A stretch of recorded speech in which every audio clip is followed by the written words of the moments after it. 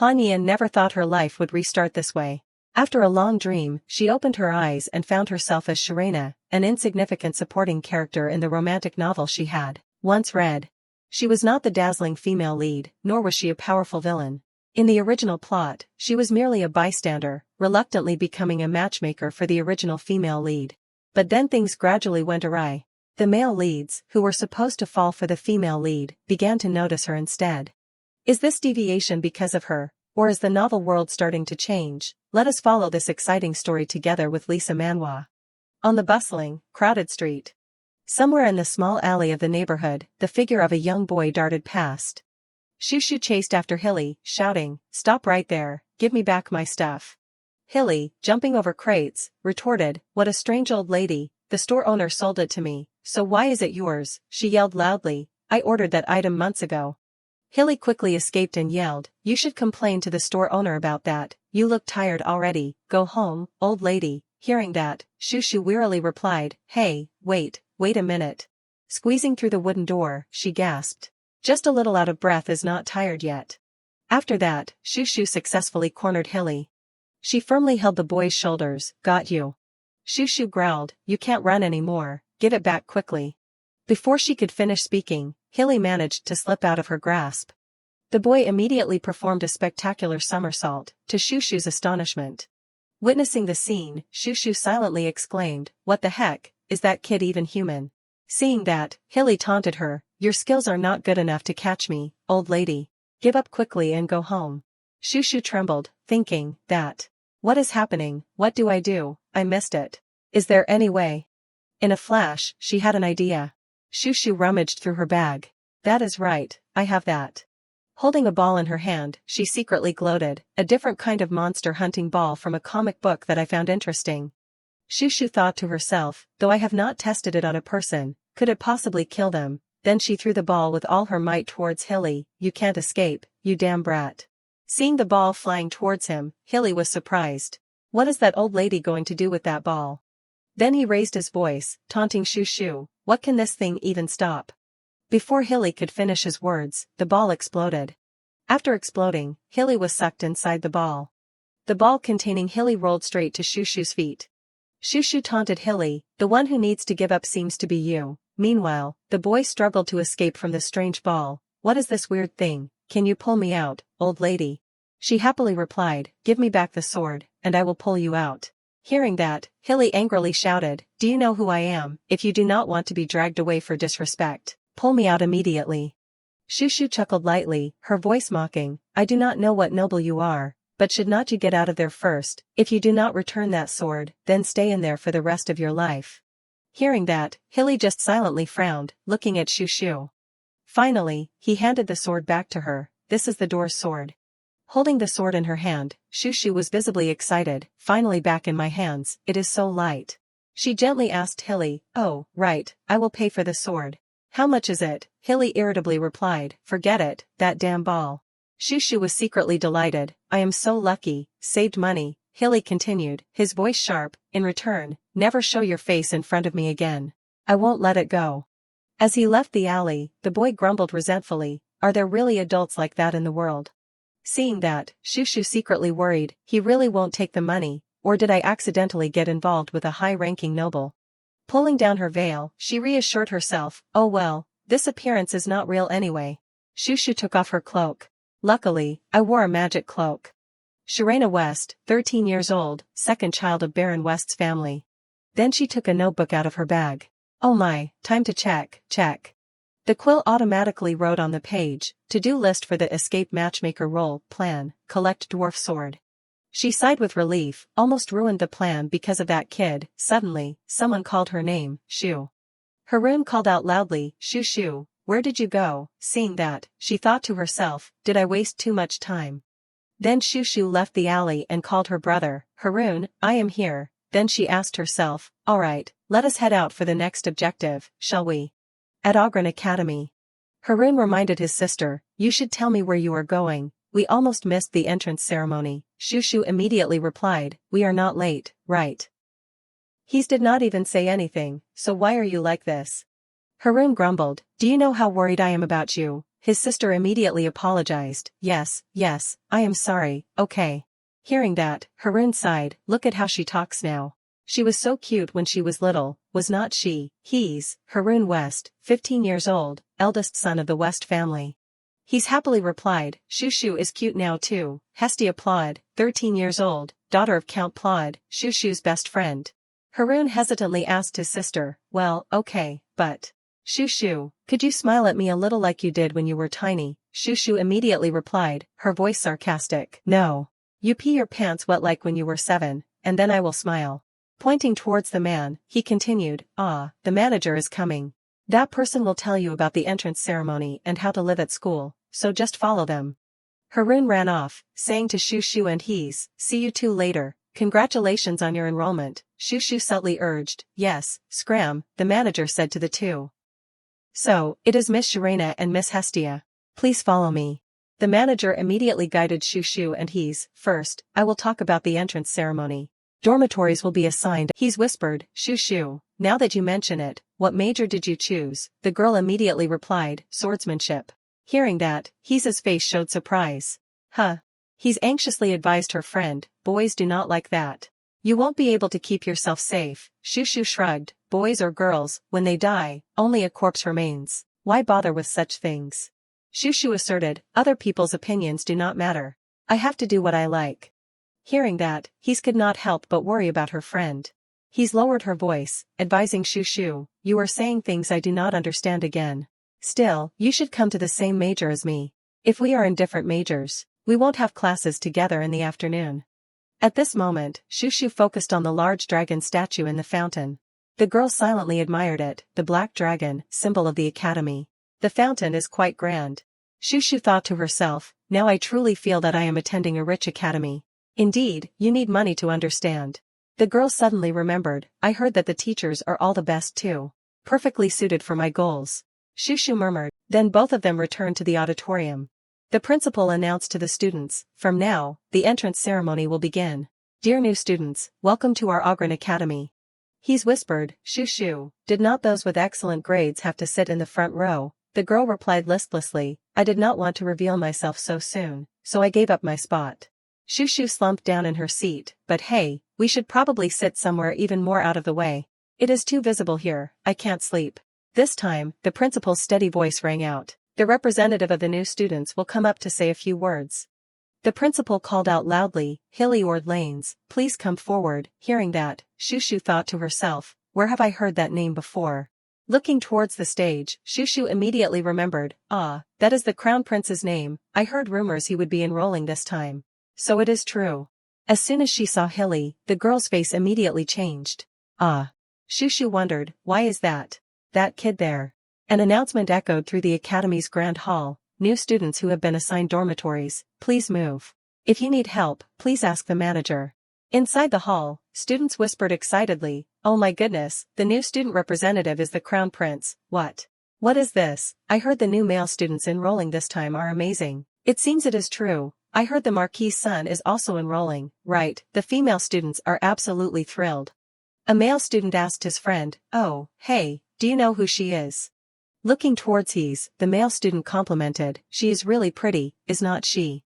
The other male student immediately replied, the girl with pink hair next to her, is she frowning? Yes, she is like an angel, absolutely gorgeous. The two male students whispered to each other, their voices excited, she made eye contact with me. Hees gently asked her, Shushu, what is wrong with your face? Are you worried about something? Shushu replied concisely, nothing. Shushu looked downcast, that kid said he would not let it go if we met again, and he is the crown prince. And we are even in the same swordsmanship major. Is my life over already? She pondered, furthermore. Shushu muttered to herself, that kid's name. It sounds strangely off-putting, somehow unpleasant. He's immediately asked her, what did you say? Shushu immediately replied, nothing. Then Shushu immediately changed the subject, anyway, we are here, are not we? My room is at the end of this hallway. Which way is your room? He's continued, her voice sad, I thought you were unhappy because we are in different rooms and won't see each other often. So it was not that, only I am sad. Hearing that, Shushu awkwardly reassured her friend, we have classes together in the morning, so it is not like we won't see each other at all. What is wrong with you? As soon as she finished speaking, he's immediately turned away, her voice sulky. Alright, fine. Have fun playing with the boys in the swordsmanship major. I will make lots of new friends too. Hearing that, Shushu lowered her voice to comfort her. Hey, my only best friend is you, you know that. I will come visit often. Okay, are you still sulking? He's darling. He's replied sadly, I know, but even if the boys in the swordsmanship major confess to you, you absolutely must not forget me, okay, I am really worried. Seeing that, Shushu wearily thought, let us see if that'll happen. Maybe it will be the opposite. Shushu said loudly, come on, let us go pack quickly, you know where your room is, right? Hearing that, he's replied dejectedly, I know. See you later. As she turned away, the girl thought to herself, anyway, acting spoiled a bit. After that, Shushu went to her dormitory room alone. Stopping in front of the door, Shushu thought to herself, it seems to be here. She suddenly remembered, that is right, there is a nameplate. Shushu murmured, let us see, my roommate is Hazel Minimize, 3rd year. The girl told herself, I hope it is someone compatible. Shushu politely knocked on the door and entered, excuse me. A voice asked her, are you Sharena West? Hazel, relaxing on the bed, replied, hello, I am Hazel Minimize, 3rd year, head of the makeup committee. Shushu politely greeted her, hello, senior. I hope you will help me. Hazel looked intently at her hand and replied, sorry, I have had this room to myself until now. Suddenly I heard I would have a roommate, and a new student at that, so I am a bit unhappy. Hearing that, Shushu felt a little tense. Is she difficult? This will probably be exhausting. Then Hazel happily said, but you are polite and exactly my type too. Let us live together harmoniously, Sharena. She immediately replied, ah, yes. Hazel shook her shoulder, what is wrong? Why are you standing there like a tree? Relax, my dear, relax. Seeing that, Shu thought to herself, she is more open than her appearance suggests. Luckily. Yes. Hazel asked again, oh, right, Sharena, what is your major? Shushu replied concisely, swordsmanship, madam. The senior asked her again, what, swordsmanship? Shushu immediately repeated, swordsmanship, madam. At this, Hazel could not help but be surprised. What, the swordsmanship major where you swing swords around, why did you join that? The girl immediately replied. Yes, the swordsmanship major is correct, madam. Because I want to become a knight. At this point, Hazel's voice showed a hint of worry, you really want to, becoming a knight might make it hard to get married. Shushu calmly replied, even if I get married, my life won't be guaranteed. I need a stable income for a pension so I do not have to worry when I am old. Hearing that, Hazel was visibly excited. It seems you are incredibly independent, are not you? So cool, I really like you, let us become close friends, she stammered in reply. Thank you, senior. For a moment, Shushu pondered about the previous incident. She recalled, when I said I wanted to become a knight, people's reactions were of two types. The other male students taunted her, a woman, a knight, while her best friend he's complained, Shushu, you always say things that make no sense. In contrast, Senior Hazel's reaction was completely different, that is great, so cool, it turns out you are really an independent person. Shushu told herself, their reactions are not incomprehensible. Hazel suggested to her, Sharena, let me help you arrange your luggage. Hearing that, Shushu immediately replied, ah, thank you, senior. In this world, it was still rare for women to have jobs. They expected us to marry aimlessly. Shushu gazed thoughtfully at the campus through the window pane. If I had not dreamt that dream. Shushu, sleeping, suddenly entered another dimension. She thought to herself, this feeling. Shushu remembered, though it has been a long time, I recognized it immediately. She told herself, it is the dream that showed me my past life. Before her was a young woman sitting and reading a book on a chair. Shushu recounted, the dream began when I was 5 years old. Through this dream, I realized that in my past life, my name was Han Yin. The girl further explained, and the world now is the world from the novel I read in my past life. Shushu frowned and continued, well, it was fine until then. The problem is, if the character Sharena follows the original plot, her life ends. She recalled, let us go, madam. The family went bankrupt, she was sold off like a slave. It was absolutely horrific. Shushu continued, actually, although one of the reasons for Sharena's misfortune was Hestia, we have been close since childhood. Shushu went to the woman's side. Occasionally, I also read the book that Yin read in this dream, to grasp the original content and avoid as many variables as possible. She gazed intently at the novel. Let us see, what is the content this time? I hope it helps a little. In the new plot, Shushu saw he's struggling. Let me go, Hilly shouted loudly, where are you going? Hilly held her hand tightly and yelled, I have not finished speaking, I only have you, don't drive me crazy. He's cried and begged Hilly, please, your highness, do not be like this, Hilly. Reading this, Shushu could not hide her confusion. She immediately screamed and sat bolt upright, making Hazel jump. Seeing that, Hazel asked her, are you okay? You must have had a nightmare because you changed your sleeping place. Shushu awkwardly replied, yes, it seems so. Shushu trembled, saying, I really had an unpleasant dream, did not I? She thought to herself, her voice annoyed, oh my god, now I know. I know why I felt so uncomfortable hearing the crown prince's name. The teacher's lecture slowly began, although in this era, dragons are considered imaginary animals. The teacher continued, but in our kingdom of Oro, they are an extremely important existence, as you all surely know. The teacher's voice echoed in the classroom, especially, according to the founding myth, the first emperor defeated dragons, coming as a dragon-slaying hero. The teacher kept talking, therefore, the symbol of our academy. While Shushu absently thought to herself, oh no. Shushu recalled the dream she just had, I have not finished speaking. She did not expect Hilly to be such an obsessive lunatic. Hilly's voice echoed in her head, in return, never show your face in front of me again. I won't let it go. Shushu trembled, thinking, furthermore, even avoiding his sight is not enough. I made a terrible first impression. She bowed her head and sighed, past self, why on earth did you do that, why? Seeing that, he's whispered, Shushu, what are you worried about? Shushu immediately replied, it is nothing, I just did not sleep well. Hearing that, he's hesitantly replied, At dismissal, Shushu stuck close behind Hees, her eyes watchful. During recess, Shushu hid in the bushes, keeping an eye on Hees as she chatted with friends. And during lunch, the girl sat dazedly beside Hees. Noticing this, Hees asked, Shushu, you are really strange. Are you avoiding someone? As soon as she finished speaking, Shushu hastily replied, avoiding. Avoiding what? Why would I avoid anyone? She continued to ask, then why do you keep looking around, and sometimes even hide? Shushu replied vaguely, who is hiding? I find the academy buildings so magical, I just keep looking at them. Hearing that, He's lowered her voice, so you are exploring the school, Shushu stammered in reply, sometimes I do silly things. I know.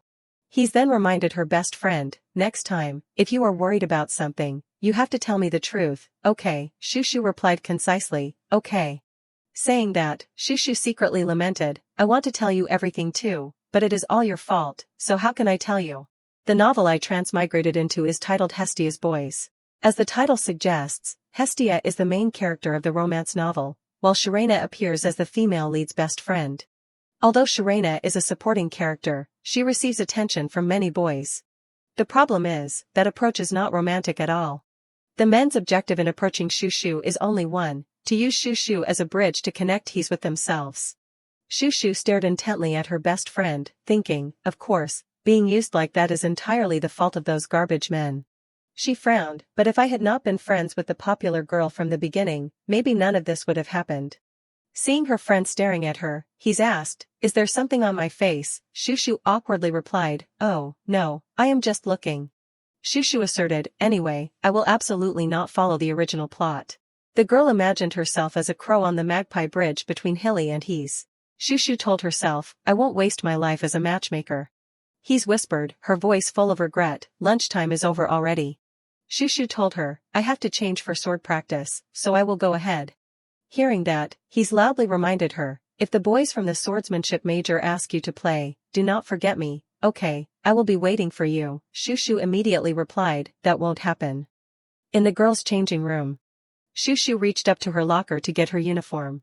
The girl thought to herself, but there is a big problem. Shushu silently speculated, no matter how much I avoid him, I am in the same swordsmanship major as Hilly, so we will probably see each other every day. She secretly worried, although I was disguised the first time we met, if that kid is sharp, he might figure it out immediately. Shushu then complained, I wish I had turned into someone else then, not my adult appearance. The girl asked herself, is there any way to avoid him? Suddenly, she saw a scarf on the table. At the swordsmanship training ground. All the students looked at Shushu with confused expressions as soon as they saw her. Shushu walked out with her face covered by a scarf and a wooden sword. Good, covering my face with a scarf should prevent me from being recognized for now. On the contrary, she stood out immensely in the crowd. She immediately looked around. Let us see. Looking to the side, Shushu immediately recognized Hilly. Hilly is over there. Thankfully, that kid likes to be alone and does not pay attention to his surroundings. She told herself, good. So now, I just need to avoid a one-on-one situation, and then maybe I won't be. The subject teacher suddenly spoke up, students, everyone form 2 lines. The one-on-one preliminary rounds will begin now. At this, Shushu could not help but be surprised. Huh. The teacher continued, since it is the first class, we are doing preliminary rounds to understand each of your abilities, so please do your best. Seeing everyone lining up, Shushu secretly worried, no. She thought to herself, that kid is moving too, and we are close in line, so we will run into each other immediately. Shushu's face showed clear anxiety. No, I do not want to meet him, I do not want to see that kid again. Recalling the plot, she further explained, because the original plot was a melodramatic trope, there were almost no normal male-led candidates. Among them, the one at the top of my most to avoid list is. Shushu asserted that Crown Prince Hilly, who has a crazy obsession to seduce he approached Shushu and made her fall in love with him. A sick person who refused to resolve misunderstandings, revealing his true nature and constantly playing dirty tricks on Shushu. She remembered her tragic end in the original plot. Shushu trembled, thinking, he is still young, so he has not gone crazy yet. He will definitely snap at some point.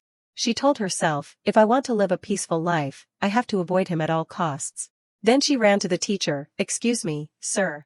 The teacher happily replied, oh, you must be Shirena, the only female student in our department, right, nice to meet you. Shushu politely said, ah, yes, you too, sir. But, sir, my skills are not enough for sparring yet. She asked the teacher, can I practice basic skills by myself in the back for now? The young teacher pondered for a moment, He lowered his voice, Shirena. She immediately replied, yes. The teacher reminded her, listen carefully, you must not abandon the battle. Shushu politely replied, yes, sir. The young teacher asserted to her, I know you are scared to spar with boys who've been learning swordsmanship since childhood, but you have come all this way with passion for swordsmanship. Have not you? Be brave. Seeing that, Shushu trembled, thinking, oh no, sir, that is not it at all. The teacher continued to persuade her, even as a girl, you have chosen this path. I respect and always support you challenging yourself. Look at that dazzling sun. This is what a true teacher is like. Therefore, to make you a true knight, I cannot let you avoid this challenge. The teacher winked at Shushu, in return, I will give you a small helping hand. She hesitantly asked, a helping hand. Then the teacher called out loudly, Hilly, could you come here for a moment? Shushu jumped. Huh. She cautiously thought, no, wait. Shushu secretly sighed, it is not supposed to be like this. The teacher called him, Hilly, please come here for a moment. Seeing that, Hilly asked, what is it? The young teacher said cheerfully, as your personal instructor. May I ask you a small favor? He immediately replied, are you going to ask me to do something troublesome again? The teacher's voice held a hint of threat, if you accept my request, I won't report your laziness during the previous sword practice to His Majesty, will I? Hilly stammered. No, that was not laziness. It is just. The teacher cornered him, it is just, what? Hilly stammered, it is, After she began dreaming about her past life, the governess asked the princesses, what are your dreams, princesses? A child's voice replied, I want to raise unicorns and marry a prince, I will plant beautiful flowers, regardless of others' opinions. Shushu frankly answered, I will become a civil servant. My goal has always been firm. My goal is to become a civil servant, stable in old age. Method, become a royal knight, they receive the most pension. So I studied hard. Every night, I did not forget to hypnotize myself, start my own business, own a building, long live civil servants, I can do it, come on. Every day, I exercised to improve my physical strength, practiced basic sword techniques, and focused on self-management without any negligence. Shushu secretly pleaded with the teacher, Teacher, please stop, all my efforts for years will be in vain because of you, who knows, I might have to live the rest of my life in a dungeon for offending the royal family. Hilly glanced at her. So, you want me to teach that girl swordsmanship until she can spar, right? Shushu secretly hoped, no, you do not have to teach her. The teacher immediately replied, yes, that is right. In return, I promise I definitely won't report you. Hilly reluctantly agreed, alright, do that. Then he walked over to Shushu. Hey, scarf. Hilly ordered her, from now on, you will practice with me, understand? Then the teacher told the whole class, alright, everyone, sparring will begin now, the first student in each line, step forward. The other students were performing their sparring matches. Hilly told Shushu, let us go over there. Follow me. At a secluded corner, Hilly lowered his voice, alright, it is quiet here. He called softly, hey, by the way. As soon as he finished speaking, Shushu immediately looked at him with wary eyes. Hilly asked her, why are you wearing a scarf? He asked bluntly, did you cause some trouble? Seeing her shake her head, Hilly lowered his voice, then take it off.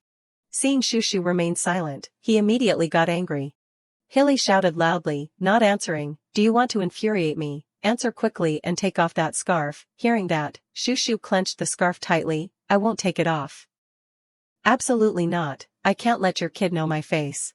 He then sighed, seriously, why did the teacher assign this kid to me? I wonder. Seeing that, Shushu secretly supported Hilly, that is right, you hate it too. Do not you, quickly tell him to stop this.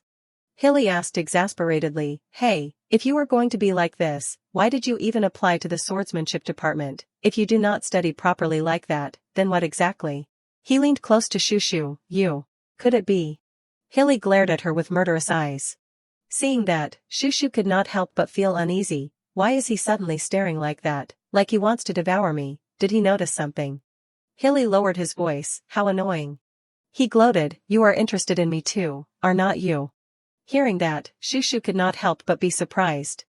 Hilly ran a hand through his hair and spoke, did you join the swordsmanship department just to see me? Oh, women, this cursed charm. Seeing that, Shushu thought to herself. What nonsense is he spouting now? Shushu silently exclaimed, I am so speechless that even my heart, which was shrinking from tension, relaxed. It is not like that at all. Hilly immediately denied, don't deny it. No wonder you kept peeking at me. He pointed at Shushu, that strange scarf, you intentionally used it to look pitiful, did not you? Hearing that, the girl wondered, what are you talking about?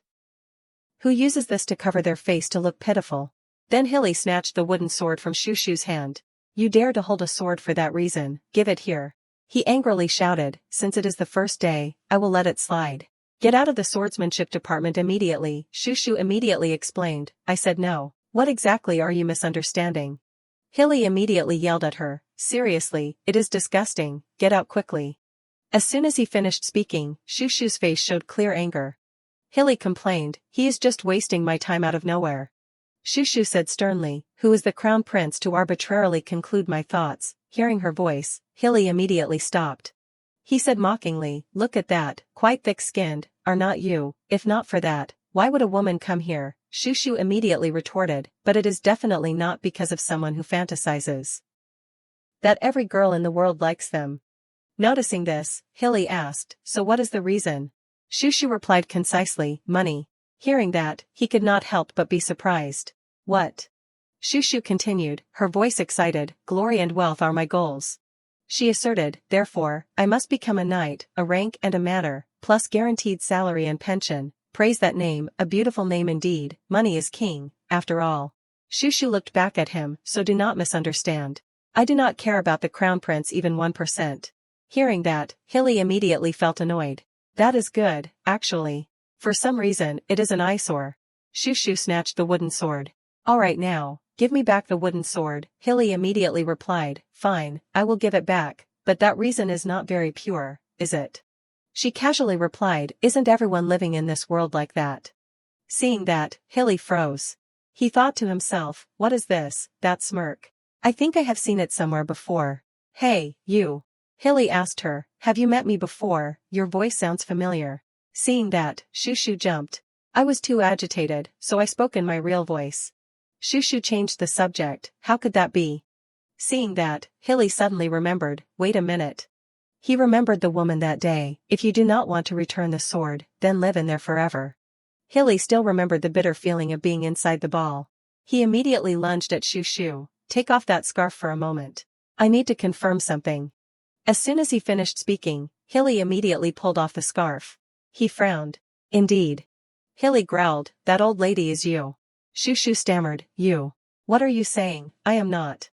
Hilly angrily shouted, the old lady who stole the dwarf sword a few days ago, you used disguise magic, did not you? Hilly pressed his face close to hers and yelled, do you think I have forgotten that hateful voice and these unlucky crimson eyes? Hearing that, Shushu only replied vaguely, Suddenly, she changed the subject, this class is almost over, then it is dinner, right? Hearing that, Hilly snapped, what are you suddenly talking about? Don't change the subject. Shushu spoke continuously, the school food is delicious, so I am really looking forward to it. Therefore, I will go ahead to help the ladies in charge of serving food with their hats. Seeing her tiptoe away, Hilly asked again, his voice sharp, why do you have to do that? Don't play silly games, come here now. Shushu continued to change the subject, what did you say, Your Highness? I can't hear you clearly, don't stand still, I told you to come here, and you are moving backward. Hearing that, Shushu retorted, why does the crown prince keep clinging to such an insignificant matter? Hilly immediately froze. What? He chased after Shushu, shouting, this girl is really, you. Do you want to be scolded for offending the royal family? Careless. Seeing that, Shushu scoffed. Careless, stop thinking out loud, for heaven's sake. Hilly yelled at her, hey, do you think you can win against me by running? Seeing that, she suddenly remembered, that is right, the crown prince's motor skills are outstanding. If so, there is only one way. Shushu activated the magic under her shoes, unleashing divine speed magic. As soon as she finished speaking, Shushu immediately left Hilly far behind. Seeing her running away, the teacher asked, Shirena, where are you going during class? Shushu stammered, I need to use the restroom urgently, sir. Seeing that, the male students in the same department teased her, sparring with the handsome crown prince, you got too nervous and needed to go to the bathroom. His Highness Hilly is very popular, lucky you. Immediately, Hilly appeared behind them and shouted, say that again to my face. Hilly thought irritably, just wait, that orange head. He's gently asked Shushu, you are going back to your room already. The girl continued, let us play a little longer, and digest dinner at the same time. Shushu immediately replied, perhaps the swordsmanship class was a bit too intense. I feel tired, so I want to sleep early. Seeing that, he's comforted her, see, that is why I told you not to insist on joining the swordsmanship department, you silly, I understand, you should rest. She stammered in reply, As she left, he said, see you tomorrow morning. Shushu immediately replied, okay. Then Shushu thought to herself, sorry, because of the crown prince, I can't leisurely hang out outside right now. You really are the popular girl, you have so many friends. Stepping into the dormitory door, Shushu told herself, but this is a big problem. I can't keep avoiding him until graduation. She walked up the stairs with heavy steps. As soon as she arrived, Shushu quickly entered her room. She immediately collapsed onto the soft bed. Shushu wondered, what will I do starting tomorrow? The bag on the table suddenly made a sound. Hearing the strange noise, Shushu immediately sat up. As she rummaged through her bag, she thought, it is the sound of the sound transmission device. Is it a call from home? Shushu took out a stone. Found it, hello, the stone replied, Miss Shuni. The stone continued, Miss Shunivalin, hello, Miss. Shushu immediately grumbled, Kalp, I told you I would contact you from my end. As soon as she finished speaking, the stone apologized, I am sorry. About the restoration of the magical image transmission device. She asked again, is something wrong? The stone immediately replied, no, it is just the client urging me.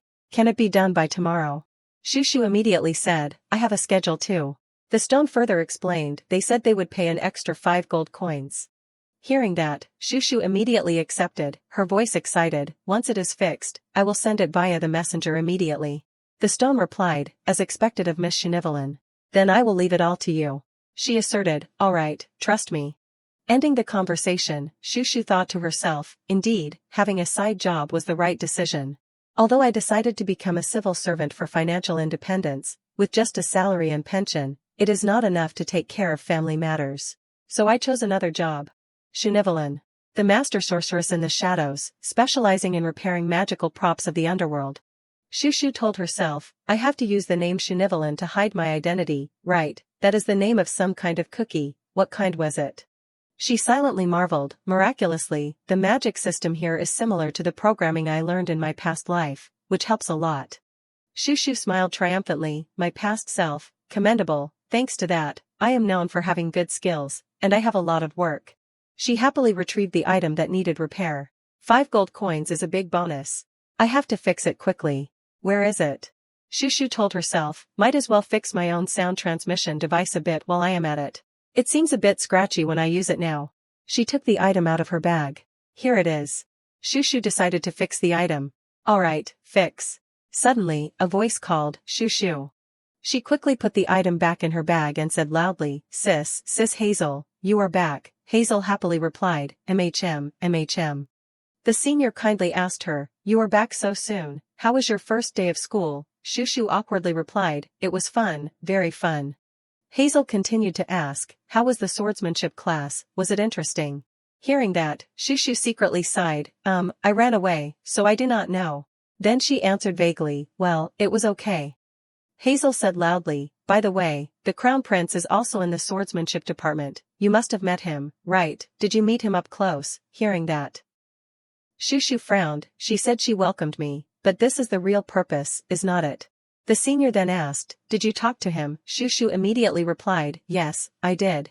Hazel continued to ask, is he really handsome? She replied concisely, yes. The senior continued, what is his personality like? Is he good? She reluctantly replied, yes, he is good. Hearing that, Hazel asked again, yes, he is good. What does that mean? Shushu immediately explained, he is all good, sis. It is probably because I did not pronounce it clearly. Hearing that, Hazel chuckled lightly, so that is what it is, really. Hazel said loudly, oh, right, but have you heard about that? The senior then explained, at dinner, the kids in the swordsmanship department were talking endlessly, so I thought you would probably know. Shushu was surprised. Rumors, madam. Hazel recounted, I heard that among the new students in the swordsmanship department, there is a female student who is an expert at pooping. She continued, because she went to the restroom in the middle of class and did not come back, she must be severely constipated. But, Shushu, could the rumor be about you? Shushu stammered, how could that be, madam? Ah, indeed. Saying that, she told herself, I absolutely should not have met the Crown Prince. Hilly angrily slammed his hand on the table. Seeing that, Corey advised him, whoa, you scared me, roommate, can you stop venting and go to sleep? Hilly angrily replied, how can I sleep in this mood? You go to sleep. Corey closed the book in his hand. Oh, really? He continued hesitantly, he made the Crown Prince look sleepy, I am so curious who that female student is. At the academy campus. The noisy chatter of students echoed throughout every corner of the school. Students were heard discussing with each other, I do not want to go to afternoon class at all. Me neither. After eating at home, if I want to rest, I can rest comfortably. He's classmate suddenly asked, but the cafeteria food is really good, is not it? The girl asked her friend next to her, where did he go? Wasn't she following us? Her friend immediately replied, Shirena went somewhere else, so she chased after her. The brown-haired friend then complained, even though they are best friends since childhood, why does he stick to her so much? That girl studies swordsmanship. I think it is weird. Maybe she is okay once you get to know her. The girl continued, what is okay about her? Only he thinks so. The blue-haired friend replied, by the way, I tried asking he's about her ideal type of male student. She recalled, my ideal type, someone like Shushu. The blue-haired friend then rested her chin on her hand, she answered that. Who knows, maybe Shushu has some hidden charm. Hearing that, the other girl exclaimed, oh my god, I can't believe it, the blue-haired friend continued, or maybe he's is also a strange one, At this moment, He's was drinking juice, but her anxious eyes were still fixed on Shushu.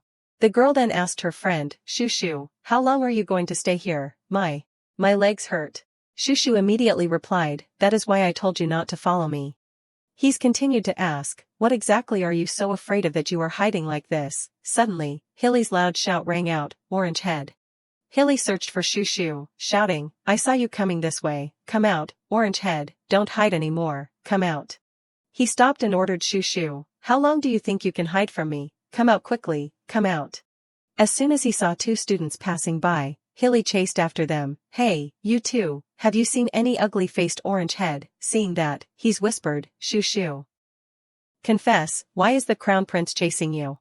Shushu ate a pastry and replied, well, it is like. She honestly recounted, I locked the Crown Prince in a ball. Shushu continued, the Crown Prince just keeps clinging to such an insignificant matter. I insulted the Crown Prince.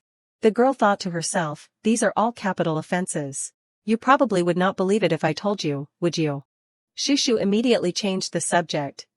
Your future husband candidate is bullying me. What do I do? Seeing that, he's reminded her, what are you talking about? You are talking nonsense again and not answering me. After a while of searching with no results, Hilly used his wooden stick to flick the stones away. A stone flew and hit the bush next to Shushu, startling her. Hilly still insisted, if you do not come out, I will make you crawl out. As soon as he finished speaking, he immediately hit the stone in his hand. Hilly continued to flick stones and shout, I can't believe none of these hit, let us see how long you can endure. Seeing that, Shushu was terrified, crazy, a lunatic exactly like in the original plot. The stones hit the nearby tree trunk. One of them flew past the tree trunk near Shushu and Heeza's hiding spot. The stone then hit Heeza's head. Hearing the sound, Hilly shouted, so you are over there. He pointed his stick at the bush, Orange Head, you are doomed now, come out. Shushu whispered, I am dead for sure, Heez. See you later. As soon as she finished speaking, Heez immediately stood up. Heez asked Hilly, her voice firm, hey, what are you doing? Seeing that, Shushu could not help but be moved, she is standing up for me, I really can't hate her. Hilly's face showed surprise, you are not the Orange Head. As soon as he finished speaking, for a fleeting moment, Hilly's face showed a hint of astonishment. Heez wiped her tears and accused Hilly, I was very surprised, why did you throw stones at other people? Seeing that, he stammered in reply, no, it is just that. Then Hilly immediately apologized, I did not realize there was someone else. I am sorry. Are you hurt anywhere? Heez immediately replied, I am fine.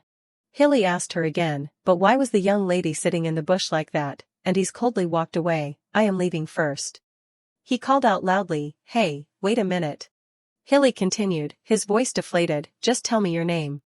Witnessing the scene, Shushu wondered, what is this atmosphere, could it be? The girl suddenly remembered, has the first meeting in the original plot already been carried out? Hilly said disappointedly, she just left like that. Suddenly, he saw Heez's juice cup by the bush. Hilly bent down and picked up the cup.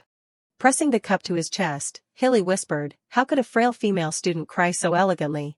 Witnessing that scene, Shushu could not help but be stunned. What did he say? Hilly recalled the scene of Heez looking at him with teary eyes. He continued to fondly recall the girl he had just met, her fluffy pink hair keeps appearing in my mind. Why was her expression so sad, a wounded heart, a shattered soul? Shushu immediately covered her ears. I can't listen anymore, what is wrong with him? Hilly continued singing his love song filled with affection, oh, this feeling I have never felt before in my life, oh, this heart won't make it past today, if I get to meet her again next time. At this moment, Heez's bright, smiling face appeared in Hilly's mind. He sang loudly, I will definitely make that lovely face smile instead of cry. Shushu secretly begged him, please turn it off. She sat hugging her knees in the bush, complaining, my whole body is cramping up, I am going to die. Suddenly, an announcement, recorded. Shushu immediately rummaged through her bag. What is this, in my bag? She took out a green stone. The sound transmission device. Shushu remembered her words from the other day, I only fixed the commissioned item. I have not even touched my own sound transmission device yet. I do not have time today, I will just carry it in my bag and fix it when I have time. The girl thought to herself, I told myself that and carried it, right, but when did it start recording? I must have accidentally. He growled, Orange Head. Hilly immediately shouted loudly, what were you just recording? Shushu immediately changed the subject, recording what? Nothing like that, you stay well. Seeing Shushu run away, Hilly shouted loudly, aren't you going to stop? Hey, Orange Head. She ran desperately back to her dormitory room. Shushu braced her hands on the floor, gasping for breath. This is bad, I was already targeted before, and now this too. She secretly feared, what if he gets furious and uses his authority as crown prince to expel me from the academy? Suddenly, Shushu remembered, no, wait. Looking at the stone in her hand, she secretly gloated, the so-called weakness, is not it always an advantage for the one holding it? At the dormitory building. Shushu replayed the recording in the stone, this heart won't make it through today. The recording was still playing, if I meet her again next time. The recording continued, I will definitely make that lovely face smile instead of cry. Hazel heard it and laughed loudly, so cheesy, oh my god, who is that, anyway? Shushu replied softly, just a junior I know. Then she secretly scoffed, who else could it be, the crown prince that sister Hazel dreams of day and night. Hazel, combing her hair, replied, if it is not for a play, then quickly stop your friend, otherwise, it will become a dark past from school. Hearing that, Shushu smiled smugly, that is right. She thought to herself, I am really looking forward to the next swordsmanship class. Shushu greeted her best friend, it is time, I am going ahead. She instructed Hees, listen carefully to the lecture, see you tonight. Hees replied, MHM. As she walked, Shushu waved, guys, I will leave Hees to you. Hees's friends replied softly, okay, sure. The brown-haired friend hesitantly said, what is wrong? The one who is always down in the dumps is unusually cheerful today. The blue-haired friend added, that is right. Maybe something fun happened. Hearing that, Hees explained, no, that is just Shushu's natural self. I was so worried, but luckily she is back to her confident self. Shushu eagerly ran towards the swordsmanship training ground. At this moment, the students were sparring on the training ground. Shushu slowly said, one-on-one sparring, I am counting on you. Hilly looked at her with an annoyed expression. Seeing that he did not answer, Shushu quietly observed the person in front of her. She then asked Hilly, Crown Prince Hilly, are you all right? Hilly hesitantly replied, what? Shushu continued, her voice mocking, because your heart does not seem very well. Oh, I am so worried about you. Hearing that, Hilly immediately remembered what he said the day before, oh, this feeling I have never felt before in my life, oh, this heart won't make it past today. Shushu continued to tease him, you said that yesterday, did not you, your heart won't make it, could it be a serious illness? Hilly awkwardly asked her, what do you want from me? Hearing that, Shushu chuckled lightly, oh, what do I want, it is just. Then she secretly thought, the negotiation will surely succeed.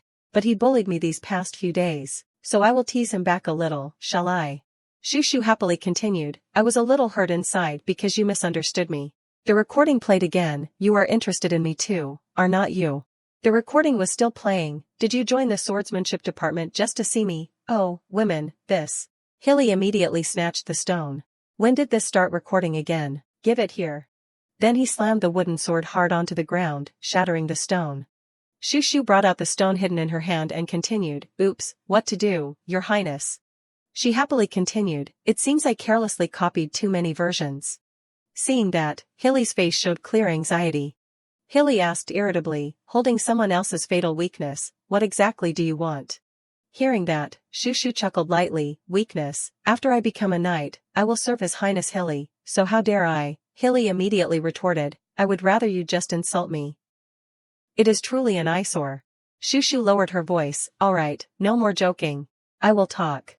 She continued, actually, I want something.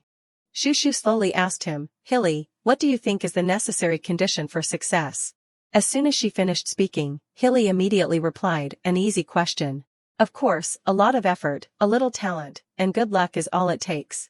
Shushu continued, it seems so, but you are wrong about one thing. It seems you are not aware of reality. Hilly immediately asked back, so what do you think it is? Shushu slowly said, the necessary condition for success. She said sternly, is 1% talent and 99% umbrella. Umbrella means having backing. Hearing that, Hilly could not help but be surprised. What? Shushu continued, the Royal Knight Squad 1 has not had a female knight for a long time. That means even if I am qualified, if someone does not want to change. She affirmed, I could still be excluded from Knight Squad 1. Hearing that, Hilly pondered, I certainly can't say that is impossible, but...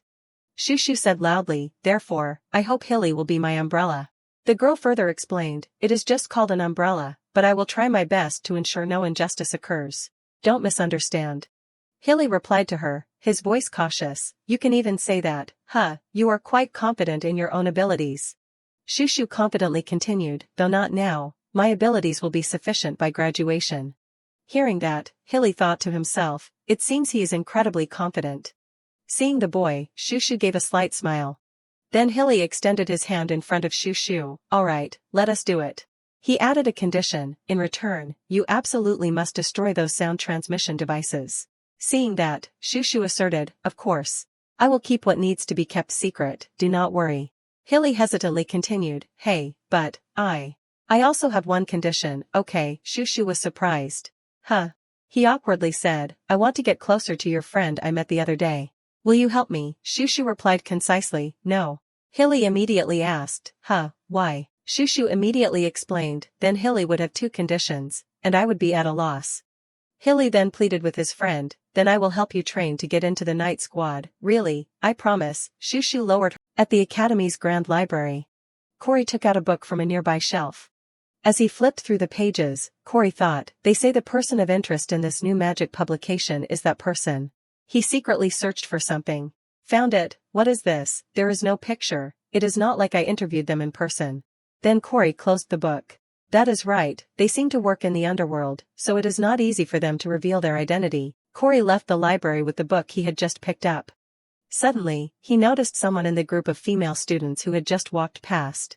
The person he noticed was Hees. Seeing that, Corey's face flushed. What is this? I can't take my eyes off her. Suddenly, a male student approached Hees to strike up a conversation. Hey, you, Hestia. Corey was surprised. Huh? The male student awkwardly said, have you read my letter? I have been waiting for a long time but have not heard back, so I was afraid you had not read it. Hees replied, oh, I am sorry. The other boy awkwardly said, it is okay, why apologize, you might have forgotten. Hees frankly replied, no, I did not know that rejecting someone also required a reply. As soon as she finished speaking, the atmosphere around Hees suddenly turned cold. Seeing that, Corey silently exclaimed, contrary to her appearance, she is quite straightforward. Huh, the male student stammered, so that is it. Am I not your type? Hees innocently replied, that is right. My ideal type is someone like Shushu. Corey, hiding behind the wall, repeated, Shushu. The teacher's steady voice rang out, because of that historical event, it can be said that black is considered a sacred color in our empire. Pointing to the board, the teacher continued, because it is the color of the dragon that contributed the most to the founding of the nation. You can easily find evidence of this in both music and art. Most of the students in the class were either nodding off or half asleep. Shushu, meanwhile, was enthusiastically doodling in her textbook. The girl excitedly thought, I have solved the Crown Prince problem, so the morning class is so peaceful. Looking at her doodles in the book, Shushu thought to herself, Hilly's current appearance is so different from the novel. She pondered, looking at how he fell for Hees at first sight, he definitely still matches the novel setup. They were originally supposed to meet after graduating in their third year. Is it too early now? Shushu secretly commented, I can somewhat understand now that Hilly was normal when he was young. Suddenly, a teacher's hand appeared in front of her head. The teacher flicked her forehead hard. He then reminded her, Miss Shirena, what are you thinking about instead of taking notes? Shushu stammered an explanation. Oh, I am sorry. I will definitely take full notes by tomorrow. The teacher continued to remind her, don't you know the proverb, don't put off till tomorrow what you can do today? Shushu could not help but feel indignant. Hey, so many other kids are obviously sleeping, so why are you staring only at me? The teacher continued to grumble, you rely on good grades and do other things during class. Anyway, sharp-minded kids. At this moment, she remembered, oh, right. This teacher is self-conscious about struggling for 15 years to finish his teacher's course, so he is jealous of smart kids. As soon as the bell rang, Shushu immediately pulled Hees along. It is lunchtime, see you next class, sir. Shushu happily told her best friend, Hees, they say today's cafeteria menu is no joke, run quickly. Hees replied wearily, sorry, I can't run anymore. The crowd in front was still pushing and shoving. I am first, my butt, get out of the way, beefsteak. Seeing that, Shushu just sighed, it is okay. We will just eat slowly. Is this a school, or a market? Suddenly, Hilly called, hey, Orange Head, wait a moment. Shushu immediately asked, Crown Prince Hilly, what is it? He stammered, talk to me for a bit. Hilly politely said to Hees, young lady Hestia, may I borrow your friend for a moment? Hearing that, Hees immediately asked back, only Shirena, you have nothing you want to say to me. As soon as she finished speaking, Hilly's face immediately flushed, his voice stammering, words to say. That. Then he turned his face away. No. Seeing that, Shushu just sighed, that fool, he missed a golden opportunity. He's turned and walked away. I understand. You two talk. Hilly stammered, enjoy your meal. Seeing that, Shushu silently exclaimed, are you kidding me? Hilly gazed infatuatedly at Hee's retreating back. Even her back is beautiful. Witnessing that scene, Shushu secretly assessed, this appearance is definitely before his crazy temper awakened. At this moment, Shushu sternly reminded the boy, hey, Crown Prince, stop that annoying laugh and talk, will you? Hilly turned to scold her, that is right, What trick did you pull during sparring yesterday, anyway? She immediately teased him. What trick? What trick? It was just sparring. The young crown prince further explained, no, I mean, what magic did you use during swordsmanship sparring? It is so annoying. Shushu chuckled smugly, that is it, what is so annoying about that? She recalled the previous practice session, I just used a little magic to increase my body's strength and speed, as well as my— Hilly immediately retorted, You did it on purpose, did not you? I saw your lips twitching with a smile. Shushu smiled smugly, you are seeing things. Hearing that, he lowered his voice, I helped you train, but you acted despicable. If that is the case, then I also. As soon as Shushu unexpectedly got close to him, Hilly was surprised. What is this? She asked Hilly, her voice serious. At first, Hilly, did you think someone weak like me would charge at you with just one sword? Wasn't that a bit too careless? Shushu continued loudly, when you become a knight, you do not know what will happen in real combat. I am just training seriously, like it is real combat. Hilly stammered, is that so? Seeing that, she gloated, so easy to fool. He bowed his head and continued, well, actually, I kind of guessed it already. Seeing that, Shushu thought to herself, ah, yes. Hilly further explained, your personality is already bad and annoying. There is no way you would not use magic, so I was already prepared. Hearing that, Shushu looked irritated, he is even emphasizing it. The young crown prince continued, his voice slow. I was arrogant about having faced magic controllers recently, so honestly, I underestimated you. Your magic is truly something I have never seen before. Hilly analyzed her magic, it has no rules and is extremely artificial, so it is very difficult to deal with. Noticing Hilly's dejected expression, Shushu thought to herself, it seems he was hurt by losing to me for the first time. She recalled the past, it reminds me of the times I comforted my gloomy little brother when he did not do well on tests in my past life. Shushu thought to herself, I only intended to tease him a little, but I ended up making someone feel weak. Then she patted Hilly's shoulder, cheer up, your highness's skills are not bad at all. Shushu then praised the boy, I even think you are very outstanding. She spoke loudly, there are many talented people in the world, but there are not many who praise their opponents, acknowledge their strategies, and reflect on themselves. At this, Hilly's face seemed to have just awakened. Then he laughed loudly, that is right, I am good too. Shushu suddenly called out, your highness, he jumped. Huh. The girl said loudly, compared to other swordsmanship students, my muscles and power will certainly not be equal. Therefore, please help me overcome those shortcomings. Hilly confidently replied, alright, leave it to me. Hearing that, Shushu left. Alright, see you this afternoon. I am going to lunch first. Suddenly, Hilly gently said, it is late, so the good food is probably gone. Let us eat what the head chef cooks together. Shushu exclaimed in surprise, eat the crown prince's meal. Hilly immediately replied, that is right, follow me quickly. Hearing that, she thought to herself, if it is royal food, it must be super delicious, right? Shushu was visibly delighted, no matter what, I have a super gigantic umbrella now, do not I? She thought to herself, if it continues like this, who knows, I might even get along better with Hilly. The next day, Hilly handed her a piece of paper and instructed, here, this is the muscle development program I personally wrote for you. The young crown prince smiled smugly, alright, no need to be too touched. As soon as she read the first few lines, Shushu frowned. 1. 1,000 push-ups. 2. 5,000 sit-ups.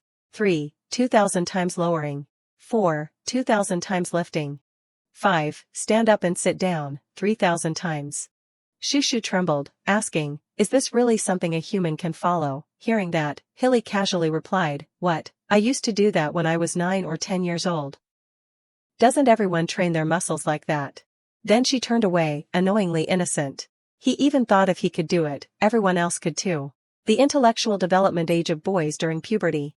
Shushu then complained, hey, that is right, if you hate me, just say you hate me, how can an ordinary person like me follow this, anyway?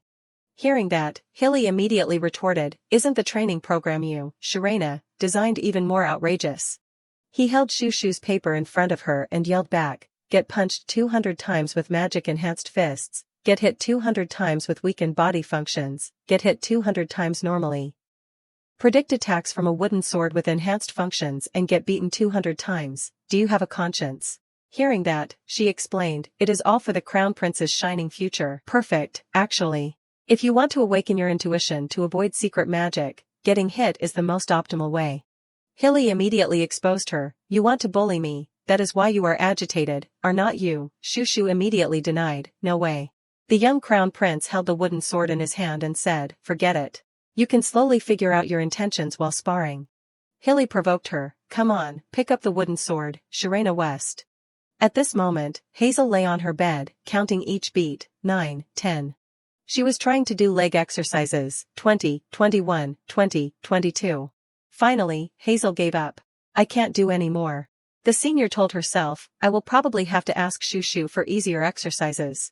My stomach hurts so much. Looking out the window, she asked herself, but when will the kid come back? It is already late. Hearing a strange sound outside the door, Hazel immediately looked out. As soon as she saw her, Hazel exclaimed, Shushu. Shushu weakly replied, I am back, here. Hazel anxiously asked her, you look so tired. Let me help you, okay, you are dragging your feet. She immediately replied, I am.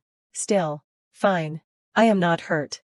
Before she could finish speaking, Shushu collapsed onto the floor. I am done. Seeing that, Hazel screamed, Shushu. At this moment, Hazel gently wiped Shushu's hair. Shushu then said to the senior, thank you. You can let me wipe it now. Hazel still did not stop, alright. You are struggling so much from muscle pain that you can barely walk, so what else can you do? She lowered her voice, but. Hazel squeezed the towel in her hand. My dear, cute Shushu, if you are tired, shut your mouth and sit still, okay? Hearing that, Shushu immediately replied, yes. The senior kindly asked her, you got hurt today too, did not you? Give me your hand, I will put some medicine on it. Shushu obediently held out her hand. Yes. As she rubbed medicine on her, Hazel complained, what is wrong with your hand? You should train moderately. Shushu thought to herself, I have been bothering Sister Hazel too much these past few days. Because that damn crown prince kept increasing the training intensity. 200 more, run again, run faster, 50 more times, stand up, Sharena West. Hilly's shout echoed in her mind, stand up, Sharena West. Shushu recalled the past few days. For the past few days, I have been coming back covered in injuries, so tired that I almost fell asleep without bathing. And Hazel kindly took care of her. No, absolutely not. I have prepared the water. Bathe first, then sleep. Shushu thought to herself, she always takes care of me. Is that how I am able to maintain my human form? Hazel rubbed her hand while scolding Hilly, but the crown prince is being too much, making our Shushu like this. Doesn't he know when enough is enough? He does not look like that at all. His personality is completely different from his appearance, is not it? Seeing that, Shushu thought to herself, we have not known each other for long, but she is treating me like this. She is truly a good person. Then Hazel immediately ran off. Come on, now that the medicine is on, let us put on a face mask too. Shushu immediately refused, that, I do not need to put it on. Hazel held the mask in front of her. Oh, I just used it, I love it. Shushu immediately waved her hand. Sis, wait a moment. The two sisters' bedroom lights had been off for a long time. Hazel was fast asleep on her comfortable bed. Seeing the senior sleeping soundly, Shushu thought to herself, it was hard for her to sleep after talking so much. Now I can probably sleep. She told herself, anyway, thanks to this, I will sleep very well tonight too. Shushu thought to herself, who knows, the luckiest thing that happened to me since entering the academy might be sharing a room with Sister Hazel. While still half asleep, Shushu suddenly heard a strange sound. She told herself, I am so tired that I am hearing strange sounds now. How could anyone be here at this hour? A voice called her name, Shushu. Shushu immediately sat up. What are you doing here at this hour? You scared me. Did not answer but gently climbed onto Shushu's bed. Shushu anxiously asked her best friend, what is wrong? Is something the matter? Replied concisely, no. Continued, it is just that I had a nightmare. I was so scared, so. Shushu repeated her words, nightmare, tearfully recounted, Shushu appeared in my dream. She continued to tell about the dream, but it was not the Shushu I know. You were surrounded by everyone, constantly laughing and talking. His voice was still a little emotional, but even when I called, you did not answer, and you did not even look at me. Lowered her voice, without Shushu, I am just a lonely person. Hearing this, Shushu called softly, Hestia. As she comforted she told herself, that is when I noticed. I have been so busy with training that I have not been able to pay attention to It seems she is very insecure and finds it hard to adapt. To dormitory life in a strange place. Suddenly, he's moved closer to Shu Shu. She whispered to Shu Shu, by the way, Shu Shu, I am scared to grow up. He's continued, her voice sad, I want to act spoiled like this with you my whole life. That is not possible, is it? I am sorry, Shu Shu, even if I look childish now, please overlook it a little. Hearing that, Shu Shu just silently looked at her. Then Shu Shu comforted her best friend, don't worry, just sleep now. I am fine. It seemed he was very insecure. Saying that, Shu Shu told herself, tomorrow, I must help He's clear her mind a bit. The next morning. At the academy campus. Shu Shu flexed her arm muscles, her biceps. She continued, triceps. Seeing her best friend showing off her muscles, he's whispered, oh my goodness, amazing. Then she chuckled lightly and asked, Shu Shu, really, what are you doing now? As soon as she saw her best friend smiling, Shu Shu excitedly replied, luckily, she is cheerful again like usual, what else am I doing? I am showing you how hard I have been working on my physical training. All this time. She tilted her chin towards He's, how is it, are my muscles firm? He's immediately replied, it seems so. Then He's asked her, but today you stayed late and did not go to the training ground early, did you? You said you had a lot more to practice. Shu Shu immediately replied, it is okay today. Sometimes I have to rest. She secretly calculated, because I have thought of a new way to get revenge on the crown prince. Shu Shu smiled smugly, I should make him try lifting a sword that has been enchanted to be 100 times heavier. He's told her, anyway, you should go now. You still need to change, and lunchtime is over. Shu Shu immediately replied, I have to go, but wait a minute. Shu Shu took out an ice cream and gave it to He's. Here, a gift for you. He's was visibly delighted. Grape ice cream, the one I really wanted to eat. He's thought to herself, it was so expensive, I was too stingy to buy it myself. Shu, you bought it, she added, it is so expensive, it is a rip-off. Shu Shu continued, her voice proud, that is why I personally put grape juice into an ice cream bag and brought it to you. Hearing that, He's was moved. Shu Shu made this ice cream herself. Amazing, I will eat it deliciously. After that, Shu Shu instructed her best friend, alright, you enjoy your meal. See you later at dinner. He's replied concisely, MHM. Saying that, Shu Shu ran off. MHM, see you later, love you always. He still stood there, waving after Shu Shu. Then she looked thoughtfully at the ice cream in her hand. He's thought to herself, so you really just keep running forward. Shu Shu's figure was still moving forward. His hand began to tremble. What if I am the only one left behind? She quietly called, Shu Shu. He's wondered, what should I do? At the swordsmanship department building. Outside the changing room. A wooden sword stood neatly beside the long bench. Shu Shu was finishing putting on her practice attire. Done, she shouted loudly, ready. Saying that, Shu Shu looked into the large mirror in front of her. As she flexed her arm muscles, she pondered, I was just joking around to cheer He's up, but my body is clearly better than before, is not it? Shu Shu told herself, although the method is a bit annoying, it is more effective than exercising on my own. She subconsciously recalled Hilly's words, do 50 more push-ups, your posture is not right. Swing the sword 100 more times. She thought to herself, anyway, since it seems to have some effect, I should probably use a little magic during today's training.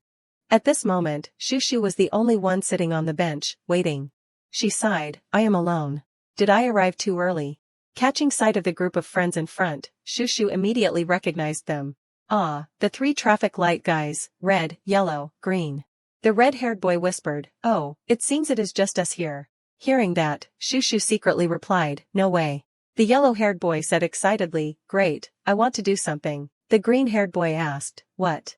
The yellow-haired boy recounted, yesterday, I learned in magic class that there is a kind of magic-enhanced air in our bodies that creates fire. But they said it is our farts. Saying that, all 3 boys burst into laughter. Farts, farts, seeing that, Shu Shu wondered, are they kids, for goodness sake? The red-haired boy said loudly, hey, let us try it right away, I know a little fire magic. This will be fun, the yellow-haired boy chimed in, fart fire, I will be in charge of enhancement, come on, prepare. Hearing this, Shu Shu felt a little worried, no, wait, prepare, could it be? Then there was a loud explosion, fire. The group of boys laughed loudly, oh my god, my stomach, that is fart fire. Shu Shu secretly complained, I should have left a trace that someone was here. How disgusting, seriously. As she turned her face away, she saw Hilly sitting beside her. Hilly asked Shu Shu, Did you perhaps look at me with this kind of feeling before? Are you recording? Hearing that, Shushu thought to herself, is he talking about his own dark history? She did not answer, just nodded, and thought to herself, of course, what else, you idiot. Seeing that, Hilly growled, damn it. Hilly continued, anyway, that file was deleted as you promised, so it is a good thing. It almost became a big deal. Hearing this, Shushu suddenly turned her face away with a cunning look. Seeing that, Hilly immediately yelled, hey, orange head, you, could it be? She shrugged, well, the promise has not been fulfilled yet. Hilly immediately chased Shushu. Sharena West, you are going to die today. Seeing that, the group of boys from before asked each other, look at His Highness Hilly, where is he going in such a hurry? The faucet was turned on full blast, water gushing out. Hilly quickly splashed water on his face. He turned the faucet off tightly. Then Hilly gently wiped his face with a towel. He lifted his shirt in front of the mirror and sighed, he really did not hold back at all. Hilly recalled Shushu's words, you can't even block a sword enchanted to increase its gravity this much, can you? And you just lay there taking the beating, As Shushu dodged all his attacks, she teased him, oh, so slow, how can you avoid magic attacks if you are like this? Hilly trembled, thinking, how long has he been hitting me like this? Although it is irritating, his magic ability is definitely outstanding. He rested his hand on the table and pondered, he might as well go to the magic department. Why does he insist on coming to the swordsmanship department and bullying me? Hilly recalled Shushu's declaration during the first class, therefore, I must become a knight, gaining status and a manor, and also guaranteed salary and pension. Indeed, money is king. He growled, that strange girl. Hilly told himself, he should have pretended not to know anything when he found out my identity. He recalled, actually, taking the dwarf sword was indeed my fault. Give me back the sword, and I will let you go. Hilly thought to himself, at that time, I even thought I had the wrong person. I just got involved with him out of nowhere. Finally, he asserted, no, at this point, there is no other way. I can only continue training him. Hilly silently exclaimed, his way of applying magic is also special, so it is good to learn many ways to deal with it. He recalled Shushu's words during practice, Hilly's skills will improve immediately, you can easily break through the attack patterns I painstakingly set up for days like this. Hilly told himself, he even praised me. It seems okay to use him as a training subject. He suddenly remembered, but sometimes he treats me like his younger brother, does not he? Or am I mistaken? He noticed. Finally, Hilly chuckled lightly. And my mood is not bad at all, that is true. Noticing his friend's strange demeanor, Corey suddenly spoke up, our crown prince, he is even cleaning up on a rainy day, why is he smiling now? Hilly jumped. Oh my, I am not the only one in the room. He replied coldly, mind your own business. Corey replied, okay. Saying that, he poured the entire bag of snacks directly into his mouth. A few pieces of cake fell clatteringly onto the floor. Corey's desk was messy with snacks and books everywhere. Seeing that, Hilly frowned. He is eating sloppily again, and he won't clean up immediately. He secretly judged, the eldest son of the prestigious Dvoa's Marquis ate, but his words and actions are superficial. Compared to the orange head, this Corey is more annoying. Suddenly Corey called him, that is right, Hilly. He immediately replied, what? Corey lazily asked, do you know anyone named Shushu? Hilly thought to himself, could it be Sharena's nickname, but I have never heard it. Then he replied, I do not know. Hearing that, Corey replied, oh, is that so? Corey continued, I know. Good night. Seeing his roommate about to go to sleep, Hilly immediately shouted loudly, hey you, Corey Dvoas, clean up this trash of cakes and then go to sleep. Hearing that, Corey lazily looked at Hilly. Shushu held out the application form in front of Hees and said, here, you just need to fill out this application form. Seeing that, Hees hesitantly looked at her best friend. Finally, Hees refused her, I am sorry, Shushu, but the magic formation creation department, I really can't use magic. Hearing that, Shushu could only sigh, as expected, it won't work. He's wondered, but they said that even with just 2 people, you can form a club, really, Shushu immediately replied, they said as long as you have achievements. You can maintain it after forming. Shushu continued, her voice cunning, if the achievements are good, the support money will also be a lot. He's continued to refuse, I am truly sorry I can't help you. Then he's left quickly. I have something to do with the friends in the horticulture club, so I will go first, I am really sorry. Shushu lowered her voice, it is okay, do not worry about me. See you later. Then she excitedly entered the classroom, asking other friends should be fine. However, the classroom was currently empty, not a single soul. Suddenly, a voice called, "Excuse me." Corey stood at the classroom door and asked loudly, "Is there anyone named Shushu in this class?" As soon as she saw him, Shushu immediately became alert. Shushu spoke up, "Huh?" Corey immediately repeated the question, "I asked if there is anyone named Shushu." Corey answered himself, he is in the swordsmanship department, so he is probably at the swordsmanship committee, huh?" Seeing that, Shushu wondered, "What, he is looking for me?" She thought to herself, "Who is he, anyway, looking for me? His sharp eyes make him look a bit scary." Shushu told herself, "But he is quite handsome, so if I would met him once, I definitely would not forget him." At this moment, she spoke up, "Shushu is not on the swordsmanship committee." Corey asked back, "Then where is he?" Shushu immediately probed, "But who are you? What do you want with Shushu?" She thought to herself, "I want to live quietly, did not I accidentally get targeted by someone?" Hearing that, Corey just silently looked at Shushu. Then he rummaged through his pants pocket. Corey took out a lollipop. Seeing that, Shushu could not help but be surprised. Corey peeled the candy wrapper and threw it behind him. "It is just that." He continued, "I am curious what he looks like." Hearing that, Shushu thought to herself, What is he saying, seriously?" As he left, Corey instructed Shushu, "Alright, I am going first. You seem to know him. If you see him, tell him Corey Dvoas was looking for him." "Okay," Shushu immediately repeated, "Corey Dvoas." She suddenly remembered, he is also one of the important characters in the novel. He was the son of the prestigious Dvoas Marquis of the Empire. Shushu recalled the image of Corey's family. And he was one of the main characters who fell for Hestia. He was described as dedicating all his efforts to studying magic, so compared to other male leads, his passion for the female lead seemed relatively weak. But in reality, he was the character who cared about Hestia more than anyone else. But why would such a character be looking for me? Shushu chased after Corey. "Corey, wait a moment." She honestly said, "Actually, I am Shushu." Corey repeated, "Oh, you are Shushu." He chewed on his candy and said, "I thought he was a boy, that it was just a nickname. Turns out it is a girl." Shushu immediately explained, "My full name is Shirena West." Shushu then asked, "What do you want with me?" Corey immediately replied, "Nothing. I heard Hestia's ideal type is someone named Shushu, so I was just curious." Hearing that, she immediately silently looked at the boy in front of her. Shushu secretly complained, this child, what on earth have you been saying everywhere?" She recalled Heese's words when she was little, "Shushu is the best, I only have Shushu, Shushu is the greatest." Heese's calls constantly repeated in her head, "Shushu, Shushu, Shushu." Shushu secretly sighed, "Oh, my head," even though he was good at joking around like that since he was tiny, he is still talking like that now. Then she suddenly froze. Shushu remembered, wait a minute, so Heese and Corey have already met. When exactly did they meet at the library like in the original plot? She rested her chin on her hand, pondering, just like when I met the Crown Prince, the timing of their meeting also happened too quickly. Corey told her, "I am leaving now. It was nice talking to you." Shushu immediately replied, yes." Then she told herself, if this continues, won't all the events start before I graduate from the academy?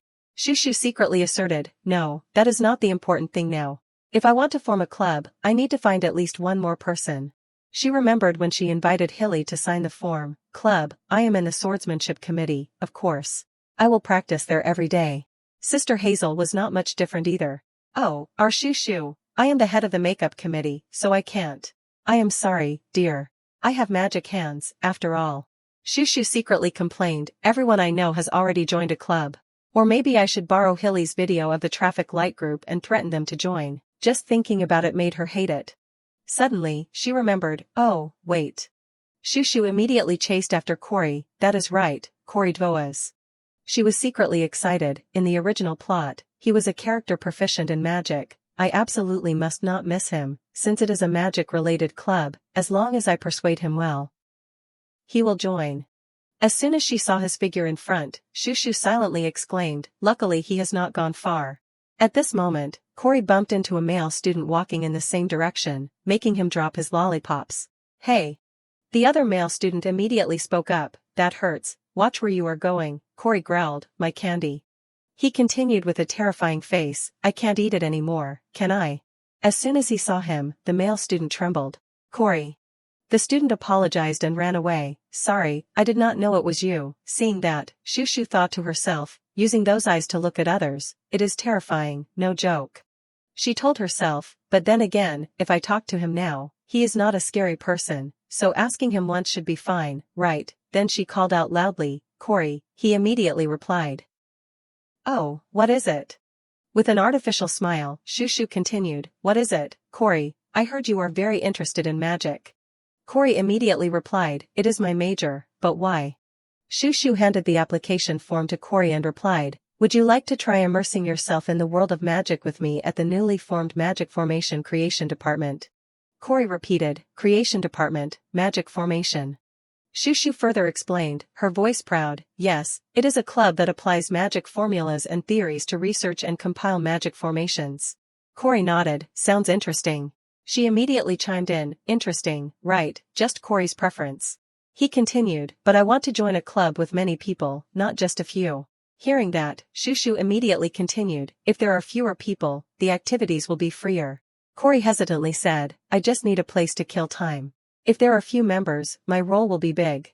Hearing that, Shushu explained, I can fill up the numbers for you. My goal is financial support, so forming the club is enough. Corey coldly replied, really, a very impure motive, is not it? Anyway, I am not joining. Shushu immediately pleaded, hey, think about it one more time. Corey replied concisely, don't want to. Shushu lowered her voice, please, he repeated, no. She pleaded with him more, please, just this once. Seeing that, the teacher reminded Corey, hey, student Corey, do not bully Shirena, okay? Corey was startled. Huh? Corey stammered, oh, no, I did not do anything. Seeing that, Shushu secretly assessed, it is the same this time too, this guy. He is misunderstood again. Shushu hesitantly asked, could it be that because you look fierce, you are often misunderstood? Then she thought to herself, well, to verify, let us see. Corey stammered, well, not often. Shushu immediately suggested, can you smile at me? Corey hesitantly replied, you will regret it. She stammered, no, it is okay. As soon as she finished speaking, Corey immediately smiled at her. His smile made Shushu's skin crawl. She hugged her chest, thinking, he really deserves to be misunderstood by everyone. Seeing that, Corey asked her, are you all right? Shushu continued to ask, Corey, you do not have any friends, do you? Hearing that, Corey just silently looked away. Later, both of them were arranging their belongings in the club's activity room. Shushu sighed with relief, done, it seems all the necessary things have been brought. Looking around the room, she quietly said, but we only managed to get 2 members with great difficulty, and they gave us a club. She thought to herself, if there are no achievements, the club will be suspended, so I just need to focus on that. Suddenly, Corey opened the door and entered. Ah, Corey, you are here. Looking at the box in his hand, Shushu asked again, oh, is that all your stuff? Corey replied concisely, MHM. Shushu stared intently at the small box in Corey's hand. She told the boy, Corey, this is just snacks and a soft blanket, and strawberry patterns too. Corey immediately replied, that is enough. Do you want some cake? Oh, no. As he took out the blanket, he instructed Shushu, is that so? I brought a lot. If you want to eat later, just take some. She immediately replied, yes. Corey sat down on the long chair nearby with the blanket. Alright, everything's moved in, so I am going to rest for a bit. As soon as he finished speaking, he forcefully shook the blanket in his hand. After that, Corey read a comic book, then lay down and fell asleep. Seeing that, Shushu could not help but be surprised. Oh, is he really sleeping? She thought to herself, although I only asked him to join this club to get enough members, is he really just planning to come here to sleep? Shushu remembered the conversation in the hallway, Corey, you do not have any friends, do you? She continued, you feel uncomfortable meeting people, right? Shushu probed, so you want to join a club with many members, really? Hearing that, Corey immediately snatched the form. I know, give it here. I will fill it out. Shushu was secretly smug. Alright. She told herself, it is only because I happened to see his weakness that I was able to form the club. My time has come, unstoppable. Seeing that, Shushu turned away sharply. Alright, anyway, I achieved my goal. I will just leave him be. As she left, Shushu heard a shout. She anxiously asked Corey, what is wrong, Corey? Corey replied excitedly, this is amazing. Shushu looked confused. Huh? Corey immediately explained, club activities twice a week, and class hours are shortened. In other words, I am free all that time. He then smiled smugly. I can freely rest comfortably in a spacious room like this. Seeing that, Shushu shivered slightly. Is he really happy? His expression is a bit. Shushu replied to Corey, luckily he likes it, or maybe I should tell him to practice smiling. Suddenly, Corey lowered his voice, but, Shushu. She immediately replied, yes. Corey then stepped closer, you can drop the honorifics. He suggested to Shushu, and talk to me casually, like friends. Shushu thought to herself, because the difference in status is too great, a single mistake could ruin my life. Why should I do that? She stammered, about that. Shushu hesitantly replied, I do not know. That is a bit. Before she could finish speaking, Corey threw a piece of cake at her. Shushu continued, how dare I speak informally. With Corey, as soon as she finished speaking, the cake immediately fell into her mouth. Corey grumbled, I said drop the honorifics. Seeing that, Shushu jumped. Cake. Shushu lowered her voice, but, Master Corey. As soon as she finished speaking, Corey continued to throw sweets into her mouth. Hey, you. Corey growled, I will keep feeding you cake until you call me Corey. Seeing that, Shushu silently exclaimed, as expected of a main character in a tragic romance novel, that has potential. The next morning. At the academy building. During music class. Shushu secretly complained, so boring, can't we just skip classes like music? It would be better if this were club activity time. Corey and I get along very well, so that is the most fun time. Shushu looked towards He's, even in this choir, He's voice really stands out. I am so jealous. Someone was sitting, looking towards the classroom door. Shushu immediately realized, oh, the green class kids are already waiting. Then she complained to herself, hey, teacher, the students are waiting, it is time to end class, let us stop, okay. The teacher suddenly called her name, student Shirena. Shushu immediately replied, yes, yes. She asked Shushu, are you really singing properly? It looks like you are just opening and closing your mouth. Shushu thought to herself, she found out, then she stammered, no way, you misunderstood. The teacher then ordered, then you will have to practice more, sing the song or else ending by yourself, how dare you think you can fool me? Hearing that, Shushu immediately shivered. What, how did she know? The teacher continued, class won't end until student Shirena finishes the song. Just so you know. It will be better if you sing quickly. The whole class immediately looked at her. Quickly, for heaven's sake, hurry up. Shushu cleared her throat. There was only one reason I hated music class. She explained, it is because the singing that Hestia acknowledged as superb, actually. While she was singing passionately, she heard the suppressed laughter of the male student behind her. The whole class waiting outside the door also suppressed their laughter. She secretly complained, it sounds like the mournful wail of drunk old men. Finally, Shushu asserted, I do not care. If you want to listen, listen. At this moment, the whole class burst out laughing. The students waiting outside the door also contributed to the laughter. Shushu told herself, Shirena West's brilliant life plan now has a dark history. And he still praised her, Shushu, you sing super well. Everyone in the class also responded, he really sings well, Shirena West, amazing, top-notch, indeed, so cool. After that, Shushu was forced to sing that musical piece a few more times. Ever since the last music class, during lessons, her classmates suppressed their laughter. During break time, some other students taunted her, I heard it was amazing, huh. During sword practice, Hilly kept holding his stomach and laughing uncontrollably. My stomach, my stomach. Shushu stomped each step firmly onto the floor. She thought to herself, not just the green class kids, but even those I do not know are looking at me and laughing, becoming a catalyst for their dull school life. How lucky, my friends. Shushu wondered, why does the teacher always insist on making me sing at that exact moment? She secretly prayed, it will probably be fine in a few days, right, please, time, pass quickly. Shushu calmly opened the door, still, I can't ignore club activity time. The sight before her surprised her. Oh. Shushu thought to herself, he is here, but why is he curled up like that? Then she called out, hello, Corey. No answer came. Shushu looked up at the tea table. She saw a lavish afternoon tea spread and a letter. The letter read, sorry, I am going to sleep for a bit. Enjoy your meal. Seeing that, Shushu silently exclaimed, how thoughtful, he laid everything out and told me to eat it all. Saying that, she frowned. Wait. Shushu secretly assessed, upon closer inspection, all of this is good for the throat, is not it? Do you think I will jump up and thank you? She angrily walked over and pulled off Corey's blanket.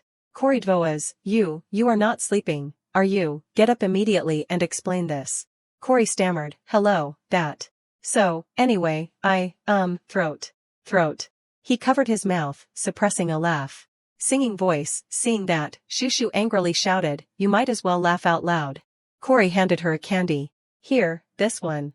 Saying that, he laughed loudly, I am sorry, Shushu, but looking at you reminds me of your singing.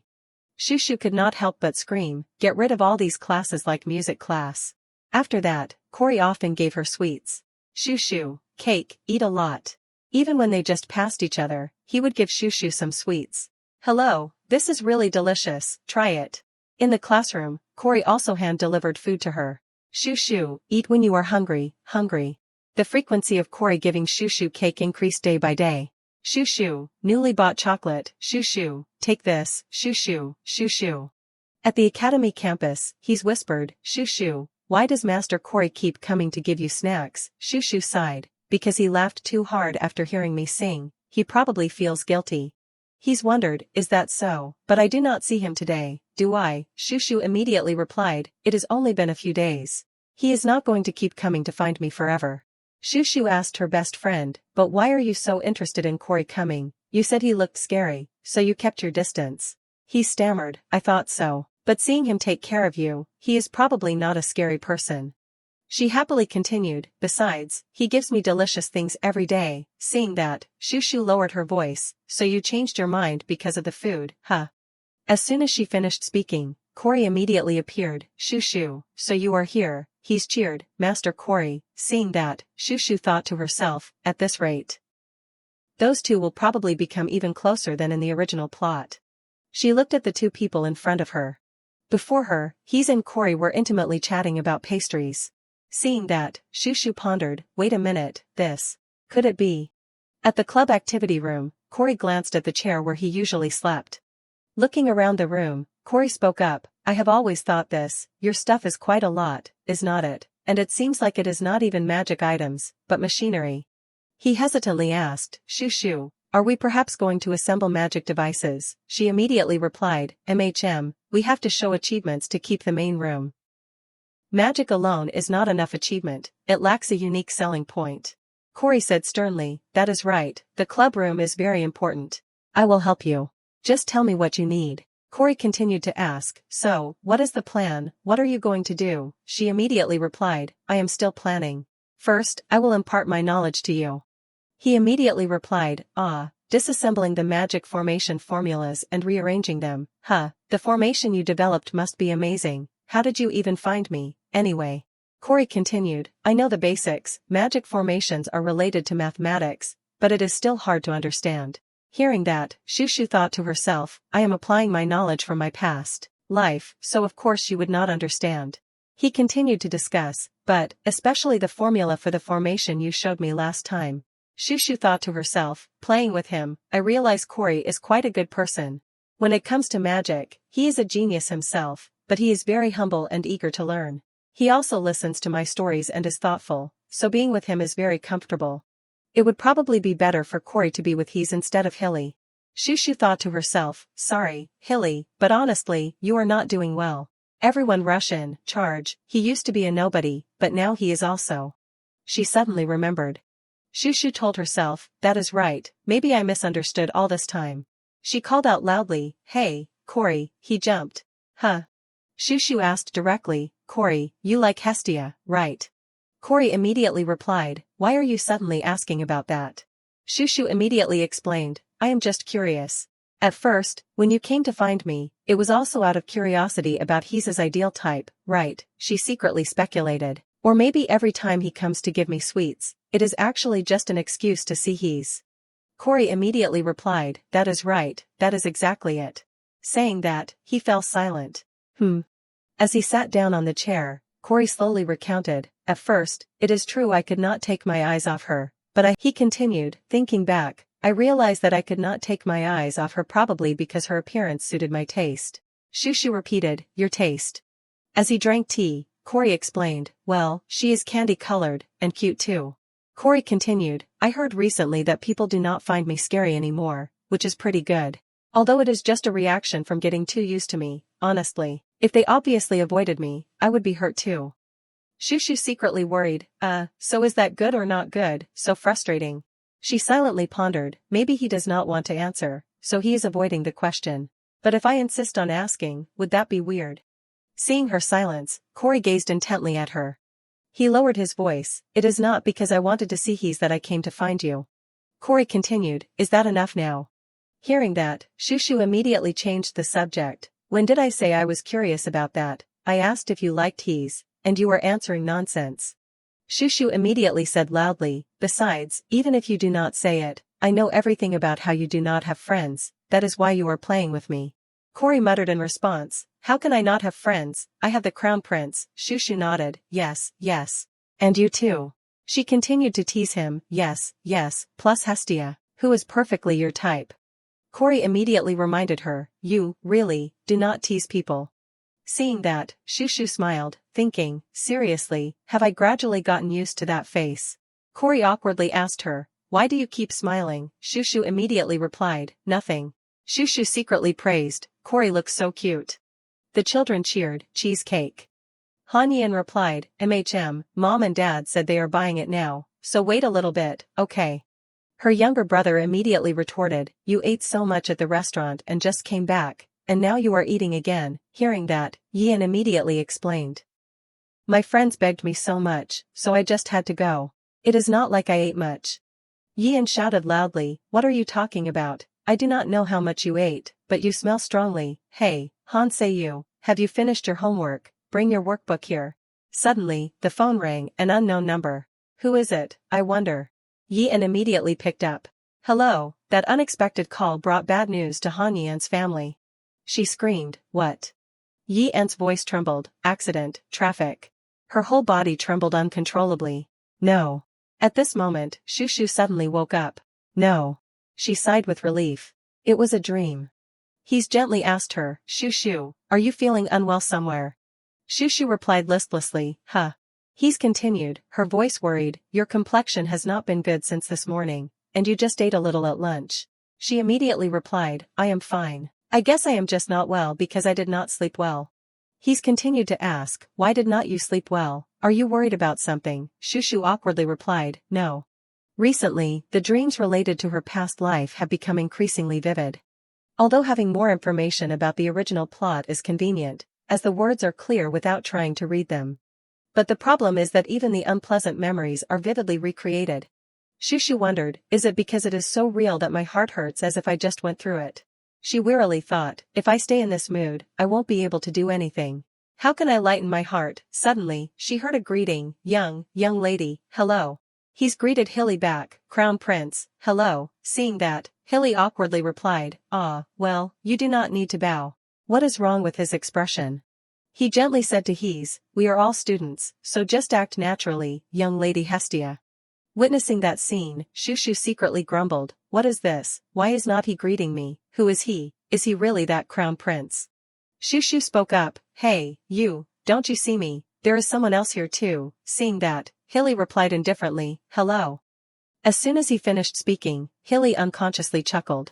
He immediately explained, sorry, I am still struggling a bit when I look at you. It reminds me of the last music class. Seeing that, Shushu angrily thought, only you have such a long memory, only you, please forget it, for heaven's sake. She secretly thought, alright, I have decided. You are the one who has to sacrifice for me to relieve my mood. Just wait until swordsmanship class. In the club activity room, Corey told Shushu, the formation has been enlarged, so it is much clearer now. All we need to do is analyze the formula. He continued, and if we add the excluded formulas into this empty space? Corey asked her, I tried analyzing it based on your reasoning. What do you think, is it okay? Shushu immediately replied, excellent, now, try consolidating it back to its original size. Hearing that, he waved his hand. Alright, combine them using the modified and simplified formula. Gazing at the result, Corey lowered his voice, it is a success. Shushu immediately praised, amazing, Corey learned so fast. Corey humbly replied, you are better. There is probably no one else in history who thought of rearranging magic formations besides you. Thanks to that, I have understood magic formations quite well. Thank you for teaching me. Shushu awkwardly replied, it is nothing. Anyone can do it if they know the principle. Seeing this, she asked again, what is wrong with you? Corey continued, if you are so talented, why did you choose the swordsmanship department? After all, if you had chosen the magic department, you would have been lectured about magic with me. It would have been much more interesting. Shushu frankly replied, because being a royal knight pays more than being a royal mage. Corey stammered, but. He continued, the club's financial support too. Why do you care so much about money? Shushu froze. That. To ensure my future. Corey continued to ask, why, your family is not that poor, is it? Is there any reason you are insecure about the future? Shushu thought to herself, as expected, he is smart. No one has ever probed me like this before. She secretly pondered, but I can't answer that, my future, I will take care of it myself. Shushu explained to Corey, you are still young, so you do not know anything. No matter what the current situation is, the future is not guaranteed. She told herself, this should get me past, right, it is not a lie. Hearing that, Corey chuckled. What, you are still young too, but you are pretending to know everything, she retorted, oh, what I have been through is not like yours. Saying that, she thought to herself, I have all the experience from my past life. Actually, in my past life, when I was little, I also enjoyed a rich life. Misfortune began to strike after my mother died in a traffic accident. Because I decided to inherit the assets while still young and unaware of the situation, I had to bear my father's business debt. I had to worry about my siblings' livelihood and live a hard life in a single room in the basement. To the point where I prayed to heaven just to endure today. Every day was a struggle because of money. Shushu clenched her fists, therefore, even if I do not know the future of my family, I would probably still do what I am doing now, because misfortune can strike at any time. And I do not want to live like that ever again. Her eyes suddenly welled up. She suddenly missed her siblings she left behind in her past life. Shushu told herself, it is all because of that dream. On days when I have such dreams, I can't control my emotions. Corey asked her, are you all right? He immediately apologized, did I speak too freely? I am sorry. Shushu immediately replied, no, I did not want to show such a vulnerable side in front of Corey. My mood is too unstable. Saying that, both fell silent. Corey pointed at the chair, you would be better off sleeping for the remaining time. Shushu was surprised. Huh. She looked up at Corey. Huh. At this moment, Corey had cast a spell, making the blanket curl around Shushu. Thrown onto the chair, Shushu cried out in alarm, Corey, what is this, what are you doing? He gently stroked Shushu's head. Corey lowered his voice, relax your mind a bit, then wake up. Seeing that, Shushu could not help but be moved. Corey. She quietly said, thank you. Inhaling the scent of the blanket, Shushu thought to herself, there seems to be a sweet scent lingering in the blanket. Shushu said loudly, excellent, the magic formation is engraved beautifully. She told herself, now to add my signature. Shushu said excitedly, mana adjustment earrings completed. She told herself, it is also more suitable for side activities than I thought. Since it is a gift, I should wrap it, right? Gazing at the wrapped gift in her hand, Shushu thought to herself, because I am grateful for what happened last time, I want to reciprocate. Relax your mind a bit, then wake up.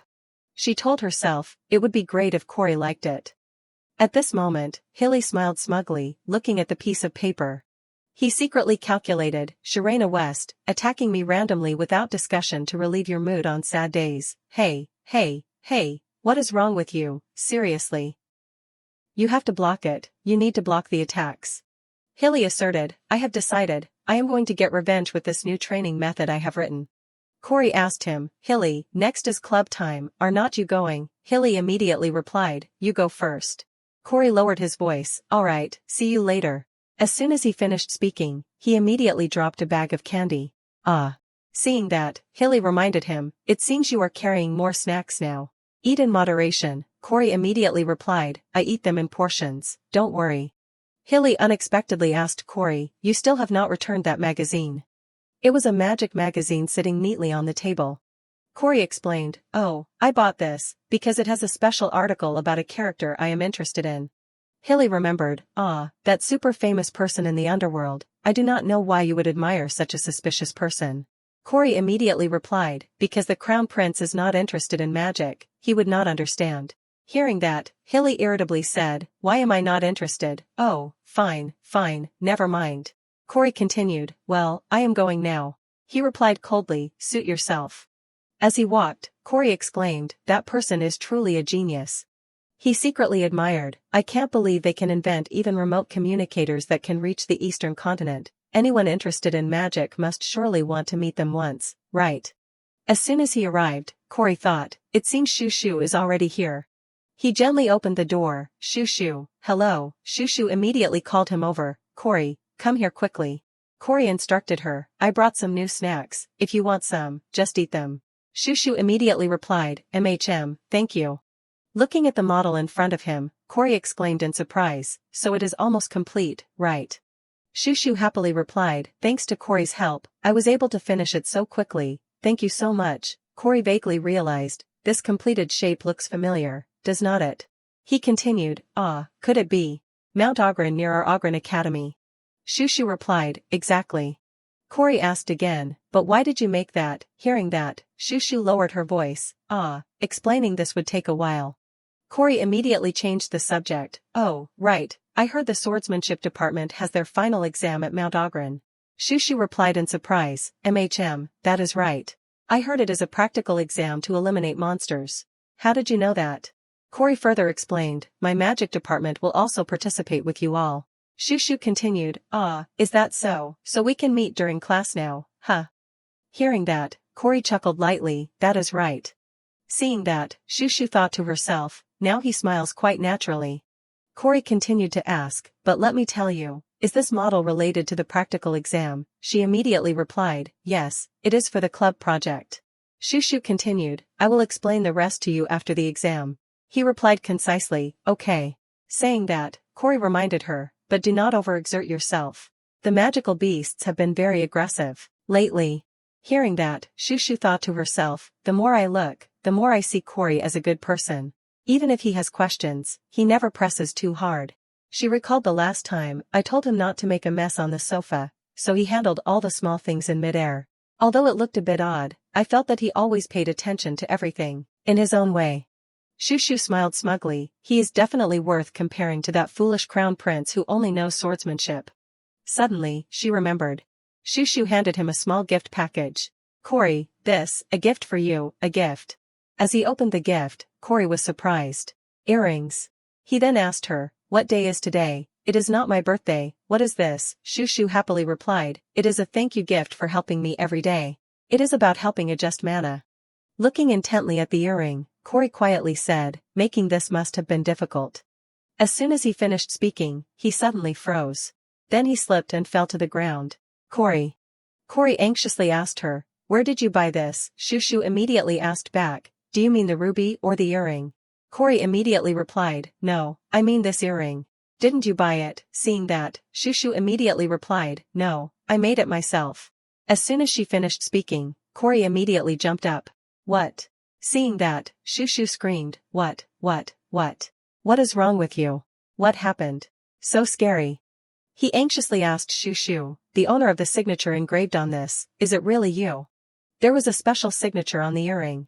Shushu immediately replied, that is right. As for that, he does not like my signature. Corey hesitated, then asked, if so, are you Shinivalin? At this, Shushu was surprised. How does he know that name? Corey quietly said, the special article about Shinivalin. Shushu humbly said, I am not famous enough to appear in such places. Hearing that, Corey excitedly replied, what do you mean not famous enough? The things you create are incredibly groundbreaking. Besides me, there are probably quite a few people who admire your outstanding abilities and have become your fans. Seeing that, Shushu thought to herself, I wore a cloak to change my appearance and carefully left no trace of myself. Yet, someone secretly found out about me. Losing all these articles like this is too dangerous. She told herself, from now on, when I am in my original form, I probably should not sign my name carelessly anymore. I have to be careful. Meanwhile, Corey was still muttering in joy. It is Shinivalin, Shinivalin is right next to me. Anyway, you are definitely Shinivalin, right? Having no other choice, she decided to ask him to keep it a secret. Shushu asserted loudly, that is right, I am Shinivalin. She stammered, I am only telling you. So, in return. Before she could finish speaking, Corey extended his hand towards her. Here's my hand, she stammered. Saying that, Shushu awkwardly shook his hand. Handshake. Corey immediately screamed and ran away. What do? I have used up all my luck for my entire life, so I might just die right now. Seeing that, Shushu called out to him in a panic, "Corey, where are you going?" Shushu told herself, "It is the first time I have seen him like that, it seems he is a true fan of Shinivalin." She thought to herself, "I guess we won't be awkward with each other after this." Corey quietly walked in. "Shushu, I am sorry. I acted out of control, did not I, Corey? I went outside to calm down a bit." Shushu asked him, "Is that so? Are you alright now?" Corey awkwardly replied, "I really like these earrings." "Thank you, Shushu." Shushu lowered her voice, alright. She happily continued, "Luckily you like them." As soon as she finished speaking, blood gushed from Corey's ear like a fountain. Seeing that, Shushu cried out in a panic, "Corey, how did you pierce your ear?" Corey stammered, At the Nobles' school. The students were on break, gathered together and chatting excitedly. Inside the classroom, it was just as lively. All the students were noisily talking to each other, but there was one girl diligently studying. He was diligently writing, very engrossed. Suddenly, someone walked over and called, "He's is on break, and you are still studying." She heard that and was startled. She looked up and quickly closed her notebook. "No way, studying, I am just doodling." Shushu happily leaned over to look, "Is that so? Anyway, if you need to organize important points from your lessons, let me know. Have you finished organizing the exam scope?" She giggled, her eyes full of gold coins. "If you want to get a scholarship, you always have to be prepared." Someone walked over, arms akimbo, and called, "Shirena West." Rose stood there with her hands on her hips. "How did you do it? Tell me your secret." She turned to look, wondering, that is Rose, the famous gossip. She does not usually talk to me, but she is asking me for something. Shushu turned to look. "How to organize main ideas well, I am not sure about his, but why should I tell someone I am not close to like you?" Hearing that, she awkwardly covered her face. "Oh my God," she blushed and said loudly, "Who asked you to tell me those things?" She said arrogantly, "Corey, I heard you are close to that scary person.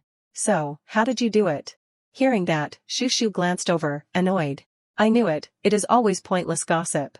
He looks scary, but," she cried, biting her handkerchief, "you think I am stupid? I tried talking to him, but I was ignored immediately." She looked bewildered.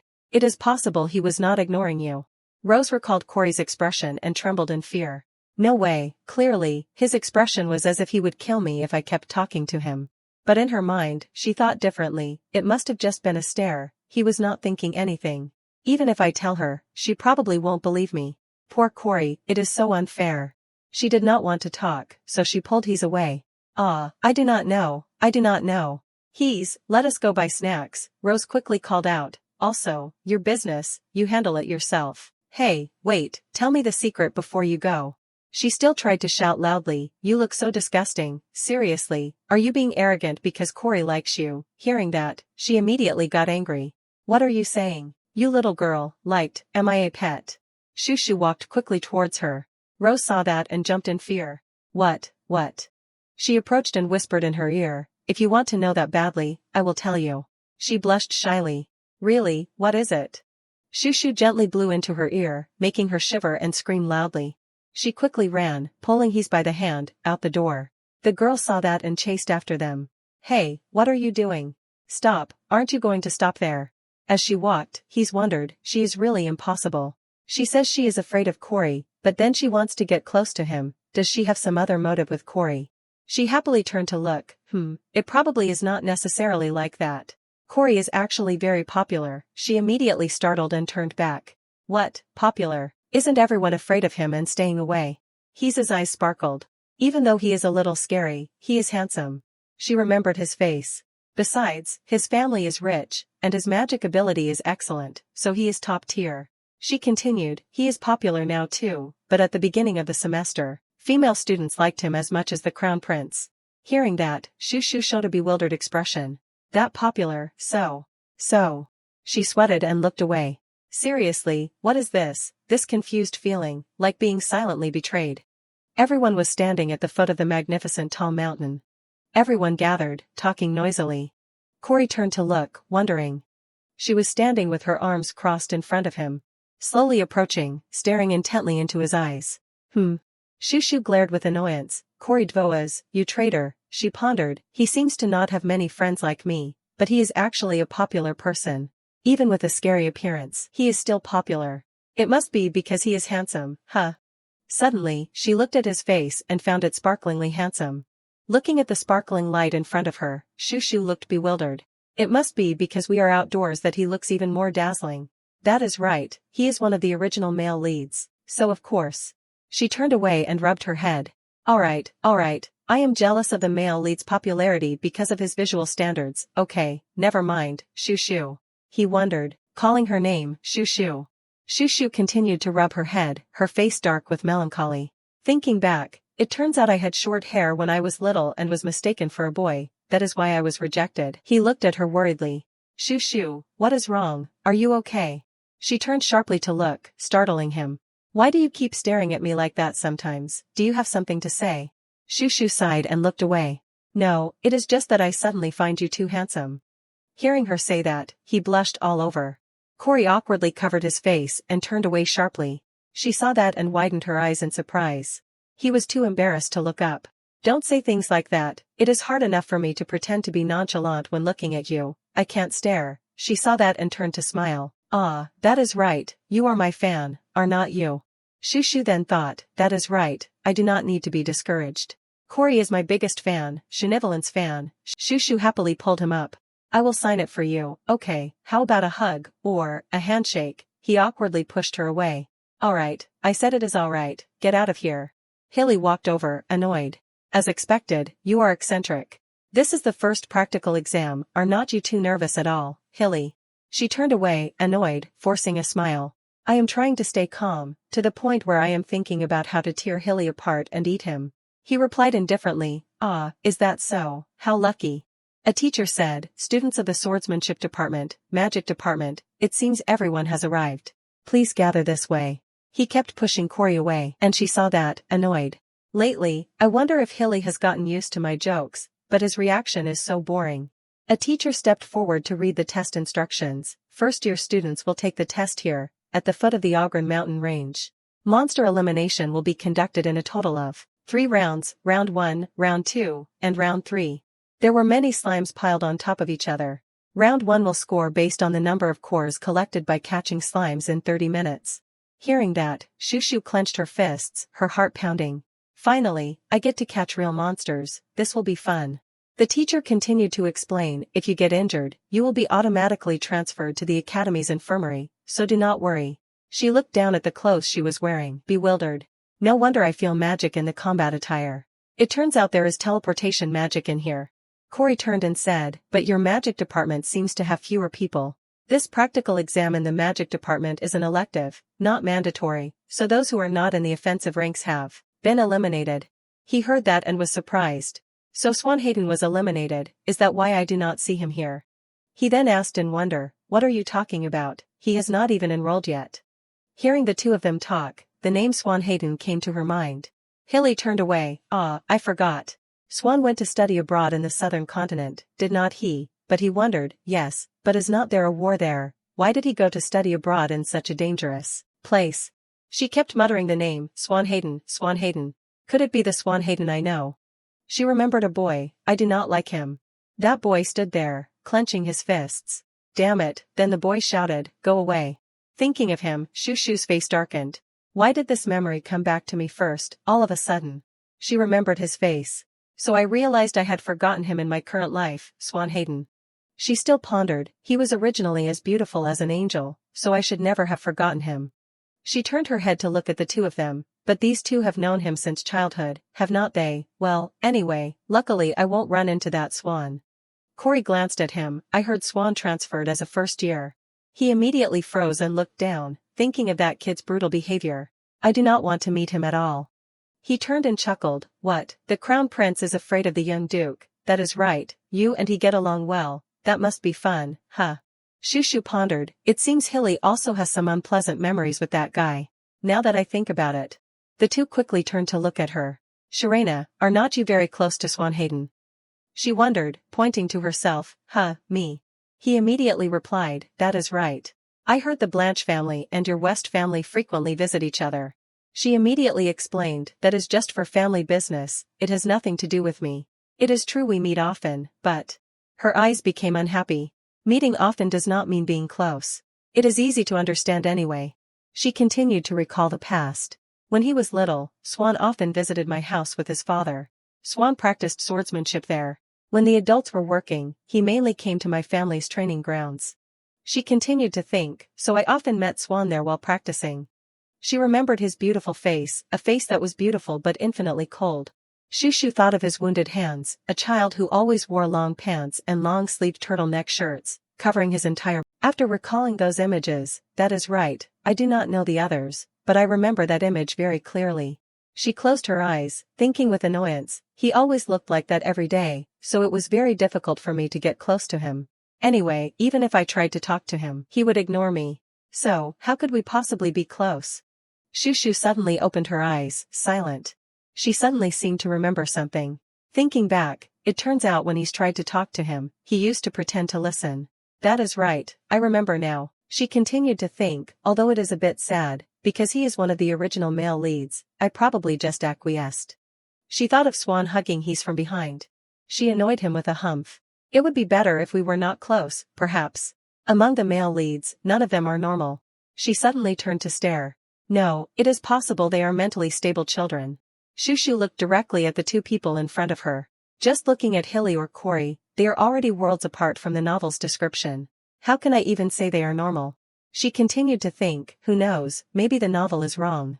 Hilly turned to look, orange head, why are you staring at me like that? Are you falling for me? What are you saying? Seriously, she uncomfortably grumbled, I am not only staring at His Highness Hilly, sir. She frowned in anger, no, it is true, they are just still young so they have not revealed their tendencies yet. Don't be fooled, Sharena. The teacher began to speak, alright, from now on, round 1 of the practical exam will begin.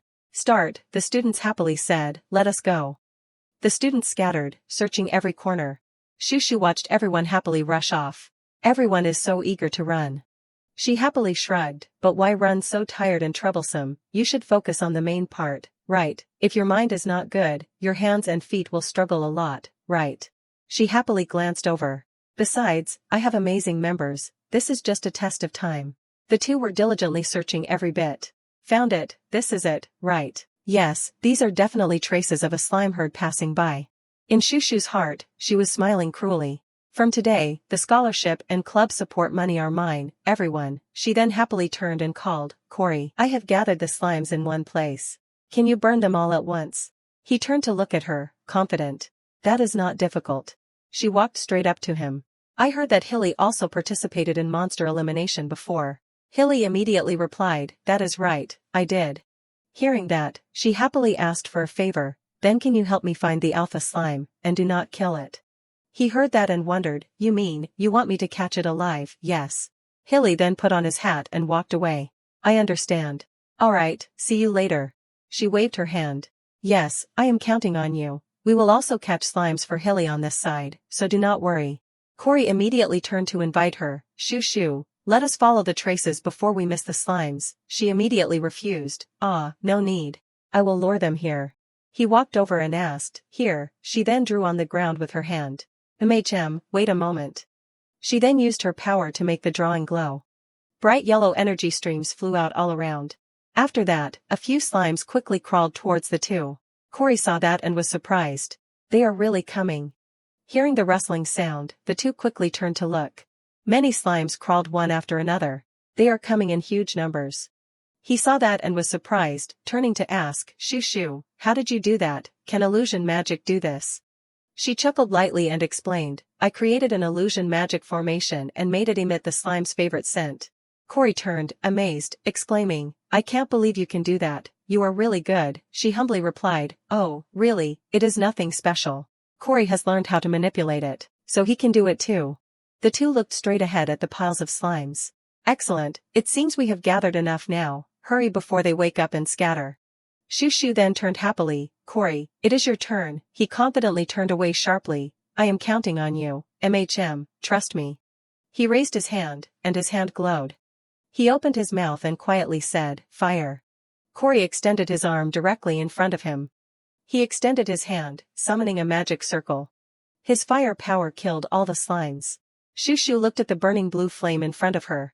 Blue fire, the talented one is not me, it is you. How high is the temperature? Anyway, it is hot even from here. He quickly turned to look directly at her. Corey created a water barrier around her. Sorry, it is a bit hot, is not it? You stay behind here until it is over. Water barrier. She saw that and smiled happily, as expected. Corey is very thoughtful. Thank you, Corey. He turned back and smiled, nodding slightly. The slimes were packed into 3 bags. Alright, enough slime cores for 3 portions are ready. Shushu then took a bag and placed it in his hand. If everyone gets more than 10 cores, it should be enough to get a high score, right? But Shushu. He then turned to ask her, there is still 20 minutes left until the end of the exam. What should we do now? Shushu placed another pink ball in his hand. I will show you how to use this. Huh. He held up the ball and looked at it. What is this? Did you make it? She replied, She then threw the ball straight at a slime, explaining, this is a monster catching ball. Just use it like this, and that is it. The slime then exploded with a boom. The slime was trapped inside the ball. Shushu quickly picked up the ball, looked at him, and exclaimed, amazing. He then held the ball tightly, treasuring the item. This. It even has Shunivalan's signature on it, this. Can I keep it? Give me this. Which one will you give me? This is so good, is not it? It is for you. Take it. Shushu looked at his happy face and thought, that kid Corey, he's getting cuter and cuter. Indeed, for he's, compared to Hilly, Corey is more thoughtful, intelligent, and capable. Amazing. She asked, wondering, is this for the club project? Right. Shushu stood there and said, I will catch. He heard that and just smiled slightly, saying nothing. Seeing him smile, she wondered, why are you smiling? Corey chuckled, replying, because being with you is really interesting. I do not know what I have been doing with my life until now. Hearing that, she did not understand. He said interesting, my whole life, I have only heard people complain that my personality is bad-tempered and boring. Suddenly, a voice called, Shirena West. Corey turned sharply and walked quickly. Hilly's voice, it seems he caught the alpha slime, let us go quickly. She quickly ran over. Hilly, you caught it already. Hilly caught a large slime. You are here, are not you, of course. He confidently continued, a low-level monster like this, I caught it in one go. As he turned, he suddenly froze. Hilly shouted, Shirena, stand still. He quickly ran over. Don't move, stand still. The two looked around cautiously. Are there signs of a high-level monster? What kind? He pointed directly at her. It is you are even more formidable than a monster, come on, try coming closer to me. Hearing that, Shushu wondered, what is wrong, for heaven's sake, She turned to ask, hey, Crown Prince, what exactly is wrong with you? He replied annoyingly, what is wrong, you do not really know, so you are asking, He pointed with his hand. That. Why did you bring that here, Shushu looked at the pink ball in her hand. What is it, Corey turned, wondering, monster ball, what is wrong, is there a problem? She forced a smile, nothing. Wait a minute. He annoyed stomped on the slime on the ground and yelled, what do you have against me? I did everything you told me to. Shushu's eyes glowed as she looked at him. He suddenly startled. You. Could it be that you intend to use that thing? Then I won't let it go. She clenched the ball in her hand. After all. Shushu raised the ball in her hand. Are you saying? She then threw the ball straight at him. What the heck? Hilly closed his eyes in fear. Suddenly, an explosion erupted. The ball rolled under his feet. He opened his eyes and looked down at his feet, seeing the slime trapped inside the ball, crying out. Shushu sighed, sat down, and picked up the ball. She turned and whispered, if I injured or trapped the crown prince in a monster ball, I would be accused of offending the royal family. I am not a fool, am I? I just said that, I absolutely did not mean to say the crown prince is foolish. He heard her words and blushed with embarrassment. He awkwardly turned away. Sorry for misunderstanding you. Why are you smiling? Hilly, blushing, turned and said loudly, could it be that you recorded or filmed this too? She chuckled, who knows? She remained calm. It is fine. I have also recorded your dark history. Could it be? The scene where I sang, really, who knows? The two continued to argue back and forth. I did not say I filmed the crown prince. Delete it immediately. I also replied who knows, I know you are the one who filmed it. Delete everything. He stood in the middle, bewildered and speechless. Corey chuckled lightly. It seems you two argue every day. So you are actually close, The two immediately turned sharply and said in unison, not at all. The two continued to turn back and glare at each other. Delete it, you delete it, you delete it first, everything in order, the crown prince goes first. He looked at them and just grunted. Corey squinted and muttered, quite close, The teacher walked over and said to everyone, "Dear students, we have finished the first round. Please submit the number of slime cores you collected and move to the round 2 location." At everyone's school, there were students sitting and studying. Students were diligently working on their assignments. After finishing their assignments, the students happily threw their papers around. Shushu smiled happily and confidently. The teacher called her into the room. "Congratulations, Sharena, what? You received a scholarship for your excellent performance in this final exam." She recalled it with smug satisfaction. Although the result was as expected, receiving the notification still made me extremely happy. He's walked over from somewhere. "Shushu, what is wrong? Are you happy about something?" she startled. The two walked and chatted happily. "Well, the holidays are coming, so I am excited to go home." "That is right, I am excited too, finally going home." She happily hugged her arm. "At school, we can't play together often, but on holiday, I can play with Shushu every day, right? So much fun." He smiled and turned. "Oh, that is right, Shushu, you will help me pack my luggage this time too, right?" She heard that and remained silent. She thought to herself, "I wish she would fix that childish reliance of hers a little." He's looked at her, her eyes sparkling with anticipation. She hung her head, lost in thought, wondering if it was all her fault. She remembered how he's used to run up to her, full of joy. "Shushu, read me a fairy tale. Shushu, help me with this. Shushu." She suddenly clapped He's on the shoulder. Perhaps it was her fault for remembering her younger siblings from her past life. Whatever it was, she always helped him. "He's, listen carefully." Shushu said bluntly and seriously, "From now on, you are going to pack your own luggage, got it?" She confidently held out her hand. "We are not kids anymore, Hestia. Don't rely on me so much, become independent." Hearing that, she was stunned. Independent. She continued, "In the future, if you want to do things you like, you have to be able to manage on your own, right?" He fell silent for a moment after hearing that. He's rubbed his hands and muttered, "But..." She cheerfully patted He's on the shoulder. "Okay, if you understand, then start by packing your luggage alone, got it?" She ran off, waving goodbye. "I am going to the clubroom now, see you later." She could only stare blankly after her. He sadly hung his head. Independent. "What is the point of that?" he said to himself. "My parents said that is not necessary." Shushu. Inside the chemistry lab at school. The slimes are cuddling together. Shushu. It looks like the third slime colony is in its breeding season.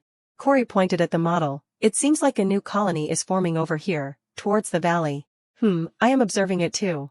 She wrote while thinking about what happened earlier. He's expression was not good.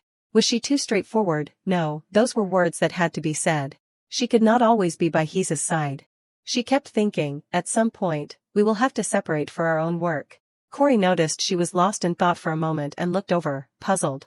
He asked, "Shushu, what is wrong? Did I say something wrong?" She startled and looked up. No, I am writing down the results." He lowered his eyes sadly. "Sorry for letting you write the report alone." She cheerfully smiled. "Your handwriting is chicken scratch. You not helping is already helping me." Shushu complained to Corey, "But I am suddenly a little hungry." "Corey, I am going to eat a cake." He quickly ran to get her a cake, right away. He ran so fast that his foot hit the table leg. "I will use both hands to feed Shushu." He tripped, and the cake flew out of his hand. A pair of quick feet darted over. Shushu quickly tossed the cake into her mouth. Corey was stunned. What was that technique? He clapped his hands in admiration. "Amazing, truly incredible, wonderful." She proudly raised her head. "This is nothing. I could do even more in my past life." Corey started throwing cakes around for her to catch. Well done, well done. How about this one? Catch it." She angrily shouted, "Hey, stop it, it is a waste if the cake falls, that is why I keep catching it, sorry." Corey finished writing the report and cheerfully raised his hands. "Finally done. Project report complete, thanks to the monster samples Corey and Hilly collected for me, thank you." Corey seemed to remember something. "That is right, the club advisor said the monster extermination data is extremely valuable and he is very interested in it." He continued, "Maybe we can look forward to our club's ranking next semester." She was puzzled. Next semester. She fell into thought. Corey reluctantly joined the club because I asked him. Could it be? Suddenly, Shushu turned and called, "Hey, Corey." Corey became serious. "Next semester, you are still staying in the club, right?" The school bell rang. "Class is over, let us go eat." The students chattered happily. "Did you hear? Today's lunch is a meat buffet, let us go. Meat, hooray." Someone came and called, "Cory, wake up." Hilly stood there. "Class is over, let us go eat." He had just woken up, and his hair was a mess. He slumped back on the desk. Hey, are you going to sleep again?" Hilly grabbed Cory's shirt and pulled him up. "You do not eat properly, you do not get enough sleep, how can you be so lazy? Get up, you." He continued, "It seems like Sharena's laziness is contagious from you." Hearing that name, he immediately woke up. Cory immediately jumped up, startling him. "That is right, today is probably the club activity day, because today is an even day, so probably." He wearily rubbed his head. "Sorry, I wanted to welcome the club activity time with the most sincere heart." Hilly was puzzled. "What are you rambling about?" Cory immediately shoved a bunch of candies into his hand. "What is what, telling you to eat alone or something? Here, take some candy, have it for dessert after you eat." Cory dusted his hands and left. "I am going to the clubroom, see you later." He threw all the candy on the ground in annoyance. "I wasted my time waiting for him." He walked quickly forward. He thought as he walked, "But when did Hilly become so attached to me? We were not very close to begin with, so he would not care if I ate or not." Cory remembered Hilly's face from a few days ago. "Didn't he hate me talking to him before? So I thought we could never be close. Don't bother me. How did we become so close?" He suddenly realized something. He remembered when Hilly said, "What, you know Sharena too, she is really weird, scary, and negative, right?" Cory also remembered Shushu's appearance. "How is it, Cory? This is the second part of my Hilly beating project, which I just planned. This is truly a masterpiece." "Yeah, it is amazing." He remembered when the two of them argued. "Cory, what do you think? The crown prince is wrong, right?" "What are you talking about, Cory? I am right, right, Cory is on my side." "Right, what I say is right, so it is right." "What sides? Don't sway Cory." Cory remembered and suddenly smiled. "Thanks to Shushu, maybe." He opened the door to the room. "That is right, besides that, there is another reason." Cory entered the room. "He is already here, he came here right after school like me." He saw Shushu sleeping on the sofa. She was very pretty even when she sleeps, making Cory speechless. He gently sat down and looked at her. She is a little strange after all. He thought about He's. Everyone praises Miss Hestia for being beautiful and they can't take their eyes off her, but why do I? Then he thought about her. I am more attracted to Shushu, huh? Cory stared intently at her. I want to keep watching her sleep. Shushu was still sleeping soundly, unaware of anything. He stared intently at her sleeping, mesmerized. Am I addicted to Shushu's face? When she woke up, her hair had been tied up in a ponytail pointing straight up. Shushu stood in front of the mirror, puzzled. My hair. How did it become like this? He was sweating. Sorry. He trembled. Your hair kept falling down and covering your face, so I helped you tie it up to make it easier. I should not have touched it in the first place. When Shushu was sleeping, he was fidgeting and messing with her. It is because she looked so cute that I wanted to touch her hair lightly. He worried and trembled. When I came to my senses, I had already tied her hair like that. It is funny, but since I touched her hair without permission, she is probably annoyed. I have to endure it. Cory went over to untie her hair. I am really sorry about this, Shushu. I will untie your hair right away, okay? She frowned. Cory, why do I look so plain? Shushu was gloomy and unhappy. Is it because my face is swollen? I look so ugly, huh? Hearing that, he quickly untied her hair. It is all my fault for doing something unnecessary. No, that is not it. Your face is just swollen because you just woke up, and it is also because of this hairstyle. I will take it off for you right away. He fixed her hair. Okay, it looks better now. Shushu turned away. I do not know. Cory touched her hair and turned his head back. It does not seem any different. Making Cory blush and freeze for a moment. She pouted and looked at him. He smiled. No. Cory's eyes became gentle. Shushu, you are incredibly adorable right now. Hearing that, she widened her eyes in surprise. Then she subconsciously blushed in embarrassment. Shushu was shy and flustered. What are you saying? I am not hurt, you can be honest, really. Okay, bye. She glanced away in confusion. As expected, Cory is very kind. If it were Hilly, he would have teased me. He rummaged in his pocket. That is right, I have this for you. Cory attached something to her ear. Excuse me for a moment. She turned to look. A gift, put it on first. She exclaimed happily. It is so pretty, it is an orange-shaped earring. Shushu turned back, puzzled. But why are you suddenly giving me a gift? It is not my birthday today. He replied, it is a return gift for the earrings you gave me. And, that question from last time. She asked at that time. Next semester, you are still staying in the club, right? He answered her question from that time, even though I said I would continue to stay. You are still worried. Maybe I need something to prove my answer. He took a step back and bowed slightly. Please take care of me from now on, Magic Circle Creation Club leader. He smiled softly after answering. She looked at him and subconsciously blushed again. She turned away shyly and hugged her chest. What is wrong with him today? Is he not content with making people feel touched, and he is abusing my heart with that smile? It is so dangerous, that heart-abusing thing. Calm down, my heart. No, no, since when did Corey's smile become so natural? He wondered, does it hurt somewhere today, that, Corey? Shushu's stomach suddenly rumbled. Thank you, Corey, but, as expected, you did not eat lunch and came straight here, huh? He said, there is probably still something to eat, let us go to the cafeteria.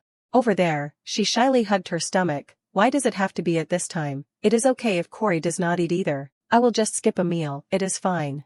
He thought of when Hilly sighed. It seems like Sharena's laziness is contagious from you lately. Why is it like that? Corey panicked and grabbed her shoulders. No, we have to go eat immediately. He used magic to make her float in the air. I am really okay, lunch break is almost over, we have to go quickly. He used magic to pull her along, so Corey's weakness is being overly concerned. Suddenly a bell rang. The sound of a sound transmission device. Could it be a call from home? Shushu called out. Corey, wait, I will take a call through the sound transmission device for a moment.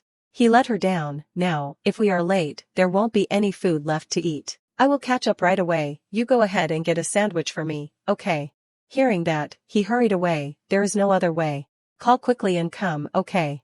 Shushu took out the sound transmission device. Yes, hello, this is Ms. Shinavalan.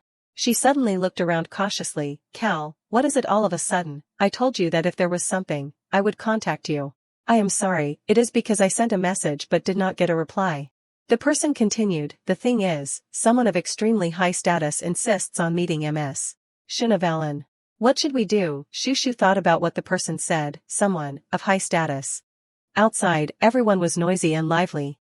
She stood with her hands on her hips in front of the two of them. Have a good summer and see you next semester. Yeah, you too, Sharena. He smiled and continued, oh, and also, do not forget the promise to explore the food scene.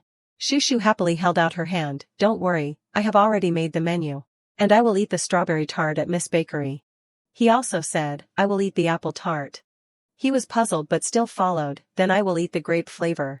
The two continued to argue, sparks flying between them. No matter what the prize for the game that day is, I will win it anyway. Prepare yourself, don't start so early. Corey stood in the middle, puzzled. It is still a long way until the date, but they are already fighting. Someone came and called, Your Highness, everything is ready. Well, I will go ahead, see you later. Okay, he waved, go ahead, be careful. Corey turned to look at her. Shushu, you should go too. I have something I need to do, so I will leave a little later. What is going on with you on your day off? He walked away but still looked back. I have an appointment, do not worry. Go ahead. If you need anything, contact me. Okay, she stood there and replied, okay, I will go ahead, see you later. She touched her hair, smiled and thought, everyone is scattering, so it is a little sad, huh? She suddenly realized, but is this okay? According to the original story, I have to stay away from Hilly and Corey. It seems like I have become too close to them. Shushu cheerfully ignored it. I do not know, I do not know. It is vacation time now, I will have fun and then think about what to do. She glanced over and got annoyed. He was coming towards her from somewhere.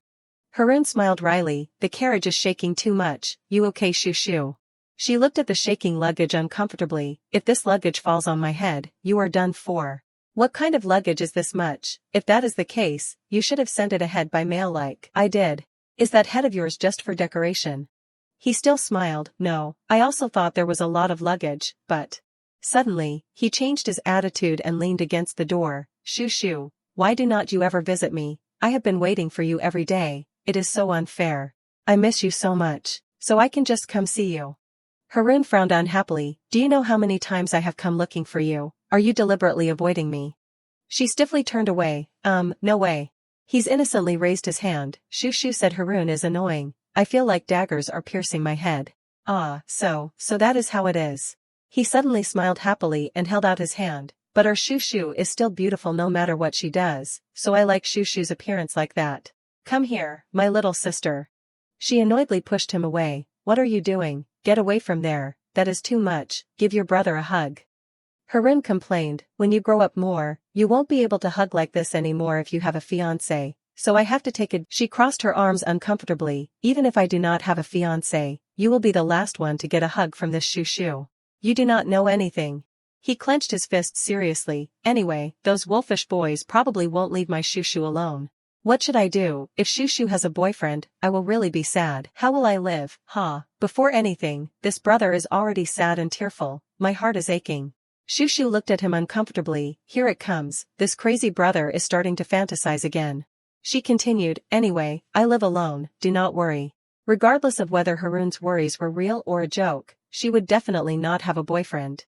She suddenly remembered her past life. She had never once flirted in her past life. In this life, at most, she would only play the role of a bridge for Hestia. A boy gave her a love letter. Please give this to Hestia for me. She frowned and sighed. That was when I was 5 years old. It started from then. He's innocently smiled. Did you hear that, Harun? There is no way Shushu will be seduced by boys. Do not worry. Hey, do not talk. It is not like you have to speak up. It is all because of you. He also smiled and covered his face. Is that so? Well, that is good. If Shushu does not have a boyfriend, her brother will live with her for the rest of his life. I already like imagining it. Shushu thought uncomfortably. Stop it. What are you saying is so terrible? Who are you planning to ruin's life? The two started arguing back and forth. No way, Harun, Shushu will live with me. What are you saying? Even if it is his, I definitely won't give in. She wearily complained. I am so tired. I wish I could go home early. Corey was walking on the stairs. He continued to move forward quickly. He looked around. The school was quiet because the students had all gone home. Corey stood in front of the door and sighed, but busy is busy. Why did he ask me to stay back on my day off to get something? And he insisted that I come to his classroom. He opened the door and walked in. Anyway, I came on time, I guess. Eve looked at him and smiled. Junior, you are here. But he was indifferent and did not care. Where is it? He quickly stepped forward. Oh my junior, you are not greeting me and going straight to the main point. He patted his head. I am sad. Nice to meet you, Junior, nice to meet you. Corey annoyedly pushed his hand away. He held out his hand. Here, I brought the magic stone you wanted, let us trade quickly. Seeing that, he only smiled. Eve picked up the cloth and looked at it. As expected, the magic stone created by Mr. Corey is extremely wonderful. Every time I look at it, I can't stop admiring it. Amazing, amazing. He was annoyed. Okay, hurry up and give it to me. He placed the item in his hand. What is the rush? Here it is. Eve smiled brightly and walked around him. It was so difficult to find Shunavalan stuff. There is only one of these at the auction, so it was very difficult to get it. I did a good job. That is right, I did a good job. Hearing that, he covered his face smugly. Hearing my junior praise me makes my heart beat fast. I am in a great mood. Well, I will go ahead. Eve suddenly called him back. That is right, there is something I want to tell you. Hearing that, he stopped. He smiled and said, will you listen to my story for a bit? He only turned to look but did not say anything. Corey remembered when he was tempted. Is he going to spread rumors about Shunavalan again and tempt me to buy a useless item like last time? At that time, he gave him many items. Corey, it is Shunavalan. Let us see, this book is the one at Shunavalan's house. He lowered his eyes. As expected, he has a scary business talent. There is a reason why he is the substitute for the merchant group owner at that age. He continued to think, that smile is also used for business, right? Seeing that, Eve asked, why are you standing there? Don't you want to know? He turned sharply. No need, I am leaving. I am sad. Hurry up and get out of here, otherwise I will be forced to buy it again. Corey went out and slammed the door. That is too much. Corey, is he really going like that? He smiled happily and narrowed his eyes. He opened his eyes and immediately changed his attitude. As expected, his intuition is better than before. I was still planning to take a little more from the product money. Eve slumped into the chair. Anyway, I wish he had stayed and listened a little more. He continued to think, I was going to tell that kid. He rested his chin and smiled mischievously. I finally got to meet Shunavalan, the junior's favorite, directly. Eve suddenly shook his head. No. Then he grinned. Maybe. He rested his hand on his chin, slyly. That kid knows everything. Morning sunlight streamed into the castle. Shushu and Haroon slowly stepped out of the carriage, when suddenly a call rang out, attracting both their attention. Young lady, young master. The butler, Mrs. Lita, and Emily were standing respectfully in front of the castle gate, warmly welcoming them. Come on in, welcome home. Kareem suddenly ran out from inside, his face cute and excited. Brother Haroon, sister Huu. He rushed over and jumped on her. Shushu quickly hugged him affectionately. Kareem. Haroon slowly came behind Shushu with a smiling face, gently saying, Kareem, me too. But before he could finish, Kareem ignored him and turned to ask her, Sister, why are you so late? I missed you so much. Hearing Kareem's gentle reproach, Shushu quickly coaxed him, I am sorry, because I waited for Sister He's to come home before coming back. So I was late. Being ignored by Kareem, he could not help but feel embarrassed, his hands slightly outstretched, his mouth trying to smooth. He bluntly refused his invitation. I do not want to. Haroon was petrified, his heart felt like it was shattering. She stood next to him and sneered, how embarrassing. Haroon was truly humiliated this time. He changed the subject, quickly making an excuse to escape. Okay, I do not want to either. I will go inside first, do not cling to me. Lita trembled with joy when she saw Haroon and hugged him tightly, affectionately saying, I missed you so much, please come inside, this old woman made a lot of your favorite apple pie. Haroon pretended to dab at his tears, bashful and pitiful, as expected, I only have Mrs. Lita, thank you. Kareem and Shushu stood behind helplessly watching. She heard his voice and released him bluntly. Oh, it turned out to be the young master and not the young lady. She released him, then turned to the side where she was standing, raised her hand and stroked her face. So it is this way, your parents are waiting, so let us go inside. Young lady. He stood behind, casting a disappointed look at the three of them, unwilling to say, even Mrs. Lita, that is too much, really, how bad has her eyesight gotten? Shushu did not care about his expression and turned to Kareem. Kareem, ignore Haroon, let us go inside and devour all the apple pie. He happily and quickly replied, yes. When Haroon heard the two of them say that, he immediately ran after them, yelling, you guys are really something. Kareem, Shushu, stop right there. She and Kareem were not willing to lose and ran ahead. Lita stood behind, trembling as she watched the joyful scene before her, secretly admiring. Youthful energy is really good, stop there, run fast, sister. Baron West sat at the dining table and joked with Haroon, it really almost became a big deal. Huh, he quickly replied, that is right, luckily there was Tom, so it ended smoothly. He closed his eyes, his face gentle, okay, I am glad to see that you seem to be having fun at the academy, Baron West. The lady sitting next to him, speared food with a fork and smiled, asking her, Shushu, how about you, do you like the cafeteria food? Shushu replied to her, yes, I can eat it, Mrs. Baron West. Then she spoke again, her tone teasing her, Mom, you did not ask me those things when I enrolled. Hearing Shushu say that, the lady raised her hand to cover her mouth and chuckled. Oh my, is that so? She silently picked up and drank the glass of orange juice, secretly enjoying it. It is good to be home. Shushu secretly smiled bitterly, her eyes slightly lowered, looking at the glass of water, remembering the things from her past life. Unlike my past life, perhaps because I have a sense of warmth and stability, I feel more comfortable in my heart. Very quickly, she looked up, her eyes showing a clear smile. Of course. All the high-end food on the table appeared. There was always a suspicious element that broke the peace of this house. She looked at the food in front of her, her face sweating as she wondered, what exactly is the meaning of all these delicacies that do not fit this family's circumstances? The lady smiled brightly, raising her hand to cover her mouth. No matter the circumstances, she was still very beautiful. Her hair was fluffier and glossier than before. Her skin was radiant and smooth, the accessories she saw for the first time and the high-end dress. Shushu stared at the lady's face, secretly examining her in her head. What exactly is the meaning of that appearance of definitely spending money to shop and touch up herself during the time I was not home? She glared at her, secretly asking, Mom, how much money did you spend in the end? The lady was startled, looking away. Why do I suddenly feel a chill down my spine? She seemed to sense her eyes looking at her and quickly changed the subject. It has not been long since I last saw you, and my Shushu has become even more beautiful. You and Mom go to the city center, let us go shopping. Shushu calmly replied to her mother's invitation, I have enough clothes to wear, so I do not need to, Mom. The lady's smile stiffened, okay. Seeing that, she could only sigh helplessly, well, let us just let it go for a day like today. She picked up the glass of water, looking at the lavish dining table in front of her. This dining table, it has probably been a long time since the family was all together. So mom cares a lot. Haroon sitting next to her was still happily chatting with the Baron. That is why I asked what is going on. Shushu felt the atmosphere around her and secretly thought, there is no need to ruin the harmonious atmosphere. Lita clumsily held the cake and brought it to the dining table, offering it to her. Young lady Shushu, you asked me to bring the sweets up first, right? I brought the apple pie. Shushu smiled brightly, accepting it. Thank you, Mrs. Lita. She happily picked up the cake on the plate and took a big bite, praising, Lita's apple pie is the best, it must be very delicious. Before she could finish, Shushu seemed to have eaten something terrible, her whole body stiffened. Lita, are you trying to poison me?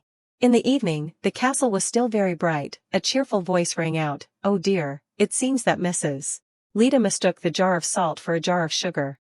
Emily sat on the ground, raising her hand to rub her legs for her, smiling. No wonder, the young lady suddenly took all the apple pie and did not let anyone eat it. I was wondering why you did that. Shushu sat on the chair, her eyes closed in enjoyment, but she did not forget to respond. Has Mrs. Lita's eyesight gotten that bad? This is a big deal. She even mistook Haroon for me just now. She raised her head to respectfully reassure her. I will observe carefully so that she does not make any serious mistakes. Please do not worry too much. Emily continued to rub her legs, saying, the young lady cares about her so much. Mrs. Lita must love the young lady the most. She probably knows very well that she was not fired from West Manor and can continue to work is all thanks to the young lady. Hearing Emily say that, she glanced away, using her hand to pull down the scarf on her head and thinking deeply, anyway, even if they say that my family's circumstances have worsened, so they have to reduce the workforce, they can't let Mrs. Lita go. She is the one who has worked the longest in the West family. It is difficult for someone of that age to apply for jobs elsewhere. How can I let her go so easily? Hearing her say that, she smiled and praised her. Young lady Shushu is really very mature. The only flaw is that her height is a little short for her age. Even though it was praise, the word still unintentionally caused Shushu to have an arrow stuck in her little heart. Emily looked down at her legs, her face indecent and her smile strange as she confidently massaged. But do not worry. She kept massaging her legs while continuously praising, oh my, the young lady's calves already have so many muscles. This also needs to be stretched out, but Shushu seems to be in quite a lot of pain. She had to quickly steer the topic to distract Emily. I have to quickly change the topic. Emily, while I was away, did anything happen at home? Shushu remembered her mother and asked worriedly, but why? Could it be that mom spent too much money again? She heard this question and stopped her actions. She stammered, answering her question, that is a matter outside of my authority, so. Shushu seemed to realize something and vaguely guessed, this reaction, could it be? She tentatively asked Emily, could it be that she even touched the savings that I set aside and told her not to use? How could she? Emily sat on the ground, her face worried and already covered in sweat, stammering and hiding it. I do not know, probably not. How could that be? She looked at her joyful expression and already guessed. It looks like it is true. Did mom tell her to pretend not to know? But the reaction is a little. Shushu did not know what to say and sighed, giving up. Never mind, it is late, you go back first. Anyway, if I ask Karim I will know everything. Emily almost wanted to cry as she replied, I am sorry, young lady, good night, young lady. Shushu went to the door of Karim's room, raised her hand and knocked. Karim, can I come in? She gently pushed the door open and walked in. Karim was sitting on the bed and called when he saw her walking in, Sister Shu. He put the book down on the bed and asked, did you come to tell me some interesting stories before bed? Shushu sat down on the edge of the bed and replied, of course. But I have something to ask. She turned her face and asked seriously, that thing I asked you before coming to the academy. Karim quickly remembered what she had asked, that thing about secretly changing the clothes you bought if Mrs. Lita burned Dad's clothes when Shushu was not here. Mrs. Lita had ironed Baron's clothes and burned them, ironing clothes, ironing clothes. He hid behind the wall and shouted in panic, Mrs. Lita. Karim confidently affirmed to her, don't worry, sister, I handled it very well, Mom and Dad definitely do not know. Shushu happily stroked his head and praised him, well done, but, not that thing. As expected, I asked you to monitor Mom's spending while I was away, you remember, right? But her question immediately made Karim startled and worried. He teared up like he was about to cry, stammering, I am sorry, Victor, seeing that, she panicked slightly and asked, what is wrong? Kareem leaned forward slightly, tentatively asking her, after I tell you, do not get too angry, okay, you know, right? Shushu fell silent when she heard his question. Shushu walked quickly to her room, she closed the door forcefully, making a loud noise. She stood leaning against the door, hugging the documents in her hand, panting as if she had just run back. Shushu's face seemed to be angry as she looked at the pile of receipts in her hand, trying to suppress her anger as she remembered Kareem's words, these are the receipts for the things Mom bought with the family's money, and this are the income reports and financial status reports I got from Dad's secretary. The more she remembered, the angrier she became, and she threw the pile of receipts in her hand, causing them to fly everywhere, yelling, I am going crazy, really. Shushu raised her two hands, her face angry and complaining, Mom spent all the savings to beautify herself, my dear mother, looking at the financial report. The income is still the same while the debt is increasing. The papers lay quietly on the ground, she worried secretly, it is dangerous, at this rate, it will be difficult to pay the interest, let alone the principal. Shushu said to herself wearily, I can't trust Dad's money management skills either, in the end, I can only try to work harder, huh? She stood with her hands on her hips, looking at her desk and said to herself, I guess I have to immediately start operating under the name Shinavalin in the secret office tomorrow. I wanted to rest more. Shushu slowly walked closer to the purple orb on her desk, saying, let us see, first, check the message orb to see if there are any commissions. Some words appeared inside the orb, surprising her, this.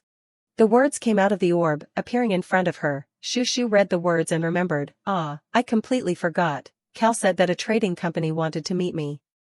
The letter was sent with the following content, Ms. Shinavalin, please schedule a meeting with the trading company I mentioned last time as soon as possible.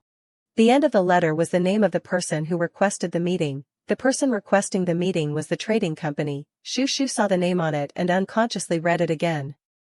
Lunasha. Her face became sly, thinking with amusement, it is the big boss, what good timing, I definitely can't miss it. Early the next morning, sunlight shone down on the magnificent castle. Shushu walked while humming music, she called out, Mom. She walked happily along the castle corridor, her hands going up and down continuously, calling, my mother, where are you? The lady was admiring the scenery when she was suddenly frightened by her call, are you here, Mom? Shushu stuck her head in and called in a terrifying voice, Mom. She quickly hid behind the curtain in fear, I am so scared. She hummed and guessed, not here, or maybe in the living room. The lady hid behind, anxiously clutching the curtain. When Shushu's voice is like that, it is definitely not a good thing. My heart. She saw that it was silent for a while and slowly stepped out, peeking around to find a reason. I should pretend that I am too busy to have time to talk to her. Has she left? Suddenly a familiar voice rang out from the side. I checked Mom's schedule, she is free. The lady jumped in fright and shouted, Shushu, are you deceiving me? Her face angry, she asked back, who deceived who first? Shushu stood with her hands on her hips, her face dark, her voice somewhat murderous, let us talk for a bit, my mother. She leaned against the curtain in fear, foreboding, I feel like death is coming, okay. The lady pulled out a new dress in front of her, saying, Shushu, look at this. She continuously tried to dispel the scary atmosphere, her face smiling brightly as she praised, I thought it would suit my daughter very well, so I bought it. It is beautiful, right, I chose well, right. She sat opposite her, silently saying nothing. Shushu replied to her mother's excessive praise, it is very beautiful, thank you, Mom. She continued to praise endlessly, I saw a dress that suited our beautiful Shushu, so. She brushed it aside and said, getting to the main point, but that is not what I want to hear. When the words were said, both the lady and Shushu fell into silence. She tried to laugh, trying to ask, our Shushu wants to hear, what is it, honey? She was scared and surprised, After that, Shushu picked up a pile of receipts and put them on the table, asking, these receipts, Mom, do you really have nothing to say? She said calmly and darkly, even the savings that I said you absolutely could not touch, you spent it all. Seeing the huge pile of receipts, the lady was worried and stammered to herself, I spent it all, this much. Shushu sighed and calmly leaned back in the chair, continuously attacking her psychologically, you even said that you were not that pathetic of a mother and told me not to worry. You are really too much. She jumped up, trying to defend herself, no, The lady teared up, raising her hand to cover her mouth, her face remorseful, I am sorry. She could only watch helplessly. She pretended to take out a handkerchief to wipe away her pitiful tears, continuously saying pitiful words. After you and Haroon left, I felt too depressed and lonely. So I relieved my mood by shopping. Forgive this useless mother, what kind of mother am I? Shushu backed away from the light from her, a little wary of her. She is putting on a show to make people feel sorry for her again. Oh no, Mom's ultimate move. But her original intention did not change. Her eyes narrowed. But I can't stop here, maybe I should try changing the method slightly. Shushu felt lucky that her mother was the same in both her past and present lives. It is good that my mother in this place also loves her children like my mother in my past life. So I will try to stimulate her maternal love as much as possible. She launched her ultimate move, turned on her acting mode. Seeing that, the lady stopped her performance, asking worriedly, Shushu, what is wrong all of a sudden? Shushu looked at her with big, teary eyes. Do you love me, Mom? The lady quickly replied to her question. Of course, I love you so much, you are my only daughter. She hugged her face and cried loudly, denying her words. I do not believe you. If you keep being like this, you will end up selling me off. The lady panicked and stood up. Sell me off, what are you saying? Shushu looked up, raised her hand to analyze and manipulate. You know, the West family's financial situation is not good. If you do not help, the savings will soon run out. What will happen to a young lady of a family without money, you know very well. She frowned, hesitating in fear. That. She wailed and put her face on the table, crying miserably. In the end, I will be married off to a rich family like being sold, not only me but also brother Haroon. Kareem, all three of us siblings. The lady jumped in fright and shouted, No, there is no way that will happen. She quickly went to her, patting her gently to comfort her. Shushu, this mother promises you that will never happen. Something like that must never happen to my daughter. She tilted her head to the other side, grinning slyly. Very good, she took the bait. Well then, let us end it now, my acting is too amazing. She suddenly stood up straight, hugged her and cried loudly, I am so scared, Mom, I even dreamed that we were evicted and had to hand over the house to someone else. I do not want to go hungry because I do not have money. She was moved with pity for her daughter. My poor daughter, Shushu. She pretended to be scared and called, Mom, hug me. She hugged. Having achieved her goal, Shushu grinned, then. Shushu broke free from her hug, her face contorted as she asked, I will return all the things you bought and get the money back, okay? Her face became emotionless for a moment, waving her hand dismissively. Well then, my mother, I will go ahead. She took a step back in fear. Okay.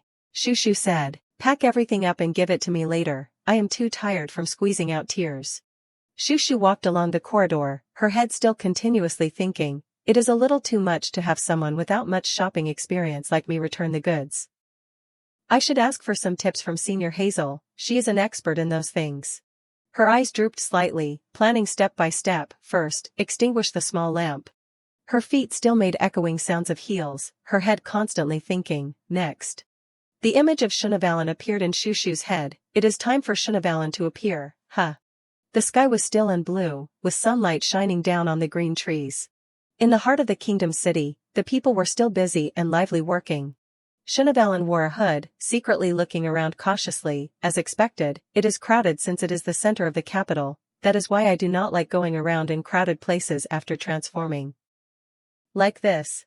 She kept reassuring herself, that probably won't happen, but I am suddenly scared that someone will recognize me, but there is no other way. Shunavalin picked up the paper to look at the map, searching. The meeting point that the client wants is here, let us see, turn right here, huh?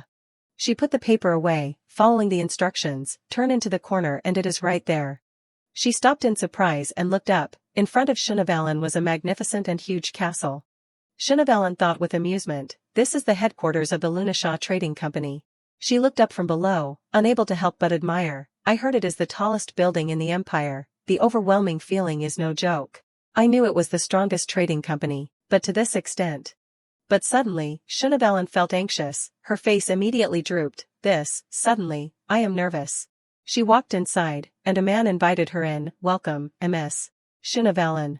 The man quickly led the way for her. Please come this way. Shunavalin looked around while walking, secretly admiring. The inside is extremely glamorous, as expected. Food was prepared on the table. The man said respectfully, the representative will be here soon, please wait here for a moment. Saying that, he left the room, leaving her alone sitting on the sofa. Shinavalin lowered her eyes, feeling uncomfortable. I came all the way here, but I feel a little uneasy. She thought about this place. It is certain that Lunasha is the top trading company in the empire. With the focus on achievement-based compensation, they gather all the talents from across the country and continuously build on their success. As a result, this place has achieved a lot. This kind of trading company has recently become almost monopolistic, gathering all the money in the empire. And of course, there will be someone who holds everything, and the key figure in that success. The man with the orange hair standing with his back turned is that person, the one who was recently promoted to representative of the trading company. Shinavalin felt extremely anxious, but no matter how much I secretly investigate, I can't find out who that is, as if he knew that I was secretly investigating and acted first. Extremely cleanly. She raised her hand to tap her chin, feeling flustered and trying to reassure herself. I suddenly feel uneasy about accepting a commission from the opposing faction of the Lunasha Trading Company. Before, I probably was not exposed, right? I conducted that completely in secret. Shinavalin brushed aside her worries, saying to herself, that is right, what am I thinking? It is just a simple client. Thinking of the treasure-filled scene, her eyes lit up. One client will give me countless riches. But she quickly felt uncomfortable and raised her hand to pull her collar slightly. Why is it so hot in here? Shinavalin sat on the chair, constantly hesitating and thinking, I keep sweating. It is because I am wearing a coat, She quickly looked around and saw many surveillance cameras, thinking, I checked with magical tools when I came in. Surveillance cameras are installed everywhere. As expected, this is not an ordinary place. I have to be careful. One over there, one on the table, there is also one at the entrance. Definitely, this is not a normal commission. Shinavalon's face darkened. She closed her eyes uncomfortably, trying to endure. Well, I will just wait. Time passed slowly, but to her, it was very fast. Shinavalon's whole body was burning hot, but she still patiently persuaded herself, well, just wait. Finally, she could not stand it anymore and took off her cloak. I can't stand it anymore. Anyway, they are not free to monitor me. I will just take it off. Just as Shinavalon took off her cloak, the door suddenly burst open. Eve said loudly, you have arrived. She jumped in fright at the sudden appearance. He cautiously stepped in, saying softly, I apologize for being late, Miss Shinavalon. Shinavalon looked at him, sweat constantly pouring out, confused. What is this situation? She looked at his gloomy face and secretly guessed, could it be, is he targeting this moment? Eve slowly approached her, gently pulling out a chair to sit down. She looked at his actions, thinking, could it be, he waited for me to take off my cloak before coming in. Shinavalon remembered her past, how much she had tried not to reveal her face, but was easily discovered like this. She felt disappointed that she had been deceived, and uncomfortable after being tricked. She glanced at Eve, who was happily sitting down on the chair, regretting, I should have brought more money to buy transformation potions to drink. Shinavalon kept staring at his smiling face, slightly suspicious. But, is this person really the representative of the trading company? He still looks young. Eve seemed to sense something, calmly replying to her secret question, yes, I am the representative. Everyone reacts like this the first time they meet me. She was startled by him. He could know everything just by looking at her face. He sat cross-legged, his hands clasped together, calmly introducing himself. I would like to formally introduce myself. I am the representative of the Lunasha Trading Company, Evanes Lunasha. Hearing him introduce himself, Shinavalon unconsciously called his name back, Evanes. Eve happily replied, yes, that is me. Her eyes narrowed, secretly saying, no wonder this name seems familiar. She remembered the plot of the original story. It is Evanes, one of the male lead candidates in the original story. Shinavalon looked at his smiling face, trying to remember the original story. The original story only vaguely wrote that he was the son of the trading company owner. She glanced at him, not believing this. And he is the representative of Lunasha. I did not have any information, so I could not guess it. Shinavalon secretly observed him. Let us see. What is Evanes' personality like? Suddenly, he called her in a puppy-like voice, sister. Shinavalon stopped and openly disliked it. What, sister? Eve had an innocent face, propping himself up on the chair, continuously praising her. I did not expect Shinavalon to be such a beauty. If I am not being rude, can I call you sister? Being troubled by him, she did not know what to do. His eyes suddenly narrowed, his voice still begging, okay, sister. She suddenly saw his eyes and stopped, feeling a little scared. Cold sweat suddenly fell. Shinavalon pursed her lips, it is too cold. Eve's eyes were very different from his smile. Although he was smiling friendly, it was not his original appearance. She felt that something was wrong and quickly urged herself, he seems to be a dangerous person, I have to quickly finish this and leave here. Shinavalin did not hesitate and interrupted his teasing, let us get to the main point. She looked at Eve seriously and asked, what do you want to commission? Shinavalin looked at him worriedly, seeing that demeanor, it seems that he really deliberately targeted when I revealed my face. Eve smiled brightly, raised his hand happily, and continued his previous appearance. Let us get right to the point, as expected, you are very flexible, I really like you. He took out a contract and pushed it towards her, here, please take a look at this. Shinavalin picked up the paper and looked at it, asking curiously, this is a contract. She looked at the contract in front of her suspiciously, saying, you are requesting a contract from the first time we meet, I thought it was a simple commission. That is why I came. Eve stood up, still with the same expression, replying, you are really something, are you rejecting it without even reading it? He quickly walked towards her, standing behind her and coaxing, don't be like that, please read it once.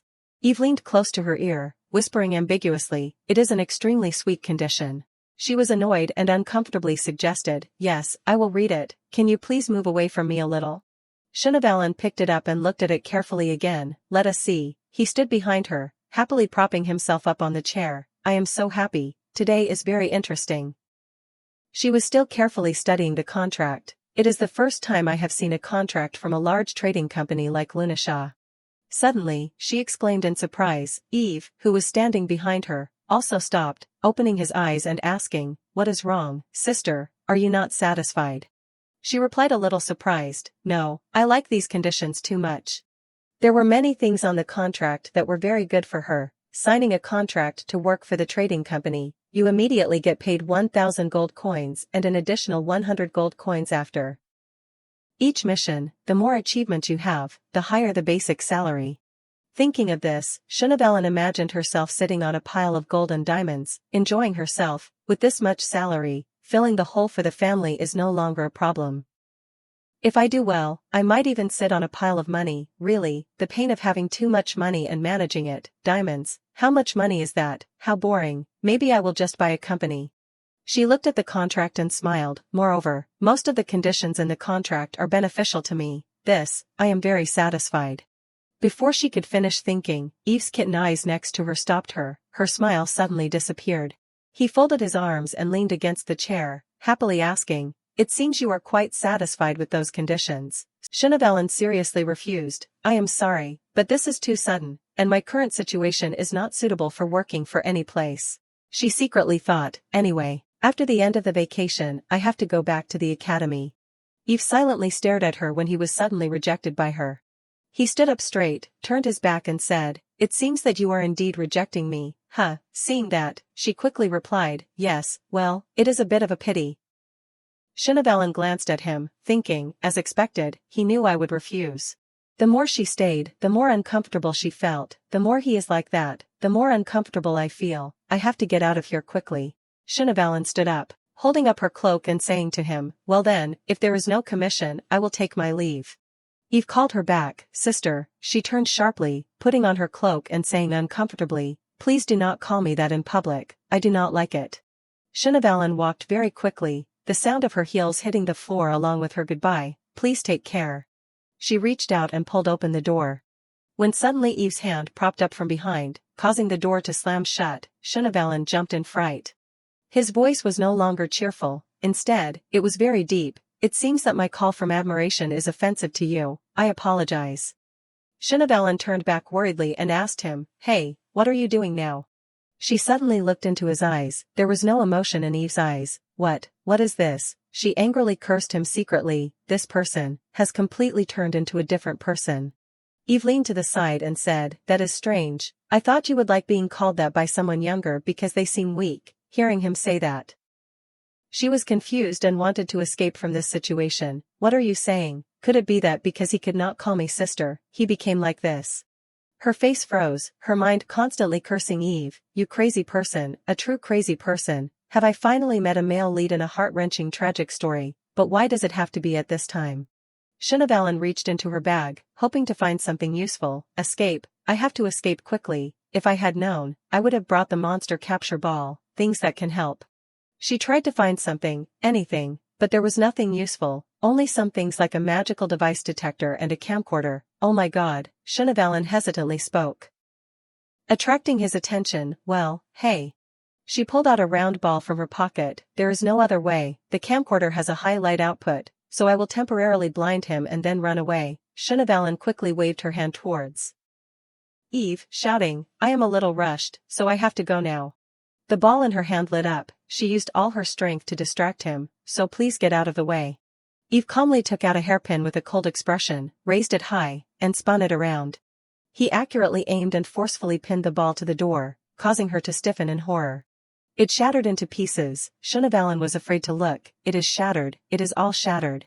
She looked at Eve's drooping hair, still holding the hairpin in his hand, secretly asking, hey, why are you wearing such a scary hairpin? He quickly and in the blink of an eye put it back on his head, causing her to stare in amazement. The hairpin is too fast. As expected, he is not normal, dangerous, very dangerous. After fixing his hair, Eve propped himself up on the door, trapping her. Shinavalin was startled. He looked at her gently, his face no longer as scary as before, saying, it seems. She became increasingly annoyed and irritated when she heard him say, calling you sister is really not effective. Eve leaned closer to her face, smiling and asking, is it because I am older than you? Hearing that, she was startled in surprise. What? He slowly reached out and gently held a strand of her hair, asking, is that right? Eve raised her hair high, calling out her full name with amusement, Shirena West. Shinavalin felt like she had been struck by lightning, looking at the person in front of her in fear and worry. She was in a difficult situation that she could not escape, thinking, he knows me. Eve leaned closer to her face, smiling and asking, is it because I am older than you? Shinavalin was constantly worried because her secret had been revealed, thinking, he knows me. She unconsciously swallowed, her face a little hesitant. How could you? Shinavalin stood leaning against the door, asking tentatively, could it be that you knew from the beginning, that is why you wanted to meet me?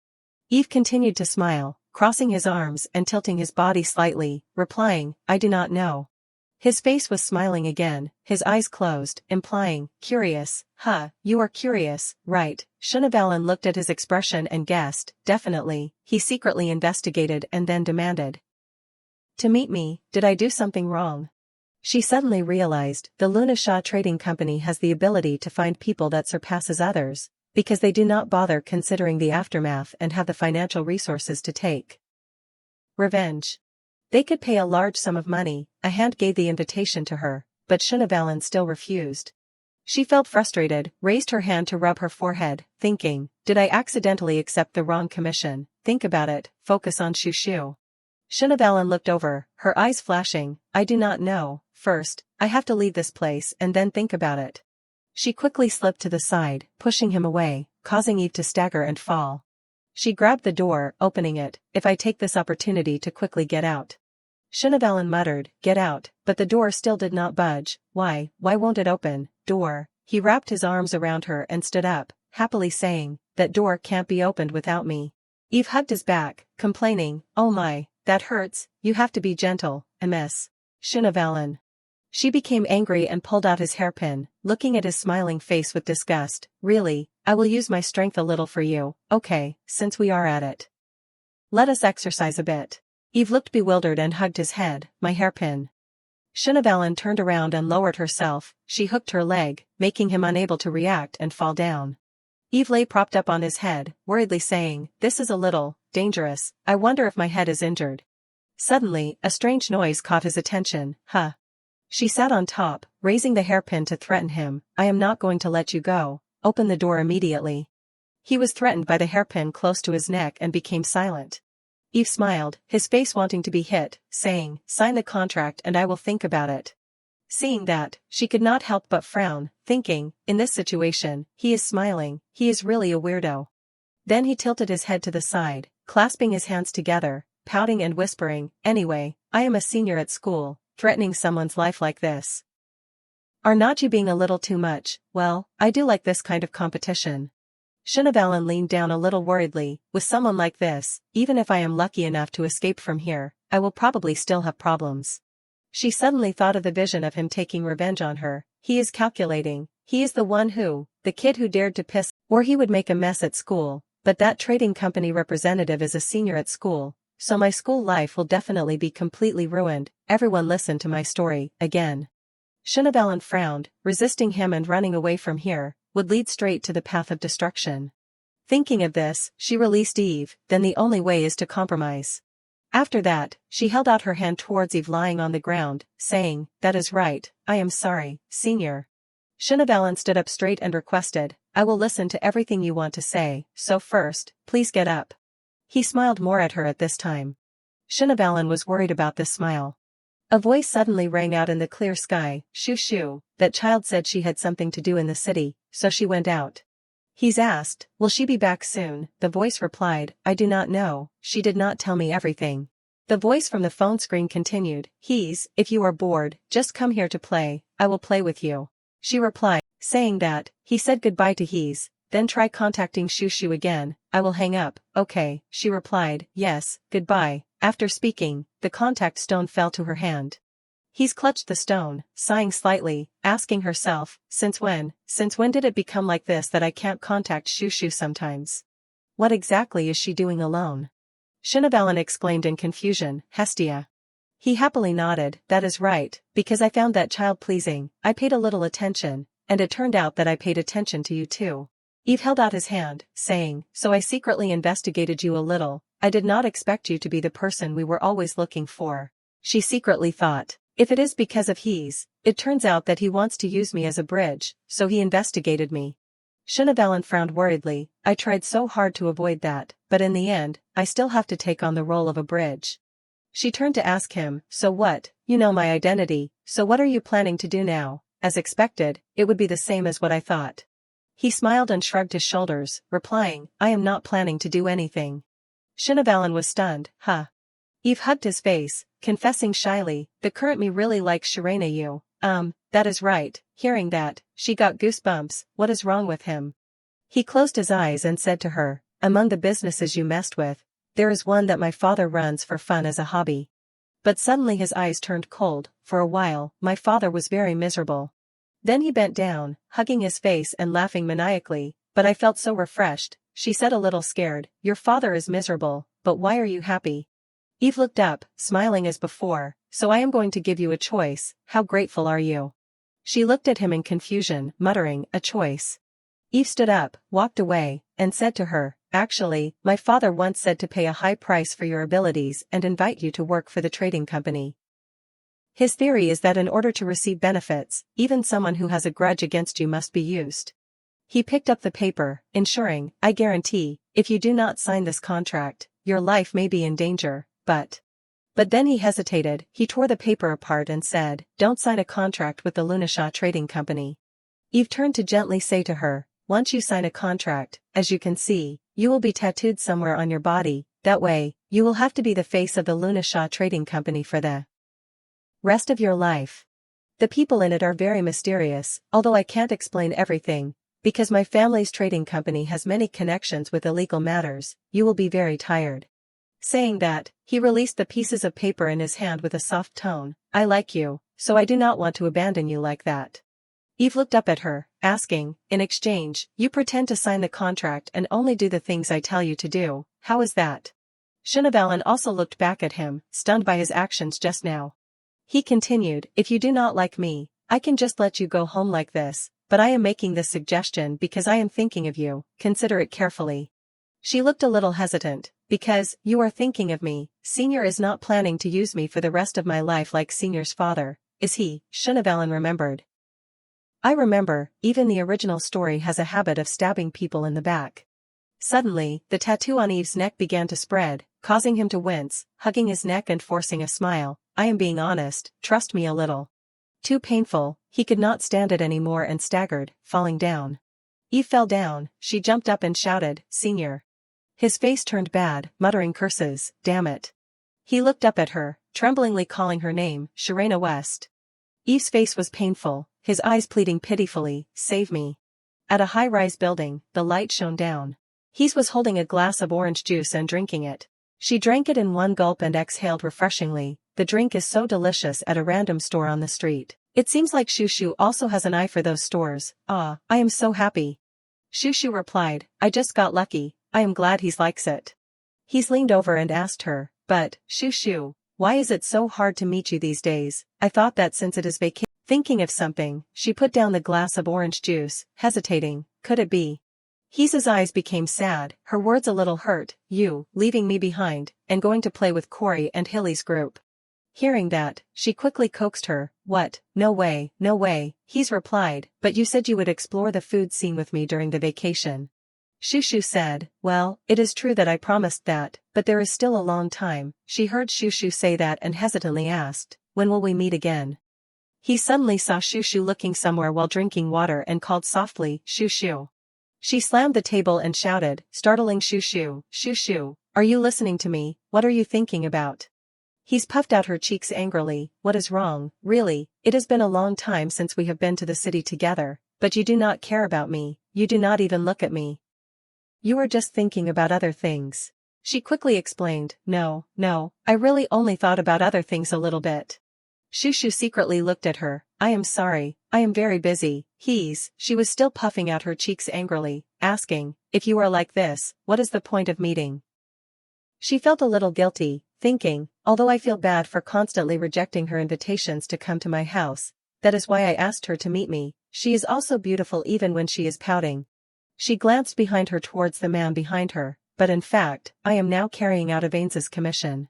Time passed quickly since the day she pretended to sign the contract. It has been 3 days since I first went to the trading company and signed a secret contract with Eve. No matter what I think, it is because I have been targeted by the Lunashaw Trading Company owner. Shushu thought of her own miserable future, so if I do not agree to Avanes's proposal, my stomach is hungry, I will work hard, who will let me work, then I will only die a double death from having all paths blocked, or from being assassinated. Or the scene of herself being accidentally assassinated by an assassin, those who do not follow the trading company owner will only die, she exclaimed in horror. I can't die like this, today is the day the public announcement of the civil service exam results, because I have no other choice. And when she saw his painful expression, Shushu could not bear to refuse, save me. Shushu stirred the glass of water with her hand, thinking, although there is an antidote, I was so surprised when he suddenly rolled over. She remembered Eve's words, because I revealed the secrets of the trading company, the poison in the tattoo will activate, if you do not want to be like this.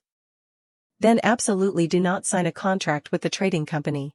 Shushu felt scared when she thought, he actually tattooed such a scary tattoo on his own son. The trading company owner and Avanes are definitely not a normal rich family relationship. She calmed down leisurely, propping her hand on her chin, compared to that, the punishment I set in the guarantee is just a cute level. Shinavalan asked, placing the paper on the table, if you sign the guarantee, you will get a small orange tattoo on your butt, how about the punishment of the tattoo? She thought of the image of her butt being burned, a blazing butt, she saw him bewildered and asked, do you have any complaints? Eve quickly replied, no, I do not.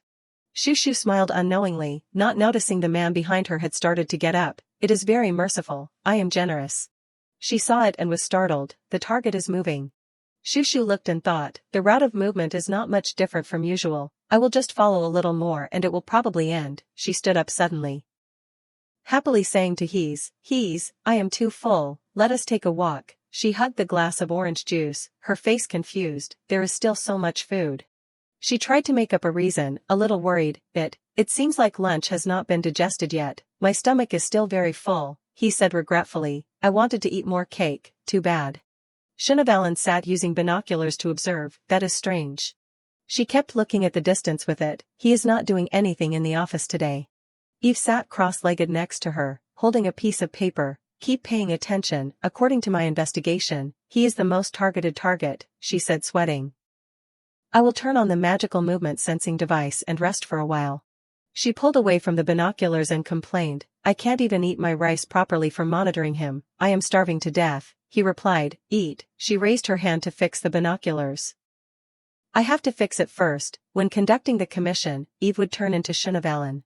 She took out a piece of cake and gave it to him, saying, here, I also bought a share for Eve, eat a little. Eve turned to look for a moment and then turned away, refusing, I am okay. He kept flipping through the reports, praising her, but you are really excellent, you finished all the things you were assigned in such a short time. Shinavalan looked at him and felt something was wrong, strange. She ate the last piece of cake, replying, I am just trying to be worthy of the money I received. It seemed like she had just seen a different expression on his face. The expression disappeared, it must have been. Shinabalan could not help but stare at him. The more times we meet, the harder it is to see him smile. She asked herself, is this Eve's true appearance? She turned and leaned against the wall, curiously thinking, what kind of life did he live, what exactly did he experience? She chewed on the cake while staring at him puzzled, and he is determined to avenge his father with that expression, huh? Suddenly she called him, hey, you.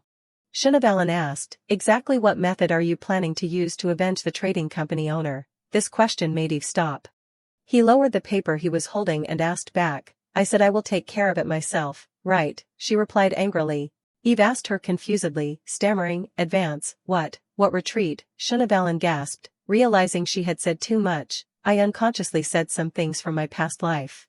She did not let him react and turned to blame him, what I mean is, when you need to be proactive and intervene, you intervene, when you need to avoid, you avoid. I have to know what I am getting involved in to avoid it at the right time. Senior is tricking Junior. Are you planning to secretly exploit my labor? Do you know what the so-called labor law is? Eve could not hear any more and sighed, my ears hurt. Finally, he had to sigh and tell her, I organized a fake project using a temporary business. She sat there listening attentively as he told her, in that, I will collect my father's weaknesses and then make him invest all the money he has accumulated. Thinking of the image of her father going to jail, Eve was even more determined, saying, then he will have to bear that project and the illegal things he has done and live in prison. Shinabalan turned to ask, is that the end? He replied, no way, how could a trading company owner of that level just stay in jail? Eve leaned down, his hand raised, looking with a ferocious face, he smiled and affirmed, while my father is imprisoned, I will rob him of everything he has.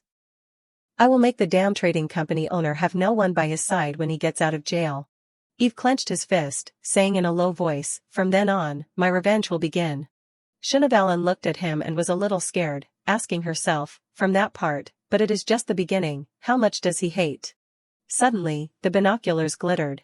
She stood up and looked, shouting, it seems that person is moving. Eve stood up and asked, he is finally moving. The binoculars moved continuously, observing, wait, it seems he just left the office, he is over there, he has left the building. Shinabalan looked and announced to him, he turned into the alley on the left of the slum area, he stood up quickly and said, quick, pack up, chase after him.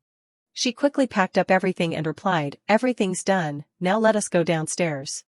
Shinabalan turned to look at him, seeing him standing there frozen and asked confusedly, Eve, what are you doing? Hurry up and act. She kept saying, if we keep this up, we will lose track of him. Before she could finish, she was suddenly picked up by him in a princess carry, startling her, excuse me for a moment, Shinabalan widened her eyes in a panic, shouting, what are you doing? Put me down right now. Eve looked down and replied, no matter what, we probably won't be able to keep up if we take the stairs. He stepped onto the rooftop ledge while holding her. Shinabalan looked down and was terrified. She clung to him, her face pale, stammering, hey, senior, please, why are you stepping on the rooftop railing, what are you doing? Eve looked down at her, comforting, endure a little. Hearing that, she realized something was wrong, and advised, endure, what? No way, absolutely not. Before she could finish speaking, he had already stepped off the railing and jumped down holding her. Shinabalan was in Eve's arms, constantly trembling, extremely scared, not having time to recover. He and she fell freely downwards. She shouted in fear, hey, you crazy person. Shushu continued to shout in fear, I do not want to die. I said I do not want to die. Eve was speechless, my ears hurt. Immediately after, he let go of his hand, leaving Shushu floating in mid-air. Whoa, she thought in surprise, did he let go of his arm holding my legs? Could it be that he's used me enough? So he is planning to eliminate me, is that true? Eve calmly took out a piece of magic paper, rustle, while Shushu was scared by what just happened. No, please do not let me go, senior, save your junior. He bit off the paper, rip, a sound rang out. The paper formed a light that supported the two people in the air. Seeing this scene, Shushu was surprised, oh my. Immediately after, she and Eve gently landed on the ground, thump.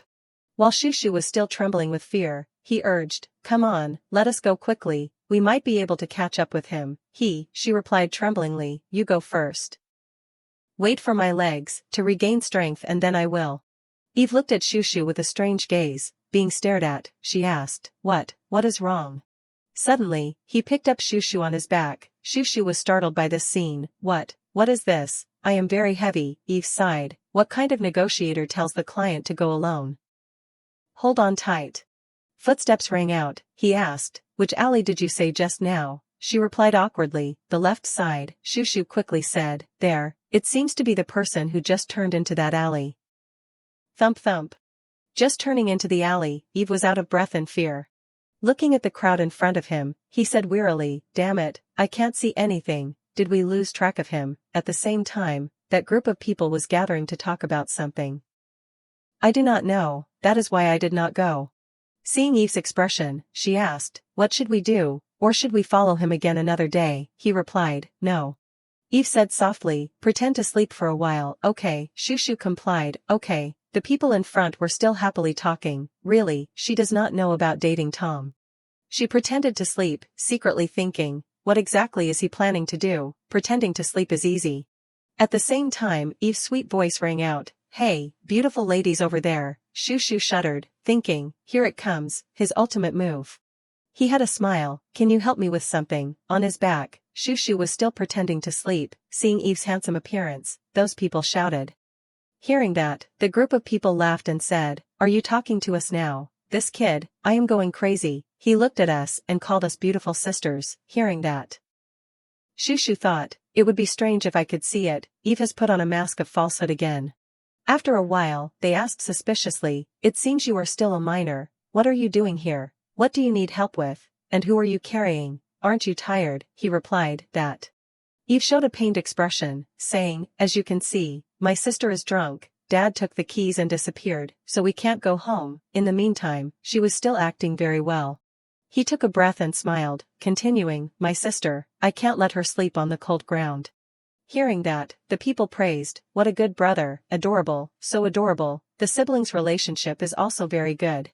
Eve asked, I saw my dad going this way. Did you see him? Hearing that, they were very enthusiastic. Really, describe his appearance to us. Hearing that, he smiled and said, Dad wears a black hat, has a hooked nose, and wears a red jacket. That is the general feeling, they exclaimed. That old man raises his children well. The woman with brown hair spoke, If it is that uncle, I think I saw him go into Yasser's hut just now. Hearing that, the woman with purple hair also remembered.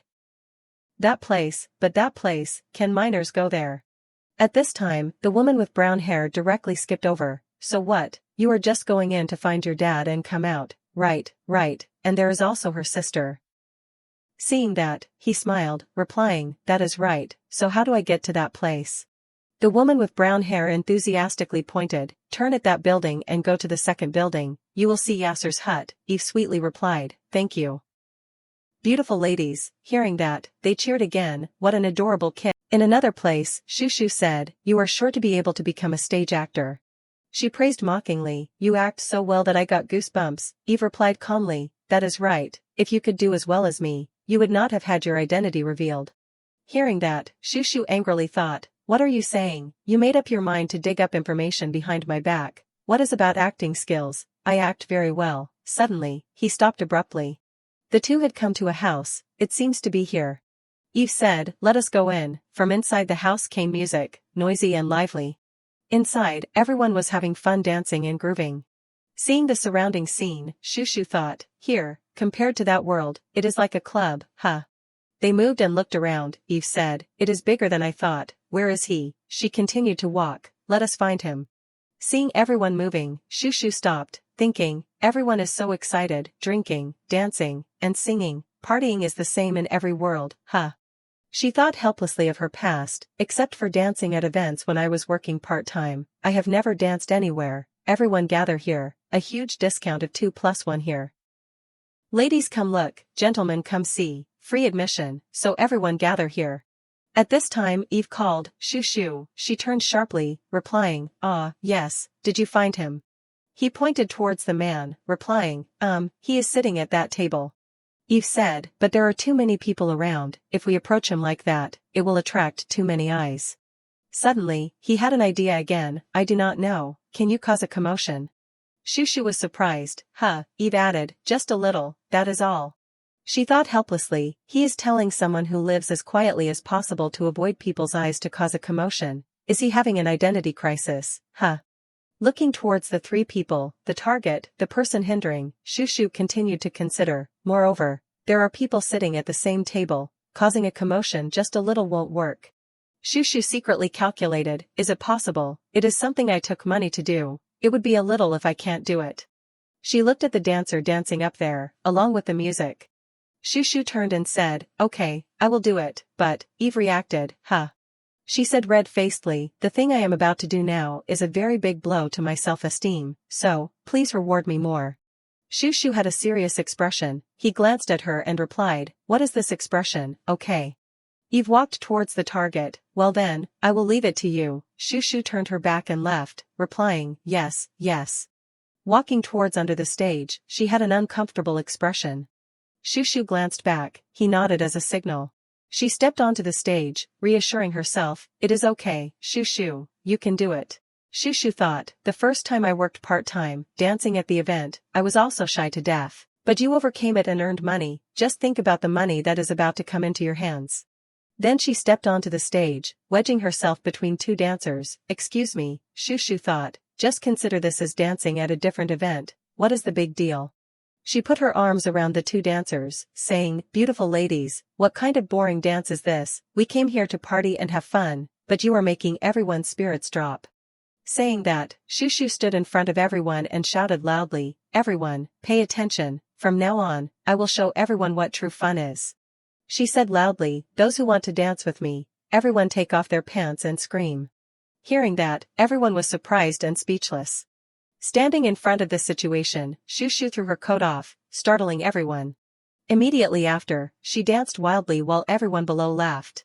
Then she wiggled, transforming into a fish, going with the flow, like the movements of a strong salmon, swimming upstream in the green river. At this time everyone below could not hold back their laughter. What exactly is that dance like a newly caught fish? Who is she, flopping around? Oh my god, I am dying of laughter. Well done, my friend, how can you dance like that? At the target at this time also laughed, what is wrong with that girl, what kind of dance is that? He did not notice that Eve had disguised himself as a waiter and was very close to him. On the stage, Shushu cried shamelessly, I am so embarrassed I want to bury myself, wiggling, dancing, but I can't stop struggling and submitting to capitalism. She thought, the bonus is very precious, she thought, let it flow, the power of capitalism. Then she shouted loudly, what are you all doing? Immediately take off your pants and scream. At this time, the two dancers also integrated with Shushu. The audience below also responded, screaming, take off your pants and scream. Eve chuckled. Looking at her appearance at this time, he could not help but laugh out loud. Eve also looked very handsome when he smiled. In the middle of the quiet night sky. At the bar, there were sounds, thump, thump. A blond man who had just arrived asked, what is going on, why is it so crowded today? In the middle of the music, a white man replied, you should have come earlier. The living fish dancer stirred up the atmosphere and blew the roof, it was so funny. The orange man was confused, living fish dancer, what is that, who is she? Where is she? The white man swayed, replying, I do not know if it is because she had an urgent matter, but she suddenly ran out, hey, since you are here, learn that dance, this year it will become a trend. Look closely, remember, bend like this, go with the flow, what is this, go with the flow. Outside the bar, Shushu sat huddled in a corner. She cried, secretly thinking, bury myself, just die, I danced very happily, Sharena West, you idiot, why did you have to choose the dance thing? It would have been better to start a fight. Shushu thought back to the past, thinking back, I used to wear animal costumes when I worked part-time, it would have been less embarrassing if I wore an animal costume. Go with the flow, According to her memories, Shushu adjusted her memories, what if someone recognizes me? I am doomed, I want to bury myself so much. At this time Eve came, so you are here, thanks to you. I got the information I needed, you worked hard. Shushu shyly covered her face, replying, yes. He said, let us go. Shushu was depressed, staggering, yes. Suddenly, she felt something. Eve also noticed. She fell to the ground with a thud. Standing in front of this situation, both of them were stunned.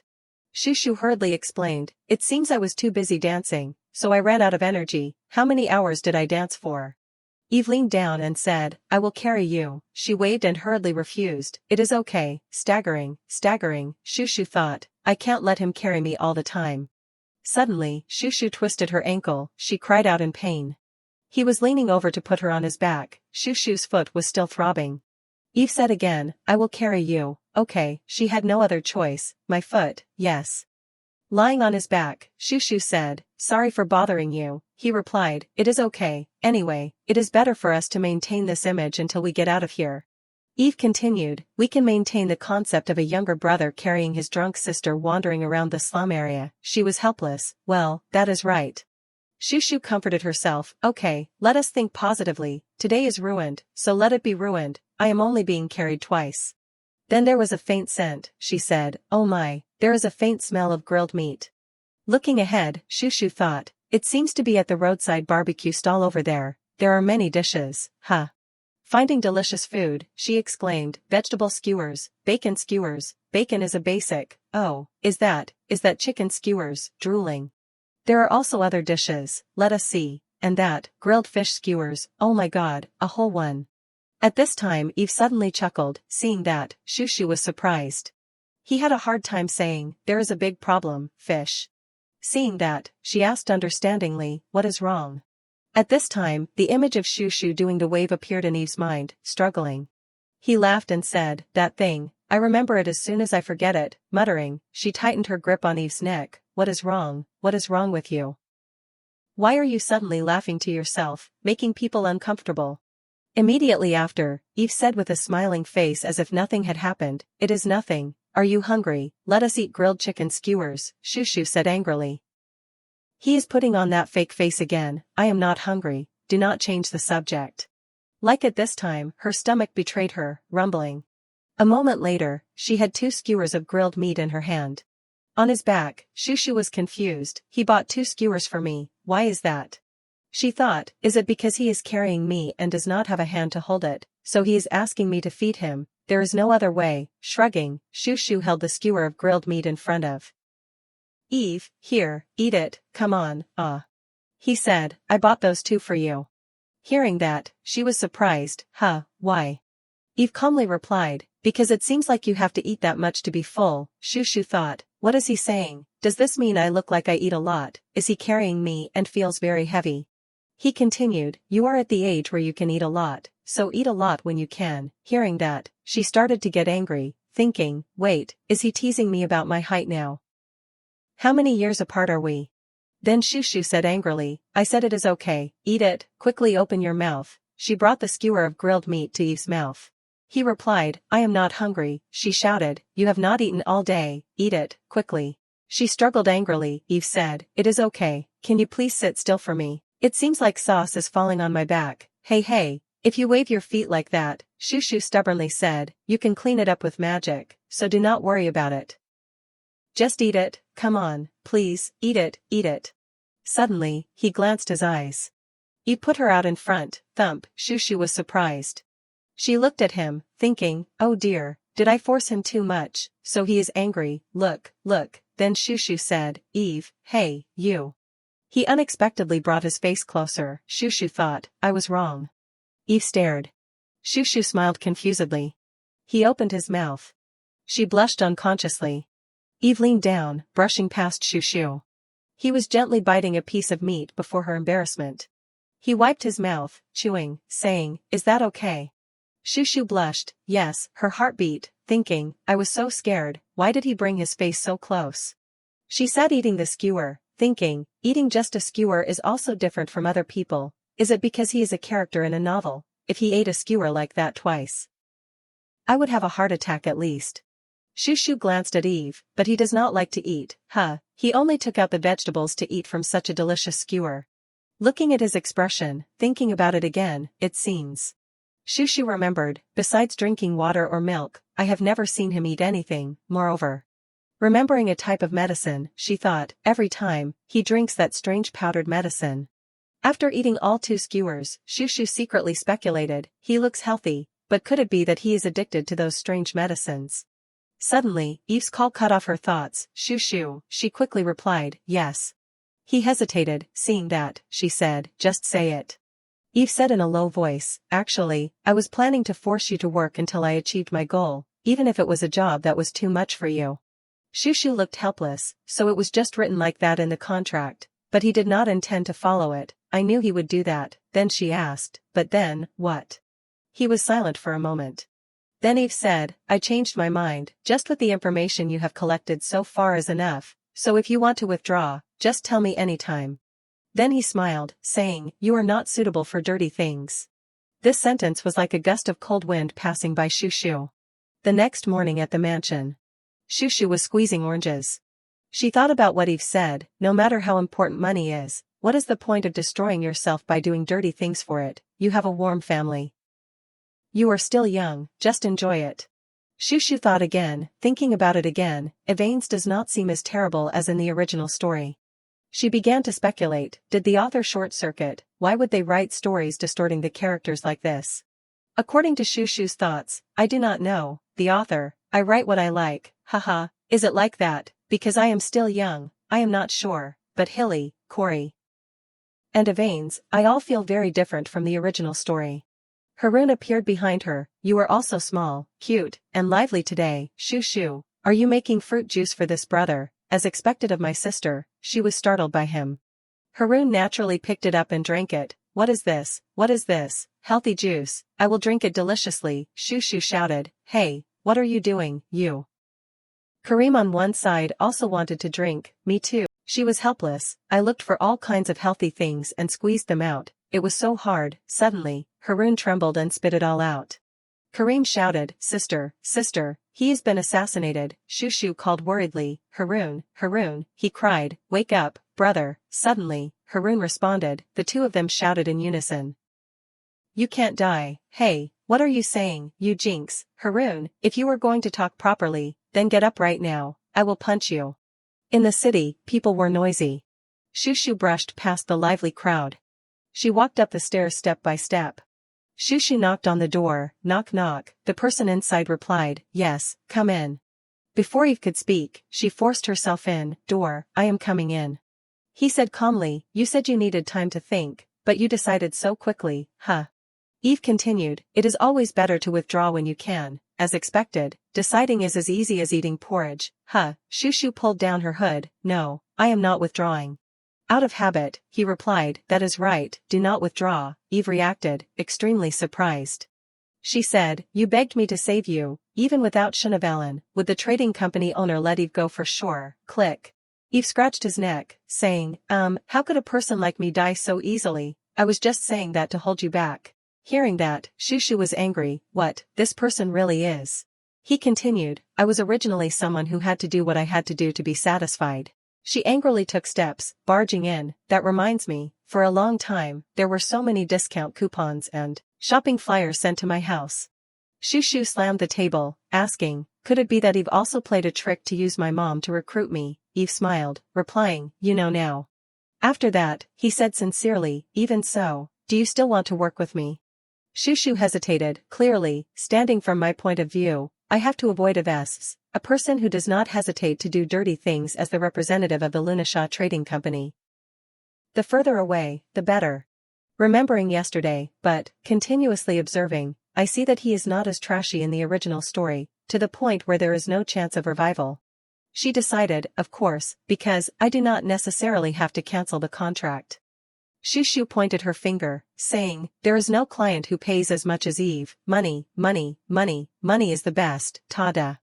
She continued, money worship, gold is the premise, do you know? Eve looked helpless, replying, He replied, seeing that, Shoo shoo looked confident, resources, to the funds, of course, the biggest reason I do not want to withdraw is this, where else can I get paid that much?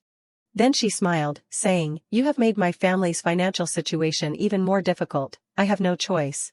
Shoo shoo continued, the matter of withdrawing from those dirty things will have to wait until Eve's revenge is complete. Hearing that, Eve was stunned. Then he smiled. Immediately after, Eve said, good, then I will announce the things you have to do today. Fie, Shoo shoo said confidently, just tell me. He started assigning tasks. First, help me check these documents and classify them. She was confused. Why are there so many? Each file was piled into mountains.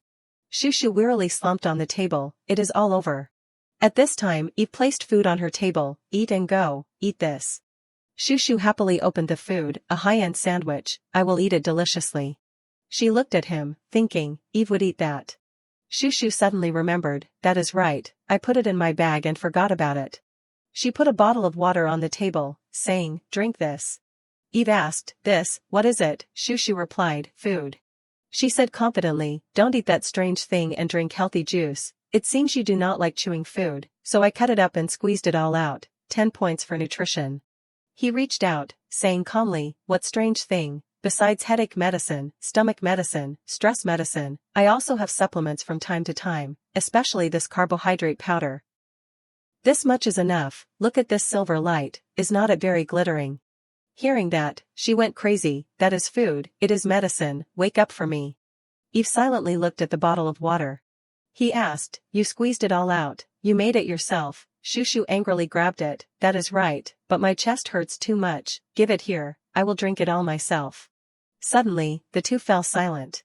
She thought, he is very cold, even if I pretended to take it back, he would not stop me. Shushu slammed the bottle on the table, saying, never mind, if you do not like to drink it. Then throw it away yourself. She left grumbling, thinking, I am the idiot for thinking about him, I am an idiot. Eve saw this scene, stunned for a moment. Suddenly he spoke, thank you. Hearing that, Shushu stopped. Eve continued, but in the future, do not bring food here, I am embarrassed about these things. He picked it up, drinking while saying, the people who show me kindness for no reason either have their own agenda or are perverts, it is only one of the two. You are probably the latter. Hearing that, she was helpless. What, then you brought me food, carried me, and even stopped me from accepting the trading company owner's evil commissions. Is not Eve more of a pervert? After drinking, Eve complained, why is it so bitter? Hearing that, Shushu was startled, thinking, even so, he did not faint like Haroon, it is good that I listened to Emily's advice and made another one, thanks to Emily. Then she said, in short, reduce your medicine intake, if you keep taking medicine, you will become resistant to it and your body will be damaged, it is not good at all. Afraid it was not convincing enough, Shushu continued, you have to live a long life, source of funds, now my source of funds is only Eve, before I get the money in my hands. You can't die, be a little careful, got it? Eve laughed, saying, you really see me as a money bag.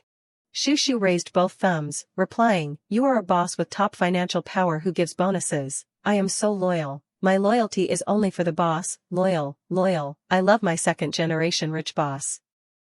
Thank you, Chable brother, he replied helplessly, okay. Suddenly, there was a knock on the door from outside. A voice rang out, Mr. Evans, I am here to convey a message from the trading company owner. He frowned, come in. Two people walked in, bowing, saying, you must be very busy, I am sorry. He said he wanted to discuss the contract of the Van Natasha business with you, so he told us to escort you there immediately. Eve immediately changed to a smiling face, shocking Shushu, I know, I am going right now. He smiled, saying, Ms. Shinavellen, I will be away for a while, okay, she replied, yes, thinking, every time I see it, I can't adapt, how many masks does he have to welcome people? Eve whispered, listen carefully, lock the door and absolutely do not leave the room until I return. Later, everyone had left, leaving Shushu alone in an empty space. She thought in fear, what, why did he suddenly scare people like that? In the middle of the vast mansion. Shushu sat dazedly on the chair. She thought, when will he be back?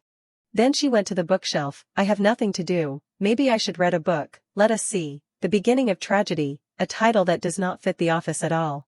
The content in the story wrote, the swordsman went to find the merchant who was willing to tell him how to obtain the power of the dragon. The poor swordsman promised to give the merchant the body of the dragon in exchange for information.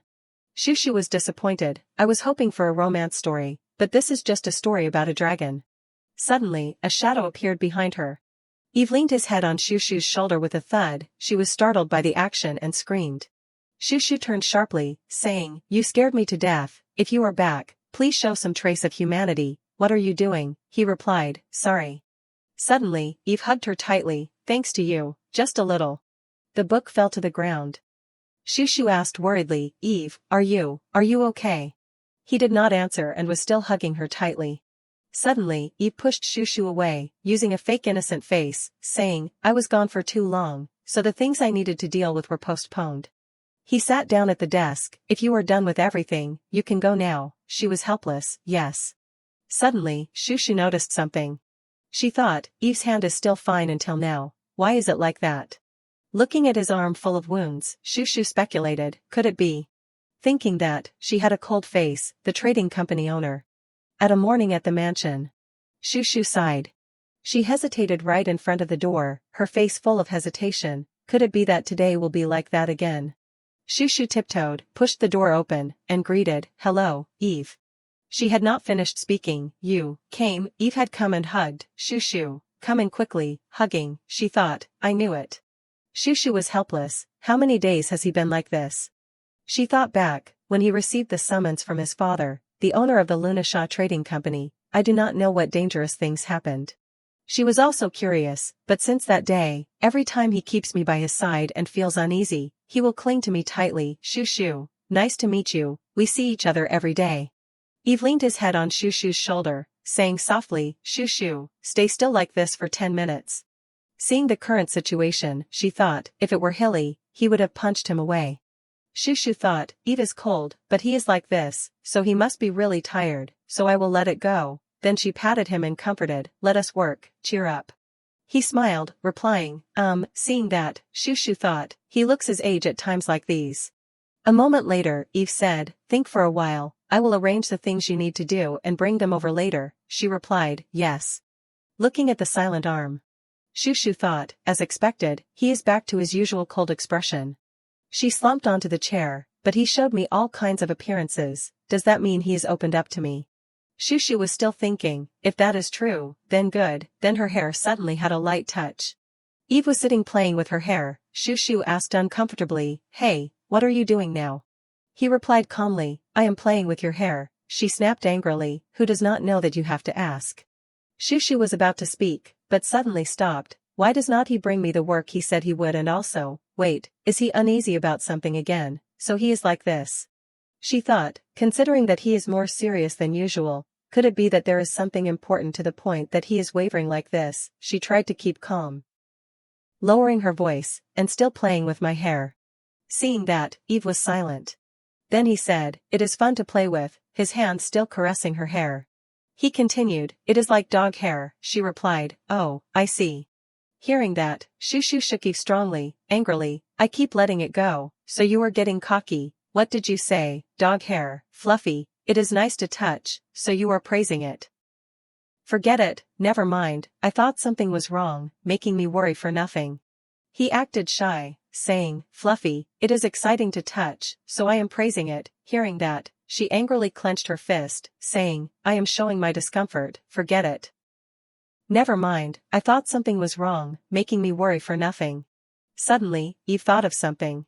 Then he said, you do not need to worry, because now is the last time. Shushu had a surprised expression. Eve continued, let us go follow him one more time. He said with a heavy face, if we succeed this time, then we can end everything. Witnessing that appearance, she was speechless. Another morning at the mansion. Shushu was standing in front of the mirror, remembering Eve's instructions, this time when you go to follow him, change your appearance. He also said, change your face so that no one can recognize you. 9 or 10 years old is best. She looked at herself, changed to a completely different appearance. Eve added, to do that, it takes a lot of magical power, so I will give you a magic stone. Holding the magic stone in her hand, Shushu thought, this stone has a lot of magical power, but why does it feel familiar? She lightly touched her ear, touched it lightly. Shushu realized, that is right, this earring also contains magical power, huh? She remembered Cory, what kind of magic is on the earring? It is a secret, a secret. Shushu smiled, clutching the magic stone, saying, I am naturally reminded of Cory. Cory is a genius, so he can completely create it and sell it, if that is really the case. Then that is great, is he doing well? Suddenly, she stopped. Shushu looked around, that is strange, what is it? I feel like I forgot something, did Eve have any additional requests? Then she brushed aside the magic stone floating in her hand, I do not know, before I am late for the appointment, I will just transform first. Shushu closed her eyes tightly, focused her mind and sketched a completely different appearance in her head, then cast the transformation magic. A beam of light flew past, but I have never imagined a completely different appearance, she worried. Will it be okay? What if I transform into a strange appearance? Shushu's appearance was completely different now. It seems I have finished transforming. She slowly opened her eyes. Let us see. Suddenly, the appearance in front of the mirror made her stunned. Shushu thought, this appearance, it is Han Yin. Her heart beat rapidly, thump, thump. Shushu came closer to the mirror, reaching out to touch it. She smiled, thinking, my appearance during the happiest time in my past life. Then Shushu clenched her fist. She thought, why am I suddenly sentimental? Shushu took her cloak and left. For me, the present life is more important. At some place in the city. She panicked. I remembered, the thing I completely forgot. Shushu awkwardly hid behind the gate. The date to do a food tour at the beginning of the vacation is today. I completely forgot. Seeing Hilly and Corey talking in front, what should I do? If I pretend I do not know them, then they will probably wait there forever. Shushu thought, meeting each other is also lucky. I have to tell them so they do not have to wait. Now my voice is also different, so I can't contact them with the sound transmission device. She rushed to the two of them. There is no other way. Shushu said hesitantly, excuse me, could it be that you two are waiting for Sister Shushu? Seeing that, Hilly asked, that is right, we were supposed to meet here, but she still has not appeared. But who are you? She replied, I am Yin, I work under Sister Shushu. He stared, saying, Yin, that is a strange pronunciation. Are you from the eastern continent? Shushu smiled, replying, yes, she asked me to tell the two of you that she has something urgent. So she can't come. Hilly kept staring at her, saying, I see, but hey, kid, you. Shushu was startled, replying, yes. He said, if Shushu is making things difficult for you, then you must tell me. This is child abuse. Got it? Hearing that, Shushu was dissatisfied. What are you saying, you idiot? If Shushu can't come, then we have to go together. Do not bully the child. Let us go, Hilly. Thank you for letting us know, Yin. Corey picked up Hilly, saying, who is bullying? Don't say strange things. Come here quickly. On the other side, Shushu was saying goodbye to Corey. Please be careful, sir. He ruffled her hair. Corey smiled, reminding, don't do anything dangerous, okay? Hilly impatiently shouted, Corey, are not you coming here yet? He smiled and left. I am coming right away. I am coming right away. Take care, Yin. If you want to play later, you must contact us. Shushu lightly touched her head, thinking, because I transformed using his magical power, so it was easy to be recognized. As expected, it is hard to deceive a magical genius. Suddenly remembering, she quickly left. This is not the time, I am late. Hurrying. Shushu quickly ran through the town, behind the 5th house on street number 3, turn into alley number 3, is it around here? Suddenly, someone stopped her. Hey, kid. The person waved. He grabbed Shushu's clothes, saying, meet me for a bit. He asked, you are Shunavalan, right? She was surprised. The man continued, I mean, are you a spy for the Lunasha Trading Company's vice president? Shushu answered fearfully, I do not know what you are talking about. She thought, has Eve's plan been exposed? But this is the first time I have transformed into this form. How did he recognize me? She calculated, it might just be a stab in the dark, so I will pretend I am not first. If that does not work, then I will have to think of another plan. Then she said pitifully, I am just going to do errands for my dad. Why are you doing this to me? He continued, stop acting, you are Shunavalan. Shushu acted very realistically. If I am late, I will be scolded. Please let me go. The man released her, saying, you are really not. Shushu replied, yes. He continued, you are definitely not Shushu, the one with the orange hair that looks like a fluffy dog. Then he removed his hood, saying, it seems you are not Shushu, the one who made healthy juice for the trading company's vice president to drink. At this point, Shushu also recognized, it is Eve. Is that really Eve, really? He said calmly, what is wrong? As expected, it is Shushu. Your appearance is too different, so I could not confirm it. She shook Eve, saying, confirm normally, you scared me to death. He said, but I admit, this appearance is beyond my imagination. It is exactly like people from the eastern continent. Eve asked, is this appearance your preference? Shushu asked back, is it strange? It is because I used magic to transform without imagining anything, so it turned out like this. He was surprised. If you did not think about anything, then this is a reflection of your unconscious. Is there someone important to you? Hearing that, she thought, someone important. Shushu smiled, replying, well, sort of. Hearing that, Eve was silent. She urged, hey, we have to get to work quickly, he replied, that is right, huh. The sound of a carriage passing by, clop, clop. The carriage quickly passed by Shushu. She sighed, saying, it passed me again, hurry up before another carriage passes us, wait a bit. Eve said, let me try to find it in this corner one last time. He sighed, there is nothing, could it be that the information about the documents being transferred to the trading company's specialized carriage was wrong? Hearing that, Shushu asked, it is the investment evidence documents of the Lunasha Trading Company, right, why do we have to find them? Eve said coldly, it is not just a normal investment. He continued, it records the investment in another trading company, the one that operates the slave market. Hearing that, she was stunned, slave market. Shushu asked, why would a large merchant like Lunasha invest in that place? If the violation of the slave abolition law is discovered, they would have to pay a heavy price. It is the most ostracized thing in the kingdom, so they have to be careful, the risk of exposure is very high. Hearing that, Eve smiled brightly, replying, that is why I am the one leading the investment. He firmly clenched his hand, saying, I will create profits for the trading company and show benefits that are so great and attractive that they will accept the risk. I will bite the prey, hold on tight, the moment humans slowly step into the trap will take them to hell, what a joyful feeling. Seeing that, she thought, Mr. Eve, do you want to smile or be angry? Pick one, it is too scary, I must not become his enemy. Shushu continued to ask, but why are you looking for those important documents in this carriage? Hearing that, Eve replied, because not long ago, I heard that they were trapped and hid the documents away.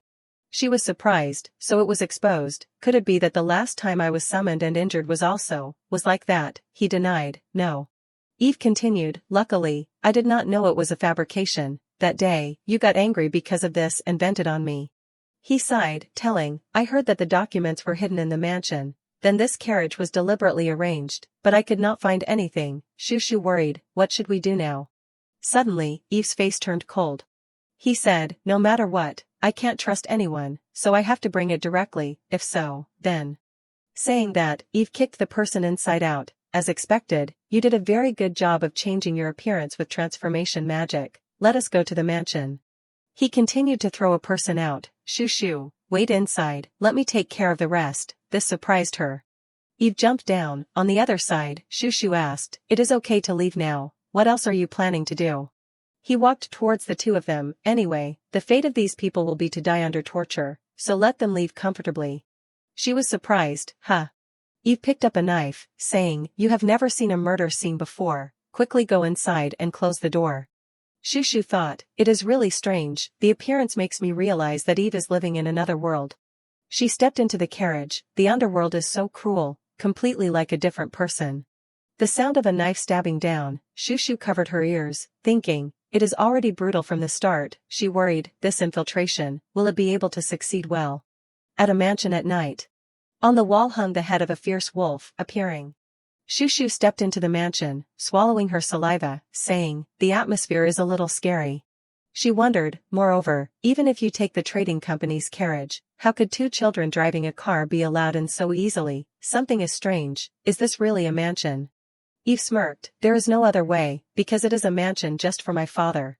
Shushu asked confusedly, what does that mean? He turned away, it is not good to stay long, let us go quickly. Hearing that, she thought, it seems he is grinding his teeth, he does not want to say it, his mood does not seem to be very good. Shushu replied, yes.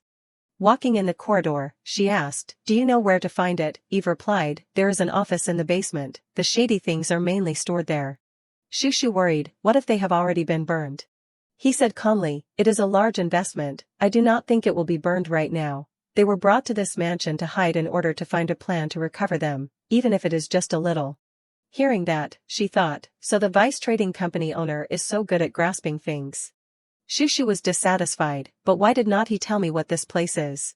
She considered, he said it is a mansion, but it is clearly a suspicious mansion. There are a lot of guards outside, but the inside is so deserted that there is not a single person.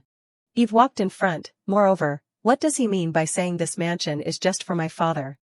Shushu was full of curiosity, thinking, as a helper, I also have the right to know the truth, then she said, but hey.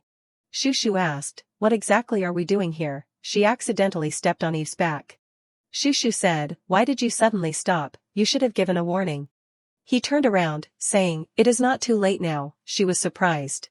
Eve continued, once you step down there, you will see many things you have never seen. If you meet the trading company owner, something terrible might happen. He sighed a long breath. Seeing that, Shushu thought, Eve, he is really worried about me. She patted his shoulder, saying, I am pretty professional, do not make it so I can't keep the contract, let us go down. Standing in front of the way down to the basement, Eve rubbed his back, saying, okay, well, let us go down. It is the body of a kid, but the hands hit really hard. Shushu laughed in reply, yes. The two slowly stepped down. Shushu thought, we have gone down pretty deep, although the sound of footsteps is quite loud, the atmosphere is still chilling. She was thinking wildly, the trading company owner boss, I am so scared, it is like going down to the dungeon to catch the top boss in the game. Suddenly there was some noise. Shushu was startled and turned, what is it? Is a monster really coming out? She was shocked and surprised. Shushu thought, what exactly is happening in this place? In front of her were two people locked in cages. There was a noise coming from inside. Shushu was startled and turned sharply. She was scared, her face pale, asking herself, what is it? Are monsters really appearing?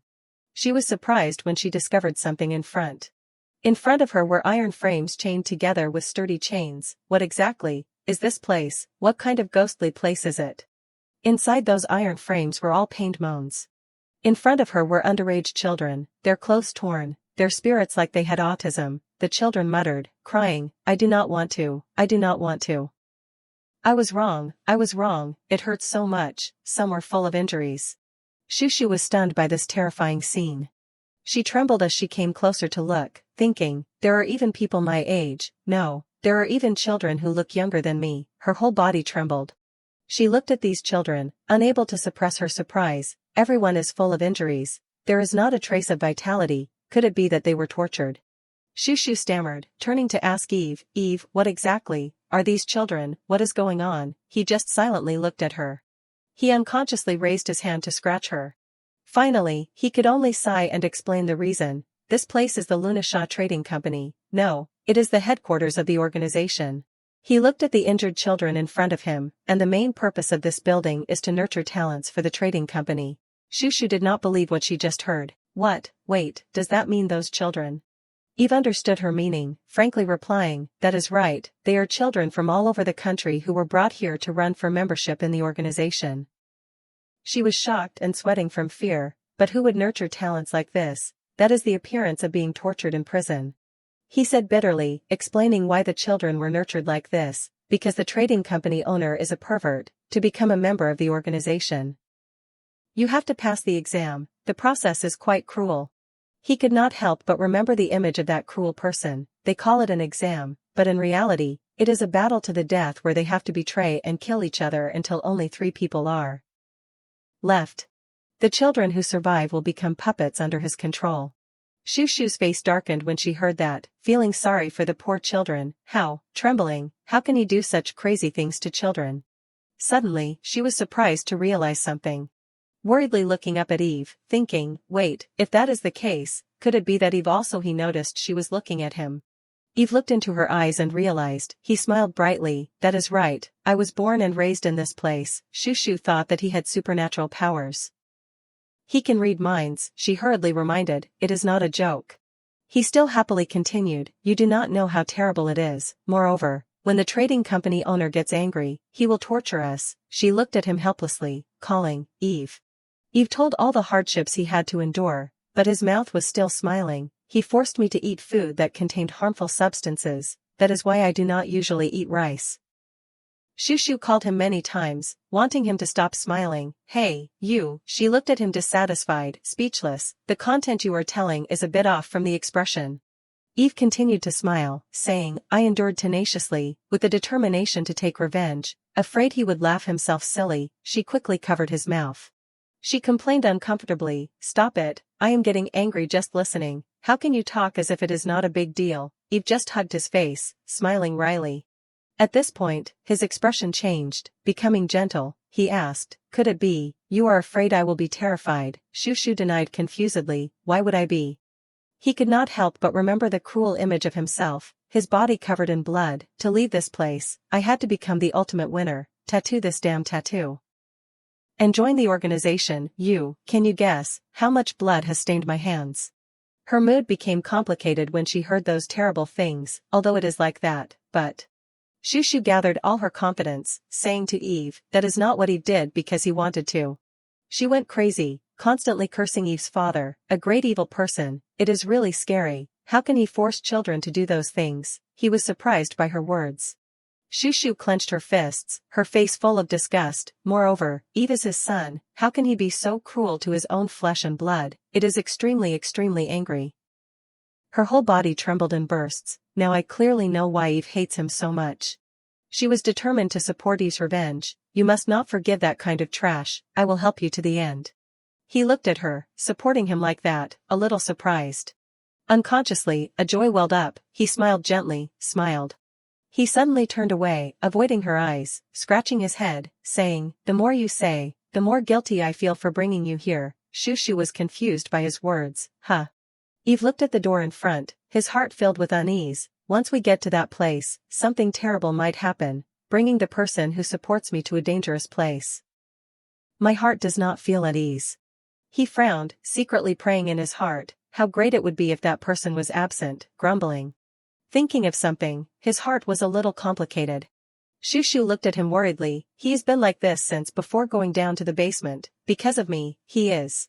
She thought, no, this is Eve's lifelong plan. I can't become a stumbling block for him. Then she asked, do you have glasses? Seeing her ask about glasses, Eve rummaged in his pocket. I brought them to use as a disguise, but why? She did not care what he asked and urged, give them to me. Shushu received the glasses, saying calmly, if you do not want me to see terrible things, then I won't see them. Eve looked at her, a question mark appearing in his head. She read the incantation on the glasses, roar. She seriously put on the glasses. I have used magic to filter out the terrible scenes, turning them into cute scenes. Okay, she lightly pushed the glasses up to fix them. He looked at her, only sighing helplessly, but he did not forget to praise, this magic is quite interesting. Eve led her to the door. Okay, let us go. If the trading company owner is there, I will attract his attention for you. Shushu also replied very sensibly, yes. The two stood outside the door, whispering. He instructed her, use search magic to find the documents for me. There will be a file wrapped in red leather. She remembered his words. Yes, I will be careful. He raised his hand and lightly knocked on the door. A voice rang out from inside, come in. Hearing that there were people inside, Eve became tense. There is. Shushu also swallowed nervously. He pushed the door open and walked in. The Lunasha Trading Company owner was a little surprised to see him. He said in a perverted tone, what is this, new kids? Shushu carefully examined him. This person is the Lunasha Trading Company owner. Suddenly, he changed his tone, becoming gentle. There have not been any new recruitments recently. Were you introduced? Eve pretended to smile friendly, walking closer. You are the trading company owner, right? Hello, sir. He bowed politely. I came on Ron's recommendation, because I heard that I would be provided with work and accommodation here. She looked at him, admiring, as expected. He's a master of acting. Eve's acting does not reveal any flaws. Shushu pushed her glasses up slightly, carefully chanting the incantation. Now is not the time to admire. I have to quickly find the documents. Activate the search magic. Eve was continuously acting in front of his father. It is truly an honor to work under the trading company owner. Behind him, she was actively searching. He said it was a file wrapped in 3 colors. Looking around, he not only used words, he also raised his hands and feet, waving his hands. I really admire you. Our path is vague. You are our savior. Swinging his feet. Her magic found the document. It stopped at a cabinet. I found it. It is in there. A loud noise rang out in front. She quickly turned to look. The scene before her made her jump in fright. The Lunasha Trading Company owner was stepping on Eve's head, saying calmly, chattering is deafening. I only want someone who is obedient and listens. He was hit unexpectedly and fell. Shushu covered her mouth in shock, stopping herself from making a sound. In her heart, she looked at him worriedly. Eve. He turned to tremble and reassure her. It is okay, quickly find the document, he mouthed. She still had not recovered. Even though he was hit, Eve still showed that joyful expression. I am sorry, Mr. Trading company owner, I will be quiet. Shushu quickly went to the cabinet, hurry up. The trading company owner kept hitting him. What is so great about rambling on? If you want to work for me, then shut your mouth tightly. She heard those cruel sounds, her heart could not help but be afraid of him. There is such a terrible person in the world, so vulgar with a child he just met for the first time. Shushu had reached the cabinet, carefully preparing to take out the file. Suddenly, he stopped, turning to look at her. Eve tried to stop him. Trading company owner, please wait a moment. She was stopped by the noise behind her, startled. The Lunasha Trading Company owner coldly asked her, I just noticed, who are you? Were you also introduced? Shushu turned her head slowly in fear, dangerous. Seeing him, she suddenly froze. Thanks to the ability she used on the glasses, now the evil person in front of her turned into a huge teddy bear. Shushu was dissatisfied with her ability. I thought he was a terrible person, so he turned into a bear. The glasses feature is amazing. There is no sense of tension in a dangerous situation. I am confused, are not I only supposed to see cute things when needed? In her eyes, he was a teddy bear holding a magic wand pointed at her, saying, this is a person from the eastern continent, very rare, bringing it back to stuff and decorate as scenery. Is the best. Even so, she was still scared because this thing in front of her was not as cute as it seemed. Wow, it has become a horror movie with a crazy teddy bear. What is this cute stick? Could it be a sword? He glanced at Eve who was struggling to stand up. That kid looks useless. What to do? He is about to run out of energy. The bear in Shushu's eyes fiercely held the stick, preparing to chop Eve. It is a waste of money to take in something useless, so I have to deal with it. Seeing the dangerous situation, she could not help but scream. To protect him, she kicked the bear with all her strength. No, it cried out in pain. It flew far away, hitting the bookshelf. Shushu stopped, staring at the bear she had just kicked away. Eve was frozen in shock. The Lunasha Trading Company owner was now unconscious. She looked at him flusteredly. I am sorry, I slipped. Is it all for nothing? Eve replied helplessly, probably. She stood still confused, thinking, I was too hasty, so I caused trouble. What should I do now? Just thinking about how to defeat him. I guess the only way is to knock him down, then quickly find the documents and run away. Before she could act, that bear woke up. He is getting up, staggering. He looked at Shushu with murderous eyes, interrogating, you have good skills. It seems you are not a normal child. Who sent you? What is your purpose? She stood frozen in fear, thoughts echoing in her head. I used all my strength to kick him, but it did not do anything. I saw the bear talking, and the weapon in his hand was strange. So I was a little chaotic. Seeing her distracted, the bear rushed forward. Whoosh, Shushu finally woke up. If you do not answer, I will torture you and find out. Shushu did not hesitate, taking out the small sword from her bag. Blocking his attack, the sound of weapons colliding was very ear-piercing. That bear looked at her in surprise. This brat knows swordsmanship too. He said smugly, even so, you are skilled enough to become my opponent. He kicked her hard. Shushu was in so much pain from the giant bear's kick that she winced. The force of the kick was very strong, causing Shushu to crash into the shelf. Eve finally said in fear, stop, let that child go. He shouted uncomfortably, you shut up and wait there, I will turn that brat into pieces and then deal with you. He could not bear it, clenching his fist on the ground. Shushu shouted, don't come over here. Eve looked at her in surprise. She propped the sword down, trying to stand up. Me is enough. Even though she was not very strong, she was still thinking about him. If it were Eve, he would probably be able to face him, but because of the contract tattoo, he might be seriously injured afterwards. Shushu just said softly, don't move, stand there and wait for me. She kept pointing at herself, desperately signaling to stand there obediently before getting hurt by the tattoo's punishment. Eve also understood her meaning. The ferocious bear held the stick, rushing to attack again. You alone are enough. How arrogant. Shushu was also a little unconfident about herself. I shouted loudly. But can I knock out that awkward body with the body of a child? But Shushu could easily slip. At this time, when flying up, I felt the power of magic rather than the power of a normal human. She seriously prepared to fight him. It seems I have to change the target of the search for magic items. The trading company owner rushed forward aggressively. She looked at him boredly. Damn bourgeoisie, he is really a rich man. His whole body is equipped with magic items for defense and to boost his power, honestly. You just plastered items on your body with money, right? Shushu carefully took a gold stone from her bag. This is not good. I brought this with me because I use transformation magic. I do not know how much magic power is left. I also have a mysterious item. She put it in her mouth, biting it to pieces. First, I will smash it to pieces, she begged in her heart. Corey, help me. At this time, a power enveloped her. Shushu regained her confidence. Very good. She was no longer afraid of him and directly rushed to attack. Let us fight again, rush. In her heart, she calculated, the magic power won't last long, I have to finish it quickly. The sound of weapons colliding was chaotic, clang clang. Eve touched the back of his neck, his mood complicated, he remembered those painful memories. Touch, sorry, Eve. A friend who can be willing to kill me to achieve his goal. Friend, what is the point of those things if you are dead? You can resent me, too. I want to live, Eve. I want to live, let me go. We used to. I was afraid you would ruin our friendship first, so I did that. Or the painful faces fearing death, let me go, Eve. Those pains always haunted him, closing his eyes, until a voice saved him from those memories. It is okay, Eve. Eve gently opened his heavy eyes, remembering the scene in the iron frame. There is a person who can sacrifice herself. I do not want to ruin a friendship like them. I was originally weak, just act on me. He painfully hugged his head, pursing his lips tightly. At Shushu's place, the two were still fighting fiercely.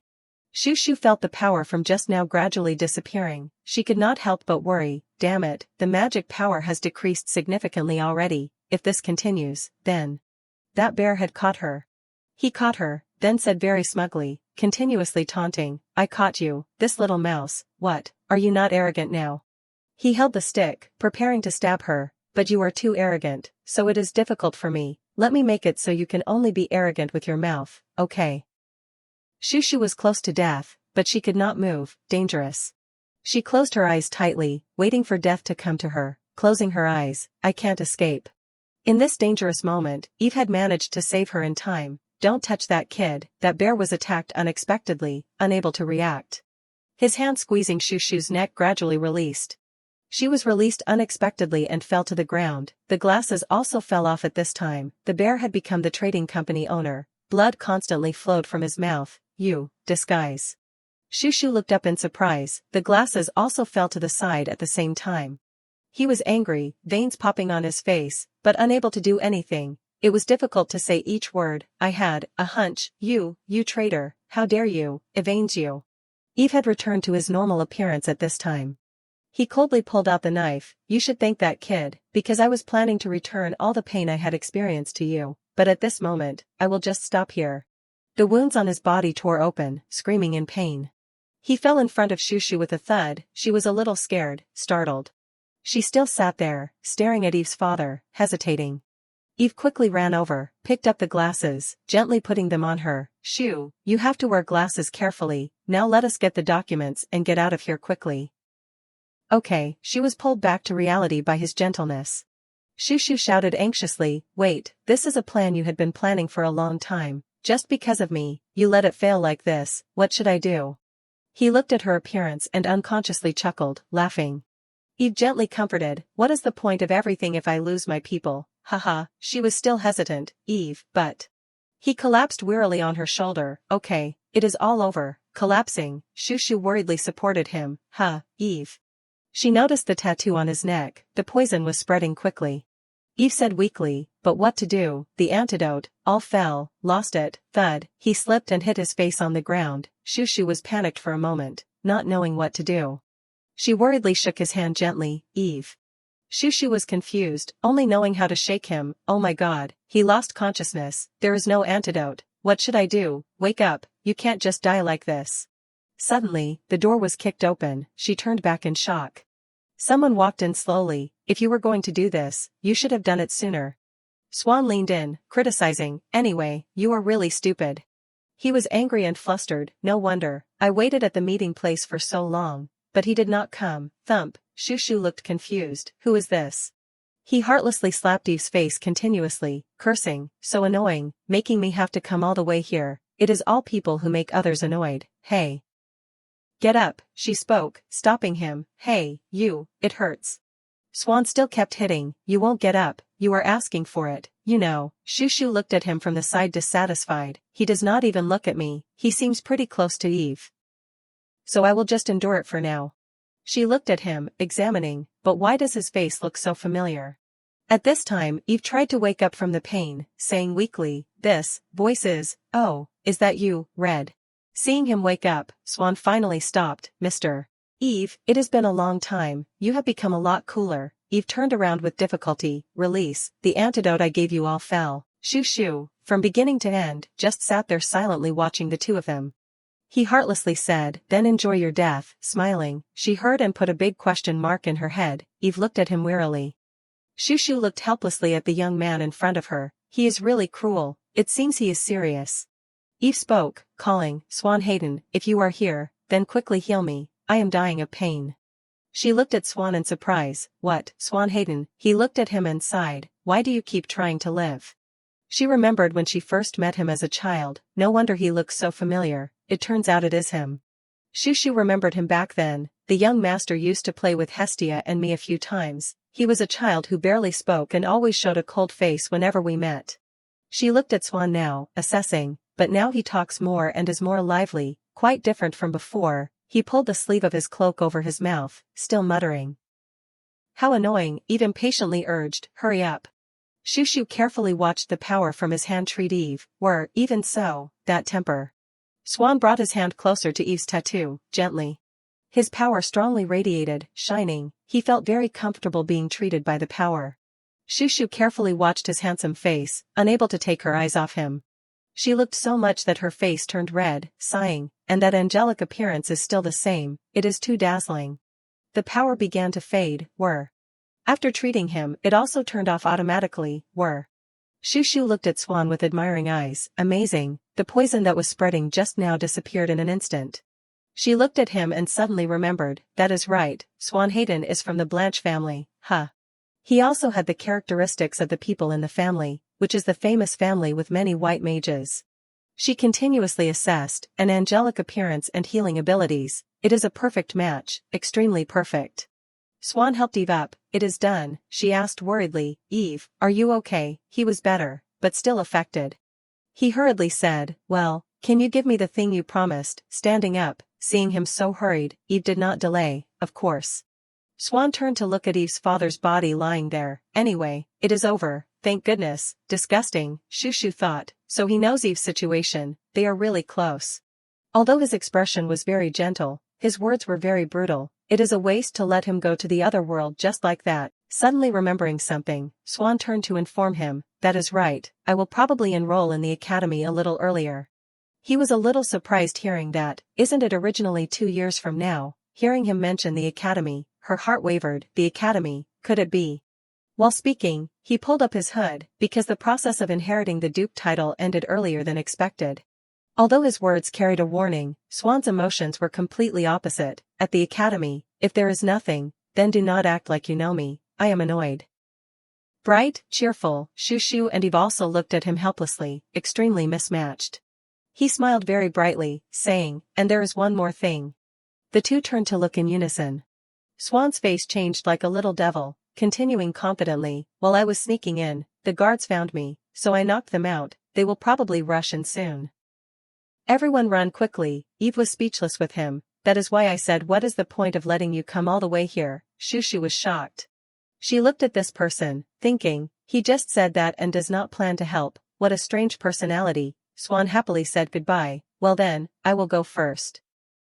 She was not very surprised. When I read the original story, I already thought he was like a psychopath, the kind who can't be revived. I did not expect him to be exactly the same in real life. Suddenly, he stopped, looking at Shoo shoo. She was worried about being stared at. Why is he suddenly staring at me? Did he only realize I am here now? Swan looked at her, briefly surprised, startled. Shoo shoo thought in her heart, am I looking wrong? It seems he was surprised. Suddenly, he glared at her, she was confused by this action. Then he naturally turned and left. Shoo shoo thought, is this guy sick? What is wrong? Making people uncomfortable. The alarm of the guards made the two jump. There is an intruder, search the basement first, Eve turned to say, before things get more troublesome, let us get out of here quickly. Shoo shoo only now came back to her senses, yes.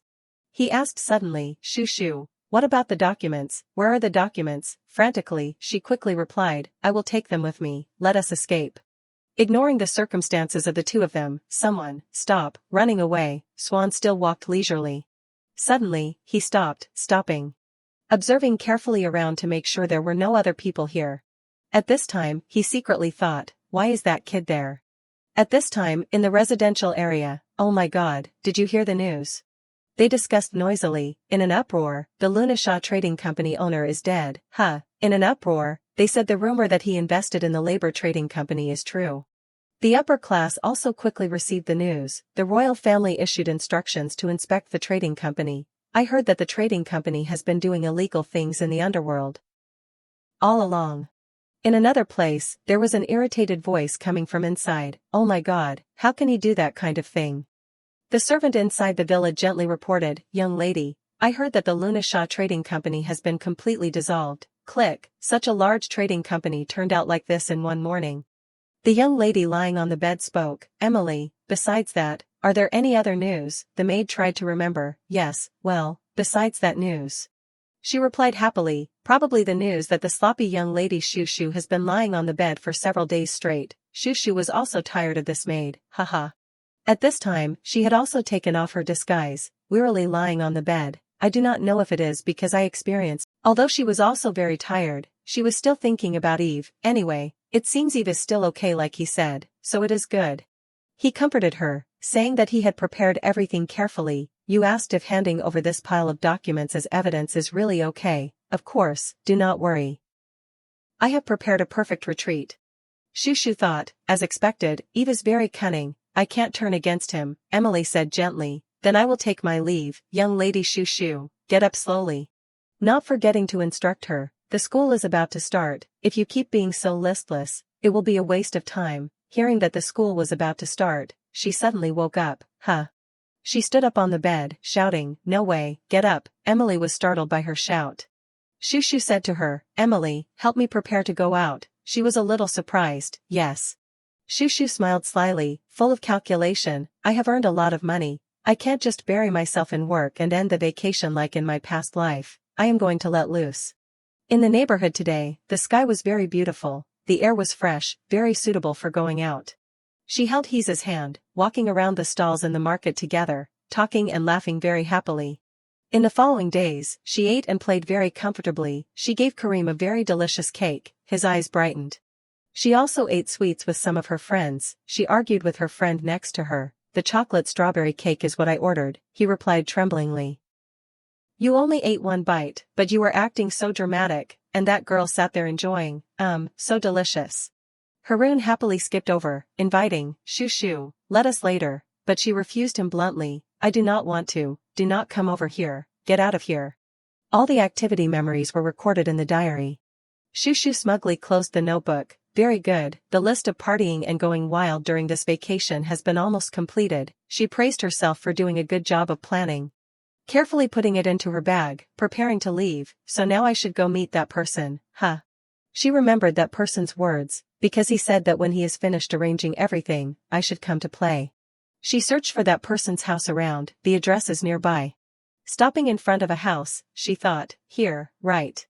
Shushu stepped forward, knocking lightly on the door. A voice echoed from inside, come in. She was a little surprised, he did not even ask who it was and just let me in.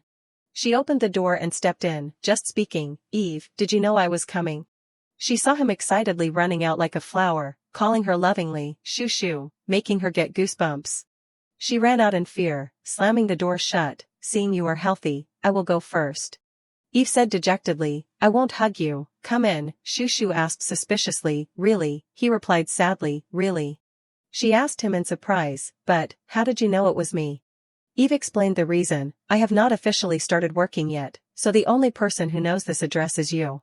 He was eating and telling, my slush fund is quite enough, so I am still planning whether to establish a new company or reorganize the trading company, munch munch.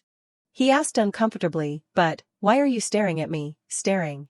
Shushu smiled gently, replying, because it is the first time I have seen you eat proper food, are you okay?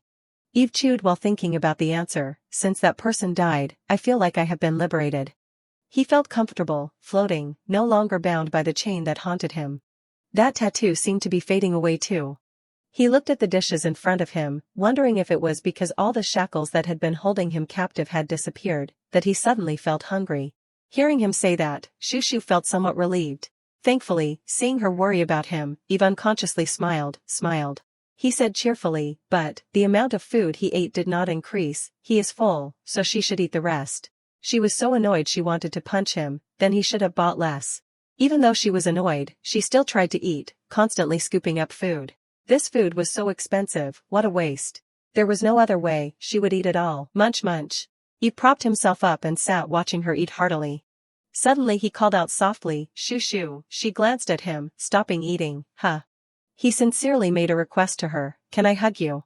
Shushu had just taken a sip of orange juice and had not swallowed yet, but upon hearing him say that, she spat it back out. Anticipating her action, Eve had quickly raised the tray of food to shield himself. She carefully wiped her mouth, but her eyes were still fixed on him. Although she promised to play with him, this was a bit awkward. When she first arrived, he was about to hug her too. Wipe. Eve, rejected, put on a gloomy face, "So it is really not allowed, huh, what a pity." Humph, Shushu irritably grumbled at him. If he wanted to do that, then he should find someone else. He babbled on, treating her like a small puppy. He wanted to hug her. She was like a cute, soft puppy. How soft. Woof woof. She looked at him speechlessly. What? Then he might as well raise a dog. Eve replied with a bright smile. He was already looking into it even if she did not say so. He would name it Shushu. Hearing this, she slammed her hands on the table and stood up. Jumped up. Do not name it that. She angrily pointed her finger at him and scolded. Why would he name a dog after her? What if it pooped everywhere? Then he would say Shushu. No, not there. You know, and what else? Absolutely not allowed. He pretended. Shushu clenched her fists, trembling as she said, ultimately, why, her again, why did she have to accommodate him? What if she could not date because of this? She reminded herself inwardly, endure it, Shushu, do not hit him. He stubbornly did not care, so what if she did not date? At this point, she was already furious, boiling with anger. Why does he care? Eve crossed his arms and calmly replied, a noble lady would have many restrictions on her actions after getting married. It would be a waste of her talent if she were restrained by those things. Shushu put her hands on her hips, raised an eyebrow and looked at him. Eve, why did he care about that? A talented person like her would be free. He could not stand it and stood up, slammed the table, jumped up, bang. He arrogantly pointed down at her and said, she should bring a decent guy back here, at least someone as fierce as a dragon, pointed. She could not understand this person anymore, more and more. She thought to herself, heavens, were there really people as stubborn as this, dragons and whatnot? They did not even exist. Eve still stubbornly argued, no, do not date, please. She was tired and wanted to go home. Eve, she would played enough, she was going home. He could not stop her in time. So soon? No, do not go. Shushu ran away, leaving him with only one sentence, he should stay safe. She stood wearily in front of his house.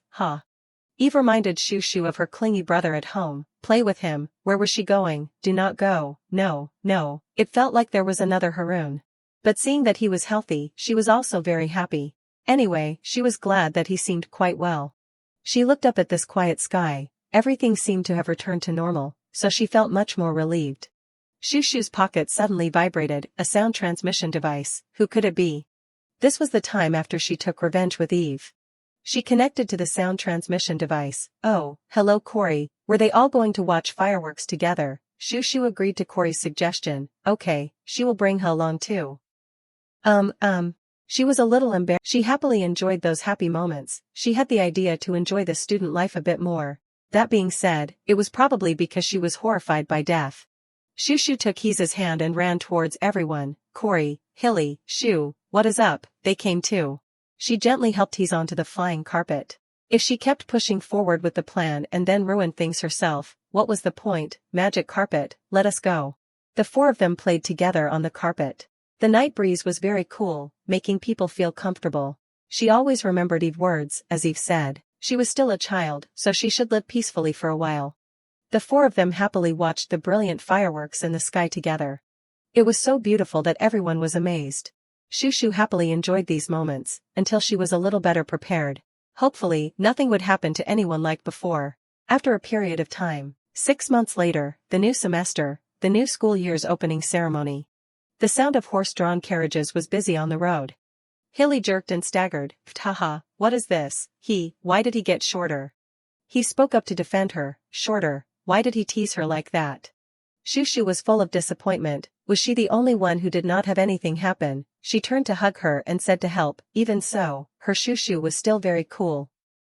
Hilly still did not intend to stop, a little kid. She observed him and Cory, tall. She cried painfully. What, to do, her gross cells, what did she do all this time? Shushu burst into despair. She did not want to look like this. After entering her residence, she was busy arranging her belongings, this over here, and these over there. Carefully tidying everything up, putting this book on top too. She stretched wearily, her luggage was all unpacked, finally done.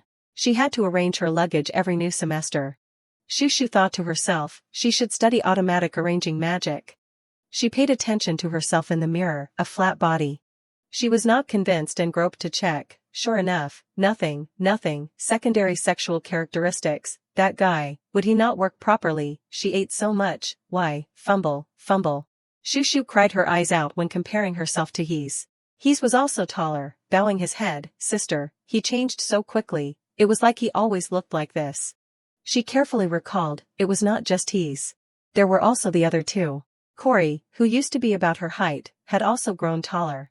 The person who often caused trouble with her was the same. Hilly's height developed to the fullest, to the point where he had to look down at her. Shushu vaguely imagined the humiliating scene. At this rate, was not she the only one who had to live her whole life in the body of a child, tall, long legs? Kid, here's a candy for you, future prediction, 5 tall friends and 1 little kid. She thought about it and painfully collapsed on the bed. No way. Clearly, until the end of the second semester, there was not much difference. They had changed so much in just a few months. Could she believe it? While she was immersed in thought, what, were there any secrets, if she had hung out with them during the whole vacation instead of disappearing under the guise of training? Maybe. Someone opened the door to look for her. Shushu. It was Hazel. She rushed forward and hugged Shushu tightly, her lovely little one. She had disappeared, so she had been so worried. But it seemed she was still very happy and carefree. Right, she missed her so much. Tight hug. She greeted happily, Sister Hazel. Hello sister. She sadly blamed, she was too busy, was not she? What was she busy doing every summer vacation that she did not have time to hang out with her? She was shaken by her sister until she was about to faint. Shushu quickly replied, no, anyway, they would meet each other when school started. Hazel was still sulking. It would not be easy to see her face even after school started. She dragged out all her reasons to blame her. She said she was doing club projects, and then she said she was busy training almost every day, and she did not return to her room until late at night. Shushu could only remain silent and could not defend herself. She quickly apologized, she was sorry. This semester, she would definitely work hard so that the two sisters could hang out together. Hazel pointed at her mouth and reminded her, remember that. If it was too difficult after school, she could come to her class during break or something. She replied repeatedly in fright, startled, yes. After speaking, she said goodbye and left. Great, then she should rest now. Suddenly, Shushu called her back, but, sister, seriously, she had a question to ask. Hazel turned her head back in surprise. She remembered Cory's answer, she did not know, floating, probably because she ate a lot of vegetables. She was a little disappointed in her head and did not know what to say. Shushu remembered her conversation with him. She angrily shouted, she also ate vegetables. If the vegetables she ate could help her grow taller, she would poke a hole in the ceiling. Cory was still flying in the air, calmly answering, floating, but, the only thing that was different from my usual routine during the vacation was that.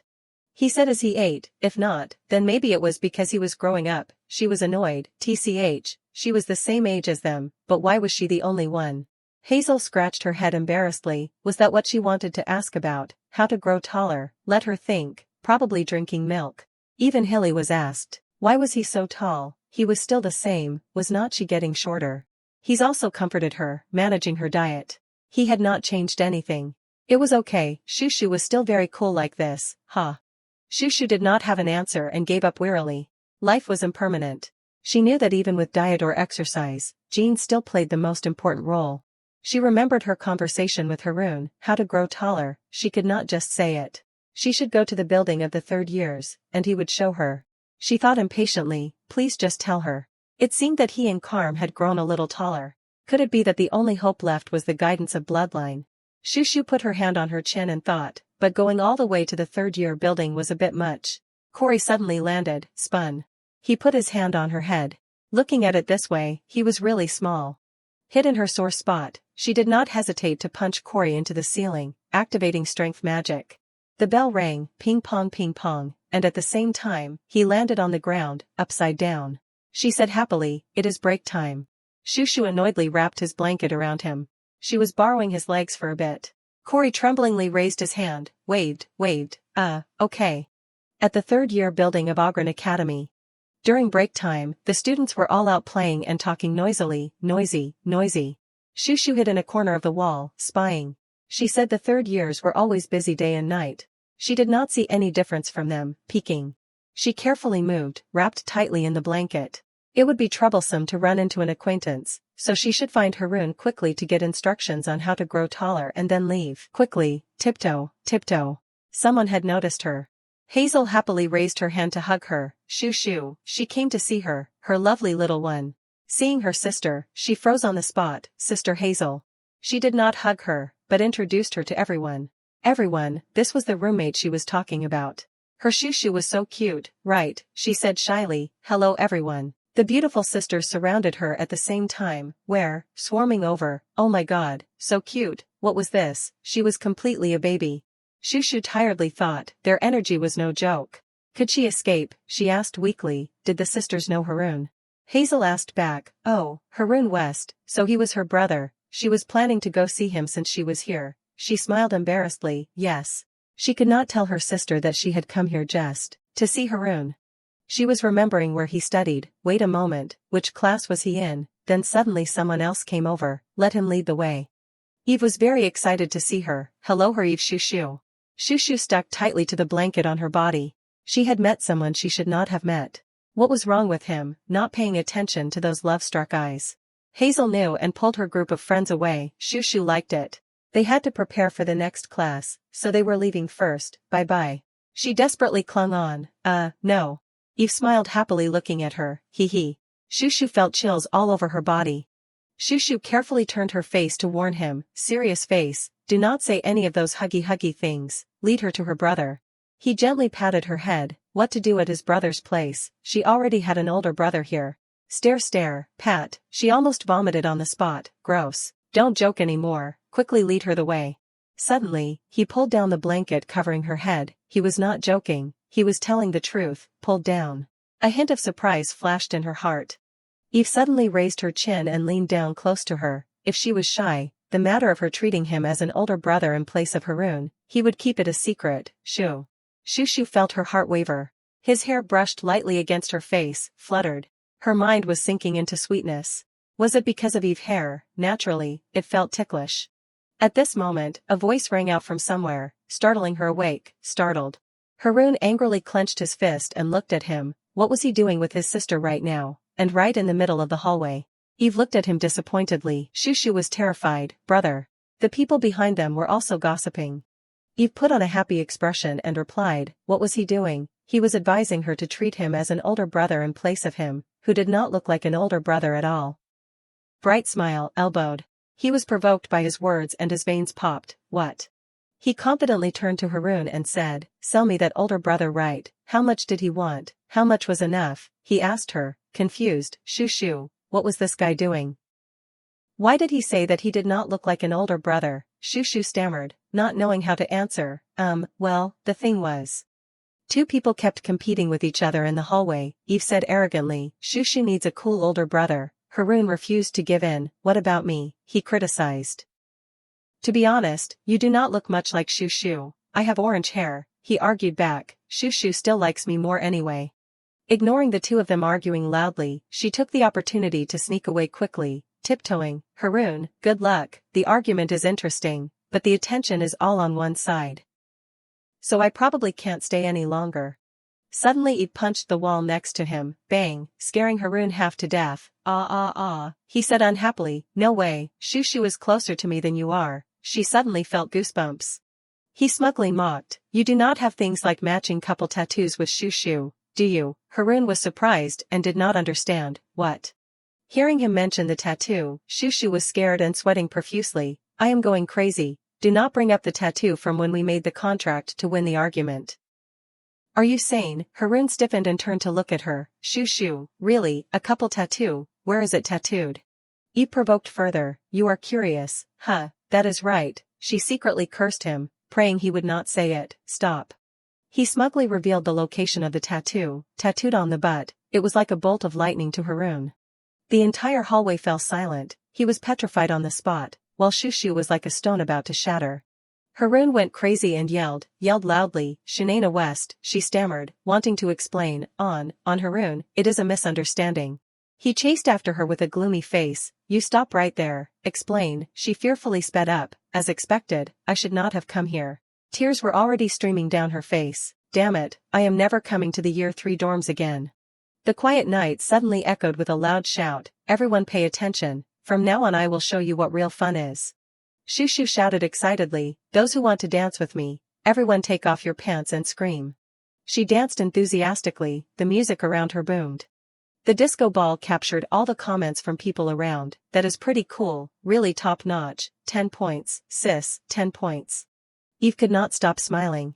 The image disappeared, and everything became quiet. He leaned back and sighed, that was really interesting, if I knew it was so short, I would have asked to copy all the images from the surveillance recording device. Eve's eyes narrowed with interest, because being around Shoo is really fun. He thought silently. He suddenly remembered the times they worked together. And the times they ate and had fun. Shoo's care and attention too. Eve sighed, as expected, I have to keep her by my side for the rest of my life. There was a knock on the door outside, and he immediately stood up. Eve thought to himself, normally no one comes to my dorm to find me, who is it? Then opened the door, who is it? The outside was filled with cardboard boxes, and the people there said, hello, your roommate asked me to bring the luggage over first. He was surprised, roommate, aren't I in a single room?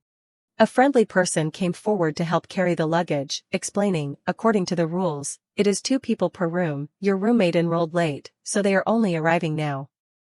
Eve was curious, so who is it, finally? The person excitedly said, Swan Hayden Blanche, his face immediately wrinkled, damn it, I guess I have to leave the dorm. Several bottles of milk were placed on the table, full to the brim. Shoo was confused, milk, her friendly friend stuffed another bottle, here, drink mine too, Shoo. Occasionally, idle classmates would come and try to help her grow taller, Shoo, we will help you, 1, 2, 3, pull. Even the cafeteria chef paid special attention, student Shoo, eat more of this, it is good for your bones. The male students from the swordsmanship department cheered loudly, swordsmanship girl, go for it, our Shirena is so impressive. Making her very uncomfortable, Shoo is short but full of strength, so cool, Shirena.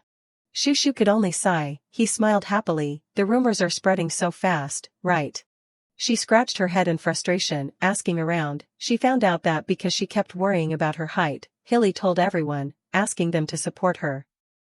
He's comforted her, even so, it is good that you are getting everyone's attention, Shoo knew that, she was grateful, but they were going a bit too far.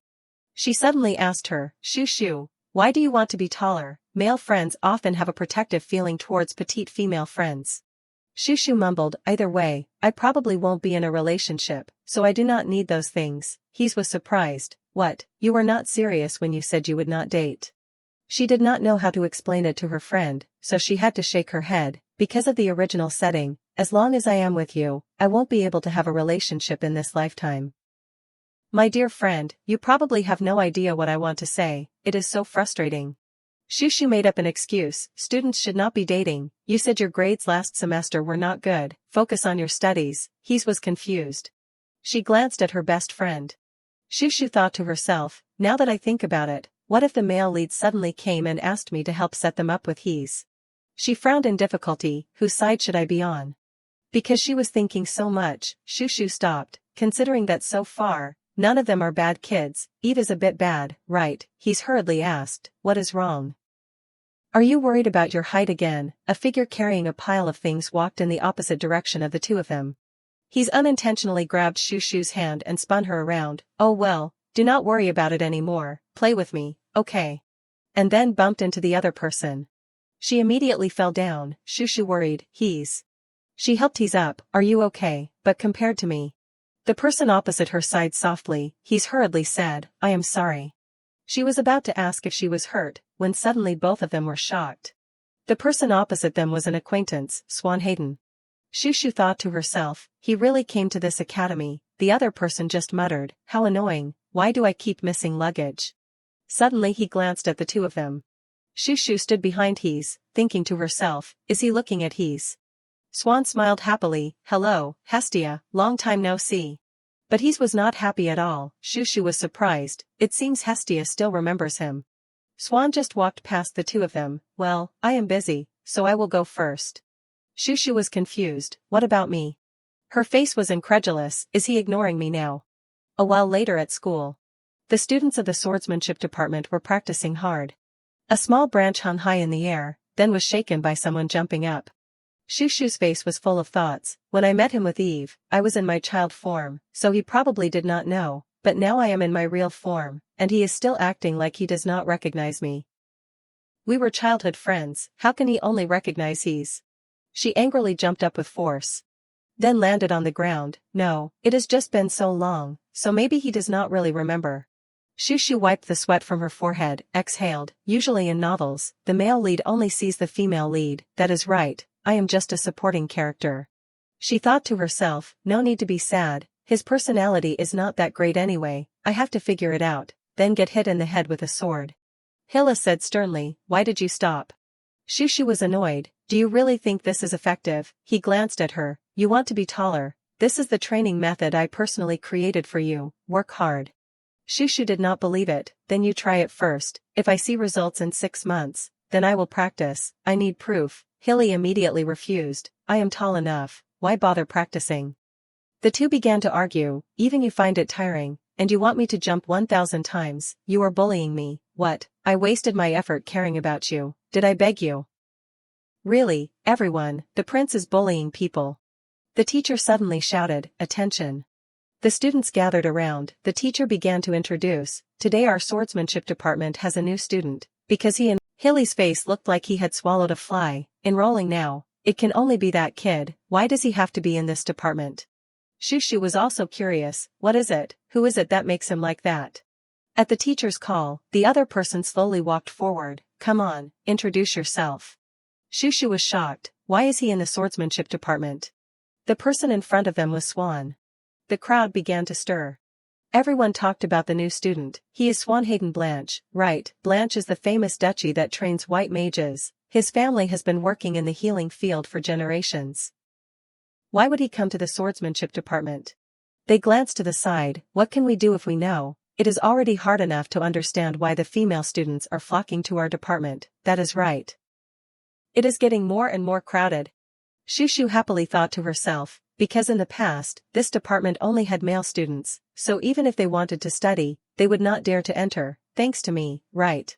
The teacher did not keep the person any longer, well, now that you have introduced yourself, everyone continue practicing freely. Shushu was quite confused, but if it is him, I really do not understand, his future is already set, why would he choose to come here? That is right, he used to practice swords at my house when he was little. He must really like swords. She had to turn to her friend, Hilly, let us continue practicing, but he had disappeared, huh? Hilly was hiding behind a tree. Shushu was speechless, what are you doing there? He came out, his face so tense that he was biting his nails, it seems like it would be troublesome if that kid saw me, it is like he has some kind of scheme, what is it?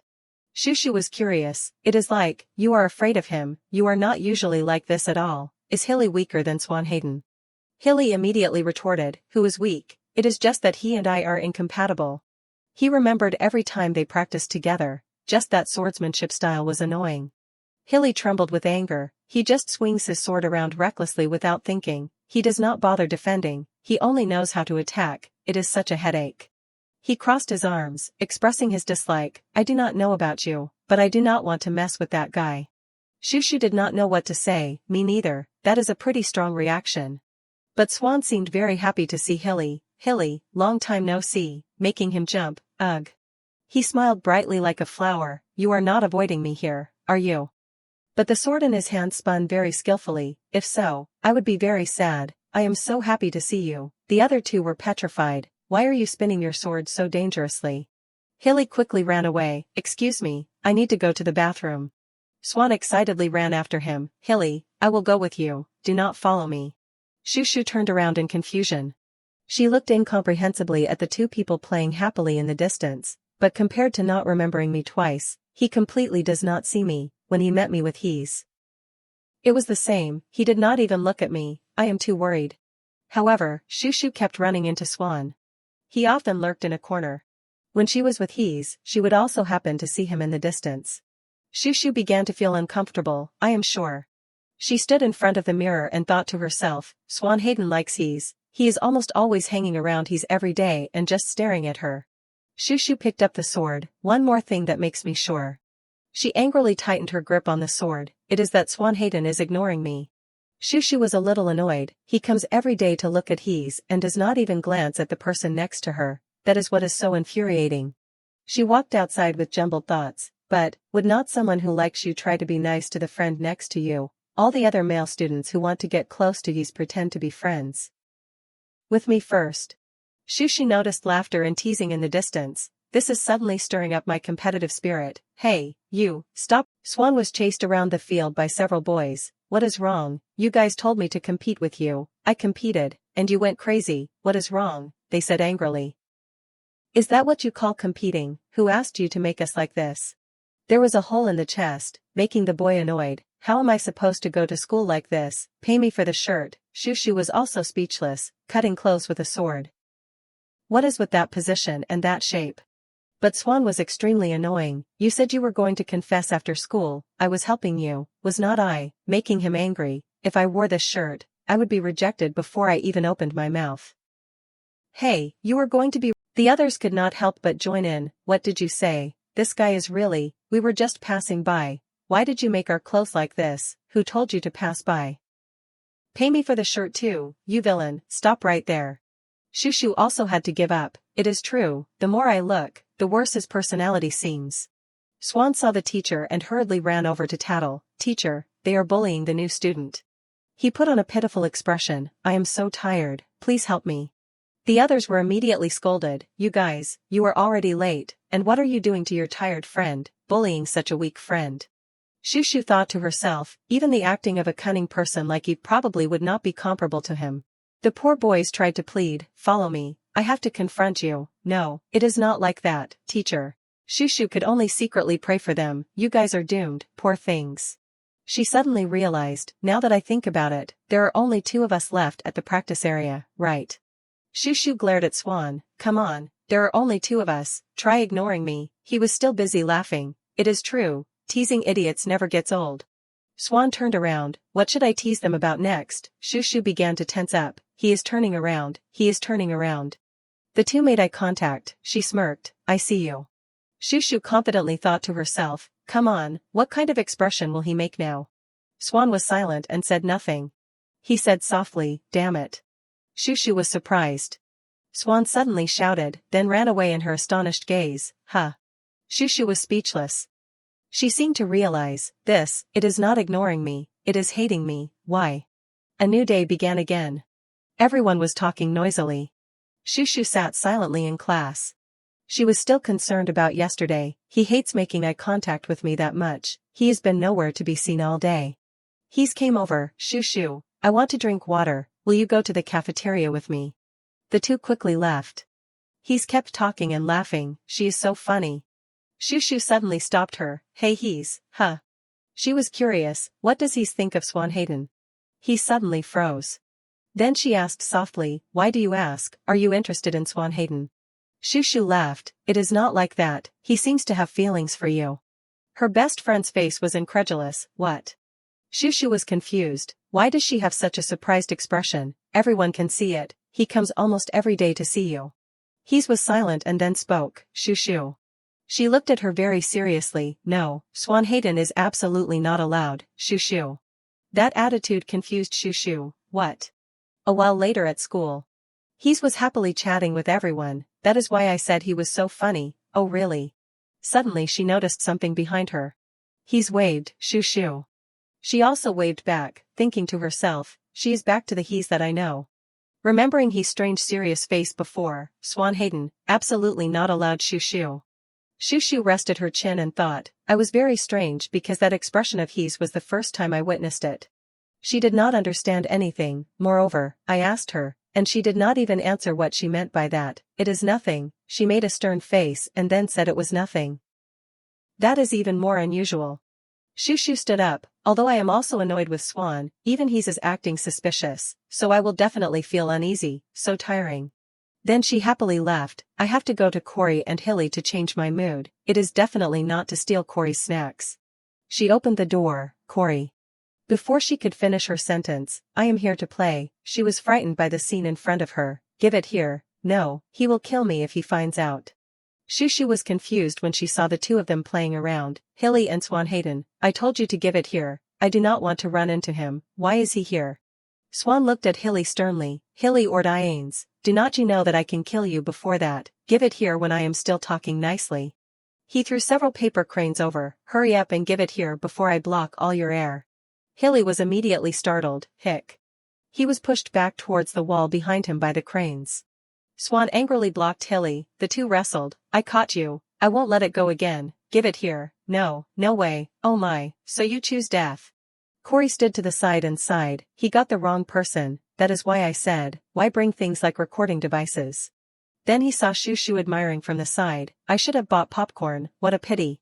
He did not care about behind him anymore, Shushu, you are here, right? But the movements of the two of them were very eye-catching. Cory led Shushu away, I am bored now anyway, let us go out, Shushu, okay.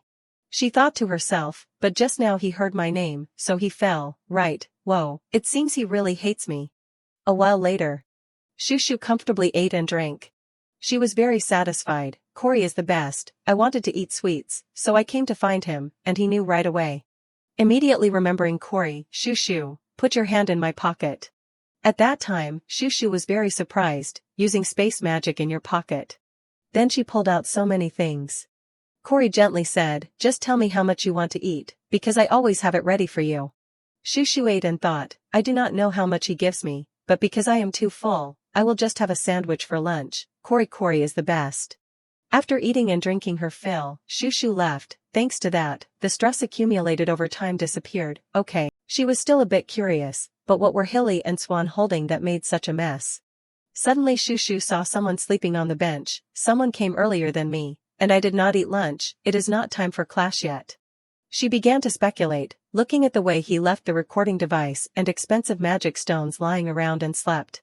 Shushu confidently walked over, then it must be the wealthy Prince Hilly, the figure is also similar, that is right, it is him. She patted the person, hey, Mr. Hilly.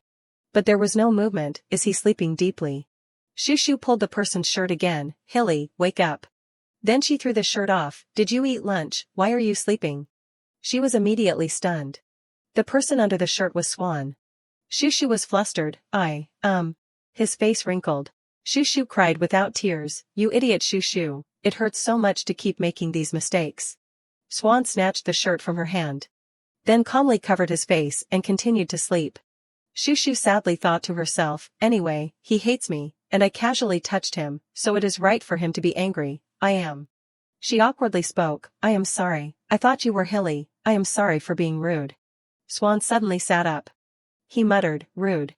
Shushu confusedly looked at Swan trying to stand up, what is it, does he hate me just for saying sorry? He suddenly tripped.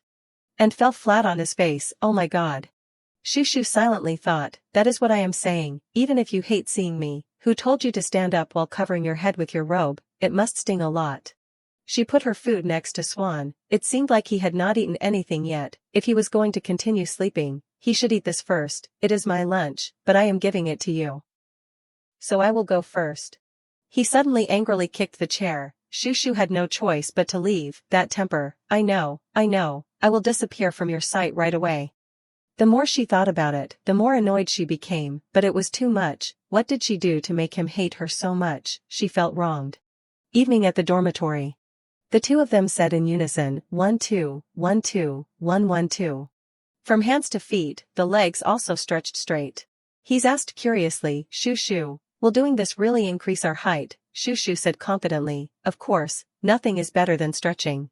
She thought to herself, if she focused on exercising, she definitely would not think about that annoying Swan anymore, killing two birds with one stone.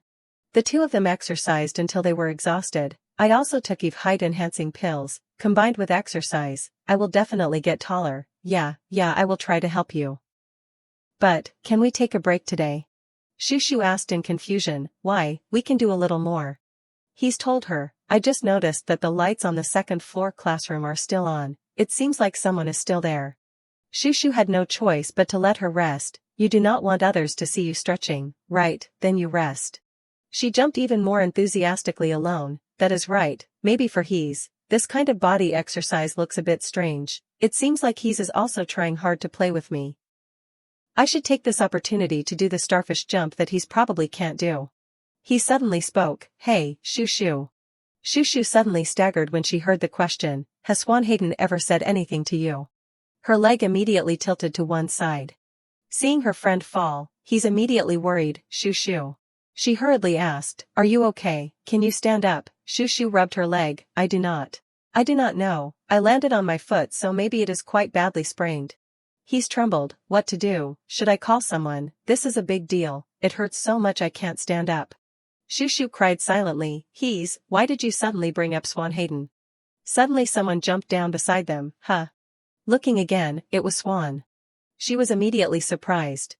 Shushu looked at the person and thought, even though he is covered in a robe, no matter how I look at him, he seems familiar. A scolding voice rang from the floor above. Hey, Swan Hayden, where did you take my robe? Come back here immediately. Shushu was confused. It really was Swan Hayden. Why was he scaring people, jumping down from up there and causing trouble, and why was he covering a classmate with a robe? He suddenly became silent.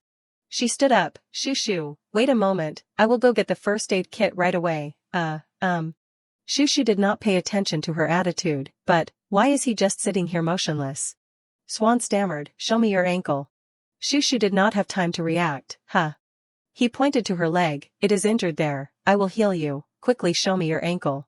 Shushu was shocked. It is okay. I will be fine soon. Did he jump down from upstairs to heal me? She immediately rejected the thought. Impossible. He hates even making eye contact with me. Or does he have other intentions? Swan suddenly raised his hand in front of Shushu. A light flashed, startling her. Shushu immediately realized, this is healing magic. She felt very comfortable. It seemed like not only her leg felt better but also the fatigue throughout her body disappeared, a warm feeling deep in her heart. This is Swan Hayden's magic. Before long, Swan stopped. Is it over already? I suddenly feel a pity. He bluntly took off the bandage on his arm. Then gently wrapped it around Shushu's leg, even bandaging it. Swan stood up and rummaged in his pocket. Then threw a few jars at her. He turned to leave. It is done, be careful in the future. Shushu was confused, even the highest grade healing potions. Her face was incredulous. Wah. What are these? What is this? Why is he suddenly treating me like this? Swan ran into He's who was coming over as he left. The two silently passed each other. He suddenly spoke, show off. Swan stopped. Then coldly retorted, you are no different. The two walked past each other as if nothing had happened. Shushu then returned to her room. The small jars were arranged in a straight line. Shushu looked at them warily. She clearly thought that Swan hated her, so he ignored her, but considering his actions just now, it did not seem quite like that. Shushu jumped up in confusion. Could this be a new type of bullying? She started to fantasize, planning to demand that she pay back 10 times the original price later. She heard that high-end potions are extremely expensive. In the end, she could only sigh. He is really unpredictable. What is that Swan thinking? Shushu poked the jars. She could not figure it out by thinking alone. She should ask for everyone's opinions. Consultant 1, Hilly Ord Iyans commented, that is really suspicious. Shushu was confused. Huh, suspicious, what is? Hilly then recounted, the fact that Swan is a crazy person who likes to bully others has not changed at all. She heard that recently, strangely, he has been smiling a lot. She asked curiously, what is wrong with him smiling? He pointed to the person who was torturing a classmate. He does not usually smile. Swan is smiling. It gives me goosebumps, and also. Hilly stepped forward and whispered, that kid is paying attention to you these days. He is collecting information about you. It is very suspicious, so you better be careful. Opinion 1, very suspicious, be careful. At the club office. Corey was braiding Shushu's hair. Swan Hayden.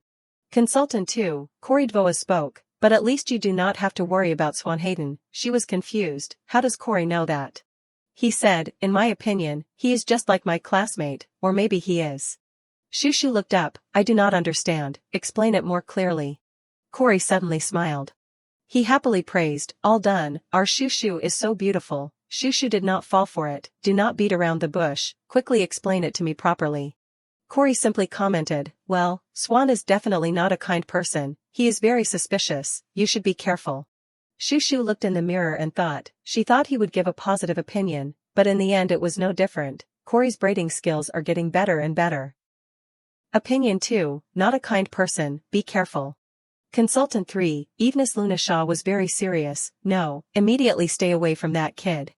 Shushu was speechless, we have not even gotten close.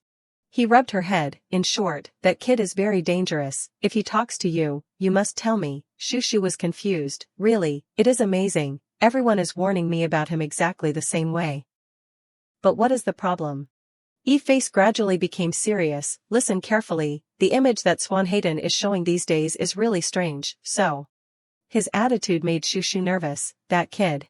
Swan suddenly appeared behind, hey, do not talk nonsense there, take your stuff out of the dormitory. Eve immediately fell silent, making her angry, what is it?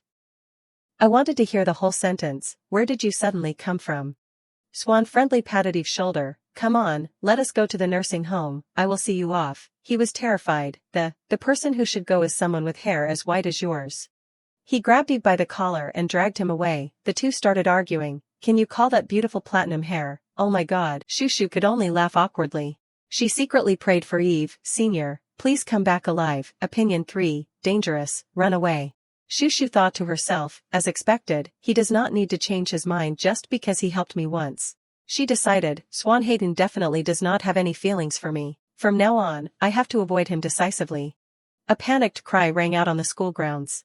Shushu scratched her head in confusion, Corey, am I hearing things? Is Hilly telling me to go to battle with someone now? Corey looked at Hilly with difficulty, you are not hearing things, I think so too. He said frankly, do not take the intermediate monster extermination test with us this time, team up with Swanhaden. She was stunned, what? Shushu was confused, what are you suddenly talking about, are you two ditching me to form a team? Corey had to explain, do not misunderstand, it is not that, it is because neither of us is participating in the monster extermination test this time. She became even more confused, not participating, why, Hilly answered, that is obvious. He flipped his hair confidently, it is because our skills are too outstanding. Shushu was speechless, what the heck, huh? Hilly calmly explained, for Corey, it is because the school's magic equipment has a problem, so he is being called to maintain the equipment. What? Why are they calling students to do that? The teachers said they would automatically give me full marks for all my practice classes for a whole year, so it is okay. He reached out to rub her head, and I have to go take the official elite swordsman certification test held in the Empire, it would be fun to take it together. But the gap between you and me is, after all, very big, so I probably can't wait for you. Shushu angrily slapped Hilly's hand away, even though she knew he was good, he was already going to take the test. She thought to herself, if she had known this, she would not have worked so hard to help him practice dealing with monsters, she actually wanted to bully people with the highest level monsters. Corey advised, so Shushu, exterminating monsters alone can be very tiring, so you and Swan should team up. Looking at their worried faces, Shushu also wavered a little, it seemed like they were genuinely worried about her, should she just give a perfunctory answer first? She answered vaguely, I know, I will think about it, anyway, even if I wanted to, I can't team up with him if he does not want to. Shushu's eyes slightly avoided theirs, because Swanhaden extremely hates being with her.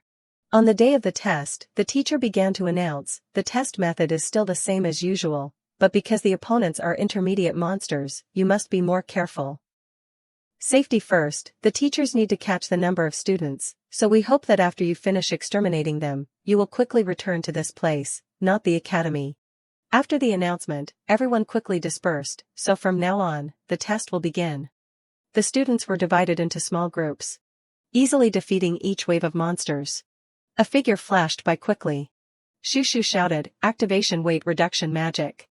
Then jumped to the monster, increase gravity, fire. With just one slash of her sword, she easily defeated it. The monster let out a final cry. A monster core fell out, rolling on the ground. Shushu quickly picked it up. She observed for a while, completed the collection of Shahel's core. This alone is enough for the test quota. Shushu breathed a sigh of relief. As expected, she was more than capable on her own. She told Hilly and Corey to worry too much. She had to sit still and wait, but it was over sooner than she thought. Everyone had to gather before going down the mountain. How long would she have to wait? Shushu sneezed. Her period came today, so her stomach still hurt, and she felt like she was catching a cold. She wanted to go back and rest quickly. She suddenly held her head in dizziness. Shushu's whole body was burning hot. She had a high fever. She felt inexplicably depressed. She began to tremble. She was shaking all over. Her magic power had hit rock bottom from fighting monsters, but maybe she could try using magic to help warm her body. Shushu thought to herself, no, starting fire magic in this state, if she made one wrong move, the whole forest would burn down. Suddenly a cry for help rang out. A group of students was surrounded by monsters. Do something, this is my first time fighting monsters, I do not know what to do, I am so scared. Shushu stepped forward to investigate. They were the new female students who just entered the swordsmanship department. She sighed softly, and they were surrounded by intelligent monsters. Shushu muttered, then drew her sword. That is why I said, why are newbies teaming up to fight monsters? In an instant, her figure disappeared. Shushu rushed forward and reminded, hey, you guys get out of the way so you do not get in my way. The sword in her hand shone slightly. It would be difficult to fight for a long time, so she should put all her magic power into one attack. Shushu worked hard to slash the monster. It was quickly defeated. The students exclaimed, oh my god, we are saved, it is Shirena. Shirena came. The monster corpse was thrown in front of them. Shushu breathed a sigh of relief. She caught them all. She did not have much magic power left, luckily. Those people suddenly ran over Shushu. They surrounded her, started expressing their gratitude. Shushu, thank you, you are really cool, I was so scared, thank you for helping us. Shushu was confused. You guys can pick up the cores and take them back. The three were overjoyed. You are giving us the cores, you are helping us escape the fate of 0 practice points. Really, how can we repay your kindness? She was forced back by the students. If you want to repay my kindness, buy bread for me later. They still had not realized. Is that all? I will buy you the whole cafeteria. No, that is a bit much. Suddenly Shushu lost her balance. The 3 female students shouted, Shirena. Shushu sighed inwardly, this stupid oversight. She hurriedly summoned magic, levitation magic. Shushu's hand shone slightly. Her magic power was at rock bottom. Would it be possible? It has to work, it has to work. But it quickly dissipated, causing her to be stunned. Shushu started falling straight down. Was she going to die like this? It was so speechless. She closed her eyes and accepted reality. If she had known this, she should have followed Corey and Hilly's advice and teamed up with Swan for safety. Shushu's vision gradually fell to the bushes below. A figure appeared in her vision. Shushu was dazed. What was going on? It did not hurt at all. Was it because she was dead? But who was breathing so heavily? While she was in a daze, was an angel coming to take her away? A loud voice woke her up. Shirena, get a grip. Shushu could not see clearly. Oh, it seemed like an angel really came, sparkling. Her heart was pounding. That person was very worried. Why did you suddenly fall from the cliff? Swan trembled. If I was not nearby, what would I do? Shushu regained consciousness. Oh, wait a minute. She looked in amazement at the person who was supporting her, Swan Hayden. A sigh echoed everywhere. Today's exam is a disaster. What is the answer to question 3? Everyone just went through a difficult exam. Do you know question 1? The swordsmanship and magic departments are so lucky, they only need to pass the practical exam. They are always teasing. If you are jealous, switch majors. Outside the school's infirmary. Shushu lay wearily on the bed. She struggled to open her eyes. Then sat up and rubbed her eyes. This is. Shushu looked around. The infirmary. Why am I? The previous images suddenly appeared. Shuraina. She immediately remembered. She fell from the cliff. Suddenly Shushu was stunned, and also. A voice echoed in her head. Shuraina, wake up. She remembered Swan's worried face. That is right, Swan Hayden. Shushu clutched the blanket in confusion. A few hours ago, Shushu spoke up. Thank you, I won't forget this favor.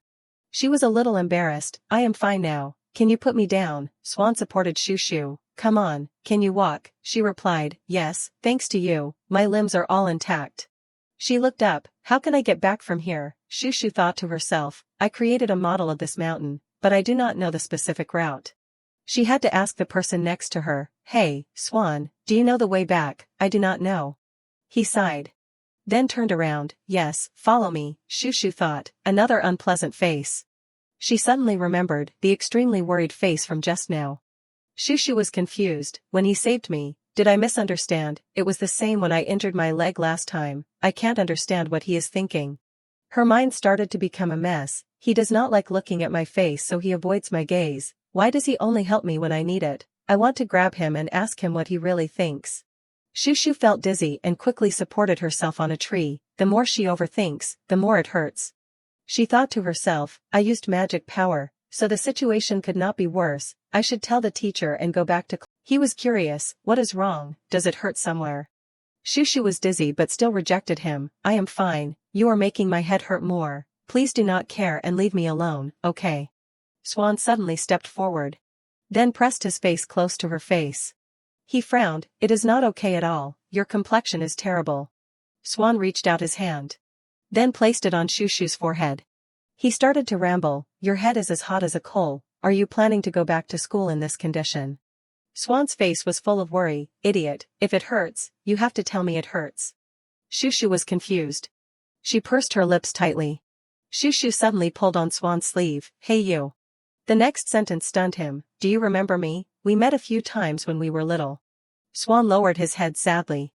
The answer was beyond Shushu's expectations. I remember. We were very close back then. He turned away embarrassedly. So you do not need to be so polite with me. It is embarrassing. Swan started to mutter. Am I being too sharp-tongued? Shushu was shocked. It does not seem like he is lying no matter how I think about it. In her head, she started to choose how to call him. Swan, Swan Swan, Swan Hayden, that guy. The Shushu was helpless. In my heart I even call him nothing at all. It does not feel awkward at all. She frowned and made up her mind. Okay, if that is the case then. Shushu asked frankly, Swan Hayden, it seems like you are always avoiding me. Or am I mistaken? She sighed inwardly, finally asked. I feel so relieved. Seeing Swan fidgeting made Shushu angry. He can't even answer, so he really is avoiding me. He turned away abruptly. Let us go quickly. She quickly stopped him. Wait, tell me the reason. Clear up the misunderstanding. Shushu trembled and stepped forward. Did I do something wrong? If not, tell me you hate me or something. Swan immediately retorted. What? That is absolutely. Before he could explain anything, Shushu suddenly tripped. She staggered and fell. Swan immediately exclaimed, Shushu. He hurriedly reached out to catch her. After a small sound, Shushu fell into Swan's arms. His face flushed red. Swan trembled and muttered, Someone, save me. His arms were frantically pulling grass. Shushu was shocked. Why is he suddenly pulling innocent grass? Is he that scared of me? She then supported herself and sat up. I am sorry, I owe you 2 favors, thank you, but. Then reached out towards Swan's face. Your face is also flushed. Do you have a fever like me? He avoided her embarrassedly. Do not, compared to that, I am really about to die here. Get off me, I can't push you away. Shushu's head was spinning and she did not realize. Just tell me to get away. Why are you saying that? She mumbled. Sorry, I do not want to either, but I can't get up. Shushu fell back again. It hurts too much. Let me lean on you for a bit. Swan's cry echoed. Shushu. Returning to reality, Shushu was confused. I only remember that much, so Swan took me all the way to the infirmary. She then left the infirmary, considering that I was not injured, and my body is conscious. The teacher asked, Student Shirena, are you really able to walk now? She replied, Yes, I am fine, I am leaving, goodbye. Shushu gasped. It seems Swan used recovery magic on me. She turned to close the door, even though I was actually so dizzy that I vaguely thought I misheard. She suddenly saw Swan sitting outside the door calling her, Shoo, Shoo, Shoo. Shushu was surprised. Swan. He suddenly hugged her tightly. Swan's face was full of worry. Do not get sick anymore, please. Shushu spoke up to reassure him. Now I am verifying that we used to be very close is true. I am fine now, do not worry, but. Her mind was in a mess. Why can't I remember anything? Swan gave Shushu a bag of medicine. Here, vitamins. Then a pile of bottles and jars, and this is tonic to help recover strength, thank you. He instructed, they said you can drink it every day, tell me if you run out. Swan seemed quite worried. From now on, you really can't get sick anymore. Shushu raised her hand to reassure him. I know, I do not hurt at all right now. She looked at Swan and thought, this is clearly the first time I have seen this expression, but it does not feel strange at all. How could I forget this handsome face? Shushu sighed. How long is he going to be teary-eyed? I have to help him calm down. So she decided to step forward and hug Swan. Stop crying, I am really okay. His face flushed red and he groaned. Then immediately pushed Shushu away. Swan hurriedly ran away. I am leaving, remember to be careful, a familiar sight. Shushu chuckled, he is too embarrassed about avoiding me, right? The sound of hurried footsteps echoed from behind. She looked back and immediately became happy. Shushu, he's. But suddenly startled in fear, Sharena. He's ran over worriedly. Shoo, you fainted, how did it turn out like this? Hilly even drew his sword. He and Cory said in unison, what monster dared to beat you up, tell us. Shushu helplessly looked at the three people going crazy. She explained briefly, exhausted from being sick. The three people then calmed down, so she was not seriously injured. That is a relief, Shushu said softly to Hees, and you were standing right there, I thought I was going to die. Hilly wondered, where's Swan Hayden? I told you two to go together in case something unexpected happened. Shushu honestly recounted, he helped me and then left, he took me to the infirmary, and even treated me. She comforted Hees and then advised the three people, so everyone, just finish what you were doing, I am fine now. They suddenly stared at Shushu. The three people simultaneously stepped forward and questioned her, are not you the one who should go back and lie down first? You are fine now, but you might hurt again later. Shushu was confused, I am really okay, someone suddenly called out, Sharena West. Hilly pointed, I order you to immediately return to the infirmary now. The other two quickly grabbed Shushu, do not abuse your power on this matter, She tried to explain, I am fine now, I can even run to the stadium, there is someone coming from behind again, Shushu. Shushu hurriedly begged for help, Eve, brother Haroon, help me, I am as healthy as an ox, but Lord Hilly and they keep making me go back to the infirmary. But before she could finish, Lord Ho helped. Eve started to shout loudly, emergency situation, go, Haroon, quickly ask for permission. He kicked through the wall next to him. Haroon took the opportunity to rush in, thank you Eve, teacher, please allow my sister to use the infirmary. The teacher was terrified, what are you doing? Shushu was helpless. She cursed inwardly, does everyone have a hobby of being overly protective? In the end, she still had to go back, he's brought books to visit. Eve showed his resourcefulness by helping Shushu clean up. Cory and Hilly also came to visit with a pile of sweets. Shushu wearily jumped onto the bed. She sighed inwardly, tomorrow will be the end of my days in the infirmary. Shushu rubbed her face into the pillow, I thought I would be bored lying in one place, so I did not originally plan to rest, but everyone came to visit every day.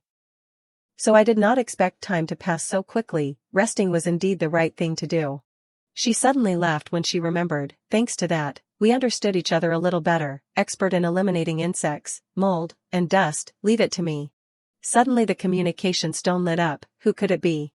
Shushu picked it up, hello, who is this? A sad voice echoed, Shushu, my dear. She was immediately shocked, mother. The Baroness started to ask Shushu about her condition, I heard you fainted, you should have told your parents right away, why did not you tell us, were you too sick to remember? Even so, you should have contacted us as soon as you woke up, are you better now? She reassured her, yes, I am sorry I forgot, I have completely recovered, do not worry, mother.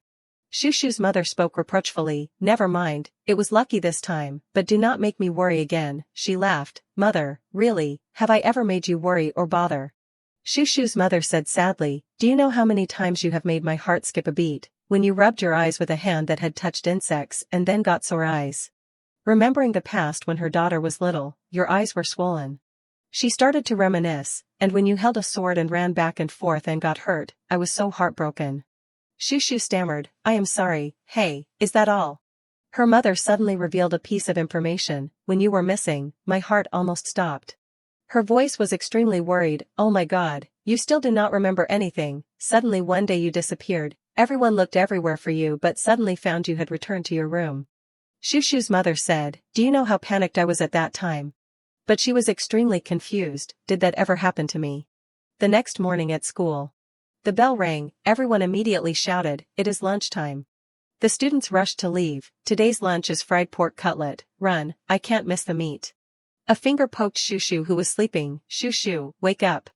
He's worried, you slept through the whole class, how about you rest for a few more days? Shushu sat up drowsily. No need. She thought to herself, not to mention I stayed up late last night looking for information about my disappearance.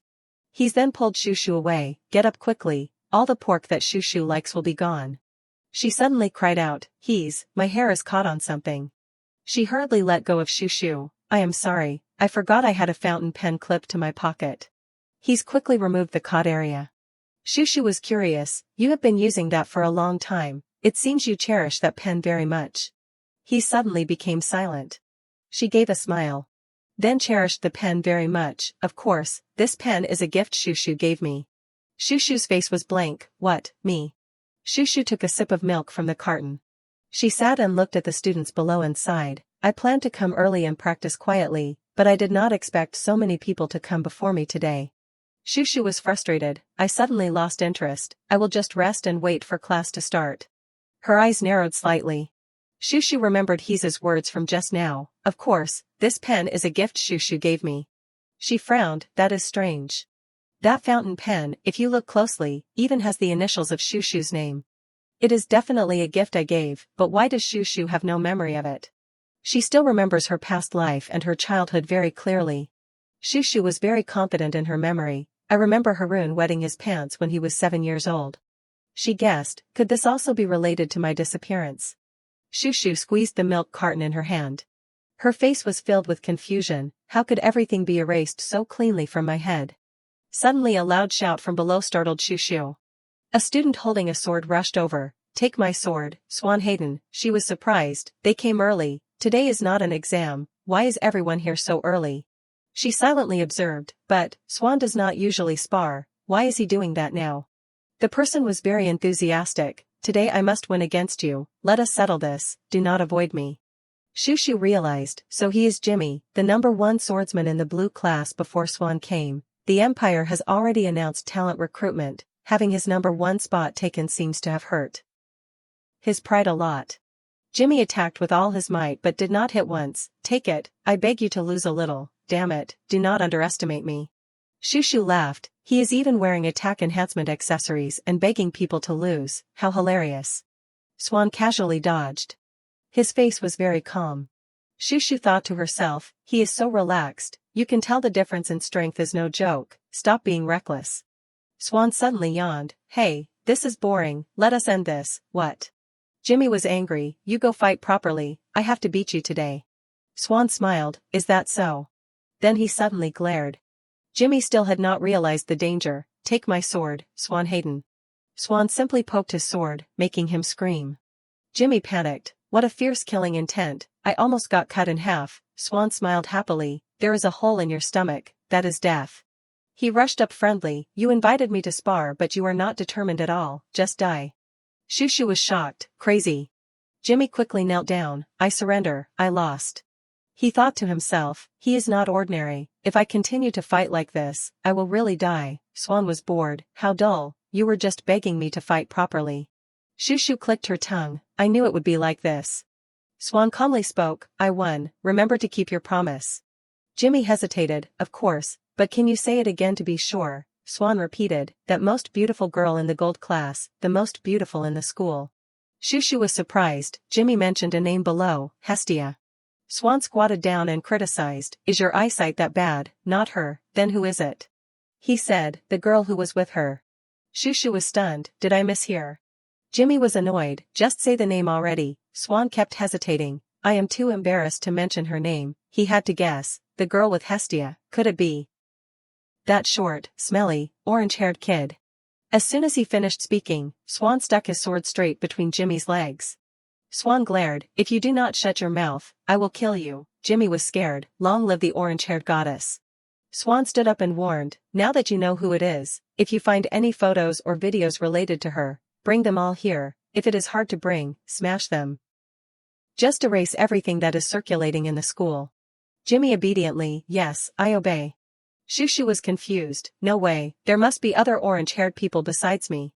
She suddenly remembered Swan's worried expression. Do not get sick anymore, please. Her face was pensive. Could it be? In the afternoon in a forest. A stone was thrown onto the surface of the water. Swan was bored and repeated the action of throwing stones. His face was full of thoughts. Shushu happened to pass by. Swan. She hid behind a tree. It is the right time to ask something. Suddenly Swan lay down. Is he going to sleep? It would be weird to wake him up if he is asleep. He even covered his face with a blanket. It seems he is really going to sleep. No way. Shushu hurriedly ran over. Swan. He flinched slightly. But he did not react. Shushu was confused. Are you asleep? Swan insisted on remaining silent. She was a little helpless. Hey, are you pretending to sleep? Suddenly Shushu smiled. She leaned down and whispered to Swan. Swan, you like me, right? He immediately jumped up. Swan's face flushed red. What did you say? The blanket that Swan threw up flew for a while. Then landed straight on his head. The two were silent for a long time. Swan shyly tightened the blanket on his head. What did you say? His face was flushed red, his voice stammered. That. But Shushu did not realize. He seems a little annoyed, so the orange hair that was mentioned earlier was not me. I made it up to stop him from pretending to sleep. Does he have to frown like that? She spoke. I am sorry, I was just joking to wake you up, because I have something to say, so do not be angry. Swan then lowered his guard. You need to say. Shushu was flustered. First of all, I want to thank you for helping me time and time again. She remembered, from when my leg was injured. Her voice was full of gratitude. Even during the practical exam you saved me. Shushu calmly looked at Swan. I have always thought you hated me, were wary of me, so I could not say thank you properly. He pulled the blanket down. It is nothing. Shushu thought to herself. Look, he pulled his jacket down and caused static electricity. How cute.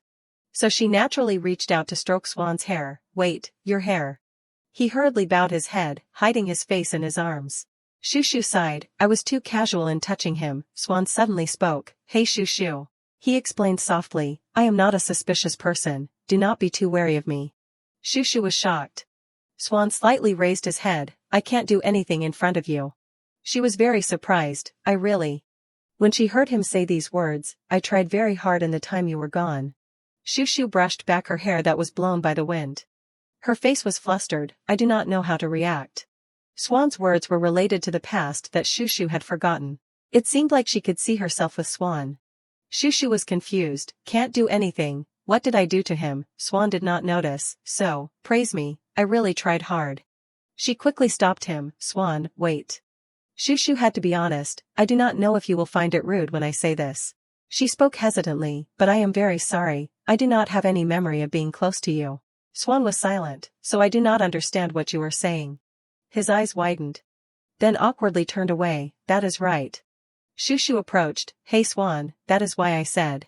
She asked frankly, do you know why I do not remember you? Swan was suddenly startled. He swallowed softly. Shushu had realized what she was most curious about from the beginning. There was a truth she inadvertently discovered while researching information about the Blanche family. White magic does not just heal physically.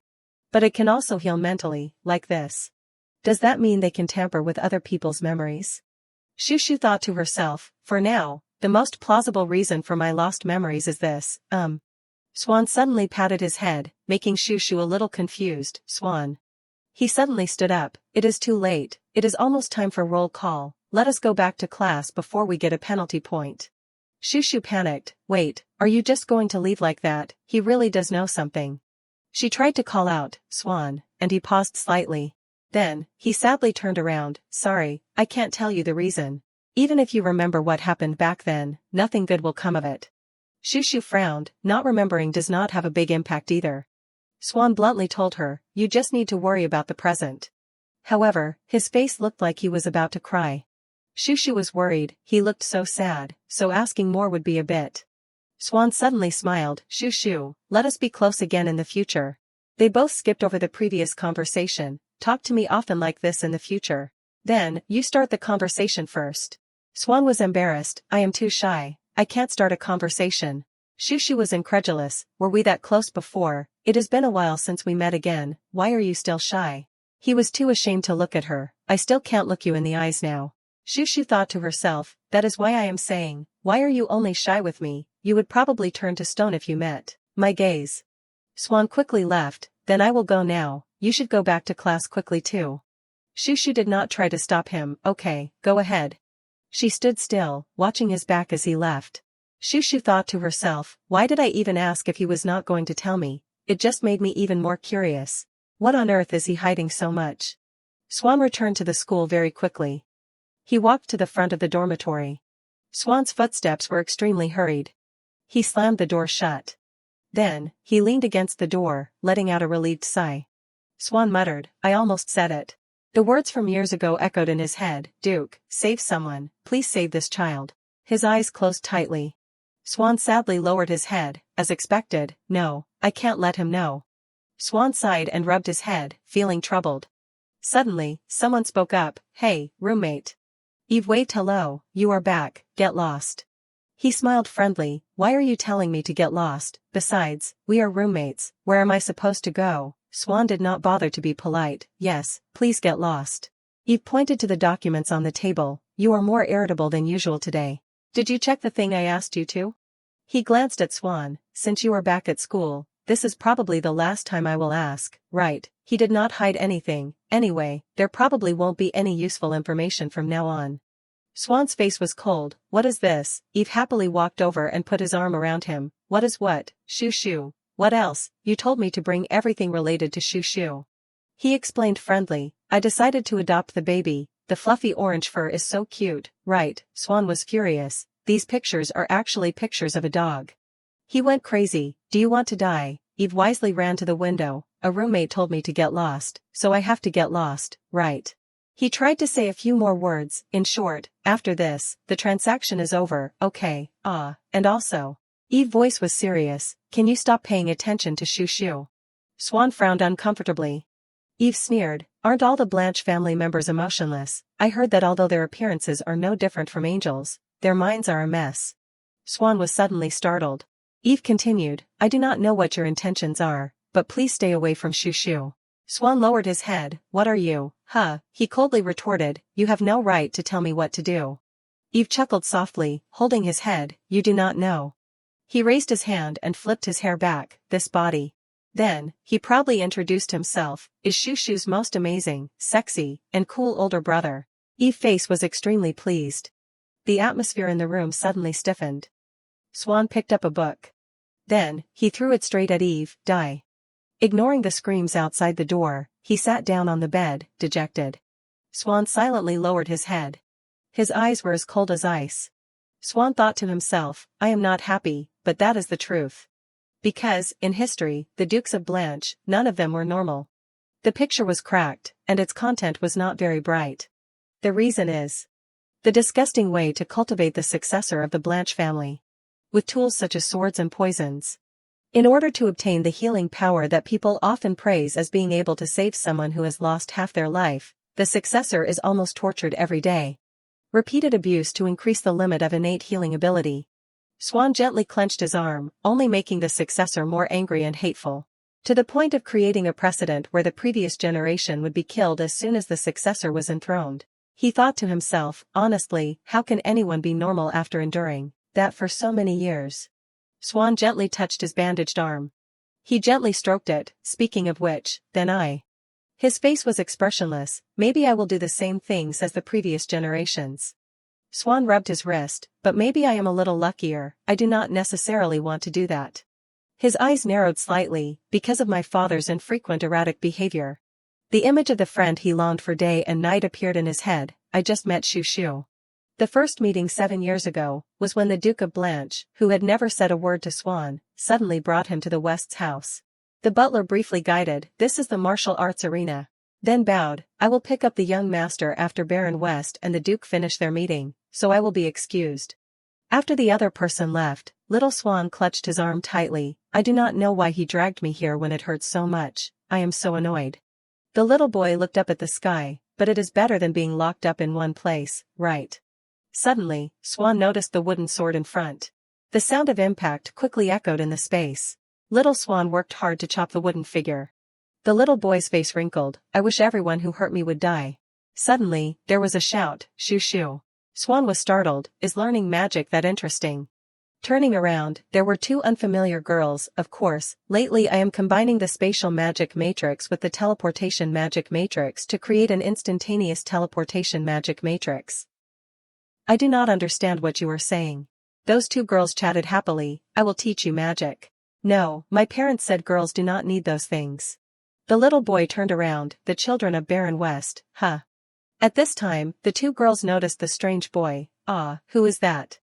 Little Shushu whispered, I heard that the Duke of Blanche's son came, it seems to be him. The girl remembered her father's words, Shushu, have fun playing with the Duke's son. So she said to little Hees, let us go say hello. The two quickly approached, hello, hello. Swan was still practicing hard. The little boy completely ignored the two girls.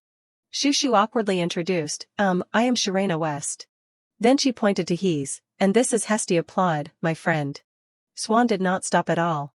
He's worriedly pulled Shushu. It seems like he wants to be alone, let us play with each other then.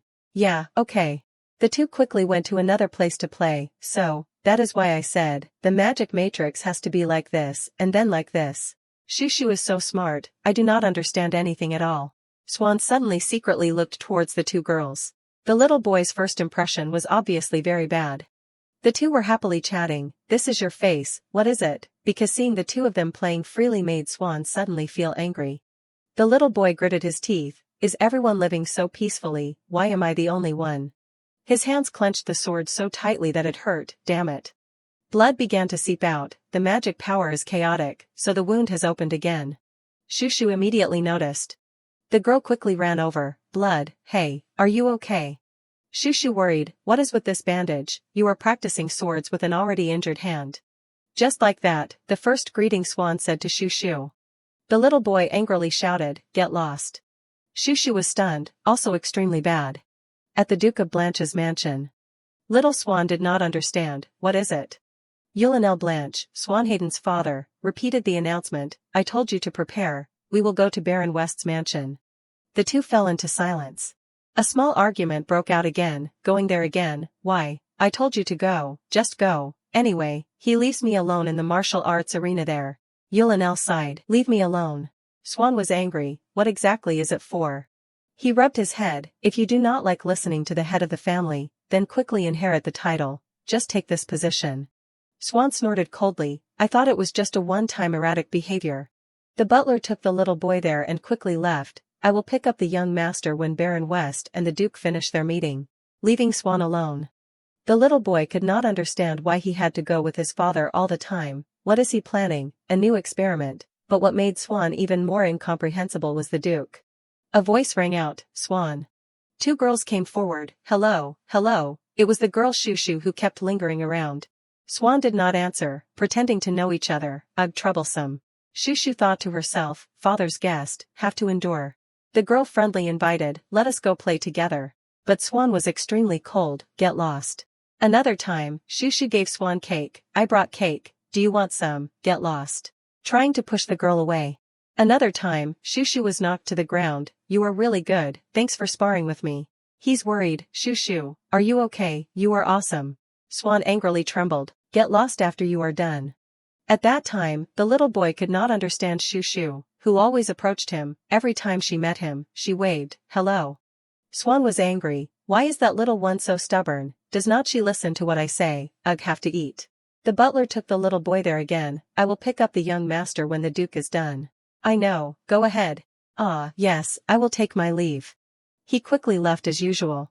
Swan clenched his arm and cursed inwardly, today is extremely bad, and he still dragged me out here, what does he want, you damn thing. The little boy trembled all over, has the intensity of training been heavier lately, or am I having a hard time controlling my magic power? Swan wanted to rest, I should lie down until I go home. Suddenly he heard a familiar voice, hey you are here. Shushu looked puzzled at Swan who was angry in the distance, why do I see an illusion of an angry cat growling at me? He's hid behind the girl in fear, Shushu, I am so scared, let us just leave him alone today. Yeah. The two played by themselves again. Do you want to see the instantaneous teleportation matrix I created for training? You really succeeded in making the matrix yourself. Shushu directed, yeah, you stand far away, about this far. Ignoring the two, a little further, okay, further, about this far. Swan staggered away. The little boy sat down on a nearby chair. I feel like I am about to fall apart. I want to lie down so much. Shushu shouted, that far is okay. He's happily replied, okay.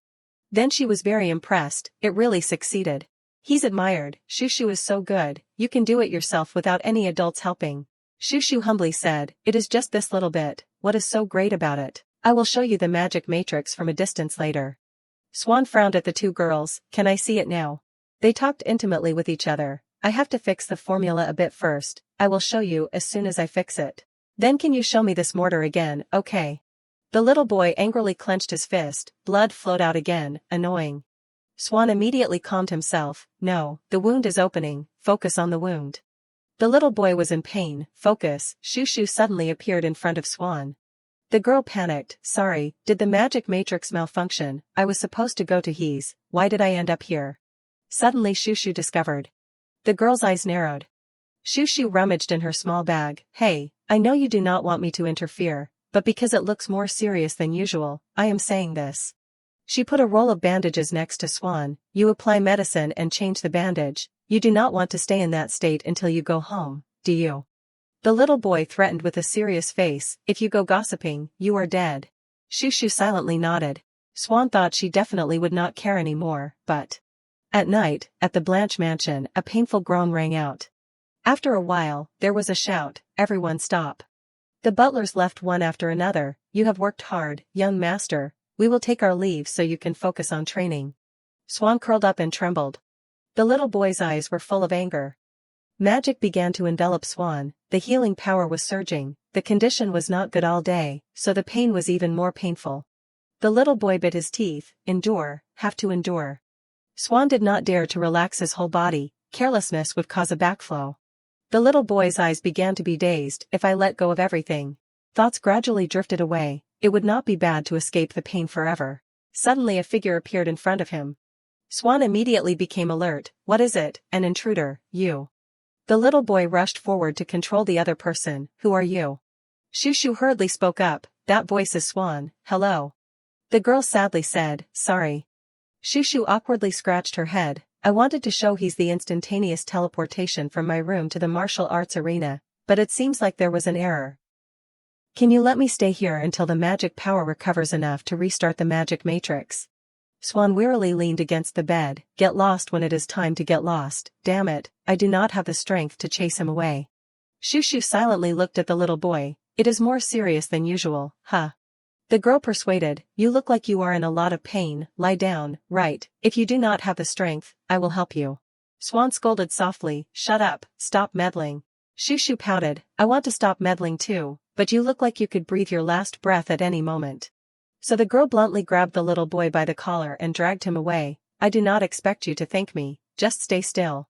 The two struggled, are you letting go or not, there is a fishy smell of blood, let us change the bandage, what are you doing, get lost, do you have any bandages? Under Swan's resistance, each layer of bandage was still removed, I told you to stop, hey. After finishing, Shushu put the little boy on the bed, there, it is done, much better, right. Swan was contemptuous, stupid, you want to do something even though you vomit when you see my wound. Shushu's face was pale, and she worked hard to wipe the floor. No, it is because I ate the wrong thing tonight, I will clean it up and leave, do not worry. The girl hurriedly covered her mouth, I am going to throw up again. A stone suddenly fell next to Shushu. Swan coldly chased people away, I made that magic stone, you are disgusting, use it to get home. The little boy strongly threatened, try to appear again, I will tear you apart, you know. Even when uttering the perfect threat. Shushu did not flinch, then try to kill me. Shushu still returned to Swan's side. The little boy looked at Shushu speechlessly. The girl was wearing defensive magic accessories, Swan scorned, you came to challenge in that form, do you really want to die? Shushu ignored the little boy, are you hungry, I brought cake. Swan was annoyed, you, this little one.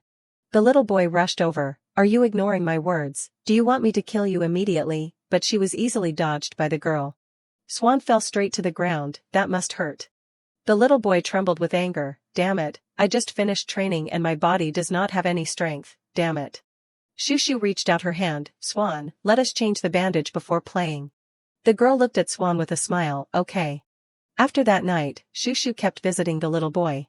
occasionally helping Swan change bandages. I brought a bunch of sweets, let us eat together. Sit still, tell me if you are letting go of me right now.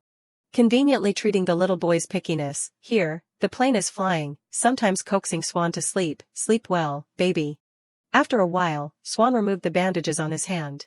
The little boy observed for a while and commented, it seems like the natural healing ability is much better. The small wound from just now has disappeared without a trace. The familiar figure appeared again. Shushu waved her hand, hello. Swan no longer resisted, you are here. The little boy naturally reached out his hand, here. Swan calmly ordered, do it quickly, you are going to ask me to change the bandage anyway. Shushu laughed. Then she also came forward to change the bandage for the little boy. There are fewer wounds than before. Your healing ability is on a new level, do you know what to do? The girl teased, so it is thanks to me taking care of you. The other hand. Swan suddenly asked, do you like it a lot? Shushu was puzzled, like what? The little boy angrily mocked, you like to pretend to be kind, right, that is why you came here. Shushu bluntly retorted, that is not it. Then what is it? The girl thought for a while, Then she did not answer, let us finish the work that is still unfinished, hey. Conveniently taking out snacks, arranging the tea and pastries I brought in the space bag. Shushu also brought toys, preparing a chessboard to have a good time. The girl arranged the seating positions for the two, everything is done, let us play. Swan questioned, are you going to answer me properly yet? Why do you keep coming here? Shushu confidently said, I am here to win at chess against you. Before I met you, I had never lost to anyone. Swan angrily shouted, hey. Shushu was immediately startled. The girl had to tell the truth, I see that you seem to be locked in the room alone every day, so I am just concerned. Swan silently listened, his eyes narrowing, although I do not know why you are injured like that, but when you are sick and alone, it is sad. At least that is what I think. Shushu shyly rubbed her head, and the deciding factor is that I am easily soft-hearted with you, a young friend with injuries all over your body. Swan rested his chin and curiously asked, you also feel that way about your pink-haired friend, so you take care of her like a younger sister, you are an only child. But you are so arrogant. The girl was flustered, enough. Swan scornfully knocked over the chess piece, in the end, you are just sympathetic. Shushu silently could not refute. The girl stood up and pointed, you just ignore that matter, and now I am here to win at chess against you, really. Swan calmly turned away, and lose every day. Shushu angrily flipped the table, not every day. The girl was dejected, boring, I am leaving, I am going home. Okay, go ahead. Shushu sighed, can't even say take care, say it out loud will make the illness worse, Swan suddenly sternly reminded, if you want to come, you can only come at this time, absolutely not earlier. Shushu hesitated, okay, I got it. The girl said goodbye, then farewell friend, see you again. Swan did not understand, farewell friend, why am I your friend? Shushu touched the gate and answered naturally, playing together, knowing each other's secrets, then we are friends, right? Swan picked up the teacup and drank, secrets, I do not have any of your secrets. Shushu slowly stepped through the teleportation gate, that is right, then I will tell you one thing. The girl calmly said, maybe you are misunderstanding, I am actually a girl. Swan was so shocked that he choked on his tea. Before the little boy could calm down, Shushu had left. Swan was incredulous, what is that, what did he say, if short-haired Shushu is a girl, then is he's a boy, oh, the Duke's hair is also long, then what am I, a child who distinguishes gender by hair. Length all this time. The little boy suddenly paused. Swan slightly blushed, I am definitely a boy, then that is it, conclusion made. The little boy calmly put the teacup on the table and laughed. Unconsciously, Swan had opened up to Shushu. Although the little boy pretended not to, thanks to Shushu, he could endure the training. Swan also thought that if the two of them continued like that, the little boy could endure any pain. But reality is not as easy as Swan thought. Swan was struggling all over, pain. Shushu appeared on time, today I am going to teach you how to play stone skipping, this body has arrived. But today the little boy could only groan, pain, Swan. Shushu worriedly ran over, are you okay, wake up. Swan muttered, why do I have to, it hurts so much. Shushu panicked, Swan, look at me, you have never been this badly injured, what is going on? The little boy began to sob, kill them all. Swan bit his lip tightly, I will kill them all. Then he fell to the ground, scaring Shushu, Swan. After a while of unconsciousness, Swan finally opened his eyes. A familiar voice rang out, Swan. Shushu sat next to the bed looking at the little boy. Do you feel any better? Swan sat up. I am okay, because the wound backflowed more violently inside, so it will probably leave a lot of scars. The little boy examined his body, more intact than I thought. On the contrary, it looks even better. The floor was full of blood-stained bandages. Shushu definitely treated the wound for me. Swan thought to himself, but usually after bandaging, it is not this intact. How could it be? Suddenly noticing the bloodstain on Shushu's shoulder. The little boy was curious. What is that wound? Did you bump into something? This. Shushu laughed. So you do not remember the times when you were half awake. If you do not remember, then so be it. Could it be because of me? Huh. Swan reached out. Put the wound here. I will heal it for you. Shushu suddenly panicked. Don't. Then she strongly pushed the little boy's hand away. Swan did not understand. What are you doing? Sit still. I will heal you. Shushu resolutely refused. Don't. I do not need that kind of treatment. The little boy was surprised. The previous images began to flash by. Am I a trash can? Why do I have to stuff the pain of others into myself? Those cunning humans. I will make all of you experience my feelings. Swan's hand brushed past Shushu's shoulder. Why do I have to sacrifice for those who do not even care about my pain? The little boy covered his mouth in horror. Oh my God. I woke up halfway and said that. Really? Swan worried. How much did that little girl know? I was not conscious at the time, so I do not know if I said anything else. The little boy sighed. Hurry up before I erase your memory and heal you. Shushu still resolutely refused. No need. Shut up and come here quickly. The girl turned around. I said I do not need it. I am fine. You do not need to worry. Swan gritted his teeth in anger. The little boy shouted. Anyway, no, my whole family was born to do this. Shushu was startled by the sudden shout. The room suddenly fell silent. Shushu hesitated. As expected, the reason why you are always injured is. Swan did not answer. The girl then asked, so now my wound will transfer to you, right? A new wound immediately appeared on the little boy. Yeah. But it quickly faded and disappeared. Really, it disappeared without a trace. Swan explained, it only takes a blink of an eye to deal with a wound that small. Shushu gave the little boy a jacket. Put this on. It is really magical, so if you want that ability to be so great, that it can save someone who is dying. Swan calmly said, surviving several near-death experiences during training is enough. The little boy calmly put on his jacket. I am already in so much pain now, but maybe I won't be able to escape it even later. Shushu sadly said, even if you are training the successor, you are still young. They said that at this age, I have to start training to transfer other people's wounds early. Swan lowered his head, because among the successors of the Blanche family, my innate ability is the strongest, so I am progressing so quickly. The girl was extremely uncomfortable, but they did not say they were just training that. Swan suddenly stared at Shushu. The little boy spoke up, I have something I am wondering. Get rid of that ugly face. What is it? What is it? Swan hesitated. You enhanced my healing ability while I was unconscious. Huh. The little boy explained, too much magic power rising will cause the wound to backflow inside, but my condition is too intact. Shushu guiltily turned her head away. I did not. What did I do? Swan bluntly questioned, so you used the magic stone I gave you last time to research white magic. Huh. Shushu avoided, because the stone contained the magic power of the Blanche family. I was too curious, so. The girl muttered, he does not even realize I am a girl, but he is so perceptive about these things. Ugh, I heard everything. Shushu quickly regained her confidence. Anyway, it is useful in times like this. It is good. I have created a type of magic matrix that can be used as a power-up technique. Just say the word if you need it. The girl smiled happily. Do you see how reliable I am? Swan was happy. When there is a friend to share dark secrets. But besides that, the little boy was afraid that Shushu would be drawn into the Blanche family story and be harmed. So Swan decided to erase her memory and send her home. The little boy lay down on the bed. Don't research it anymore. Swan warned. It is dangerous if something unexpected happens. I do not have the compassion like you. I won't save you if you are in danger. Shushu silently looked at the little boy. But all she could say were those hateful words. The girl dejectedly stood up. I am going home. Good night, Swan Hayden. Wait. Swan peeked out from under the covers. I can't sleep. You stay here until I fall asleep. Shushu did not understand. You usually chase me home early. The little boy was embarrassed. It is all your fault. I thought there was no way around it if I was in pain. Who told me to be born in this family? The voice was weak, but now I feel sad and lonely, so stay here a little longer. Making Shushu surprised. You, is that really the Swan I know? Swan put on a pleading face. Please, the girl was immediately defeated. His face is too damaging. Shushu lay down on the bed. I know, how do I coax you to sleep, Swan thought, sing a lullaby. The two talked, I do not recommend it much.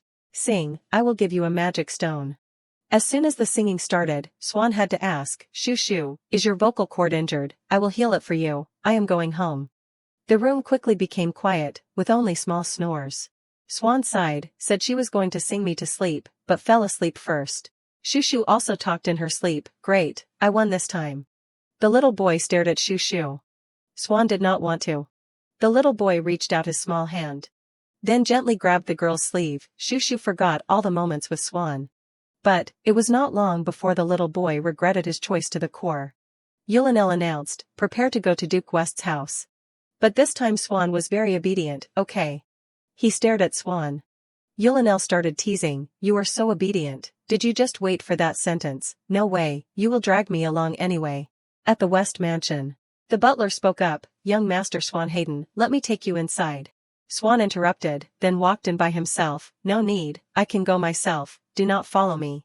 Ah, yes. The wooden figure had already been taken by someone today.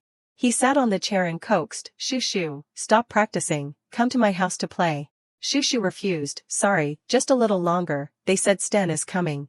Sten. The little girl he did not understand, Sten, who is that? Then panicked, could it be Swan Hayden, are you two so close that you have nicknames for each other? Shushu hesitated, maybe, but maybe only I think so. He was very dissatisfied. You even clung to him, you do not cling to me. Swan walked over at the right time, Shushu, hello. Swen, you are here. He ran over and took the girl's arm, Shushu, are you really close to him? You are closer to me, right? Swan ridiculed, why are you holding an umbrella when there is no rain? Please move so Shushu and I can practice swords. What? The girl angrily turned to tell tales, Shushu, he is bullying, no way, haha, what is it?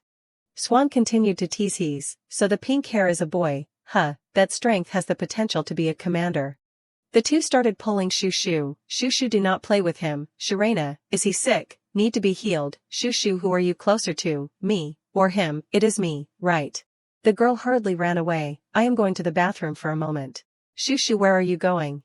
He's quickly chased after, answer me, I told you to answer me. Although Swan did not like the little pink-haired one much. But the little boy remembered that he had spent a fairly happy time. Swan reached out and rubbed his neck.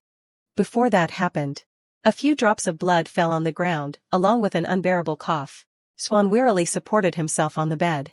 The little boy trembled, the phenomenon of the wound flowing back has been happening a little too often recently. Swan thought to himself, this time it seems very dangerous. The little boy struggled to climb onto the bed, it won't stop right away, I have to lie down. Then he collapsed. Swan's mind was hazy, Shushu, when will you come? Suddenly the little boy remembered what happened in the afternoon, Swan, maybe I can't come tonight. Shushu whispered, he has been inviting me to his house, but I have not gone, so now I have to visit before he gets angry. Swan sighed, what are you going to play with that pink blob for, you are always being cutesy. The girl retorted, what are you saying, he's so smart. Shushu explained for her friend, I accidentally found out, he likes to read imperial history and contemporary political systems and write all sorts of things. What, in my opinion, maybe it is because his parents do not like it, so he hides it from everyone. The girl smiled happily, so today when I come to play, I will give him a fountain pen, to support him openly doing what he wants to do. Swan opened his eyes gasping, that is right, she said she was going to that little one's house, so she did not come to me. The little boy lamented inwardly, what is so good about that pink blob, I am in so much pain. His small hand clutched the bedsheet tightly, tomorrow, she will probably come, right? Swan told himself, yes, she will come, just endure a little bit, Shushu will definitely come tomorrow, so it is okay. Suddenly a sharp pain struck unexpectedly. Groans accompanied by the sound of teeth grinding, plus echoing screams. The pain of that night was still painful, the terrible sound when the wounds all over the body tore apart. Even louder than the screams and groans, Swan had no confidence that he could handle that pain. The little boy began to lose control, could not control it, and it would definitely be like this again in the future. Negative thoughts jumped out, don't want to, so scared. Swan curled up sobbing, it hurts so much. The little boy trembled, I can't stand it anymore, completely unaware of Shushu's arrival. The girl worriedly ran over, Swan Hayden. Swan startled and looked up, shoo shoo. But was interrupted by a sudden pain. The little boy collapsed again, shoo shoo panicked, Swan, I was just going to check it out, but I did not expect. The girl did not dare to touch anything. Why is it so serious this time? Wait a moment, I will change the bandage for you right away, I am going. Suddenly hearing Swan mutter, please. Shoo shoo was horrified, kill me, what are you saying? Swan's breath was weak, please. The little boy slowly spoke, help me end this pain, I am too tired. Swan's blood soaked the bedsheets, you said we were friends, so it is okay if I die in your hands. Shoo shoo pleaded, please, do not say that, you will get better soon. So, in your bag, there is a knife, right, Swan? The little boy struggled to sit up, now is the chance, my wound won't get better, do not move, do not say those weird words anymore. Swan was covered in blood, cut my throat, I can only die if you do it now.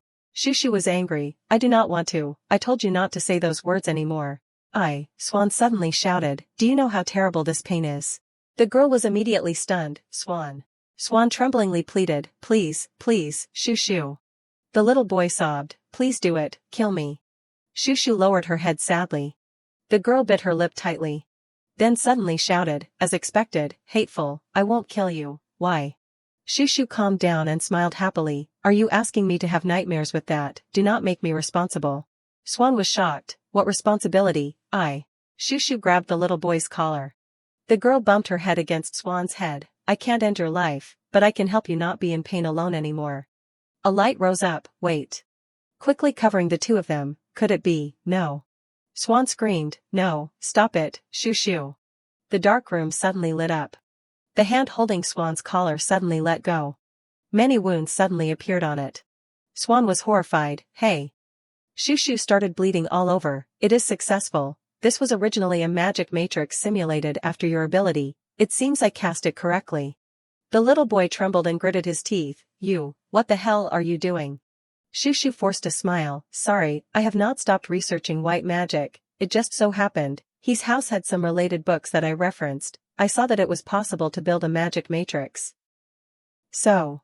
The girl muttered, but your wounds are really terribly painful, how can you endure it? Swan grabbed Shoo shoo's shoulders and shouted, are you crazy, immediately give it back to me, you will die. The girl smiled lightly, the wound is temporary, I am fine, as long as the magic power gushing from the wound settles down, I will give it back to you right away. Shoo shoo offered a stone, it just so happens I have a magic adjustment tool here, it will be less painful than you. Swan worried, it is not that simple, quickly return everything to the way it was, I told you I am really okay, why are you making such a big deal out of it?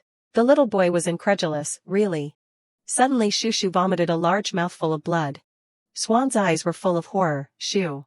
The little boy reached out, shoo shoo. Swan held his head in self-blame, what is this, pain is something I have to bear alone, why are you? Tears began to flow down, even I have a hard time resisting it, what can you do? The little boy did not know what to do, at this rate, you will die, you will die. Suddenly Swan woke up, no, I can't let Shoo shoo die. The little boy trembled and took the blanket to press on the wound, I have to stop the bleeding quickly, and then heal, it is difficult to heal myself, that is why it has turned out like this. Swan sobbed, can't heal, why can't I heal? The little boy thought to himself, could it be that I? His face was full of helplessness, is there no way? Swan gritted his teeth, if only, I reached the level of the Duke earlier. The little boy suddenly remembered his father. Yulinel was looking at documents when someone came. Swan hugged Shoo shoo and ran in frantically, Duke, save someone, please save this child. He was shocked, what on earth? The hand stretched out and gently healed. Yulinel reassured the little boy, it is done, the magic power you took back is not gushing anymore, the Baroness needs to rest more before her magic power fully recovers. He looked at the girl lying on the bed with admiration, it is amazing, the fact that you have been coming here every night since you were little is also amazing. Yulinel glanced to the side, memory. He coldly reminded Swan, you know you have to erase it, right? Yulinel sighed, erase it yourself, just erase the memory related to the healing ability, leaving the other memories is fine. The little boy suddenly spoke up, no, I will erase everything.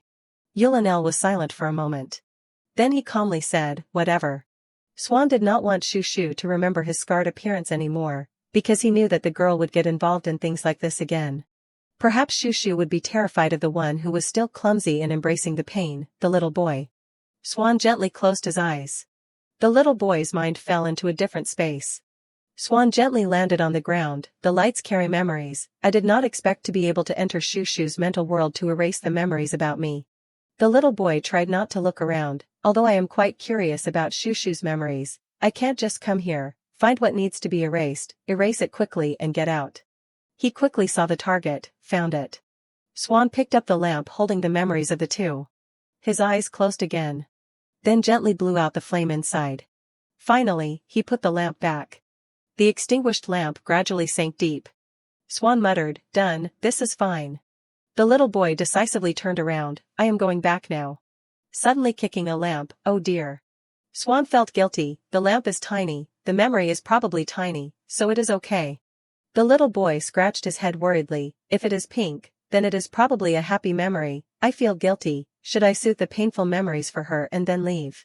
So Swan started looking around. Painful memories are wine-colored, right? She is originally a bright child, so she probably does not have any. Suddenly a place caught his attention. Swan's face was extremely confused. Who is that woman? Night falls in the palace. Swan gently pulled the blanket up for Shushu.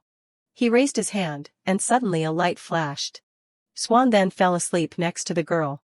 In another room, piles of documents were stacked on the table. A voice rang out. The family said she is fine.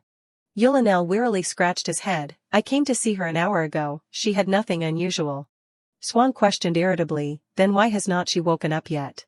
He only sighed. "It is probably because of the pressure of you sticking to her every day." The boy angrily glared. "Isn't it because you are a quack?" Yulinel did not want to argue and calmly asked, "Surpass my ability and then talk." Swan left annoyed. "I do not understand." Suddenly he looked up. I heard you are about to reach the level where you can go on pilgrimage. Will you go?" Hearing this, he immediately turned his head. "Pilgrimage, to the battlefield for healing." Yulinel explained, "That is right, as long as you finish the pilgrimage, you will have the qualifications to become a duke." He stood up and said, "Normally it takes about 10 years, but if it is you, it will probably end sooner. Quickly go on pilgrimage and come back to take this duke position for me." Yulinel glared and pointed to the pile of documents behind him. "Then I will let you into the academy that girl attends or whatever."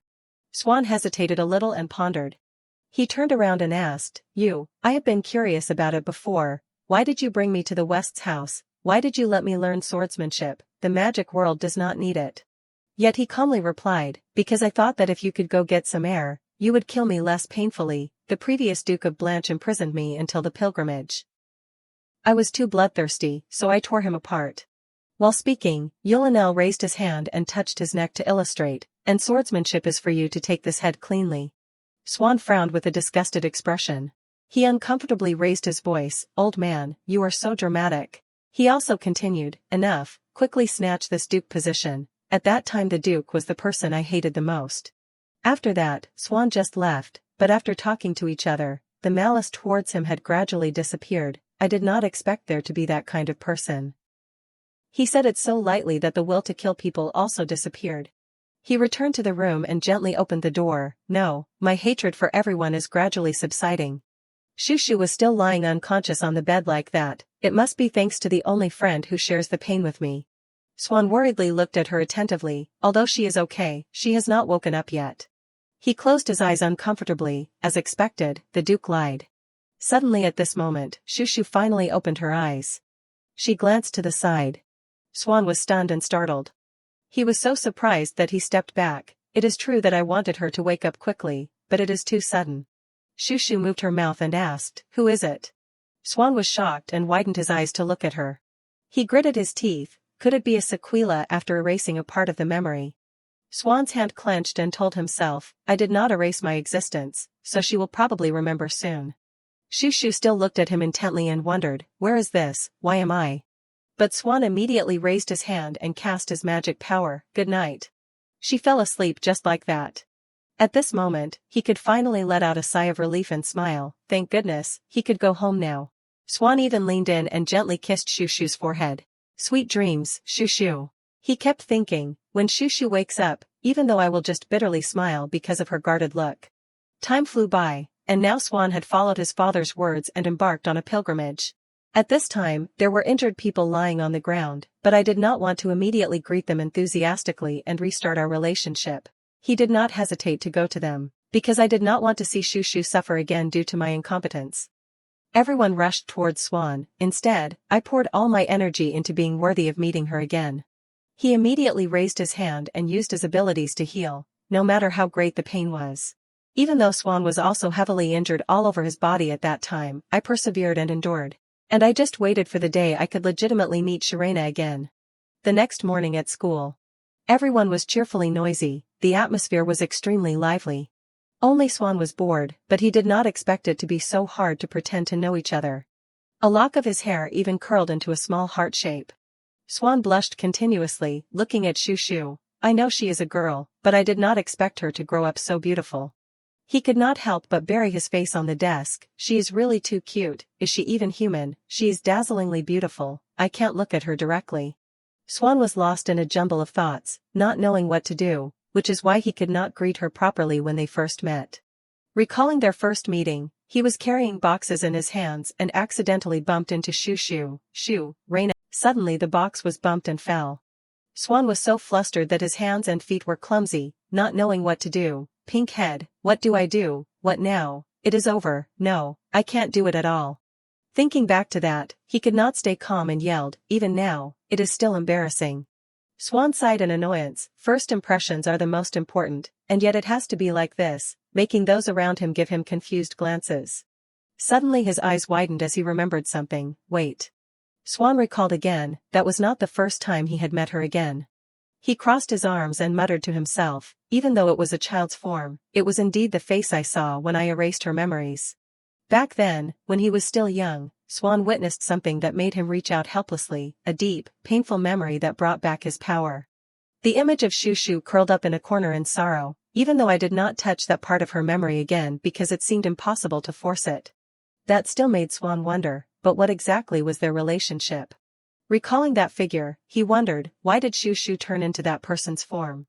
Swan hurriedly sketched it on paper, he really had no idea. Just then, someone approached him and spoke, Hey, I need to see you for a moment. Swan frowned and replied, What, you pink blob, can't you see I am busy drawing Shushu? He's calmly said, Alright, I will wait for you. Shushu is very precious, is not she? When you are done drawing, go beat up that Patrick from that class for me. Hearing that, he sighed in annoyance, why should I do that? However, only when he heard her words did Swan get so agitated that he broke the pen in his hand. He said he liked Shushu, he is notorious for treating girls casually. And he also said that girls like Shushu are easy, saying that a chain was pulled taut. Swan went crazy, holding a weapon and coldly questioning, where is that bastard? I will make him experience the depths of reincarnation. He's remained very calm, I will leave it to you, I will lead the way, follow me. He then smiled eagerly, indeed, transferring to the academy was the right choice, from now on I will protect you, Shushu. Aside, young Linnell Blanche's diary 1, after the incident with the Baron's daughter, I started talking to my son, suddenly he used honorifics, it sent shivers down my spine. Young Linnell Blanche's diary 2, my son hit the crown prince the first time he met him, what if he hits me? Young Linnell Blanche's diary 3, my son always mentions that name, maybe I should erase his memories of Shirena. Back to the present, on the chessboard, 2 consecutive wins. Young Linnell was checkmated and annoyed, play again. Swan leaned back and asked, aren't you working, Dad? Nah, I will do it late at night. But you said you hate staying up late. Last game then. His face darkened as he demanded, you go first, Dad. All these games you play with me, the Baron's daughter taught you back then, right? He calmly replied, well, yes, that is right. Young Linnell continued, you once said you were better than that young lady, right? So, if I fought her, who do you think would win? But Swan did not answer and questioned, Dad, you want to win so you are trying to distract me, huh? No, I mean, anyway, I, the bystander, will still win. As he spoke, he threw the chess piece in his hand at young Linnell, checkmate. He trembled with anger, play one more game, I am too annoyed to work, but Swan rejected him dejectedly, no. He quickly stood up, waving his hand in refusal, I just stopped by for a bit to get some high-grade potion for Shushu. Young Linnell grumbled irritably, she is mentioning Shushu again. He turned away in annoyance and sulked, then just leave after you have done what you need to do, why suddenly invite me to play games? Suddenly, young Linnell seemed to realize something. He looked up and asked, could it be that you are unhappy? Young Linnell recounted, puzzled, ever since the Baron's daughter incident, whenever you get furious from training, you kick open the door and invite me to play games. He rested his hands triumphantly. It seems you use my reaction to losing games to vent your mood. Swan frowned as he was hit where it hurt. He recounted dejectedly, while I was away, some bugs tried to lure Shoo Shoo. Young Linnell frowned and commented, those students, don't cause any strange trouble that'll involve me. Swan flared up, I know my limits, so please shut up. He even intentionally provoked, and you claim you want to be a gentleman, it is all talk, do you think using more honorifics is everything? In retaliation, he immediately retorted, do you think it is easy for me to attack old people? Swan thought irritably to himself, everything. He deduced the source of the problem, it was that pink blob hindering his relationship with Shoo Shoo. At the academy. Swan walked quickly, still annoyed no matter how much he thought about it. He recalled, before the pilgrimage ended, he had met Shoo Shoo a few times at parties. He's at that time leaned close to her and whispered, Shoo Shoo. Unexpectedly, she badmouthed Swan to Shoo Shoo, remember him, his face is terrifyingly scum-like, he is notorious for being rude to adults, absolutely do not play with him. He gritted his teeth, his hands trembling as he clenched them in anger, Shoo Shoo's memories of me were erased, and she is still brainwashing Shoo Shoo with nonsense all day. I diligently studied etiquette and morals for fear that Shoo Shoo would hate me when we met again. Just then, Swan saw her coming towards him on the road, anyway, luckily she is not avoiding me now, there is Shoo Shoo. He could not help but exclaim, she is so beautiful today too, when she was little she looked like a boy, but I did not expect her to blossom like this when she grew up. Swan gazed at her, captivated, how can she look like a goddess?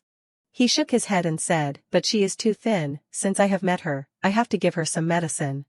But a voice rang out, making Swan stop, Shoo Shoo, really, but it is very interesting. It turned out to be he's walking beside her, damn it, that unlucky pink blob is with her too. Swan irritably gave up, I hate looking at his face, I will give it to her next time, but Shoo Shoo had noticed him and called out, Swan. However, he did not hear her words and quickly walked past. Shoo Shoo frowned in confusion, why did he say to greet each other later? Swan just turned back and gave a slight nod, she thought to herself, is that how he says hello?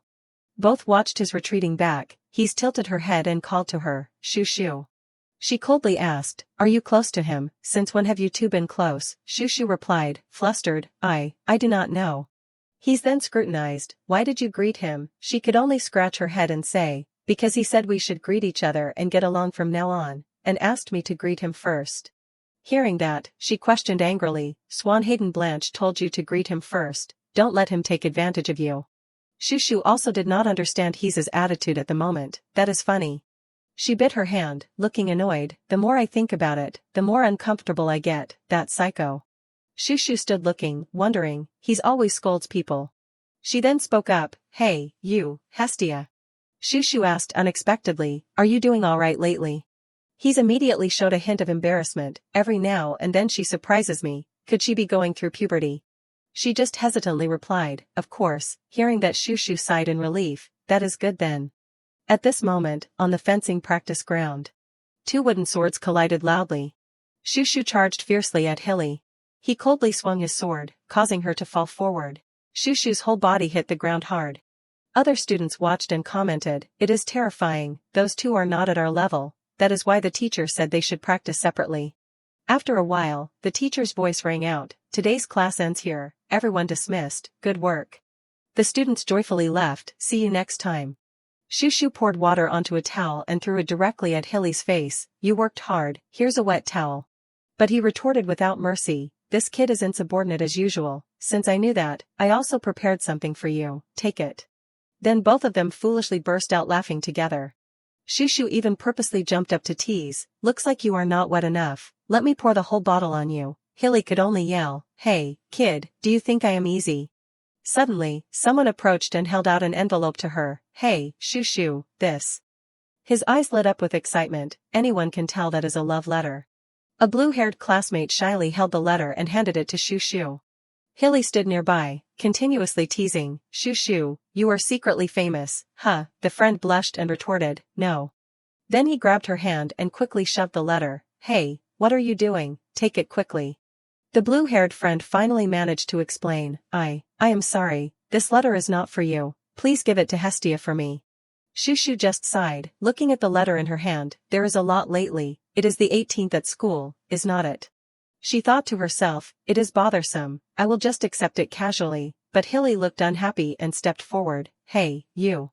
He questioned unhappily, why do not you deliver the letter yourself? The person flinched and stammered, oh, that. The blue-haired friend even pointed at Shushu and shouted, hey, I am shy, that is why I asked you. You also deliver for other boys, do not throw a fit, just deliver my letter too. Hilly turned his head and asked, this is not the first or second time you have been treated like this, is it? Shushu replied indifferently, well, yes, that is right. He clenched his lips in anger. Hilly could not bear it and blurted out, how disappointing, Sharena West. Shushu's face darkened, glaring, what did you say? He was annoyed, you just let them treat you like that. She frowned and explained, this kind of thing happened often since I was little, so. Hilly narrowed his eyes, scrutinizing, this has happened many times, what about your own letters? It seems like you also get confessed to a lot. Shushu's eyes widened and she growled, if you are pretending not to know to tease me, then please shut up. Hearing that, he flinched, no, I am sorry. Hilly hesitated and said, you have charm, I just thought you got confessed to a lot. She unexpectedly glanced over. Shushu then innocently showed off her strength, what, I have plenty of muscle, want to see, how could he say I have charm, he must have eaten something wrong. Hilly then had to say, alright, in short. He pointed directly at the blue-haired friend and criticized, suddenly you are being bossed around by some random nobody, as an observer, I find it annoying. The friend panicked, me. Hilly snatched the letter from Shushu's hand. Then quickly shoved it back into the friend's shirt. After that, he did not forget to remind, your letter, deliver it yourself, if you can't, then give up. Seeing that, she squinted, speculating, could it be that because it is a letter for he is blocking his love rival? Hilly then kindly launched into a defense of Shushu that infuriated her, change your attitude before asking others for favors. Do you think Shushu is easy because she is a bit short and plain-faced? She looks like that, but she is really greedy, at least bring some sweets or something. Hearing that, she angrily threatened, do you want to die at the hands of this short, plain-faced, greedy person? He stammered in reply, no, I mean. Unexpectedly, Swan appeared, startling everyone, don't throw the water bottle on the ground, Shushu quickly explained, I am sorry, I dropped it by accident, I did not throw it away. Hilly fearfully hid behind her, why is that guy suddenly dressed weirdly like this? I heard he was caught bullying a classmate so he has to clean after school. Swan even nonchalantly called out to the blue-haired friend, hey, open your mouth, the friend looked bewildered, Although his face was smiling, his words contained a threat, oh, I told you, before I tear that mouth open. Unexpectedly, he picked up that letter and said, trash. Then he shoved it directly into the person's mouth, you have to put it in the right trash can. Not only that, Swan even chased after the blue-haired friend to torment him, where are you going, you will choke, let me pour water to wash it down, come here. Witnessing the scene, Hilly instinctively asked, he is usually grumpy, but now, thanks to that, I feel satisfied. Shushu also added, so you were really annoyed. He flatly declared, of course, who told that guy to disrespect the person who won against me in training? Hearing that, Shushu also became dejected, no wonder, it turns out it is an issue of pride. Hilly still reminded, you also should not consider being underestimated as normal, I won't allow it. She did not care at all, just picking up the towel from the ground. My goal is to become a knight, so I will probably be underestimated even more in the future. It is tiring to get angry about every single thing. Then she waved and turned to leave, I am going home, see you next time. Suddenly he spoke, Shushu, I am taking back my request for you to set me up with Hestia. Shushu flinched and turned back, Hilly bent down, picked up his sword, and said, I kept thinking about it, because I felt a bit rude, and after seeing that guy just now, I am even more certain. He fastened his sword to his hip again and smiled, actually, lately I find swords more interesting. Hilly corrected himself and said, the day I become a sword master is just around the corner, I do not want to bother with other things. Shushu watched intently without saying anything. Suddenly she turned pale, sweating profusely, muttering to herself, wait, did I perhaps block Hilly's destiny? Shushu covered her face, not knowing what to do, this is really, a sin. She smiled eerily, one bite, instant death. It turned out Shushu was happily thinking to herself, so happy, the biggest shareholder in the role of matchmaker has disappeared. In the evening at the mansion. She stepped out of the bathroom. Shushu was comfortably cheerful, as expected. After training, you have to take a bath. She returned to her room feeling comfortable and refreshed. Suddenly Shushu looked ahead. She asked in surprise, "What are you doing so diligently, sis?" Hazel replied brightly, showing off countless other flower clips on the table. "I am making hair clips. What do you think?" Shushu raised her hand and exclaimed. "Flower hair clips, they are pretty, sis." Then she even tried one on. "Clip it on like this." Hazel also suggested, "Actually, I plan to do this style for the magazine our family business publishes. How about you?" She calmly replied, "Let me ask her." "Okay, that is great." Hearing that, she was delighted. "If it is Hestia, I would be extremely welcoming." Hazel also held out a paper with an idea. "And there is a strong style like this. Do you want to be a model for this?" Shushu flinched, uncomfortable. She immediately ran away. "I am going to ask Hestia now." And Hazel burst into delighted laughter. "I am kidding. I am just kidding." At this moment, in Heeza's room, love letters lay scattered about. She trembled as she picked one up to read. Then she threw it down directly. Hees looked at the pile of papers beside her with disgust. Suddenly, there was a knock on the door. "Who is it?" Shushu spoke up. "It is me. Can I come in?" Hees gleefully changed her mood. "Shoo, come in, I am all alone." She walked into the room. Hees rushed over. "It is late and I still came. I am sorry." She hugged Shushu, surprising her. "Hees." Shushu wondered, "We met this morning, so why are you so happy now? Is something wrong?" Hees just laughed and explained, "No, nothing at all." Hees happily said, "I was planning to come look for you because I missed you so much, but I did not expect you to come find me first, so I am happy." Seeing that, Shushu frowned. "I see. Do not radiate main character aura in front of me, it is too blinding." She then brought up the subject. "What are you doing, if you are not busy?" Shushu saw the pile of love letters on the bed. She then asked, "Are all those love letters, so many, are you reading letters?" He's bent down to pick them up. "I am putting them." She unconsciously turned and asked, "This time, you do not like anyone either?" Suddenly he's froze and looked. Then she picked up a letter. She handed it to Shushu and said, "Here, Shushu, do you want to read it?" She flinched in surprise. "I can read your love letters." He smiled and nodded. "Shushu can read them." Shushu looked at her seriously. "He's." That night, in Heeza's room. She was still intently reading Heeza's letters. Shushu's face turned purple with anger. What is this? The person in the letter actually wrote, "Why are you playing hard to get? You seduced me first." Or some even confidently boasted, "I will have you, even if I have to spend money to buy your entire family. After graduation, you won't marry anyone anyway. My family has a lot of money, date me." And there was one who even rudely cursed at Hees, "Just because you are complimented on your pretty face, you are putting on airs. Don't act arrogant anymore, come to me." Shushu gritted her teeth and crumpled the letter in her hand. "Crazy, is that a confession?" She turned to Hees and comforted her. "Are you okay?" She sadly expressed, "It seems like in their eyes, I am just an ornamental flower." Hees was also disappointed and dejected. "Because I am an ornamental flower, they want to pluck and keep me." Shushu was angry. "That is funny, pluck what?" Unable to hold back, she spoke up, "Even if they see you as a mere flower, my Kareem is also cute and pretty, so sometimes she gets similar compliments, but, pluck. Ah, how can they say that? Who wrote it? I will pluck their head off so they know." She unexpectedly hugged Shushu. Heeza's face was mournful. "It is disgusting." Shushu listened in silence. "I kept thinking that if I just left home, everything would be different, but no matter where I went, it was still the same." She frowned in regret. "I was thinking too superficially." Shushu thought to herself, "I actually thought everyone loving Hees was a good thing." She told herself, if he receives attention from many people, then there can also be trash among them. Shushu glanced at the pile of love letters. Is the proportion of crazy people trying to seduce Hees that high? Then she spoke grimly. "Hees, can I take those degenerate letters?" Hearing that, she was surprised. "Why would you take them?" Shushu smiled and replied, "You might get your hands dirty touching them, I will throw them away for you." Hees was delighted. "Thank you." She then took her hand. "Now let us go change our mood." Hees was surprised. Go where?" Shushu eagerly revealed, "To this place, where someone will curse for us to our heart's content."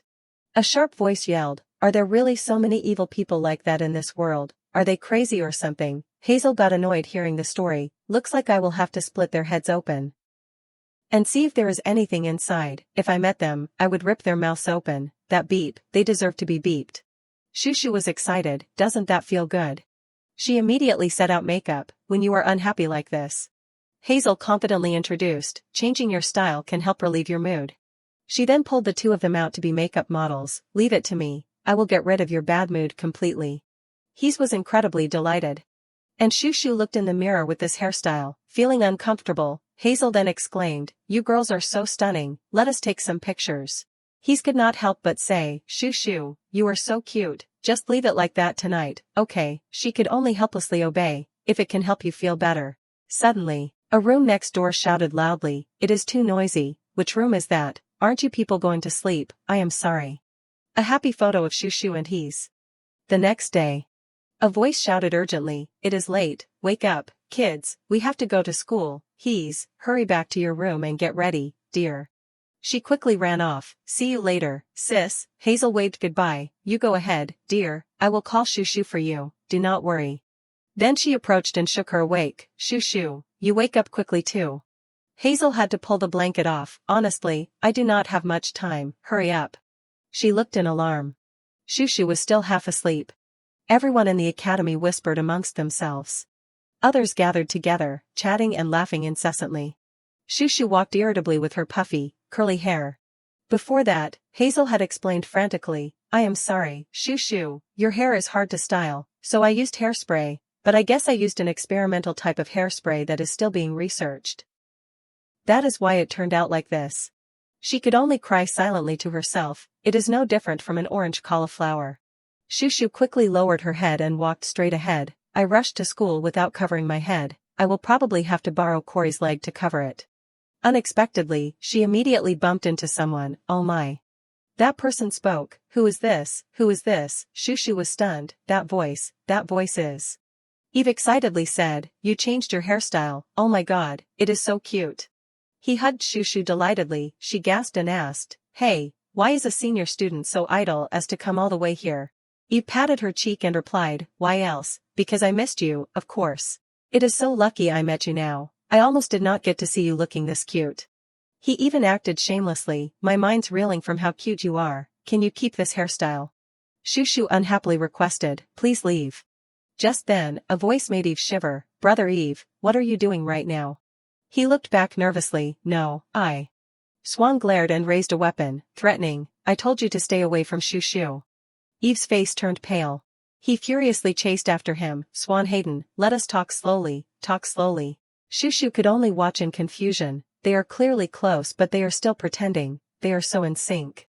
She was embarrassed, they have already seen this head. Shushu turned and left, before I attract more attention, I need to go borrow a blanket. Unexpectedly, Hilly and Corey were already standing behind her. Shushu was startled. The two of them laughed and teased, your hair, is that the orange cauliflower style? Hello. At this moment, she was stiff, rooted to the spot, damn it. I only meant to quietly call Corey out, it is over. Hilly even mischievously played around, your hair is so voluminous, it must be able to hold things, here's chocolate, save it for later, she was annoyed, no. Corey could not help but laugh under the blanket. Hilly shouted loudly, it really works, Shirena, come here, try some more things. Shushu shouted angrily, let go of my hand, Corey, stop laughing and give me the blanket, hey, do not laugh. At this moment, in the fencing class. After a while, Shushu's hair finally straightened out to normal, luckily I covered my head, so my hair is better now, otherwise Hilly would have teased me all afternoon. She smirked and stepped forward for revenge, get ready, Hilly, I am going to torment you like you tormented me just now. Unexpectedly, some people in front were whispering maliciously, hey, that girl is really nasty, huh, who else, that foxy girl who always smiles so brightly at boys. Shushu was surprised to hear, Hestia applaud. They kept gossiping, she acts so girly with other girls, what should we do? Just like my grandma talking, she relies on her pretty face and being liked by boys, so she lives carefree, I guess. She glared unhappily, I do not understand how she lives like that, her mind is empty, acting like she is an ornamental flower. Before they could finish their conversation, they flinched at a loud noise. It turned out Shushu had kicked one side of the locker, denting it, what did you just say? The others trembled and stammered, Shirena. One person quickly explained, we were not scolding you, so. She replied, I know, you were scolding we're not you, how she lives has nothing to do with you. They lowered their faces, embarrassed. Shushu also frowned and added, who called her an ornamental flower. The two of them hesitated, glancing at Isabel, that. She glared and shouted, I asked who. They flinched in fear, Sharena, that. Isabel stepped forward and questioned, it was not me scolding you, why are you making a fuss? Hearing that, Shushu immediately asked, Isabel Twistle, was it you? She even tilted her chin, so what if it was me? I did not make anything up, I spoke the truth.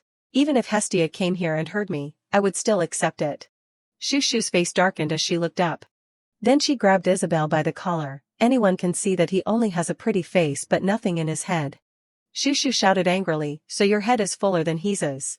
She even sneered, full of dregs. She could only grind her teeth in anger. Isabel swung her arm, let go of me. She did not stop and shouted loudly, what are you doing? I wasted my good impression of you. No wonder you two get along so well, you are exactly alike. Shushu scratched her head casually, I am like that is a compliment to me. Isabel was furious, unable to do anything, you. Meanwhile, in the hallway, Hilly walked by, peeking. He stood outside the girls' changing room, wondering, class has already started, why is he taking so long to change? Hilly chuckled to himself, I was planning to tease her about the orange cauliflower a bit more, I wish her hair was still like that. While still pondering, I can't go into the girls' changing room, so, suddenly a loud noise came from the changing room, hey, Sharena, I won't let you off. Shushu's voice also rang out loudly, Isabel, you started this. Other male students also approached curiously, are you going to let go or not? You are the one who needs to let go. Are they fighting? What, so noisy?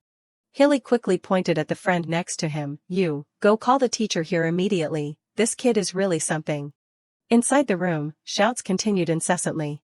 A long time later at the academy. He held the towel in his hand, secretly turning his face away to stifle a laugh. Shushu held her head uncomfortably, too busy fighting, I did not expect Hilly to see my scalp. She recalled the incident just now, I did not want to brawl like that.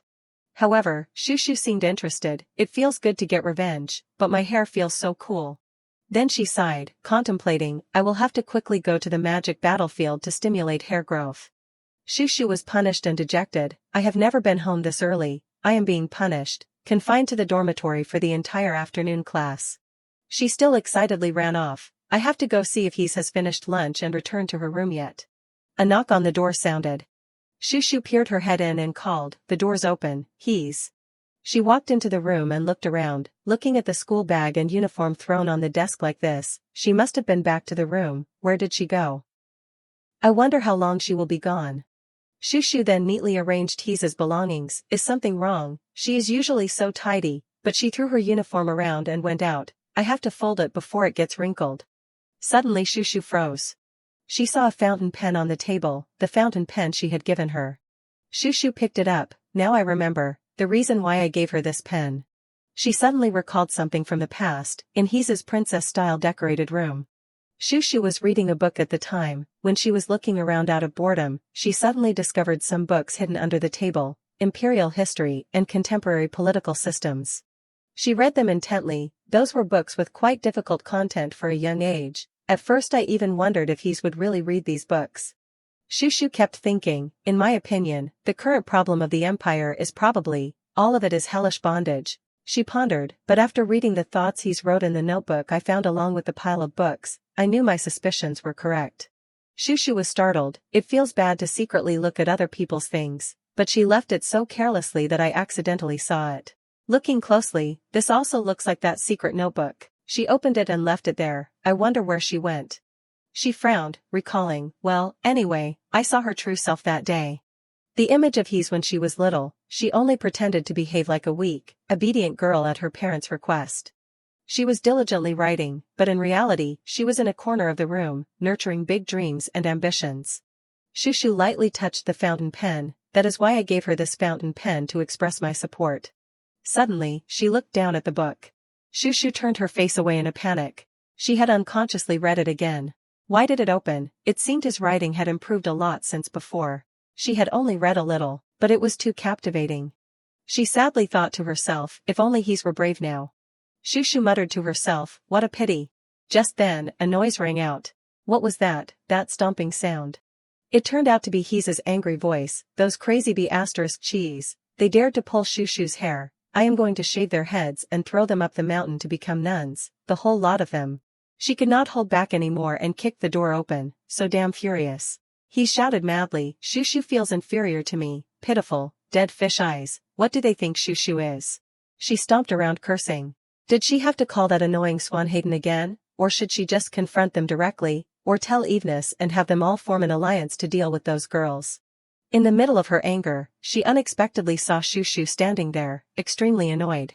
She sat curled up in a corner, waving her hand. You are back. Hees was stunned. She hurriedly explained, no, Shushu heard wrong.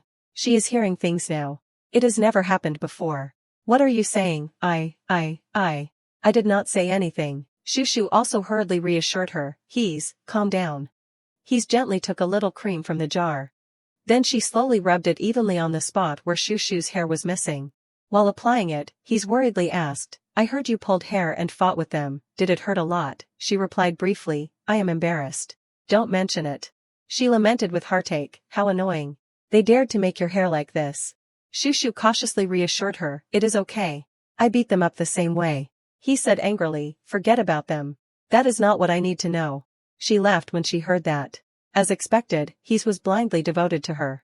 Suddenly, he spoke, Shushu, I have something to say.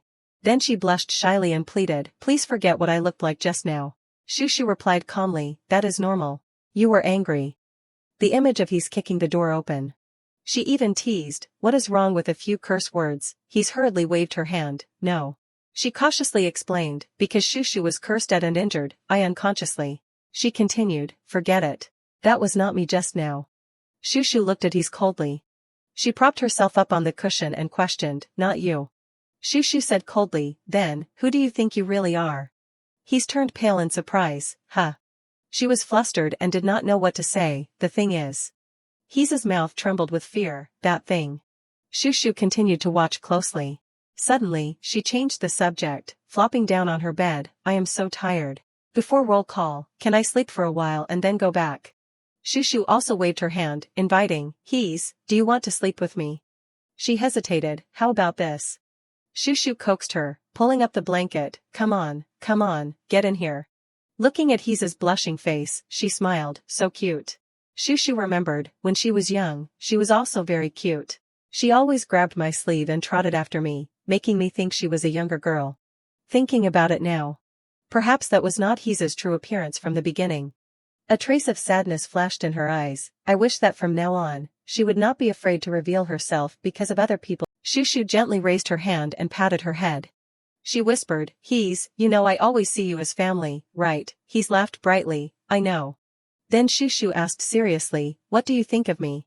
She replied happily, I am both jealous of Shushu in many ways and admire you. He snuggled up to Shushu, you are an extremely cool and amazing person, always helping me whenever something happens. She was a little surprised to hear that. I am embarrassed. I am not that amazing. Suddenly, Shushu sat up, I am still young, so I will sometimes be pathetic and make stupid choices. No, she retorted immediately, that is not true. She said thoughtfully, I know you rely on me. I also feel that sense of responsibility. Maybe I am the one hindering Hees's development, because I always take care of you in every little detail. Shushu expressed sincerely, but, I hope from now on you won't depend on me too much. Hees asked in confusion, what is wrong with Shushu all of a sudden? She frowned and confided, I can't fulfill your own dreams for you. You and I, what we aim for is not the same.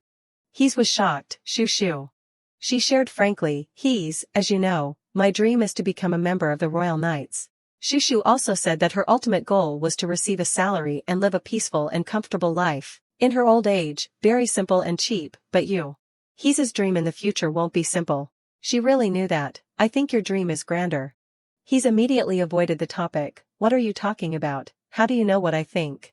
Shushu smiled and replied, it is called intuition, of childhood friends, I guess. She could not tell her the truth. She had once read Hees's diary, that she knew she was worried about the future of the country and had read the secret handbook containing the detailed plans she had written. Seeing her start to think, Shushu thought to herself, she understands. She left the bed, in short. Shushu got up and left, I just want to live for myself. I can't always help you. She turned around and did not look directly at Hees, saying, so before you feel like I have betrayed you, find your own pursuit. Hees did not understand, shoo. She clenched her hands, stammering, I am not confident that I can do what you do. Suddenly, he sobbed, tears falling non-stop, without you, I am so scared. I want to live like I do now. Can't I? Shoo remained cold and decisive, you can ask me, but I can't answer anything, because making a choice is your own business. She cried sadly like rain. But Shoo just stood there silently. She walked to the table and picked up the writing brush. Shoo held it up in front of Hees, do you remember? She then recalled, I gave you this gift and said I supported you. Shoo put it back in Hees's hand, here, I will give it to you again. Then she calmly turned around and left, it is time for roll call. I am going back. Reaching the door, Shoo stopped. Oh, and she revealed softly, I am also lacking in many ways, so I need someone to rely on. I hope that person will be Hees. He stopped crying and looked up, me. Shoo turned her head and smiled brightly, yes, you. She walked out of her room. At this moment, Shoo finally breathed a sigh of relief. She pondered to herself, there is no other way. I have to say it sooner or later. Shoo thought to herself, I hope Hees will understand what I mean. Hees held the pen in her hand and looked at it. She recalled Shoo's innocent appearance when she was young, here, a gift for you. I will always support you. He squeezed it tightly in her hand. She continued to sob, but this time she was smiling happily, Shoo. The next morning at the academy, good morning. The students chatted excitedly, did you do the magic assignment yet, hey, let us go together. But they suddenly stopped and turned to glance at Shoo as she walked by. She glanced around, is it my mood, everyone seems to be talking behind my back. Shoo touched her head uncomfortably, could it be that the thing Hazel tied for me to cover the bald spot is too weird, on the contrary, it is quite cute. She hurriedly ran off, last night I was so worried about Hees that I could not think about bald spot covering magic. I have to use it quickly. Unexpectedly, Hilly came up from behind and teased, hello, Gamecock. Hi. Huh. Corey also walked alongside, hello, Shoo. She immediately turned back and replied, yeah, hello. Then Shoo glanced at Hilly, your hair looks like a rooster's comb too. Did you call me something strange just now, Game, what? He continued to joke, I really can't stand by and watch. You should treat your friends a little better, okay? She looked at Hilly with disgust, I did not do anything. Shoo frowned and looked at him sarcastically, just consider you famous for being a tone-deaf person who tortures eardrums, or a poop expert or orange cauliflower or something. Hilly smirked and mocked her, but being famous in school for being a gamecock who bullies weak female friends is a bit too much. Shoo asked in surprise, two sides fought. Why is there that rumor? So that is why everyone was talking. He even deliberately sighed and criticized, you even dare to say you want to become a member of the Royal Knights. Doing that, I do not know if you still have the qualifications.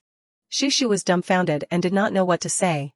Finally, she subtly chased him away, hey, you, can you scram after teasing me? Hearing that, Hilly turned around and left. Shoo trembled with anger, he is so excited to have the chance to pick on me. Just you wait. She thinks, see you later, but why am I the only one rumored to be the bad guy? Suddenly, Corey brought a lollipop to her. He comforted her gently, don't worry. We believe you. Shoo accepted it and felt happier, thank you. After saying that, Corey waved goodbye, see you at club activities. She thought to herself, as expected of Corey. Shoo hurriedly stuffed the candy into her pocket and pondered, actually, thinking about it, maybe other people's evaluations are correct. I will save it for later. She recalled the previous brawl. Although they are now students in the swordsmanship department, their level of training is not as high as hers, and she used all her strength to fight back. Recalling 1 versus 3, Shoo had to remind herself not to be angry about Isabel pulling her hair anymore. But then her eyebrows rose. I really can't suppress my vitality like this. Shoo smiled slyly, calculating, I am also in a period of burning enthusiasm, oh, the black dragon inside me. Immediately, the murmuring of the people pulled her back to reality. Shoo was annoyed, damn it, I caught the childish disease from Hilly. She walked quickly to class, having been absent-minded and forgetting everything. Shoo hovered outside the door, not daring to go straight in. The important thing today is not my rumor, but Hees. Has she gone to school yet? What if she is depressed because of yesterday's events? She continued to peek and observe the situation. Just then, a voice spoke, we are sorry. Isabel and her group stood hesitantly in front of Hees, stammering, we were wrong yesterday. We are really sorry, Hestia. She coldly crossed her arms and stood watching. Shushu was surprised. The girls who fought with me are apologizing to Hees. She slowly walked in and called out, Hees, what exactly is going on? He smiled brightly and replied, Shushu, you are here. Seeing that, Shushu breathed a sigh of relief. Hello. I am glad she seems okay. Even more surprising, Isabel's group also turned to her. Hello, Sharena, making Shushu jump in surprise. Wait, why are all three of them bald? She wondered about the bald patches on their heads. What happened to your hair? I clearly only pulled Isabel's hair. That. The three of them only dared to glance anxiously at Hees. You, what exactly did you do yesterday? She smiled kindly but nudged the girl next to her hard in the stomach as a reminder. You guys, we have something to say to Shushu, do not we? Isabel could only awkwardly say, we are sorry, Sharena. We were wrong yesterday. The other two also chimed in, sorry, we are sorry. Shushu was surprised by the scene. You are good at everything, and Hees is beautiful, so maybe I was jealous of you too. She was about to say more, but Hees, your head is empty. Before she could finish, he slapped her hard on the head. What are you saying? Shushu did not dare to be afraid and thought, Hees, is she manipulating them? Isabel hesitated and expressed, actually, I was not comfortable after fighting yesterday. Originally, I admired you, so I came to the swordsmanship department. Her friend interrupted, didn't you say before you came to see the prince? Shushu could only helplessly listen to them. No, actually, shut up. It is exactly 50 per 50. I came here because of Sharena's coolness as well. At this time, He's raised her hand to signal, okay, you do not need to explain to me. She grabbed Isabel's clothes and squeezed her cheeks threateningly. Hey. Shushu turned pale in shock. He's. Unexpectedly, He's bluntly marked her territory. Even if you admire Shushu, Shushu is mine, and I am Shushu's. She was stunned and flustered. It seems He's has decided not to hide herself anymore, but is this okay? She unexpectedly glanced over. Then He's gave her usual friendly smile. Shushu was unconsciously dazed. She smiled slightly. That is right. Shushu thought to herself, she smiled like that, so it will be okay. She immediately stomped on the chair and announced, alright, everyone pay attention. Shushu raised her hand confidently, to commemorate the day of making up. I will use magic to cover your bald spots for all of you. She used the magic she had learned and pointed it at them. Come on, bring your heads this way. Bald spot covering magic, here I come, Shushu, so cool. But little did she know that the people around her were uncomfortably whispering non-stop, how noisy. Did they pay for renting the classroom or something? I thought I was watching a play. Shushu then realized, it is always noisy around those people. Am I attracting too much attention? I wonder what strange nickname I will get this time. Paying too much attention to the comments caused her hand to stray. At that moment, the bald spots of the three people grew more cauliflower. Shushu stuttered in a panic, I am sorry, I was thinking about something else, so I deployed the magic matrix formula wrong. Isabel's group screamed loudly, hey, Sharena West, she frantically pleaded, let me fix it. Wait, stop. In another room, laughter rang out, he is definitely changed a bit. I was surprised to see the boys come to confess and then retreat dejectedly. Corey turned to ask, Shushu, are not you surprised at all that your soulmate has changed? She sat back comfortably and replied, well, I foresaw it somewhat, so it is okay, but. He tilted his head and repeated, but. Shushu frowned with interest, he is so bold that he even dares to challenge me. She thought of when he's excitedly announced, Shushu, I have something to say, maybe I can surpass Shushu in the next history and imperial language exam. Shushu's face darkened and she growled, absolutely unreasonable, she dares to covet my position, I have to teach her a lesson. Corey listened in confusion, what is wrong with you? You said it was great for Hees to be lively. She immediately changed her expression and laughed, I said that, but I have to accept the challenge if she provokes me. Hees looked at Shushu blankly, Shushu and I are betting. She proposed with delight, the loser will fulfill one wish of the winner. What do you think? After hearing that, she smiled brightly, okay, I bet. Shushu did not expect that reaction from Hees. Why do you look so happy to bet? I only suggested betting because I was provoked by you. She looked determined and excited, it is an honor to have the qualifications to bet with the almighty Shushu. Get ready, I will definitely win, and then pray to Shushu. She sat thinking about that conversation, she said that confidently and decisively.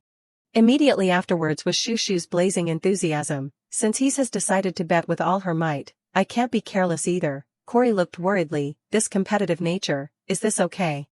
A stack of books piled high on the desk. He's focused on writing non-stop. She rubbed her head, muttering each page of the book. The students there whispered to each other, what is wrong with He's lately, she has changed so much. Yeah, she is more stubborn and is suddenly studying harder. The two of them were endlessly surprised, she only sits and reads books during breaks. Now it seems like she is studying history, the subject where the teacher is a master of inducing sleep, so all the students have given up studying, right? When Shushu walked over and heard their words, she really could not adapt, is that really He's? She also realized that, in other people's eyes, He's has changed 180 degrees, huh? Shushu gently pulled the chair next to He's, that is right. Sometimes even I find it strange. Even knowing that He's true personality is far from the description in the original work. She tilted her head and looked closely, it feels like looking at a praiseworthy little sister. Shushu stretched her facial muscles and thought, on the other hand. She said to herself that, I feel too much of a crisis. This little one is too diligent. Shushu sat down next to her and asked, you do not leave the desk for a second. Aren't you tired? Seeing that, He's quickly raised her head and looked up, I am fine. She also casually explained, I have to be this diligent to beat Shushu. She looked around and assessed, messy hair. Looking at He's determination, Shushu felt excited. I also have to try my best. She did not hesitate and threw herself into studying like crazy. Even when they were strolling, both of them held a book in their hands and muttered as they read. While eating, while brushing their teeth, even when their noses were bleeding, the two of them still stubbornly studied diligently. Shushu, your nose is bleeding. A few days later, at the academy, a voice said, how about? Corey had to speak up and advise, take a break today. You two look so worn out that you are about to collapse. The two of them, haggard and sleep-deprived, looked up at him. Shushu said feebly, we are fine. If you are going to bother us, go somewhere else. Seeing that, Corey's face turned serious and he pulled out a ruler, you will regret it if you overwork yourselves like this. You do not seem to realize how serious the situation is. He picked it up and said, then let me measure your danger level. The two girls looked blankly. Corey held the ruler next to He's face and measured, Hestia, 4 centimeters. And the same with Shushu, 4.35 centimeters. She asked uncomfortably, Corey, what are you doing now? He frowned and warned, let me tell you, the average dark circles are only 3 centimeters long. Shushu still did not care, so what? Corey clenched the ruler in his hand, the person with dark circles longer than mine will definitely faint. The two of them looked at him silently. Then they collapsed on the table and blamed, I am not kidding, really. Unable to persuade them, Corey slumped down, alright, then from now on I will study with you. If you both faint like I said, you will need my help. Seeing that, Shushu gently reminded, up to you, but can you be a little quieter, we are in the library. He hurriedly then Corey said sternly, in short, I am confident in the natural sciences. Ask me if you have any questions. I will help you. But he's replied to him indifferently, to be honest, my first impression of you was not very good, so I do not like you. But now the more I look at you, the more pleasing you are. Hestia started talking to Corey. He was annoyed, is that praise or sarcasm? Shushu looked on confused, since when have they been talking to each other like that? He's deliberately glared at Corey and declared, but even so, the person closest to Shushu is me. Remember it well, making her jump in surprise.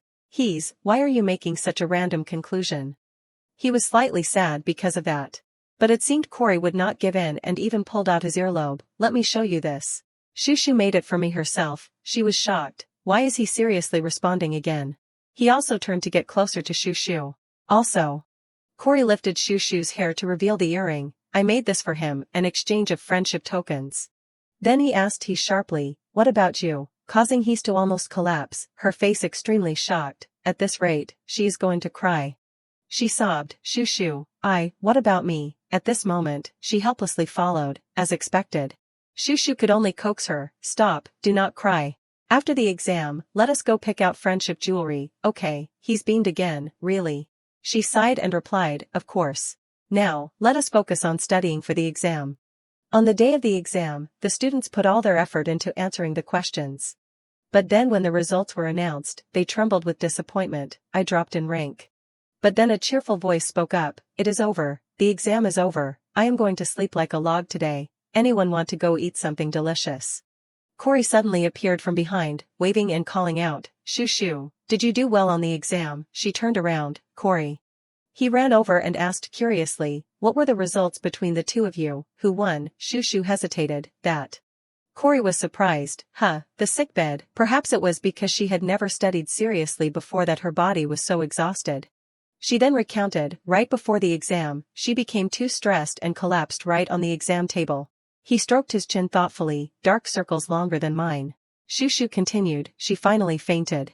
Therefore, probably because I was only 0.45 centimeters away from you, I was able to endure it.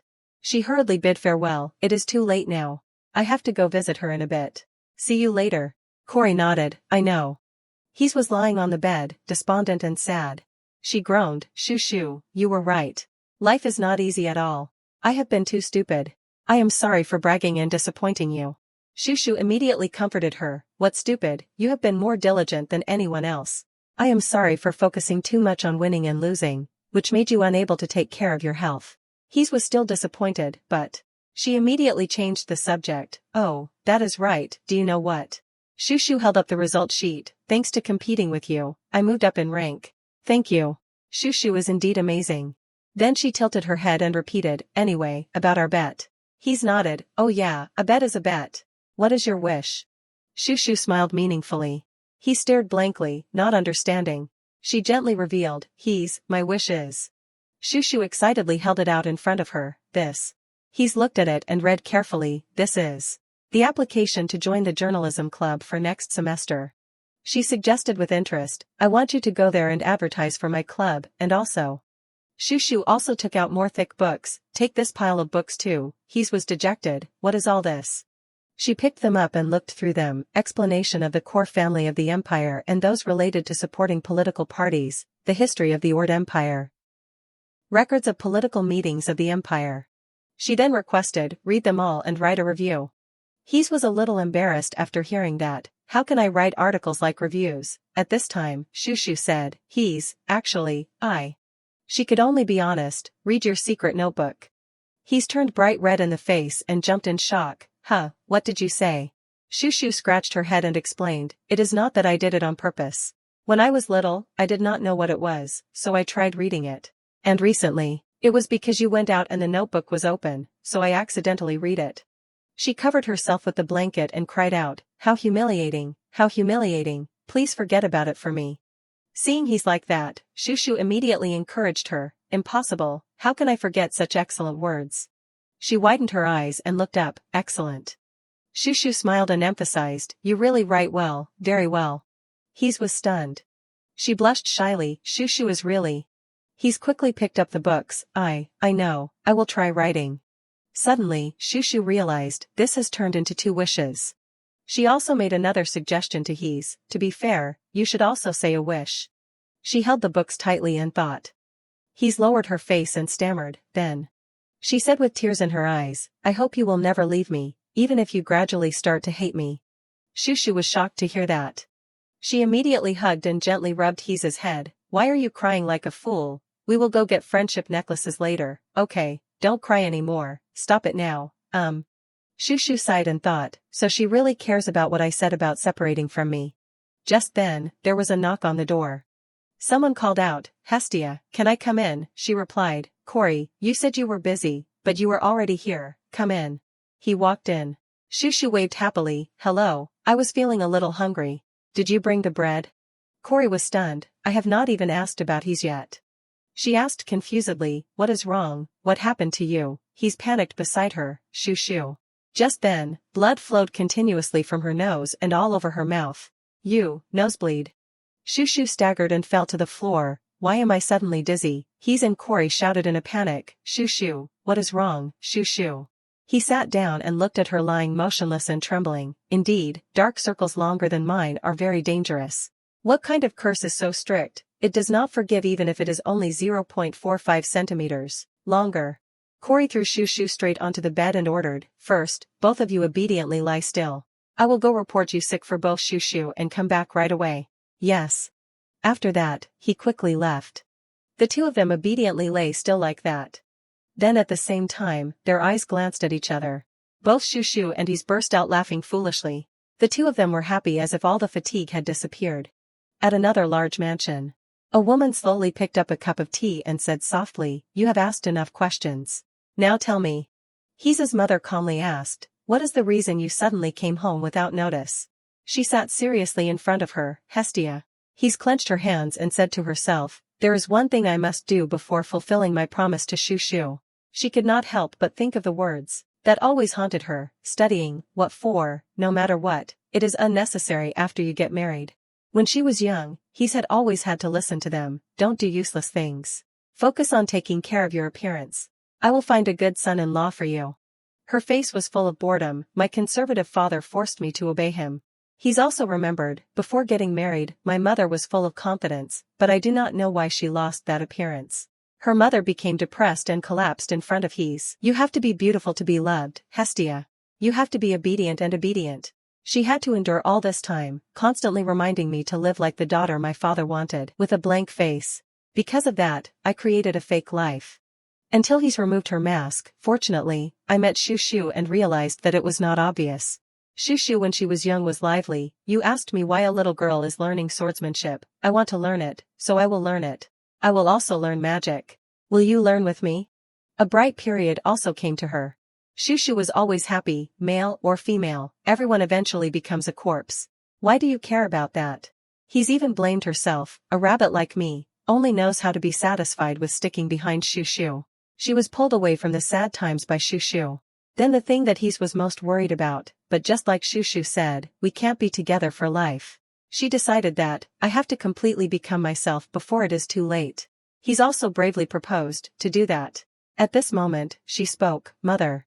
He said seriously, I have something to say. She said to herself, I must escape the shadow of my parents. Outside, birds chirped on tall trees. Hesitantly walking steps. It was he slowly walking on the road. She gently swept back her hair and looked up. He smiled contentedly.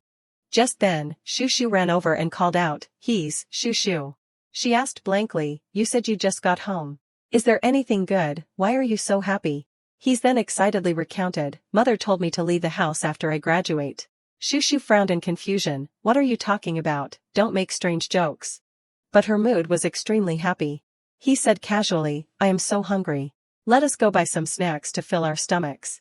Shushu suddenly called out, at the academy at this time. Other students shouted in panic, that is the application form for the newspaper club. You said you were only studying the cultivation club until the end of the year. You said before that cultivation is the basic of a proper lady. He could only announce embarrassedly, I am sorry. After studying, I realized that cultivation does not suit me. Her friend was extremely disappointed, Hestia. What happened to the pride of the cultivation club? They asked in wonder, moreover, you suddenly switched to the journalism club. You have changed so much. She rested her chin on her hand and smiled, so, do you guys hate me? The two of them quickly shook their heads in denial, no, that is not what I meant. We are just feeling strange. While saying that, they hurriedly ran off, you are still participating in faculty activities, right, see you later. He still agreed, okay. He's looked down and thought to herself, that is not an incomprehensible reaction. Remembering the conversation between He's and her mother, what, you came back to say you want to study the journalism club. She was angry and shouted loudly, have you forgotten what your father told you? He told you to obediently graduate and then get married. He still calmly retorted, times have changed. Mother, do not pay attention to father's expression anymore. His mother resolutely said, times have changed, but your father and I have not changed. She coldly declared, I will study hard and help those who are like mother. His mother frowned, what? He looked straight at her mother decisively, I want to create a world where those with talent will be recognized and do not have to sneakily look at other people's faces. She was shocked and did not know what to say. At this time, His mother bit her teeth tightly and trembled, what can a kid like you do? He also saw her mother's hand clenching tightly. She quickly stood up, I do not expect mother to understand or support me. I can't talk to father at all, so I came to inform you. He's turned and left, then, I will take my leave. Mother He could only shout after her, your father will never forgive you, once you graduate from the academy, you will have to leave this house immediately. But at this moment, she no longer cared. He's lowered her head and pursed her lips tightly. She turned her head and said, I am sorry I could not become the daughter you both wanted. Mother He sobbed as she looked at her daughter. She muttered, you will regret it, Hestia. Back in the present, He was stunned. Even her family could not accept her change. Then, just a second later, she told herself, anyway, I am fine. I do not care about other people's reactions. He's thought of Shushu, I only care about Shushu's reaction. She sighed. Even though he advised me not to hide my true self. He was a little worried, but my personality is not exactly good enough to show him everything. The scene of her frantically grabbing Isabel's group by the hair flashed in her mind. How dare you make Shushu bald, war chicken mode. Then there was the scene of he's pointing and ordering Swan, go, Swan Hayden, take care of that guy who was eyeing Shushu, throwing stones mode. But then she slumped down, looking dejected. If I confess that my personality is on par with Swan Hayden's, will I get scolded? Suddenly, Shushu approached from behind. Are you still writing your self-introduction? He was startled and replied, it is not quite right yet. She immediately reassured him, don't put too much pressure on yourself. You won't be able to write anything that way. He nodded happily, I know. But then a female friend walked over and pointed. Hestia, there is some guy waiting for you outside. Shushu glanced at the door. That guy. You can tell he is here to confess. Do you like him? He sighed, no way. I have actually rejected him several times, but he keeps coming. It is so awkward. Without another word, she shot off. Hey, talk to me for a bit. He sat silently, watching Shushu. She suddenly thought, well, Shushu will fall in love someday, too.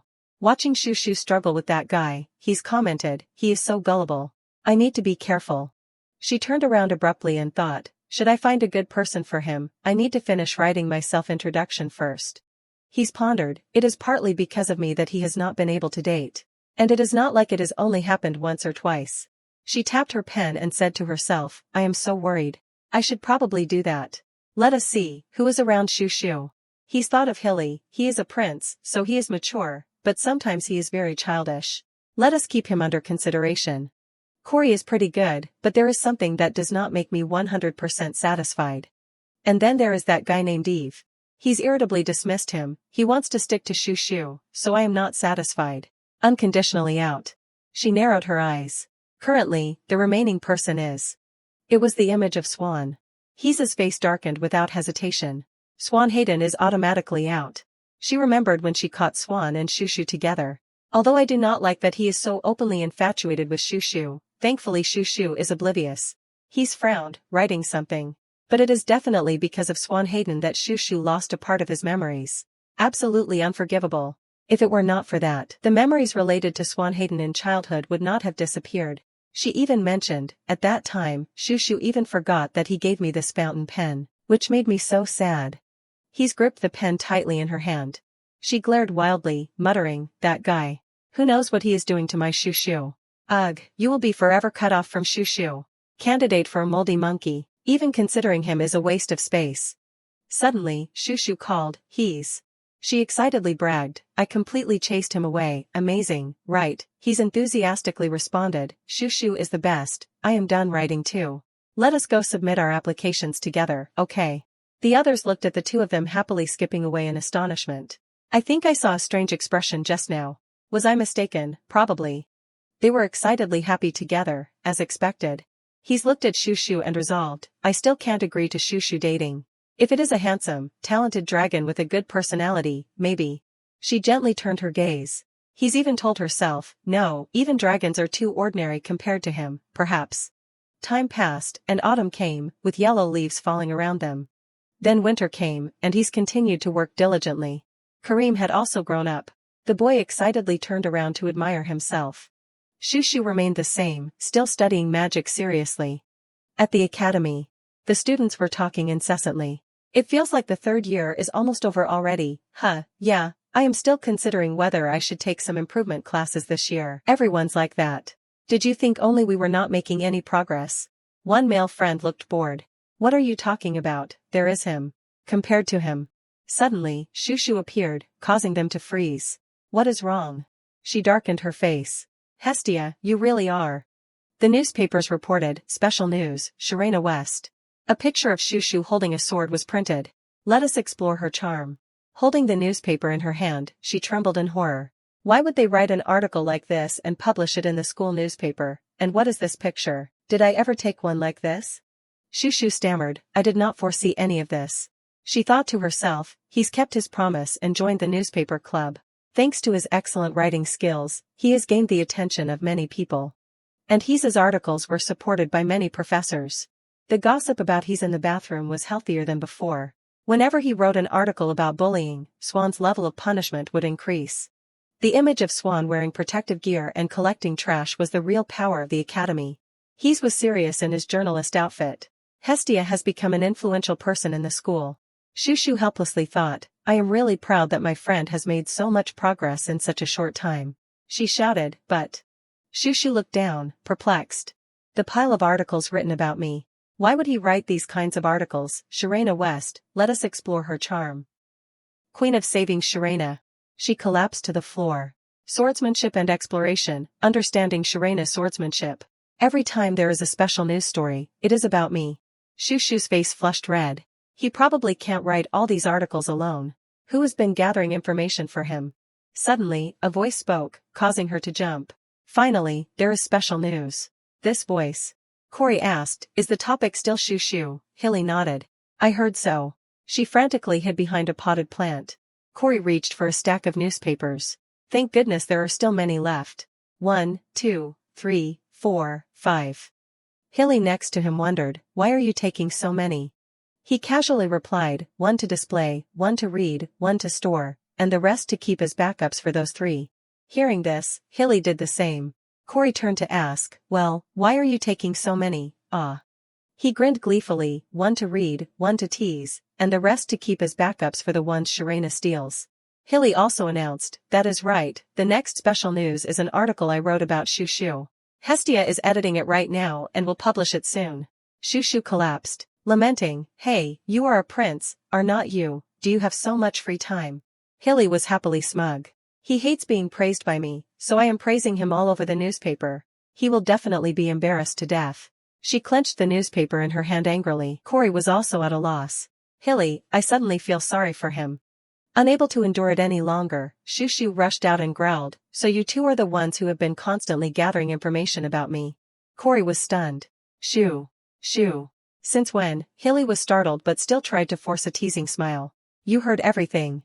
Shushu furiously cast a fire magic circle. You two give me the stack of newspapers in your hands. I will burn them all to ashes. Hilly shouted, no way, I have not used it to tease you yet. She threw fireballs at them. What did you say? Give it to me now. Corey covered himself with a blanket in a panic. No, Shushu, you look great in these. He flew away. See you next time. Corey also immediately teleported. Shushu gasped for breath, helpless. Seriously, Hilly runs so fast, and Corey even used teleportation, what is wrong with them? Unexpectedly, Eve skipped happily from behind. I have already signed a contract to buy the exclusive rights to this special news, I have to bring it all home. She turned her head abruptly and shouted, hey. But before she could act, Swan rushed over from somewhere, snatched the paper, and held it in his mouth. Exclusive rights, who allowed you? He was stunned. Swan Hayden, the contract is right there. Are you going to return it or not? Eve screamed, give it back, and was kicked in the face by him. Dream on.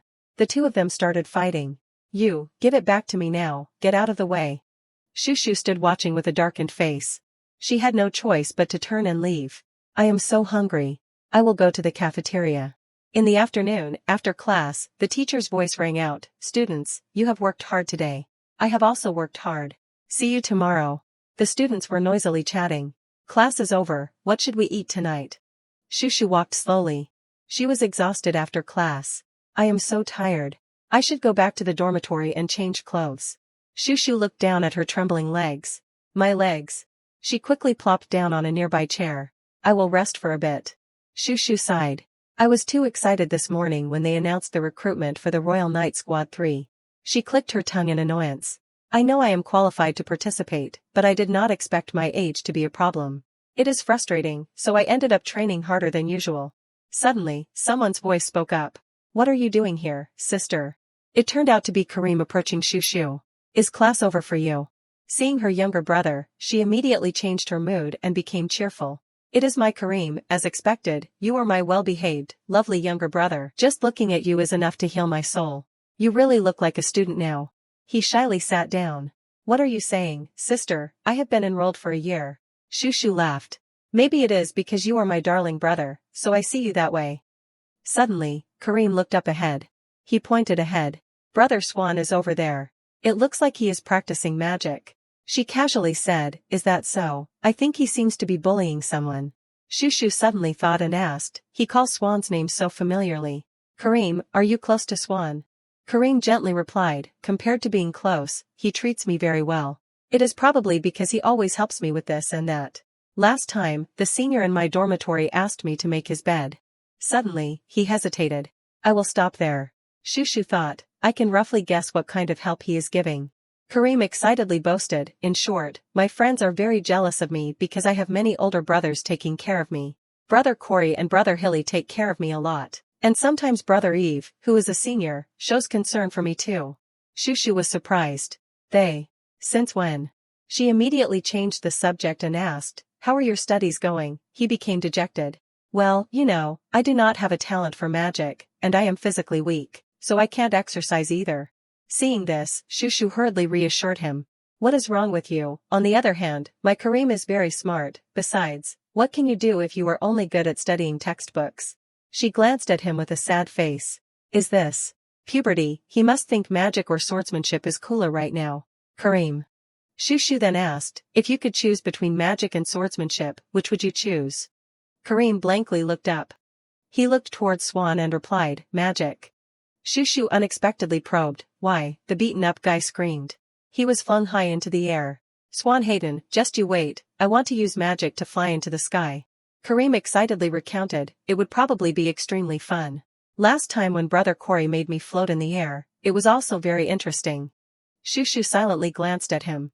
She immediately told herself, okay, I have something to do today. For my Kareem, this little bit of hard work is nothing. Returning to the dormitory, she busied herself doing something. Shushu, covered in sweat, chuckled. As expected of me, creating this in an instant. She had personally crafted, installed a saddle, and completed a flying broom. The teacher frowned in annoyance. Unbelievable. While sleeping, Shushu kept muttering, it is just a misunderstanding, headmaster. Swan was the same. Eager to beat each other up, on the contrary. The two embraced closely and intimately. Our relationship is extremely good. The teacher dropped the book in his hand in confusion. 30 minutes earlier, in an open area near the dormitory, Shushu looked around. Good, practicing here should be fine. She looked up at the sky and told herself, I am just checking if the magic broom is working properly. I do not need to attract attention.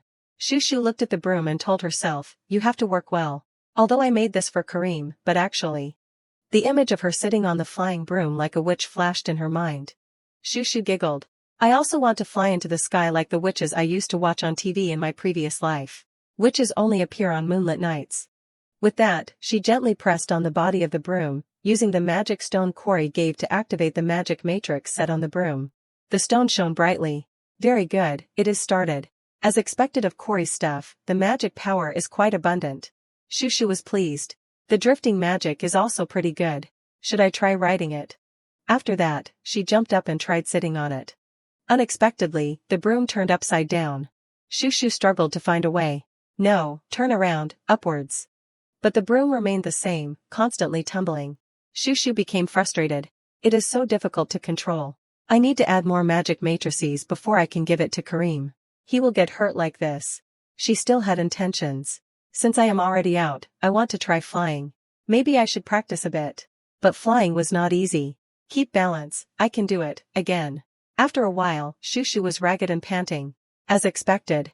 She trembled, holding the broom tightly, and pondered, I made the flying broom to move according to the rider's thoughts. There is no way I can't ride it. Finally, after a struggle, Shushu was able to control it and fly high. I did it, my will has triumphed. She looked down below. Shushu smiled contentedly. I am in such a good mood. I have to take Keys for a ride later. She slowly controlled it. First, I need to practice riding the broom more. I still can't ride forward and backward as I want. Suddenly, a gust of wind blew. Shushu was unexpectedly tilted along with it. A whirlwind. She was frightened by the force of the wind. It will be dangerous if I get swept away like this. Shushu was spun around like a seagull. Her face turned pale with worry. I am done for, I can't keep my balance anymore, I have to quickly escape from here. The stone on the broom flashed. It unexpectedly controlled the broom and shot off. Shushu screamed in fright, stop, stop, why won't it stop? She flew straight ahead. That is the men's dormitory. No, I can't, I am going to crash into it. With a whoosh, Shushu crashed straight into the window. The wall cracked from the impact. She was suspended in midair. After a while, she fell with a thud. Shushu frantically scrambled out. I almost died, but at least it dampened the impact of the magic power. Swan and Eve looked at her in surprise. Shushu, She stammered, is this even Swan's room? Sorry, I was flying and experimenting and it failed, so. Swan and Eve rushed over. It is okay, are you hurt? You flew over so fast and crashed into the wall. But Shushu forced a reply, I am fine, I am not hurt, I think I bit my tongue. Eve impatiently urged, Swan Hayden, heal her quickly. He felt uncomfortable hearing that. I will heal her even if you do not tell me to, get out of the way, you are in the way. The two of them started arguing again. Are you looking for trouble? Who told you to order me to do this and that? That is not an order at all, do not talk to me. Shushu was helpless on the side. How can they live together when they argue like this every day? Suddenly, the teacher's voice rang out, what is all the commotion, what is going on in there? Eve panicked. The dormitory supervisor, if we get caught, it will be a big problem. Shushu's face turned pale. If I intrude into the dormitory, I will be suspended, right? He quickly said, Swan, cover it up. Understanding, Swan rushed towards Shushu. The supervisor ran over, scolding, you two broke something again and are fighting. Unexpectedly, the scene before him was, you two, what are you doing hugging each other so tightly? Swan smiled and made excuses. Just like you said, I and Eve had a bit of a heavy-handed fight. Eve also chimed in. As you can see, we are making up. The supervisor was shocked and confused.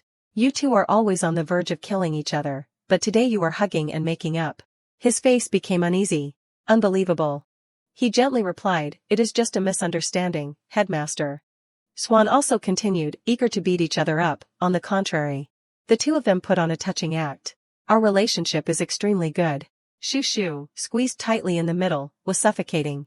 The supervisor dropped the book in his hand in amazement. Suddenly, he saw behind them. What is wrong with that broom? Why is it stuck on the wall?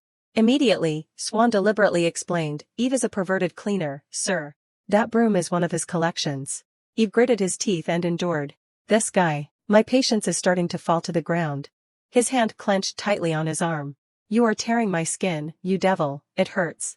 Finally, the supervisor decided to leave, but he paused and asked, so, did you two make eye contact while arguing? Why have you been hugging each other so tightly since just now? But Swan emitted a strong murderous aura, causing him to panic. No, nothing happened, that is good, I am leaving now. The door slammed shut. Shushu gasped for air and crawled out. Swan wondered, what were you experimenting with at midnight? It is very dangerous. She awkwardly did not know what to say. That matter. But Eve made an excuse and hugged her. Did you miss me so much that you flew to see me? Swan did not leave him alone and kicked him in the face. He scolded, don't stain my Shushu. I will chop off your hand. He lay still, motionless. Too much. Eve rubbed his head and reminded, but hey Shushu, you have to go back quickly.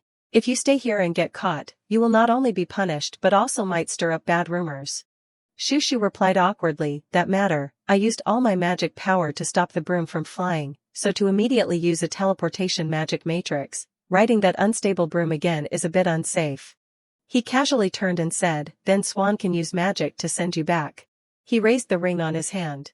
Sorry, it is also because of this that I can't deploy magic. Earlier, a picture of him was taken. Swan Hayden is breaking things in school again. He slammed her hand on the photo. That is right. She sternly shouted, because the school's punishment is too light. He's resolutely suggested to the teachers, therefore, esteemed disciplinary committee, we need to punish him more severely. The teacher hesitated. How to punish him? She smiled meaningfully. Everyone thinks. He's wickedly proposed, how about punishing that troublemaker by wearing a magic control ring? Shushu awkwardly asked, is that what happened? Swan irritably raised the rings and boasted, yes, it is because of that annoying pink-haired girl that I can't use too much magic power. Eve narrowed his eyes in consideration. So what should we do? Shushu lowered her head worriedly. I am sorry, it is because of me. Suddenly, he remembered, what room is Corey in? Swan replied, downstairs, my class is right downstairs, lucky me. But how do I get down there from here? Eve rubbed his chin and pondered, it is curfew now. The dormitory supervisor on my floor is very sensitive. Using the stairs will get us caught immediately. He nonchalantly pointed behind him, since it is right downstairs, let us climb out the window. Shushu agreed upon hearing this, that is right, I can even climb walls. Unexpectedly, a scarf completely covered her head. It turned out to be Swan. He used magic to wrap the scarf tightly around Shushu. What is this, Swan, let me go. He gently instructed, you crashed into the wall earlier, did not you? Besides biting your tongue, you might also have internal injuries. You should rest. Oh, right, but this is a bit. Swan even healed her while speaking. No, it is too comfortable. Eve immediately stepped forward, great, Swan, then let me carry Shushu and run. He slapped his hand away forcefully. Then Swan coldly hit Eve in the face with a broom. Go hug your broom and run. Next, he tied Shushu to his back and grabbed the rope, so comfy. Seeing this, Eve spoke up, the window might be locked. Let me go down and check first. It is very dangerous. Unexpectedly, he did not even care and jumped down, I will open the window myself to get in. Watch the rope carefully and do not let it slip for me. Hey! The rope tightened instantly. Swan quickly swung himself forcefully. After that, he raised his leg and kicked the window hard. Just like that, the two barged abruptly into Hilly and Corey's room. He landed gently. Swan even nonchalantly gloated, perfect landing. Hilly, who was lying on the bed, panicked, that crazy Swan Hayden, what are you up to? He shouted in alarm, breaking into other people's rooms through the window in the middle of the night, are you out of your mind? Before he could recover, Eve rushed in from behind, Your Highness, pardon the intrusion. Hilly got another shock, what is with this older brother?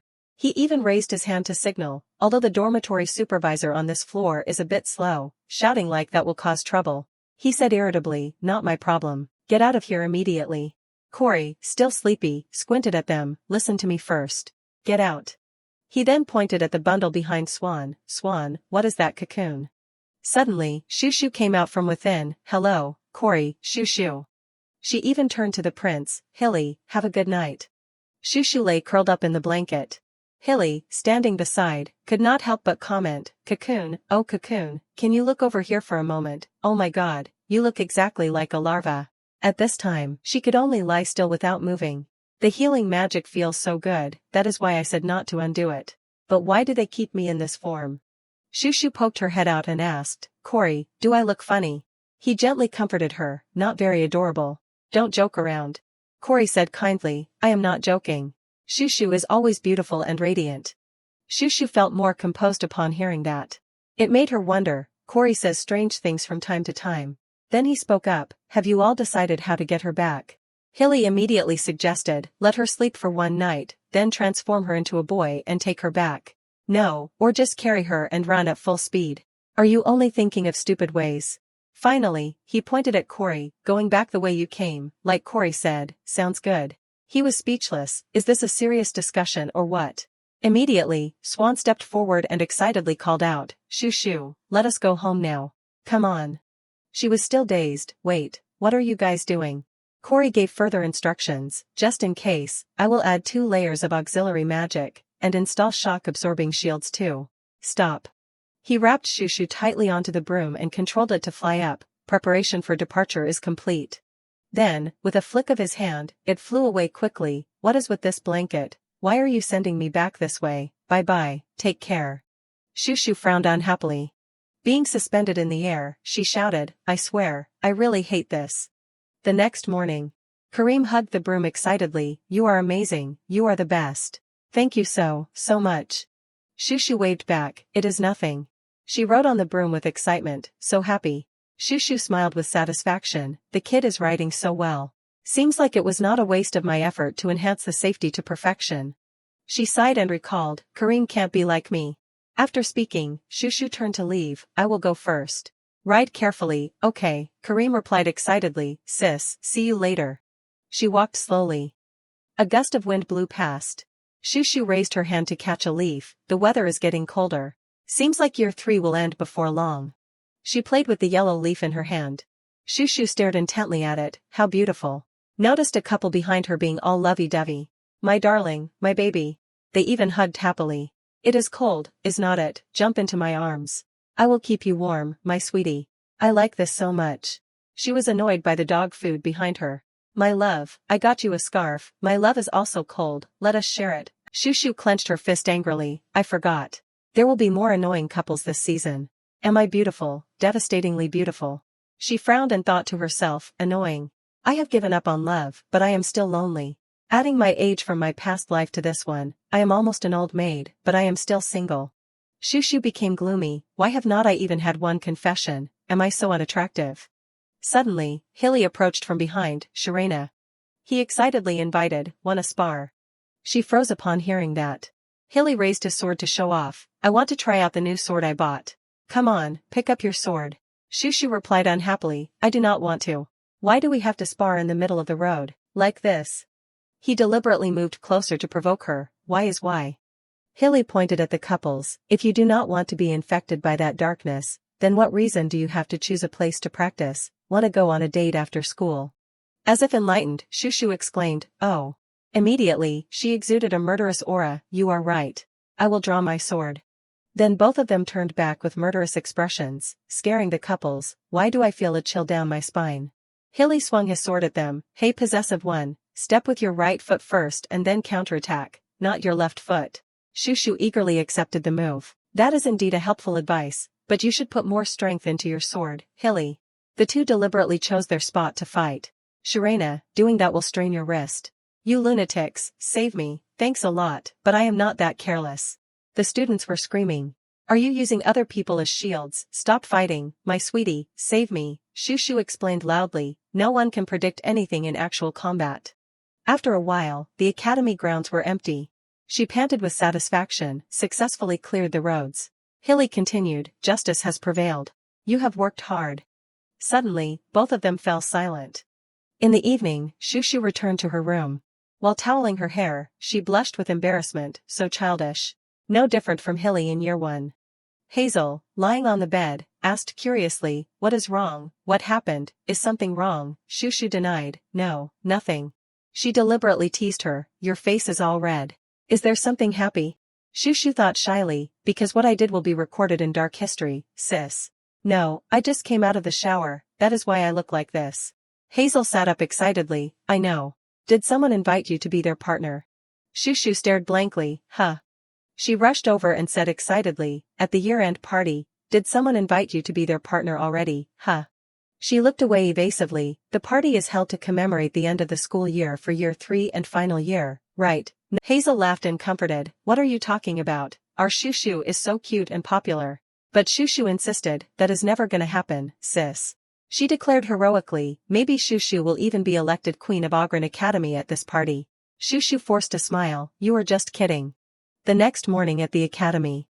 The story from yesterday kept her lost in thought. Hazel is really weird.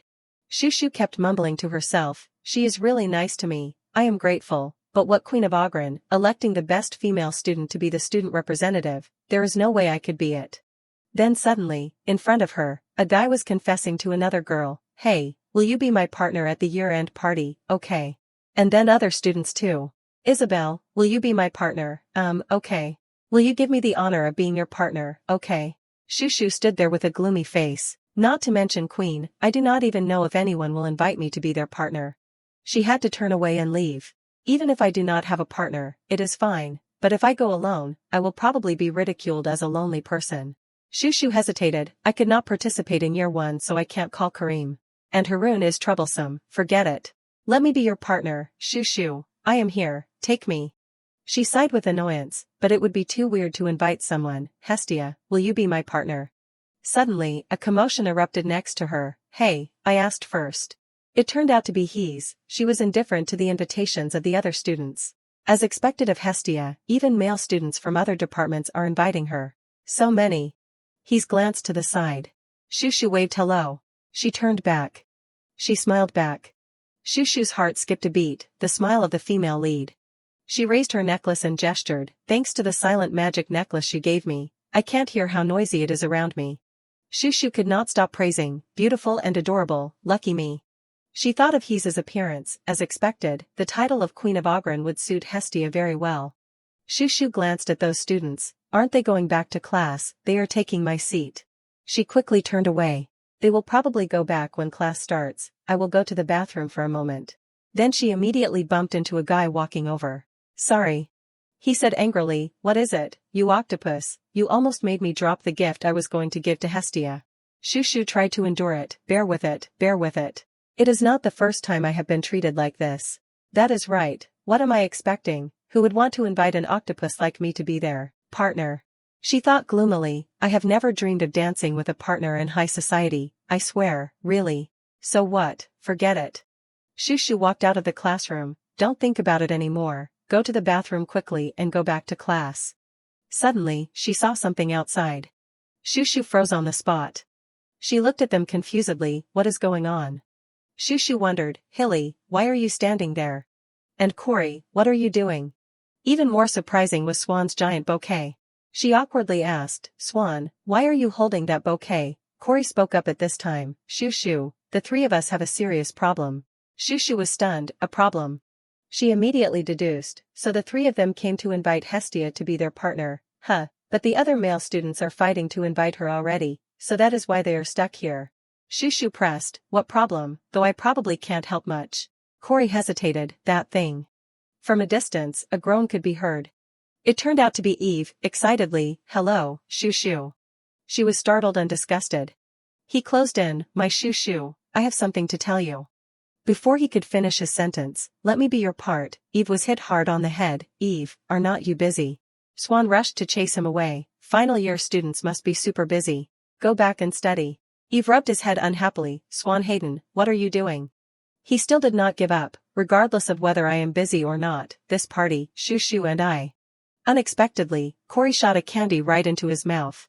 Then Hilly lifted him up entirely, sorry, Shushu, we will go first. See you later. After that, the three of them carried Eve away. Shushu stood there alone, bewildered, what is wrong with them? Flowers and candy were scattered on the floor. Autumn has also arrived. Time flies. Before attending the year-end party, the female students either went to the salon to get dolled up, or they prepared various kinds of jewelry and dresses. Only Shushu was lonely in the dormitory. And me. She kept sneezing. Shushu sat alone in her room and muttered, even on the day of the party, no one invited me to be their partner. Being in the room, I feel strangely cold. She felt bored when she thought, I have to attend, so I can't not go. Or should I prepare a little, there will probably be a lot of delicious food there, right? Yeah, I will eat a little and then go home. Shushu put on makeup by herself, luckily I have some dresses and cosmetics that my mom bought for me. She chose an outfit from the closet, the orange dress is too flamboyant, so I should wear neon. And she also picked up a red wool scarf. It is cold, so I will bring a coat, scarf and gloves. I do not have any shoes that match, but I am only going to eat a little and then go home, so I will just wear whatever. After dressing up, Shushu exclaimed, great. She put on her shoes, ready. Shushu was confident with her dressing skills, preparing for a party is a piece of cake. Hazel came in dragging her clothes, Shushu, are you ready yet? Seeing her at this time, she screamed in horror. Hazel tried to calm down and asked, you deliberately dressed like this to make me laugh, right, Shushu replied calmly, no. Unable to accept it, she grabbed her collar, are you really planning to go to the party looking like this? Shushu was bewildered, yes, what is wrong, sis? Hazel threatened, if you go out like this, I will spank you. She was still stubborn, I think it is okay. Immediately, she stripped her clothes off and helped Shushu revamp, sis, let me show you the skills of a salon owner. She shouted in panic, wait, Hazel. Hazel rummaged through the closet and questioned, what, the orange dress here is much prettier, but why are you wearing that? She even took out her set of tools, clothes done, now fix the makeup and redo the hair. Hazel styled her hair and tried on clothes too, let us try matching this with this. After a while, she was satisfied, it is done. I will tell you, it is a masterpiece. Shushu looked at herself in the mirror. She was also stunned and could not believe it, is this me? Hazel hugged Shushu proudly, as expected, I knew that if Shushu dressed up, she would be as beautiful as a fairy. She replied awkwardly, yes, thank you, sis. Shushu said hurriedly, well, I will go then. But she stopped her in time, stop. Hazel revealed a demonic look of threat, don't ruin my masterpiece with those gloves, coats, and scarves. She was scared and could only obey, I am cold, I am going. She did not forget to tell her, don't rub your eyes, you will ruin your makeup. Yes. Shushu ran off happily. She kept thinking to herself, she is definitely the embodiment of the saying love makes all things beautiful. Sure, The way I look now is more pleasing to the eye than my real self. But where did she get the idea that I am as beautiful as a fairy? Shushu panicked a little. It is a bit late. She frowned with worry. What if all the delicious food is gone? What will I do? Unexpectedly, a sound of something falling into the water rang out. Shushu unconsciously looked over. It seems like something fell from the branch. Right, did I hear wrong? There is nothing there. She looked at the lake. Shushu hurried away again. I must be too hurried, that is why I heard wrong. She did not hesitate anymore. I have to get to the party quickly before all the good food is gone. At this time almost everyone was at the party. The scene was extremely lively. Shushu entered, extremely surprised by this scene. She looked around. This is the year-end party. It feels a bit different from a high society party. Then she hurried off to find her. Where's he's? This time, Shushu bumped into the guy from before. Someone, he is the one who called me an octopus last time. She looked at that guy worriedly. I bumped into him a second time, so he will probably be even more annoyed, right? Sorry. Unexpectedly, Shushu was beautifully made up this time. He changed his attitude, shyly and softly. No, I am the one who should, sorry. What is wrong with him? Is he really that male student? Seeing this, she did not think much and left. It is good that there is no problem. Gotta go find he's. Who knew everyone? Immediately, she saw he's in the distance. There is he's.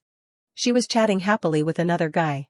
At this time, Shushu remembered, oh yeah, he's was invited by Haroon to be his partner, right? She could not help but contemplate. Unexpectedly, she ignored countless invitations and chose my brother.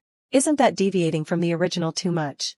But Shushu chuckled. Actually, I am the happiest. She even made a plan without hesitation. If the two of them become a couple, I can play with he's for life as a sister-in-law. That is so lucky. Looking at the two of them, Shushu secretly thought cunningly, good luck, Haroon, if it is you, I am willing to be a matchmaker, show them what you have got. Immediately, she left, let the two of them be together, I should not disturb them. Shushu noticed something ahead. It turned out to be him standing alone there. I found Hilly. His appearance today was really elegant. She involuntarily exclaimed, as expected of one of the male leads, only at the end of year 3 and he already has that mature beauty. Dressing up makes him even more dazzling. Shushu approached. Why is he standing alone? She called out, Hilly, what are you doing there alone? Hilly turned around and replied, Shirena, where have you been? But at this time, he stared blankly. Shushu tilted her head in surprise. Hilly's face was flushed, his heart was pounding. She was surprised to see his strange expression. What is wrong? Is something wrong? He turned his face away shyly. No, nothing. I told you, Swan, you. Shushu was annoyed. What are you saying? I can't hear anything. He covered his face awkwardly. It seems so. Suddenly she asked, but why are you alone? Where's your partner? Hilly replied calmly, I do not have one. Shushu was puzzled. He is famous, so he must be in high demand. Does he only know how to swing a sword so he does not care about love at all? She continued to ask. Do you know where Cory and Swan went? He kept stammering. Swan, then. Unable to bear it anymore, Shushu angrily pulled Hilly's face back. Where are you looking when you are talking? He could only shout, Swan, I heard he came to the venue early so I came to check but I did not see him, so Cory went out to find him. Then, covering his face, he made an excuse to leave. I have something to do. I have to go now. Excuse me. She stared blankly after him. What on earth? What is wrong with him? The table was laid out with colorful and flavorful dishes. She picked up a macaron. Shushu slowly savored it. The focus of the party was indeed the food.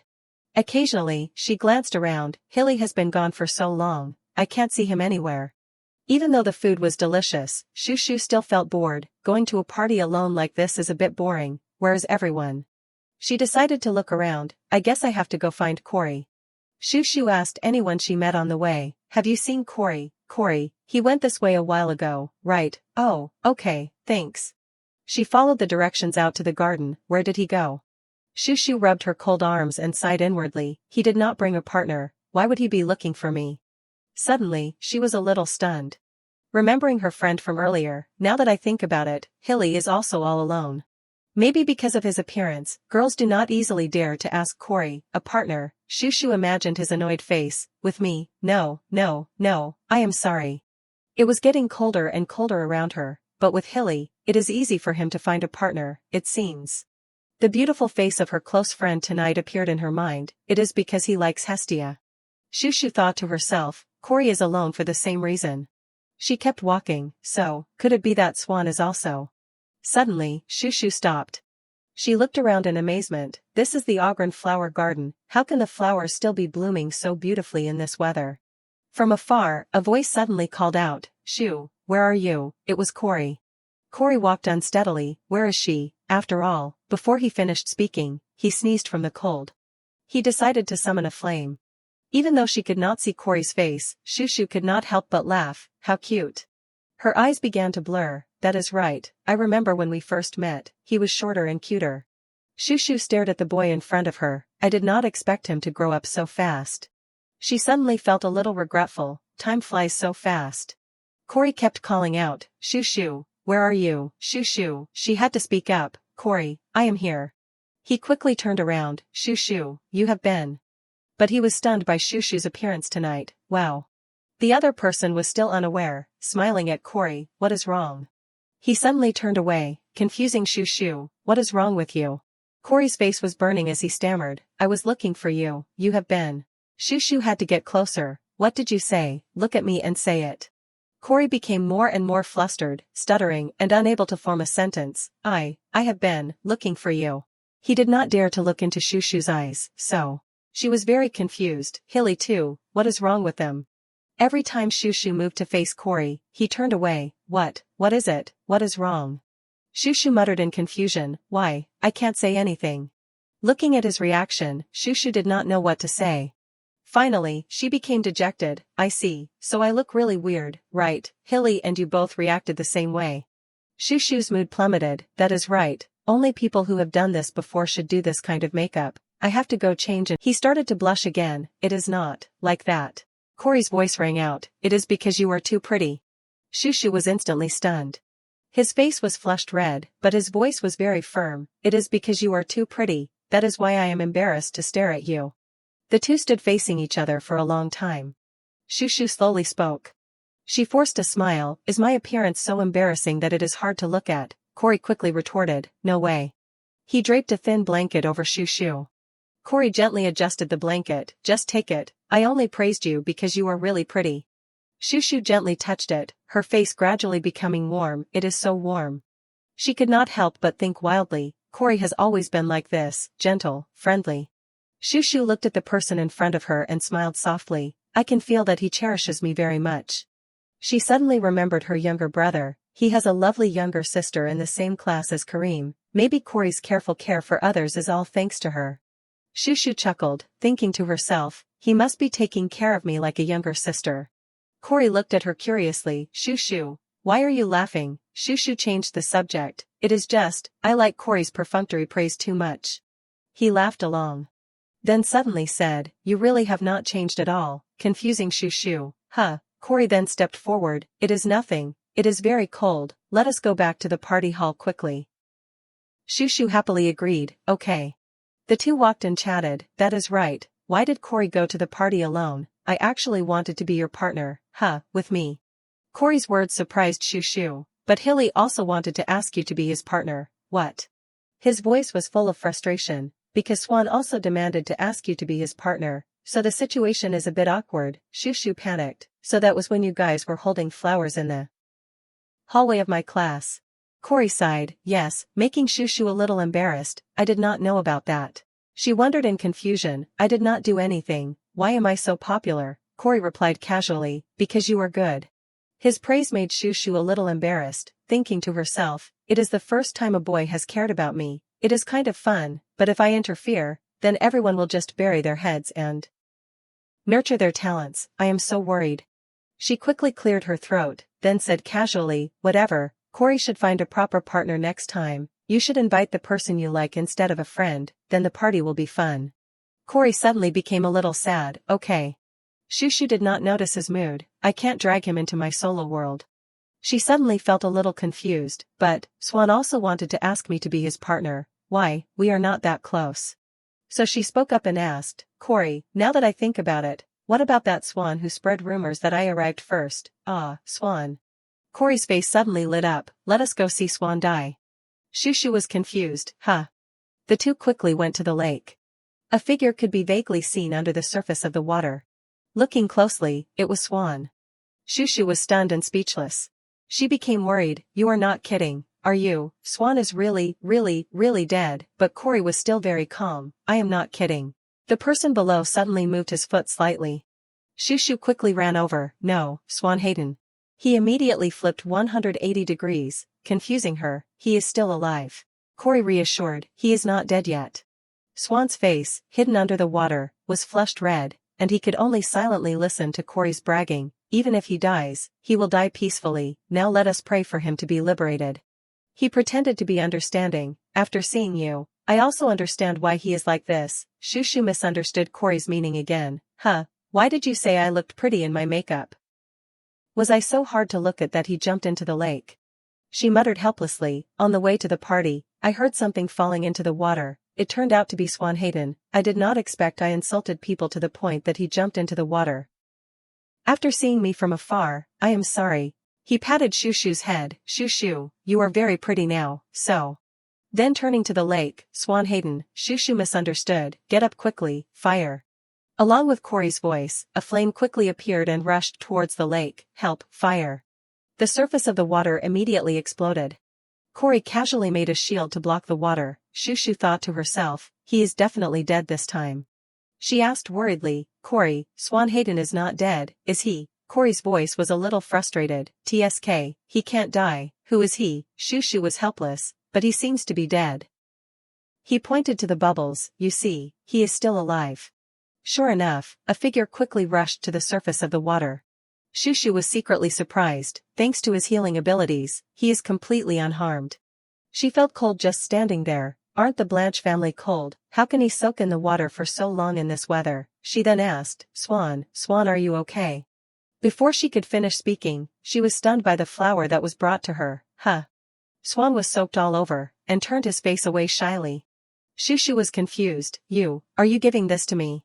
He replied softly, yeah.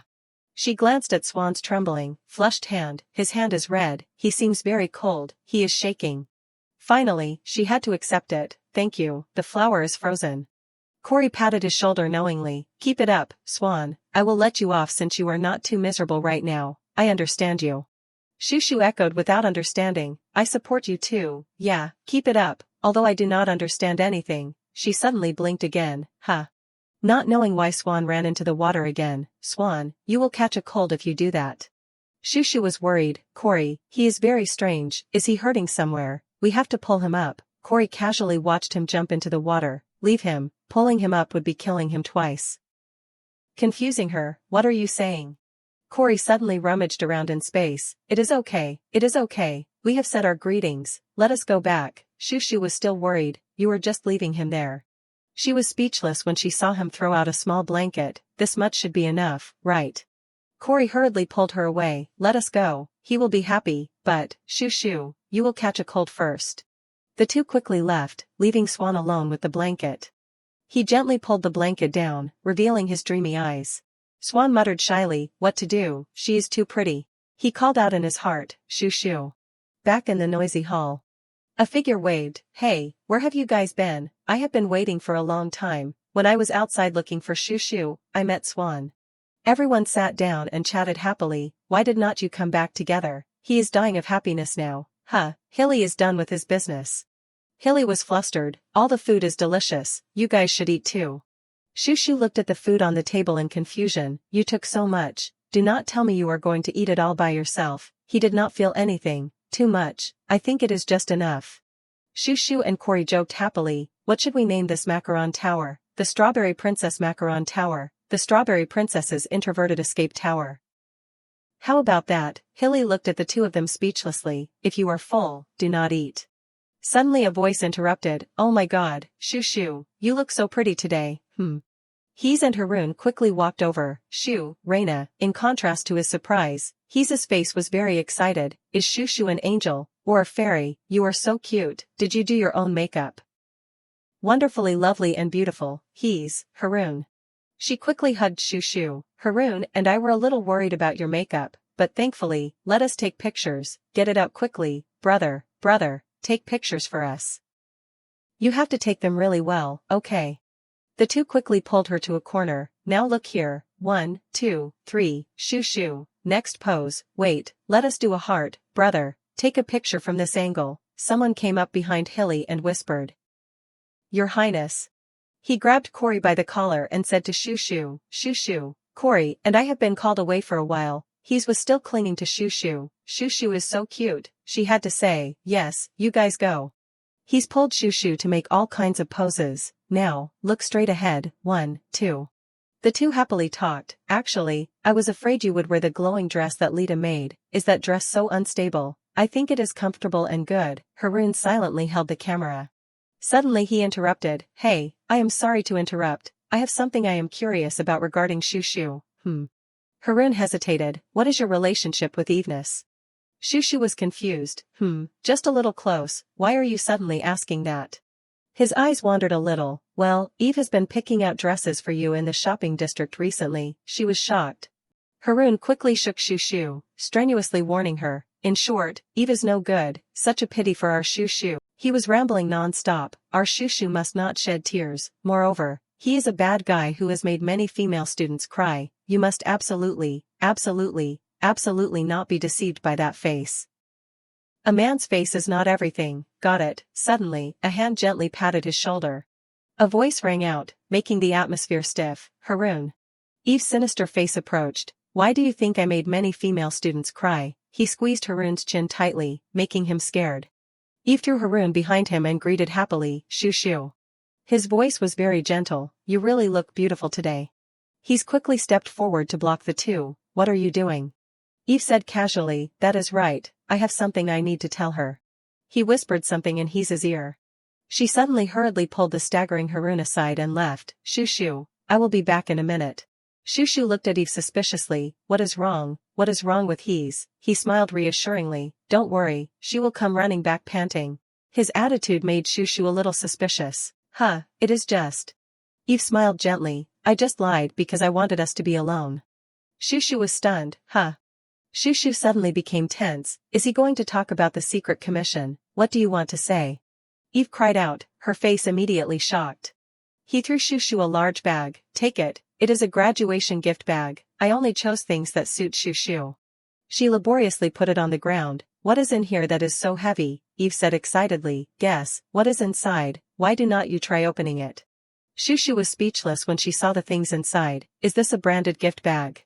Everything was brand new and looked very expensive. That is right, it is famous $1 million jewelry wrapping paper. In addition to jewelry, there were also shoes. This pair of shoes has huge pearls attached in the middle. Shoo shoo was secretly terrified. Don't tell me there are red diamonds on the clothes. How much does this cost? Extremely, such a lot of pressure. She glanced at Eve. Is this a bribe for me? What do you want me to do? He was still smiling. I got too excited while shopping, so I just swept everything away. Shoo shoo immediately packed it back as it was. I will keep everything as is. Take it back. I do not need it. Eve panicked. You are being too much. It is so flashy. He leaned against her sadly and sighed. Can't you just accept it? I chose every single item here myself while thinking of you. Eve rambled. As soon as I saw something that was a perfect graduation gift for Shoo shoo, I grabbed it immediately. If you do not accept it, I will throw it all away. Please accept it. Shoo shoo quickly pushed him away. Don't say you will ask me to do something strange later, like hugging, or kissing me on the cheek. Eve grabbed Shoo shoo's hand. I won't ask. This is a gift, just use it a lot. She looked at him suspiciously. Really? Eve pressed her small hand to his face. His face was very satisfied. I am not lying to you. Because of the contract between us, I will be punished if I betray it. Shoo shoo's skin crawled from what he did. She thought to herself, should I use magic to make him fly far, far away? He suddenly ran over and shouted angrily, Eveness, you. Shoo shoo was surprised. She really did run back panting. She clenched her fists and shouted, you dare lie to me, you want to die by. Someone suddenly interrupted her. Hestia, it is almost time to announce the Queen of Ogren. Two girls came forward and pulled He's away. Let me go. We have to prepare now. I have not dealt with that guy yet. We have to wait backstage. Let us go quickly. She had to shout. I can't go like this. I have to make him pay for daring to lie to me. Eve still waved calmly. Take care. Cory's group also slowly walked over. He said coldly, no one called us. As expected, it is Eve's trick, right? Hillis patted Eve's shoulder. I suspected something when I was suddenly called away. Like that, you are not surprised at all, are you? Corey asked Shushu worriedly, did Eve do anything to you? She waved her hand, he did not do anything. Eve quickly changed the subject, come on, I am bored, let us play cards. The three of them looked at him with contempt. Eve did not know where he pulled out a small blanket, the table is too small to play cards, everyone get on the blanket. Hilla started, I have 3 of spades, I will go first. Eve hummed happily. Corey looked coldly at the cards in his hand. Hillis was very excited again. Shushu was also very happy. Swan walked over, soaked all over, I will play too. He grabbed Corey's hand and ordered, dry it. The group happily played, and the people around them hurriedly avoided them.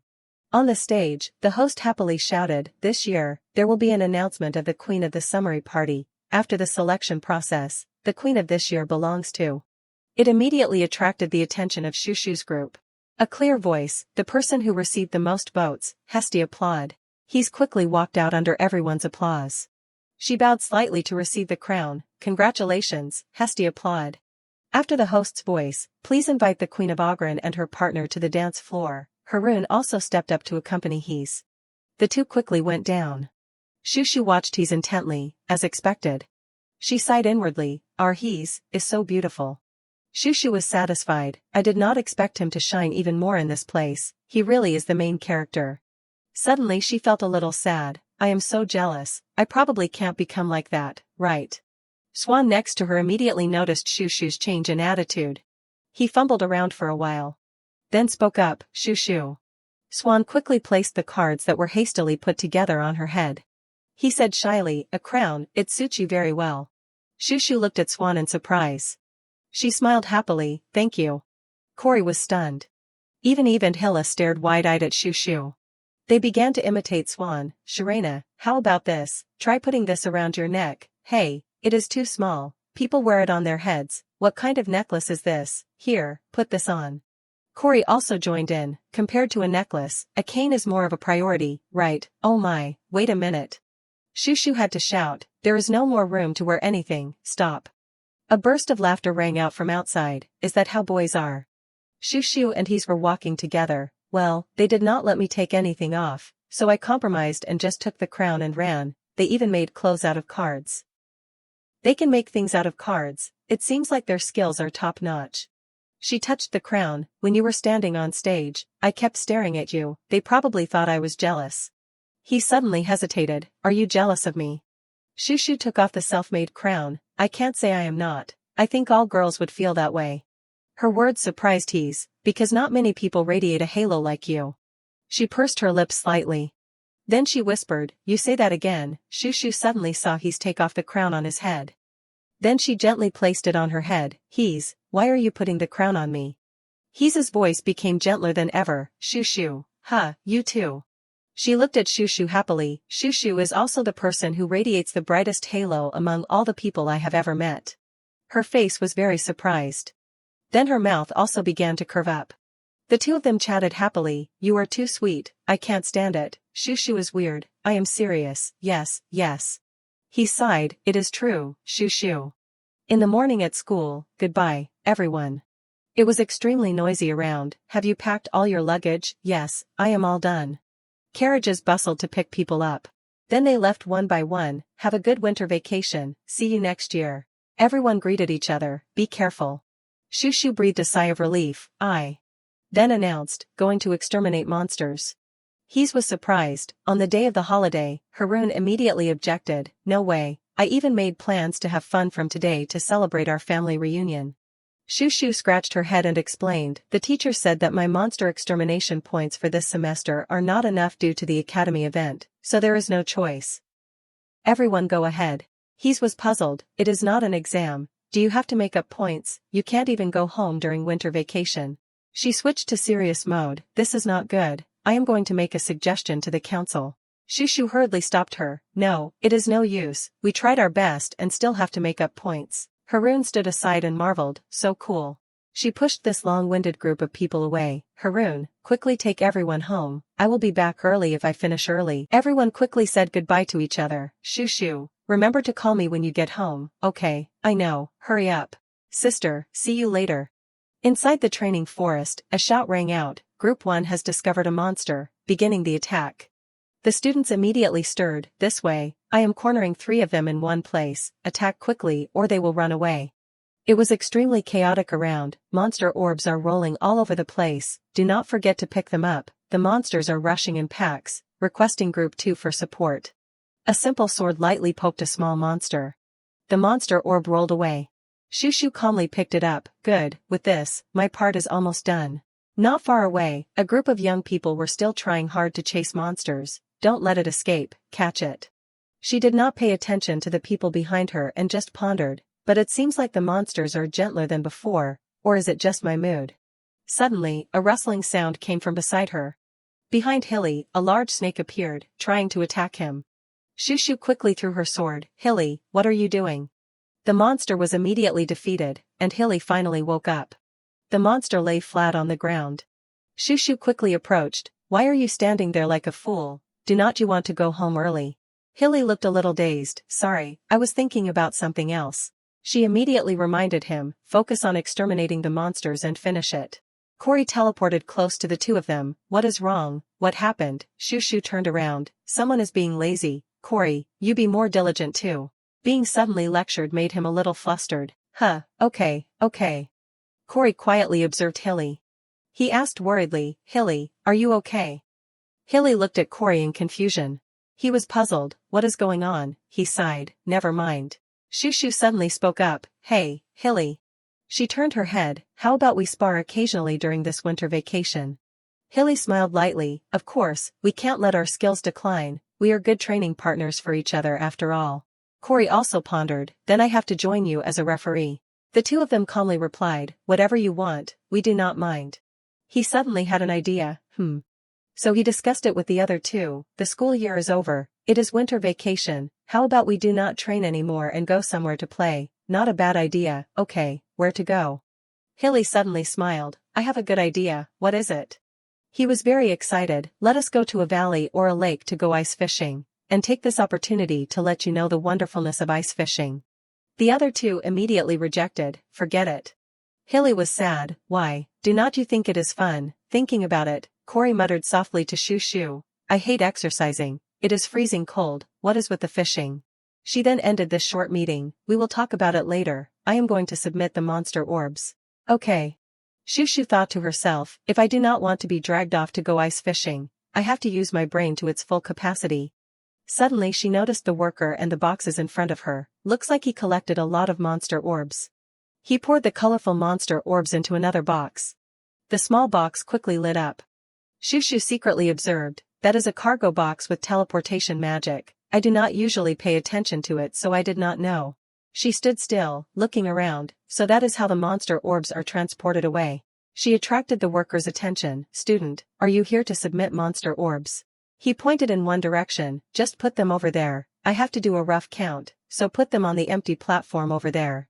Shushu happily said, yes, thank you. She dumped her earnings into the box, and incidentally asked, Uncle, what are all these monster orbs collected for? I have been curious about it. The orb is the center of the monster's power. But since it can't be processed, it can't be used. The worker carried another box. You are a smart girl, but sorry, I do not know. I am only responsible for transportation. Shushu had to ask another question. Then Uncle, do you know where these monster orbs are being transported to? The worker turned and left. I have not been given any instructions other than transportation, so I do not know. It is very cold, go home quickly when you are done. She then waved her hand slightly. Too suspicious, I can't let this matter sink. Shushu's finger lightly touched her eye, activating search magic. If she followed the traces of the magic power's movements, she would see the destination. The light spot went straight to the top of the mountain behind the school. Shushu immediately determined, it is there. She glanced at it. Shushu thought to herself, the highest point of Mount Ogren. She was a little doubtful, why gather monster orbs and then transport them to the top of the mountain? Her eyes narrowed slightly. Shushu waved her hand and muttered, forget it, what do I care about the intentions of the Academy elders? She sighed softly, I wish reporting littering would get a reward. A moment later, I am home. Come inside quickly, Shushu. Shushu returned home, and everyone happily came out to greet her. Her parents friendly asked about her situation. Her 2 brothers, Haroon and Kareem, also tried their best to take care of Shushu. He's also visited occasionally. A voice rang out, "Are you with your family now?" Shushu honestly replied, "Yes, and Harun and Kareem are also studying at the same academy." "Oh right." She suddenly remembered, speaking of which, about Hilly, Corey and I made plans to meet up before. "Ah, that is right." Corey suddenly announced, "Hilly asked me to tell you that he is busy with personal matters and can't make it." Shushu was surprised, "Huh?" The library was extremely quiet and deserted. Corey reached out and pulled out a book. He gently flipped through a few pages. Then he exclaimed, "Found it." Corey hurriedly returned, "Shushu, the information we are looking for is here." But he saw that Shushu was fast asleep. He then pulled out a blanket. Then gently covered her with it. Shushu suddenly flinched. Then suddenly sat up, startling Corey.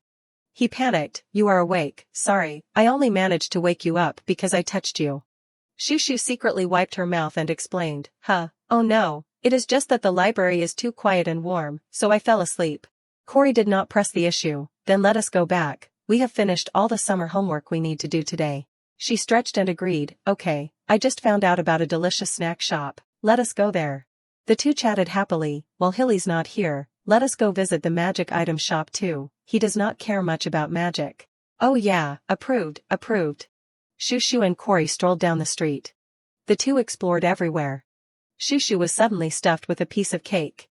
She was a little embarrassed, but the person opposite her was very satisfied.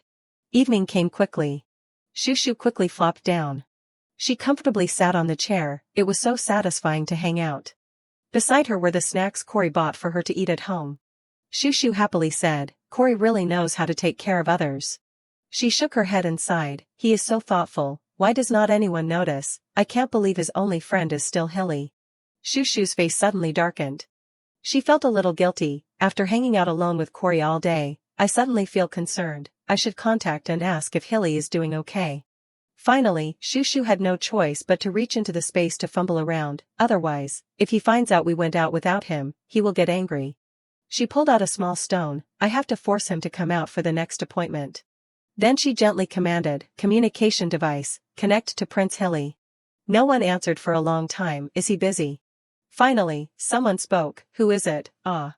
Shushu happily said, "Hilly, it is me." Hilly was a little sad, "Ah, Sharena, I am sorry for canceling." She naturally heard that his voice was down, "What is wrong?" Not blaming him, "If you have something personal to do, there is no choice." Shushu asked, have you finished what you needed to do?" The other side suddenly fell silent. Hilly hesitated, "But what is the matter?" Shushu was confused, "Is that question going too far?" "It is just." She quickly explained, "Corey and I made plans to go out again next time, so I was wondering if you could come along." The other side was a little dejected, "Sorry, I am a little tired for the time being." Shushu rubbed her feet together, "I see, I understand." Hilly did not drag it out, "Thank you for asking, so, I will hang up now." Shushu quickly stopped him, "Wait, wait." She hesitated, "Hang in there." Hilly on the other side suddenly fell silent, then spoke up, "Good night, talk to you later." Shushu was stunned. Her hand reached for the stone. Then she clenched it tightly.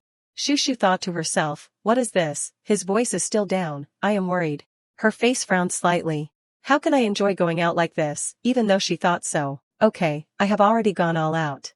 Shushu tiredly carried a bunch of gifts back home. Harun complained, "You have been going out until late every day lately, spend some time with your older brother, will you?" She coldly shoved the things to him, "You and Kareem share it. I already played with you at the beginning of the vacation, go back to sleep." Then she returned to her room and closed the door. Shushu dropped the souvenirs on the ground. Then she flopped onto the bed, "I am so tired." She complained softly, "I accidentally met Eve and ended up having a blast. Those two got competitive and bought me so many things even though I said I did not need them. Why buy them if I do not need them?" Remembering the scene of those two frantically shopping made Shushu a little scared. "I thought Corey would not get caught up in those competitive games." She suddenly laughed. Then she suddenly woke up. Shushu hugged her head and blamed herself, "Am I that bad? Am I really worried about Hilly?" She propped herself up, although no one can always be bright and live a carefree life, it is possible that Shushu is worrying for nothing, but... She pondered deeply, considering the timeline, I have to worry. Because in the original story, the main characters are described from when they are adults. Shushu recalled Hisa's group in the original story. which means the kind, bright Hilly I met. Once he grows up, he may become cold and dark according to the personality in the original story. Shushu rested her chin and thought, when people change, they usually need a big turning point, and Hilly does not seem to have gone through anything sad lately, so I am worried. She sighed softly. Shushu did not want them to become the same people as in the original story. Suddenly there was a strange noise. She looked outside, someone was throwing stones at the window. Shushu went to open the door. Haroon, I told you to go back to sleep. But she was surprised to see who was outside. She exclaimed in surprise, Hilly. Shushu looked at Hilly in surprise. It has been a while since I have seen your face. He smiled slightly, yeah. She was silent. Then she spoke up, I did not expect you to visit me this way. It seems like you have something to ask me. Sure enough, Hilly's face darkened, tell me. He hesitated, Hilly asked Shushu, you once said you could decipher magic items, right? She did not hide anything, yes. He took out a stack of papers, this. Then he threw it to Shushu, can you finish investigating it by tomorrow? She flipped through it and commented, not much, it should be enough by tomorrow. Hilly was silent, the fee will be paid as you request, how much do you want? His attitude made Shushu a little uncomfortable. She said, forget about the money, just bring a lot of royal family sweets to me. Hilly laughed, okay. He quickly left, then I am counting on you. Shushu did not keep him, I will get it done by tomorrow. Hilly's figure disappeared. She closed the window. Shushu lowered her head, her heart beating fast. Her face turned pale, nothing's wrong. Shushu sighed and reassured herself, so I do not need to worry so much, it is probably just something stressful. She looked at the documents that Hilly gave her. The next day, she disguised herself and started investigating. Shushu carefully examined every detail. To avoid being exposed, she had to transform into Shinavalin. Evening came quickly. Shushu put the information she found on the table, is that really all there is? She pondered and muttered, it is just investigating the royal family's servants, even deciphering the surveillance recording of the travel route only shows some minor traces. But she also had to breathe a sigh of relief, it is good if it is just minor things. The sound of stones being thrown was heard outside again. Shushu stood up, Hilly. Then she walked over and opened the door, you have arrived. A figure quickly rushed into the room. Hilly calmly landed. He spoke up, please excuse my intrusion, I thought it would be better to meet carefully. Shushu was scared to death, it is okay. Hilly seemed a little impatient and looked around, where are the results? She was a little worried, the documents are on the table. Is it because of my mood, his complexion looks worse than last time. He dropped a full bag down, here, the royal sweets as promised, eat them while I read. Shushu then ran over to check, heavens, they are even in pretty boxes, I will eat them very deliciously. Hilly then stepped forward to read the documents. She closed her eyes and nodded, as expected, royal sweets are the best. Shushu spoke up and invited, Hilly, eat together. But she saw a teardrop falling. Then more and more tears. Hilly widened his eyes in shock. Shushu was stunned, Hilly. He did not hear, just hugged his face and sobbed, damn it. She was silent and did not know what to say. Hilly's shoulders kept shaking like that for a long time. Then he left with a savage look that Shushu saw for the first time. She really wanted to ask Hilly what had happened, but she could not open her mouth.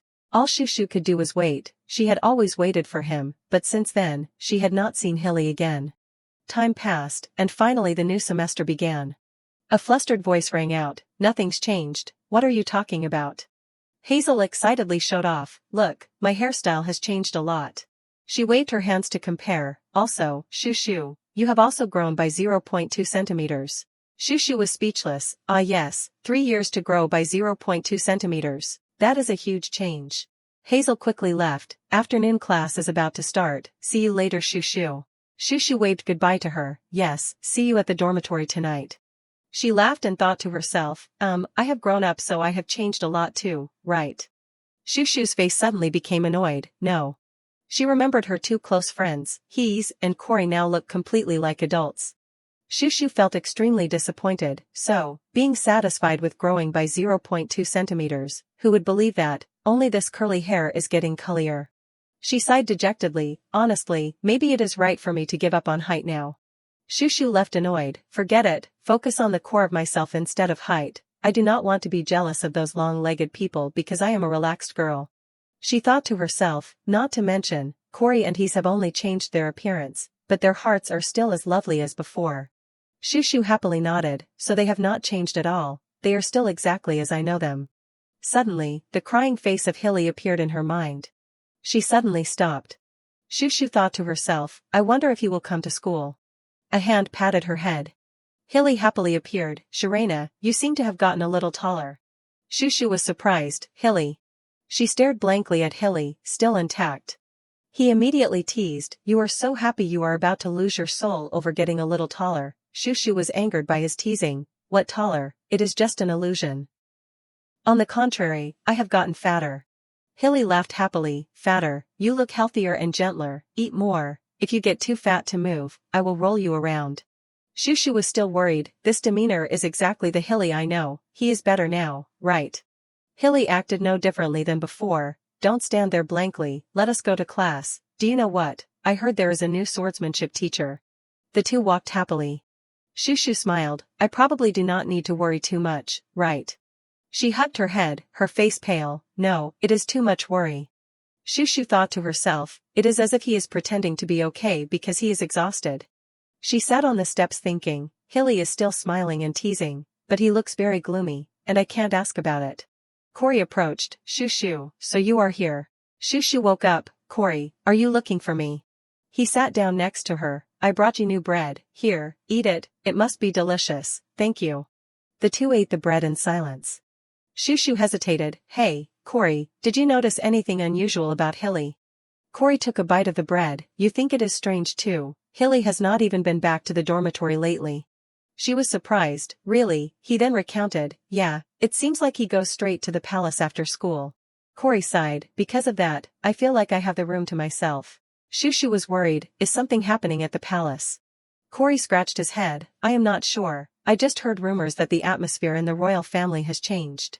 He was also a little dejected. When he is with us, he pretends to be very bright, but as soon as he turns around, he looks exhausted. Shushu just listened in silence, probably like a lifeless corpse. It turned out it was not because of my mood, something had happened to Hilly. Hilly absolutely would not swing his sword so violently. Shushu stared blankly at the destroyed wooden figure. He was clearly angry. And deeply hurt. Hilly suddenly turned and left. Swan, who came from nowhere, stood next to Shushu. He finally let it out. He is good at holding back. She spoke up. Swan. It was another familiar question. Do you know what has been happening to Hilly lately? Swan was not too sure. Maybe. His eyes glanced slightly. Swan was curious. You want to know? Shushu really wanted to know. But she thought that it would be better to hear it from the person himself, so she refused. No, forget it, you are constipated. Shushu suddenly froze, as expected. Swan sighed. You can tell right away that he is about to burst. She was angry, that is right, hurried footsteps, exhausted expression, even the childish angry look. Hilly, could it be, constipated my foot, give me back my seriousness. He suddenly gave Shushu something. She took it, sandwich. Swan awkwardly explained, take good care of yourself, do not skip meals anymore. Shushu was annoyed, you brought it to tell me to eat, I do not want to eat. Suddenly he stared at her. Shushu thought in surprise, he's been looking me straight in the eye a lot lately. Suddenly Swan leaned closer. He waved his hand a few times, then muttered, appetite, meal. Shushu quickly dodged, what are you doing? Her stomach rumbled, there, you want to eat now. Shushu began to grab food, what is this? I am hungry, extremely hungry. Shushu was relieved, I brought extra kinds of sandwiches just in case, eat them. No, I will get fat if I eat all that, no, give it here, I am starving to death. Swan was happy, eat a lot, Shushu. Inside the cafeteria it was noisy. People were passing by in crowds. While Shushu was eating, someone suddenly asked, Shushu, have not you finished eating yet? He stood up, his voice dejected, I have an appointment with the editorial department today, so I will go ahead. She waved her fork, I am okay, go ahead. After he's left, Shushu thought to herself, has Swan's magic on me not been dispelled yet, why am I so hungry? Suddenly there were whispers around, look, I almost did not recognize who it was. Shushu looked in the direction of the crowd and was surprised, why is he at the student cafeteria? In front of her was a young man with light brown hair, Hilly's hair color. He approached and pulled out the chair opposite her, then naturally sat down, the chef is busy, so I came here, can I eat with you, of course. Shushu hesitated, hey, why did you suddenly dye your hair? Hilly calmly replied, just to change my mood. She was confused, you can transform to change your mood. But he did not answer. Shushu was silent for a moment, and could not hold back any longer. Then she spoke up, Hilly, I am curious about something. Tell me. Shushu remembered what she heard from Cory. I heard you do not stay at the dormitory anymore and go straight to the palace, why are you? Hilly interrupted her, yeah, it seems like Cory told you. He slowly put the plate down. Then he looked at Shushu seriously, I also have something I want to ask you. Making her a little confused.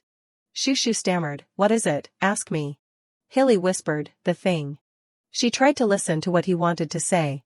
But Hilly suddenly fell silent. Then he sighed, nothing. Making Shushu uncomfortable, hey, your highness. She tried to ask, you stopped in the middle, making me uncomfortable, say it quickly. I do not want to. Shushu trembled with anger, hold it in, he is the prince, calm down.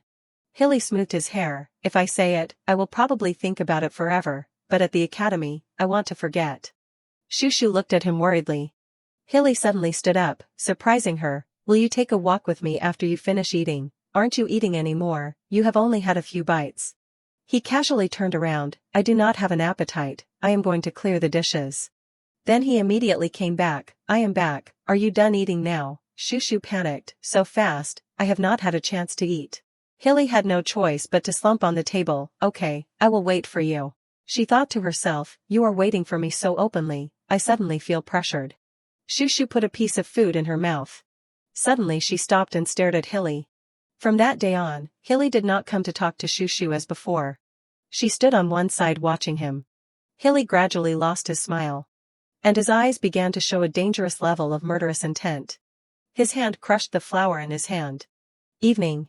A voice rang out through the connection stone, I tried my best but I still could not gather any more information, I have no choice. Shushu spoke up, thank you for helping me, Kai. The other person was excited, it is Shunavalin asking me, contact me if you need anything else later. She did not drag it out, okay, I am hanging up now. Shushu clenched the stone, I can't find out anything relying only on information from the underworld. She frowned and thought, Hilly does not seem to be planning to open his mouth, so I will investigate secretly, but at this rate. The information Shushu investigated could mostly be obtained from the mythology of the Empire of Use of Water. The first emperor ate the heart of the dragon after killing it, and from then on had power.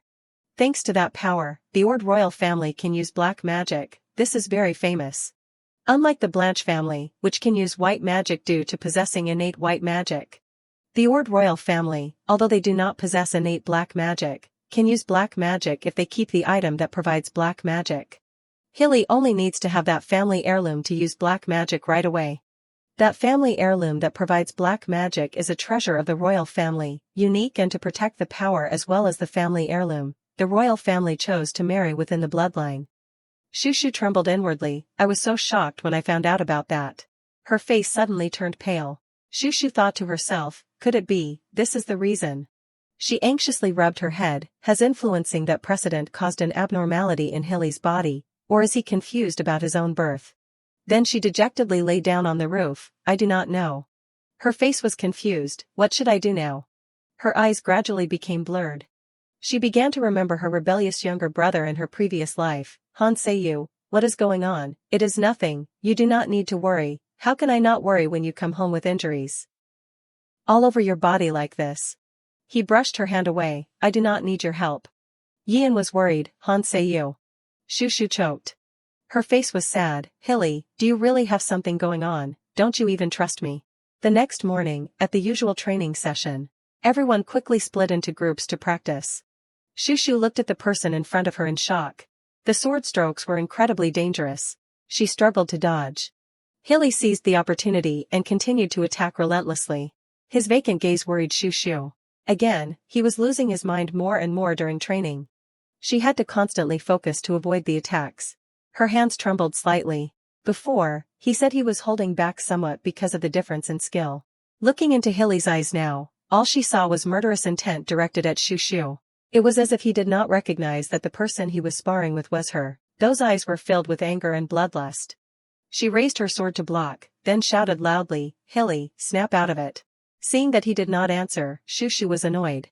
Oh, come on, you usually keep everything to yourself, but why do you take it out on me during training? then she activated her magic, using magic to strengthen her counterattack. Hilly, hey, get a grip. Hilly did not dodge at all. He staggered backward from the magical attack. Shushu took the opportunity to catch her breath. Did he stop? Hilly's face darkened. Then he suddenly widened his eyes. Hilly continued to rush towards Shushu, attacking. He directly slashed at her. Unable to dodge, Shushu thought helplessly, great, am I going to visit the infirmary again? If I use this as an excuse to make him tell me what is on his mind, will he? She quickly raised her hand to minimize the damage. A few drops of blood fell to the ground. Shushu cautiously opened her eyes. Someone had blocked the attack in front of her. Swan raised his leg. Then he kicked Hilly straight back. Shushu was worried. Swan, your wound.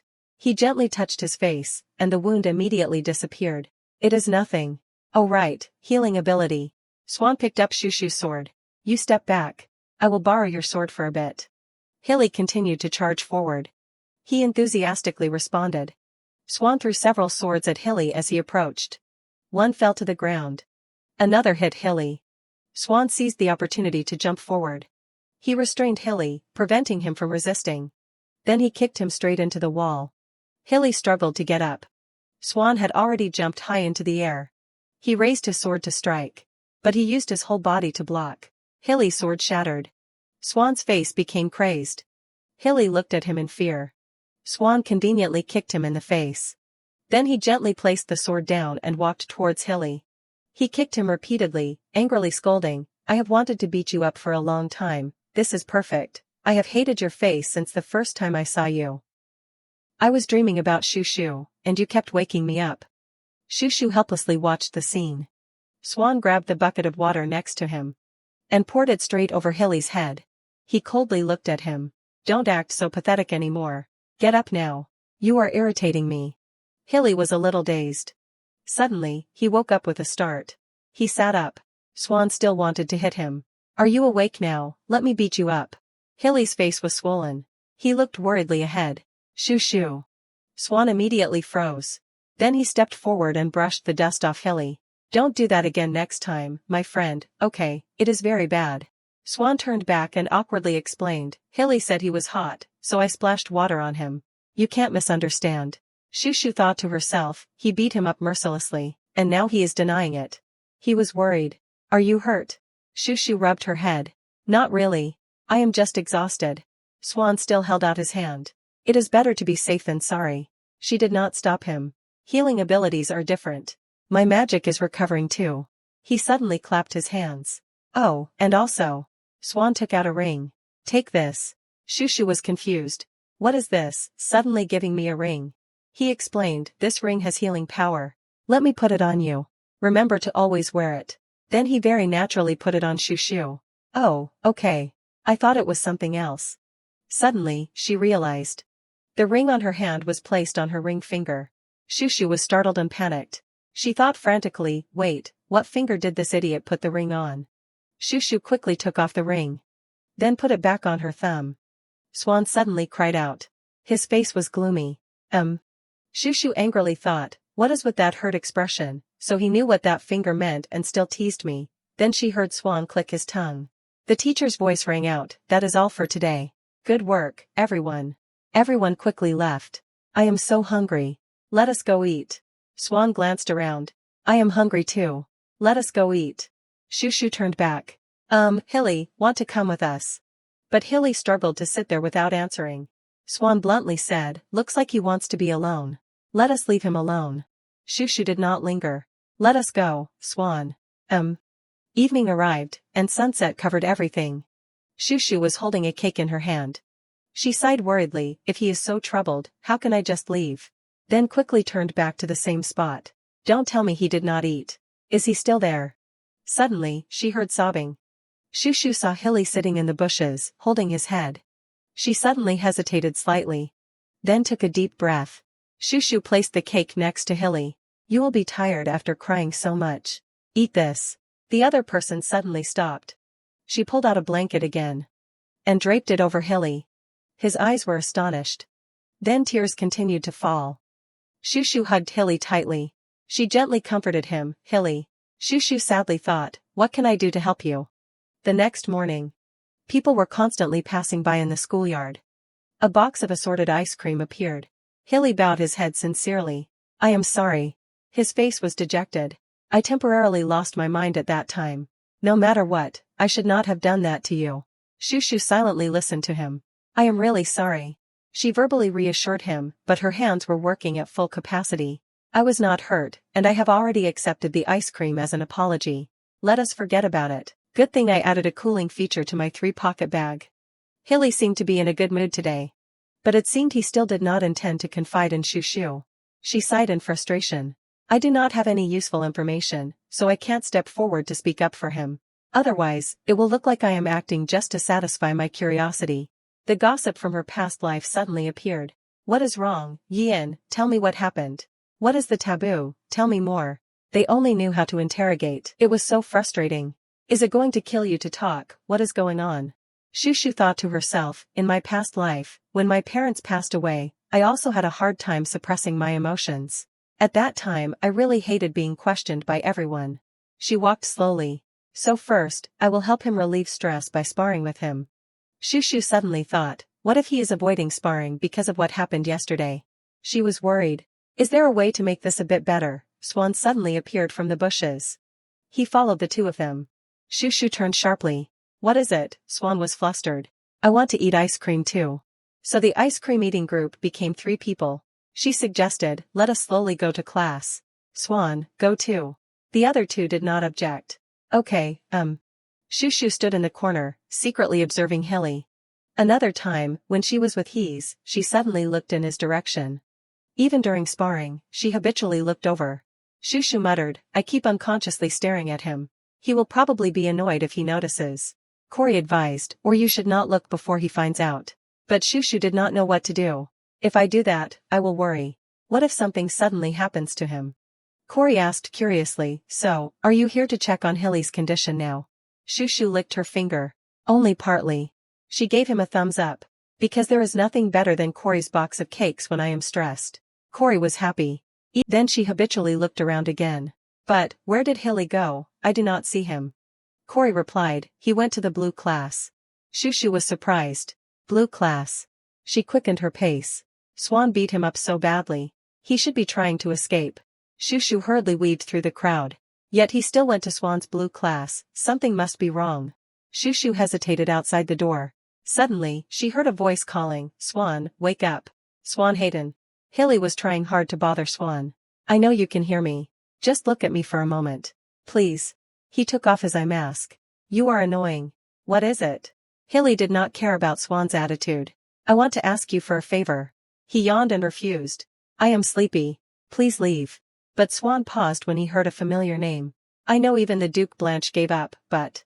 Hilly gently pleaded, even so, can you help me just one more time? Swan looked at him in astonishment. He sighed. I told you, I do not have any hope in that matter.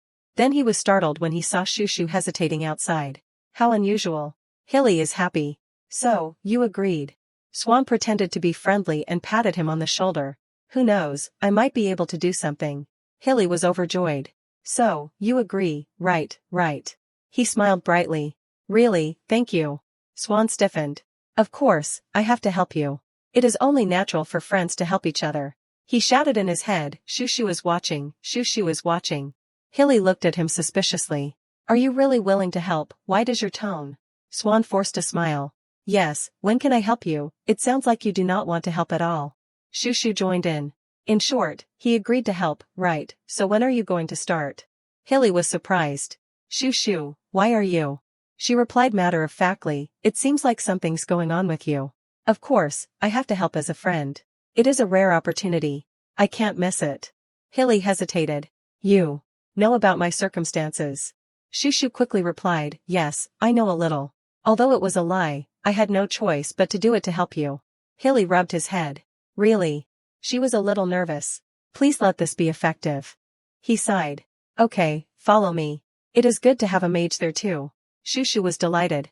Success. Hilly left first, reminding them, after school tomorrow, you two submit an application to go out and follow me. Shushu was excited. Understood. Swan, on the other hand, felt it was a hassle. The next afternoon, the group of people left in a carriage. She looked around curiously. Seeing the palace in the distance, Shushu thought, I am almost at the royal palace. She was a little puzzled. Shouldn't the road to the royal palace be carefully groomed? Why is it so bumpy? Swan across from her was drawing something. He is writing and drawing at a time like this. He suddenly shyly held up the drawing for her to see. Shushu looked at it angrily. What is this? Is he drawing me? She glared at him with a dark face. I have seen him being well behaved lately, but he wants to cause trouble this way. The carriage suddenly stopped. The coachman's voice rang out, Your Highness, we have arrived. Hilly spoke up, Okay, let us get out of the carriage. The two of them immediately tensed up. The sun gradually set behind the mountains. Hilly stepped out of the carriage. The coachman bowed his head. Then, if you will excuse me. Hilly threw him the fare. Thank you for your hard work. The magnificent palace appeared before them. Shushu was amazed. The royal palace is different. It is really beautiful and magnificent. The kingdom's flag fluttered in the wind. She gazed attentively. The paint and decorations mainly use the black color of our own country. Around her were dragon statues. Looking closely, they were extremely cool and noble. In other places, black is usually not used because it has a negative meaning. But in the Ord Empire, people especially love black, perhaps because of the founding myth. Moreover, the royal family always has naturally black hair or eyes, so black is even more revered. Therefore, Haroon is always treated very well wherever he goes. She remembered her brother. Because he possessed black eyes inherited from his grandmother, who was a princess. Shushu despondently thought, if I am not as beautiful as Kareem, at least I should have inherited something like Haroon. She was walking and lamenting. I am really unlucky. Hilly called out, Swan, Shushu, this way. He pulled out a brick. Immediately revealing a passageway, a secret door. Shushu slowly walked over, her eyes glancing around. The three of them walked one after another. A mysterious place in the royal palace. What is going on that we have to be so secretive? Hilly suddenly stopped. Wait, I have to light the candles here. Shushu simply raised her hand. Light. A ball of light appeared. Hilly exclaimed, it was the right decision to bring you along. The front of Shushu suddenly lit up brightly. She looked ahead in shock. What is this? What is this huge magical formation? Shushu thought to herself, looking at the formula, this is a subordinate space magic formation, but it is so big, this formation must have a huge capacity. What place does it connect to? Hilly urged, you guys step into the formation. Shushu was curious. Don't tell me, we are going inside, yes. He suddenly took out a small bottle. Because inside. Then poured the liquid inside down. Shushu was surprised. Ah, Hilly does not have magic power, so he has to use special magic water. After the liquid touched the formation, it began to glow. The ground beneath their feet began to shake. Shushu started to stagger.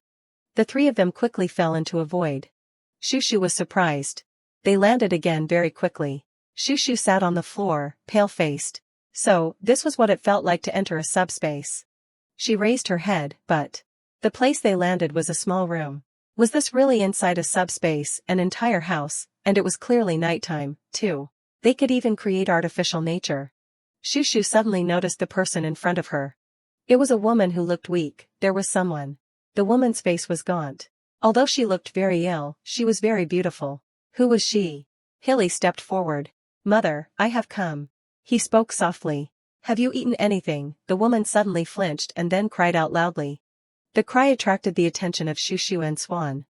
The woman's face became panicked, screaming, black hair, kill, kill. Hilly sadly remained silent. Someone, get him out of my sight. I told you to tear him apart, kill him. The woman waved her arms until she fell to the ground. She trembled, huddling against the wall. I am scared, do not come here, please, no. Hilly had no choice but to turn and leave. Don't come here, stay away. He walked up to Shushu. I forgot. Shushu, can you change my hair color for me? She was bewildered. Okay. After Hilly changed his hair color, the woman finally did not resist. It is okay, there is nothing to be afraid of. Hilly gently reassured her, everything is okay now. Rest. Shushu quietly looked at his hair. She thought to herself, so that is why he showed up at the cafeteria with gray hair last time. Then, she carefully looked at the woman on the bed. Who is that, anyway? Hilly stepped back to the two of them. Swan Hayden, I am counting on you. Swan stepped forward. Don't expect too much. The woman struggled again. Who are you now? Stay away, he reassured her. I won't hurt you. Just lie still.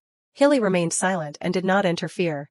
What are you going to do to me? Die, I will kill you. Shushu looked at him worriedly. To be honest, based on Hilly's mood, she had a vague idea. She thought to herself, but Hilly's parents are clearly the emperor and empress. Suddenly, the woman yelled, I won't forgive you. She was extremely angry. If it were not for that abomination in my belly, Heslin would not have abandoned me. Sienna Ordaines, Emperor Mahal, I will kill all of you. Shushu's face instantly froze. She swallowed hard. Then, she secretly looked to the side. Hilly said coldly, what is so surprising? You knew beforehand before coming, so why do you look more shocked than I thought? Hilly. Shushu hesitated. So, it turns out. She softly looked at the person on the bed. That person is. Hilly also confirmed, yes, that is right. She is Caradil Evgeden, my birth mother. Shushu looked at him in panic. Hilly began to recount, originally, the empress could not get pregnant for many reasons, so she used my mother to have a child, and that child was me. The empress was jealous of his mother, the royal family's magician. From her beautiful appearance to her happy relationship with her lover. Therefore, even though Hilly's mother's marriage was imminent, she deliberately chose her, forcing her to carry the emperor's seed. Shushu was inwardly horrified. This was a top secret of the royal family, so that is why he could not easily say it. She hesitantly asked Hilly, how?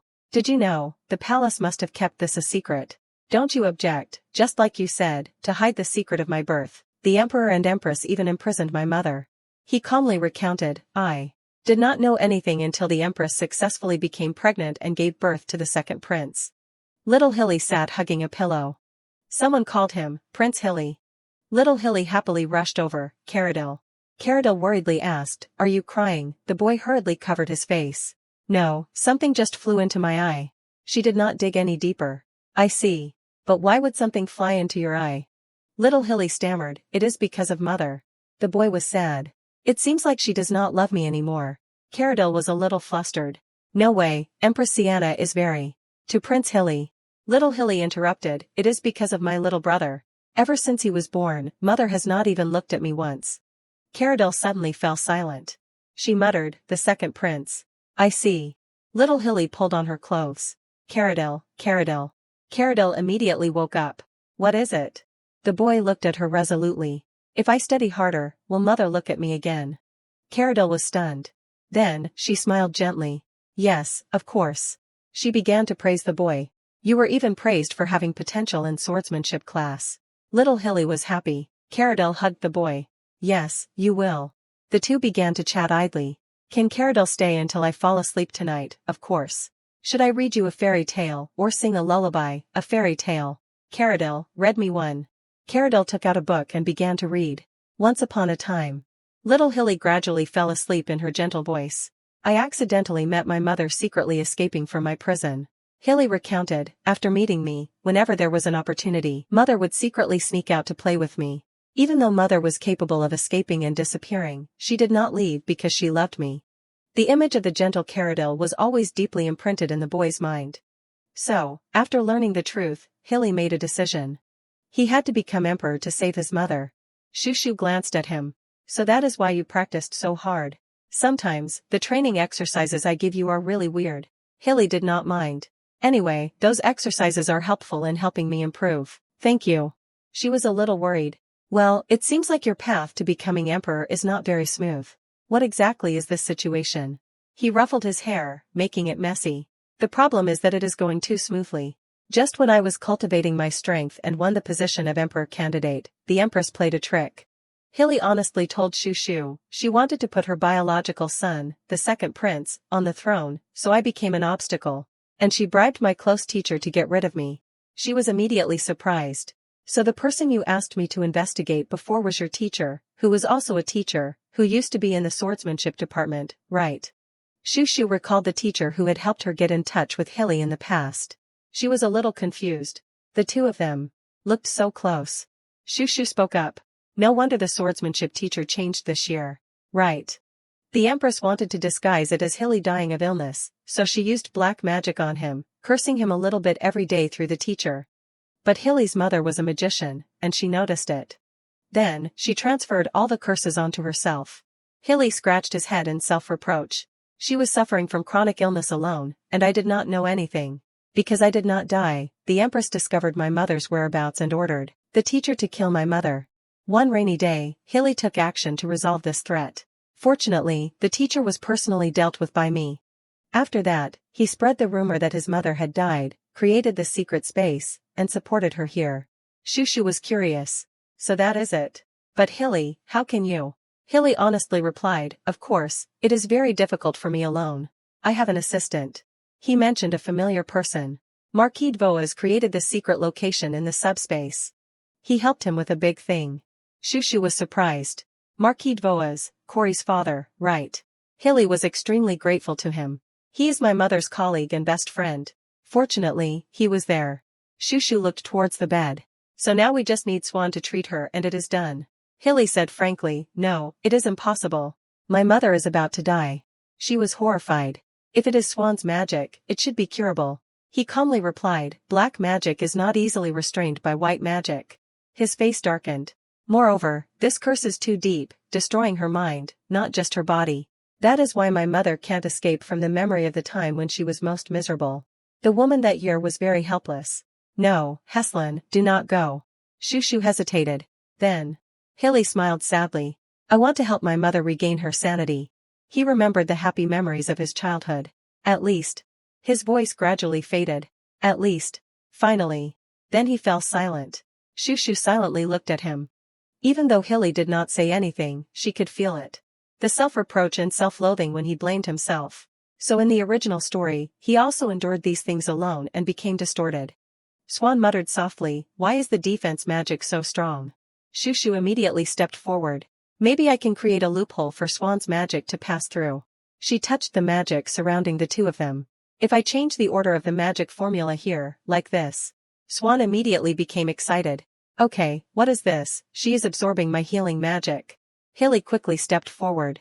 Mother, are you awake? Shushu looked at his hair and sighed inwardly. Thank goodness, it seems like it is resolved. Change Hilly's hair color back. Caradel muttered, Go. Hilly looked at her worriedly. Mother, I can't hear you clearly. Caradel angrily said, I told you to bring the rice here. The three of them instantly turned to stone. After a while, Hilly's immature voice rang out, oh, the emotion I am feeling for the first time in my life. Caradel tried to hold back her laughter. This heart won't make it past today. But she failed. Her laughter echoed throughout the house. Caradel clutched her stomach and laughed non-stop. Hilly said that, I am going crazy. She gently wiped away her tears. It seems like this is because of me. Caradel happily recounted how she used to read romance novels to Hilly when he was little, once upon a time. Unlike Hilly's rosy memories, her version seemed more realistic. The prince said, oh princess, your eyes hold the bright light of the moon, your lips are as red as the rambler rose. What on earth, I want to run away from here, and then the princess said, oh prince, you are so funny, and kissed the prince on the cheek. Caradel said happily, he hated it back then, but it seems he was unconsciously influenced. Shushu wondered, so that is where it came from, his mother. She continued to listen, let us finish listening, if I ever get to see you again, I will definitely make that lovely face. Hilly rushed in, what are you two doing? He immediately saw the recording stone by Caradel. She teased him happily, son, is your heart still there, embarrassed, are not you? Hilly's face turned bright red, Mom. He quickly grabbed the stone, I am confiscating this. Shirena, see me for a moment. Hilly questioned in a low voice, why is this here? Shushu avoided his gaze, I did not open it on purpose, okay. She mumbled an explanation, I originally brought some recording devices to film Hilly's school life for your mother to see, and this got mixed in. I was going to hide it, but your mother found it right away, so I had no choice. Hilly was angry, hey, the important thing is, I told you to destroy this recording, remember? Shushu guiltily turned her head away, because, this deal is not finished yet. He was getting upset, you do not trust me, how can I wait until you join the knights? Suddenly Swan came in and kicked him, ouch. He went straight to Caradel to ask about her, Madam, are you still in pain? Thanks to you, I feel better. Swan ignored Hilly's death glare from behind, the effect will gradually wear off, so I would like to reapply the pain-reducing magic. Caradel said happily, Swan Hayden, thank you. Hilly curiously approached, unexpectedly, you are so helpful, Swan replied frankly, when I see someone in pain, I can't just ignore it. The two immediately suspected, you. Swan turned to Shushu. He whispered to her, because Caradel does not remember anything, I feel a bit sorry for him. Shushu was puzzled, really. Swan looked into the distance, head lowered. It is sad when someone important to you does not remember you. Then he turned back. Shushu thought to herself, he is acting like he is sympathizing with Hilly. She rested her chin in her hand, confused, judging by his expression. He seems to be telling the truth, but Swan feeling sorry for someone. Hilly was worried he might say something bad about him. Shushu went out to the flower field outside. In her hand, she held a small wreath. Caradel seems like an extremely bright and strong person. Shushu sighed inwardly, although she could not undo the curse, and only regained her reason, she does not have a single negative thought. She remembered when she had just regained consciousness, Caradel was calmly eating a meal. Shushu smiled softly. As soon as she regained her mind, the first thing she did was look for food. It seems Hilly's strength comes from his mother. Hilly approached, wondering, what are you doing? Shushu looked up, oh, making a wreath. I was bored while waiting for Swan to treat her. He was confused, a wreath, why are you making that? Shushu explained, your mother seems to like flowers, so I thought I would make one for her. Hilly silently looked at her. He suddenly sat down, thank you, huh? Hilly said sadly, you came here almost every day after school, even on days when I could not even come. Shushu's face was a little nostalgic. It is nothing, she does not have much time left. She seemed to see two familiar people waving at her, Yin. Their voices echoed, we are leaving, okay. Shushu sadly thought to herself, if only I had known, the time with them would be so short. Hilly suddenly interrupted, Sharena, what is wrong? She was immediately flustered, nothing. He reminded her, your eyes are red. Shushu quickly rubbed her eyes, I think pollen got in my eyes. She sat silently without saying anything. Hilly also silently looked at her. Suddenly he reached out and brushed Shushu's bangs back. Then he patted her head, you can tell me anything, tell you what. Hilly smiled, if you need help, I will definitely help, so if something's up, just say the word. Shushu looked at him in surprise. She thought to herself, what is with him, suddenly talking so maturely, thank you. Suddenly flower petals appeared on their heads. Swan stood behind them mumbling, hit, kill, Swan Hayden. He rushed at Hilly, kill, he quickly dodged, hey, you crazy lunatic, are you having another fit? Shushu was confused, why is he bullying Hilly like that? Caradel happily watched the three of them playing around. She gave a gentle smile. Suddenly Caradel collapsed to the ground. Shushu immediately ran over, Madam, are you okay? She reassured her, now even my legs are numb, I probably can't walk anymore. She worried, this is not the time to be laughing, what should we do? Swan and Hilly said they would be late today. Caradel held out her hand, carry me on your back, Shushu struggled to carry her outside, panting from exhaustion, but Caradel was extremely excited, the air outside is so nice, thank you. She also sat down, I have been coming here so often lately that I have not been training much. She suddenly called out, you there, Sharena. The two began to chat, the scenery of my hometown, Naiwenyan, has been recreated here, although there is no real sea or sky, it is more than enough to soothe my homesickness. It is very beautiful, Hilly seems to care a lot. Caradel said happily, that is right, he really is a good son. She said, so Sharena, yes. Caradel happily pushed her son, what do you think of my Hilly? He is handsome, talented, obedient, and he is even a prince, the perfect candidate for the position of groom. Shushu was flustered, what, Hilly and I are just friends. She looked at her sadly, you do not really like him. Shushu shook her head vigorously. Caradel smiled softly. She called out, you there, Sharena. Then Caradel whispered something to Shushu. She was surprised, what do you mean? Hilly ran over from somewhere, interrupting the conversation, Mom, what are you two doing behind my back again? Caradel teased, are you afraid I will see your dark history, that is why you rushed out here, as a mother, it is okay for me to take a peek, you are so stingy. He immediately worried, did you see it? She was ambiguous, I do not know, Hilly exclaimed, Mom. Everyone spent ordinary days together. Swan occasionally came to hunt down Hilly. The four of them excitedly went everywhere. Time passed very quickly. The ground was covered with colorful wreaths. Caradel picked one up, done. She happily looked at it, I am glad, it is finally complete. Shushu ran over from afar, Caradel, I am here, Sharena. She looked around, where's Hilly? He went out earlier, I thought he was here, Caradel explained, I asked him to do some errands, so he is not here temporarily. She waved Shushu over, lean down a little, I made this wreath for you, it is so beautiful, thank you. Caradil introduced, the red neck wreath is Hilly's. She pointed to the remaining ones, this one is for Swan Hayden, and the remaining yellow one is for Corey. Shushu was surprised, there is one for Corey too, you two have never met. Caradil explained, although he lives in the same room, he is willing to work with your Hilly, he is a good kid, I have to give him one. Shushu nodded in agreement. That is right, if you can get along with Hilly, then your personality must be extremely good. I will use preservation magic and then give it to Corey as is, thank you. She said happily, but could not hide her pale face. I am also very grateful to Shushu and Swan for playing with Hilly. Shushu was worried, it is nothing, but, madam, your complexion is terrible, how about we go inside? Caradil did not want to go back yet, there is no wind here, it is okay, she took her hand, but. Shushu suddenly fell silent. Caradil also did not say anything, she just smiled gently. Hilly spoke up, breaking the awkward atmosphere, Mom, I brought the clothes you wanted, you are back. Caradil calmly withdrew her hand, this set looks old, what are you looking for it for? I can buy you a new set, these are my favorite clothes. Swan also walked over, hello madam, she happily held up the wreath to show him off, Swan Hayden, you came at the right time, you two take them, they are gifts. Hilly was upset, you do not need to give him one, Swan immediately clicked his tongue, what kind of prince is so petty? Caradil suddenly called out, Hilly. He looked at her, puzzled, yes. Caradil gently said to him, Mom wants to get out of here. Hilly was surprised, what are you saying, your health is so weak, where are you planning to go? Her voice was very calm, I want to go home. Don't worry, he said, Mother, but Shushu suddenly interrupted him, I will use instant teleportation magic to take Madam away. She looked at Hilly seriously, her voice slightly pleading, go, Hilly, right now, to Naiwenyan. The two of them were silent. Because Caradil's hand was so cold, Shushu thought she had to hurry.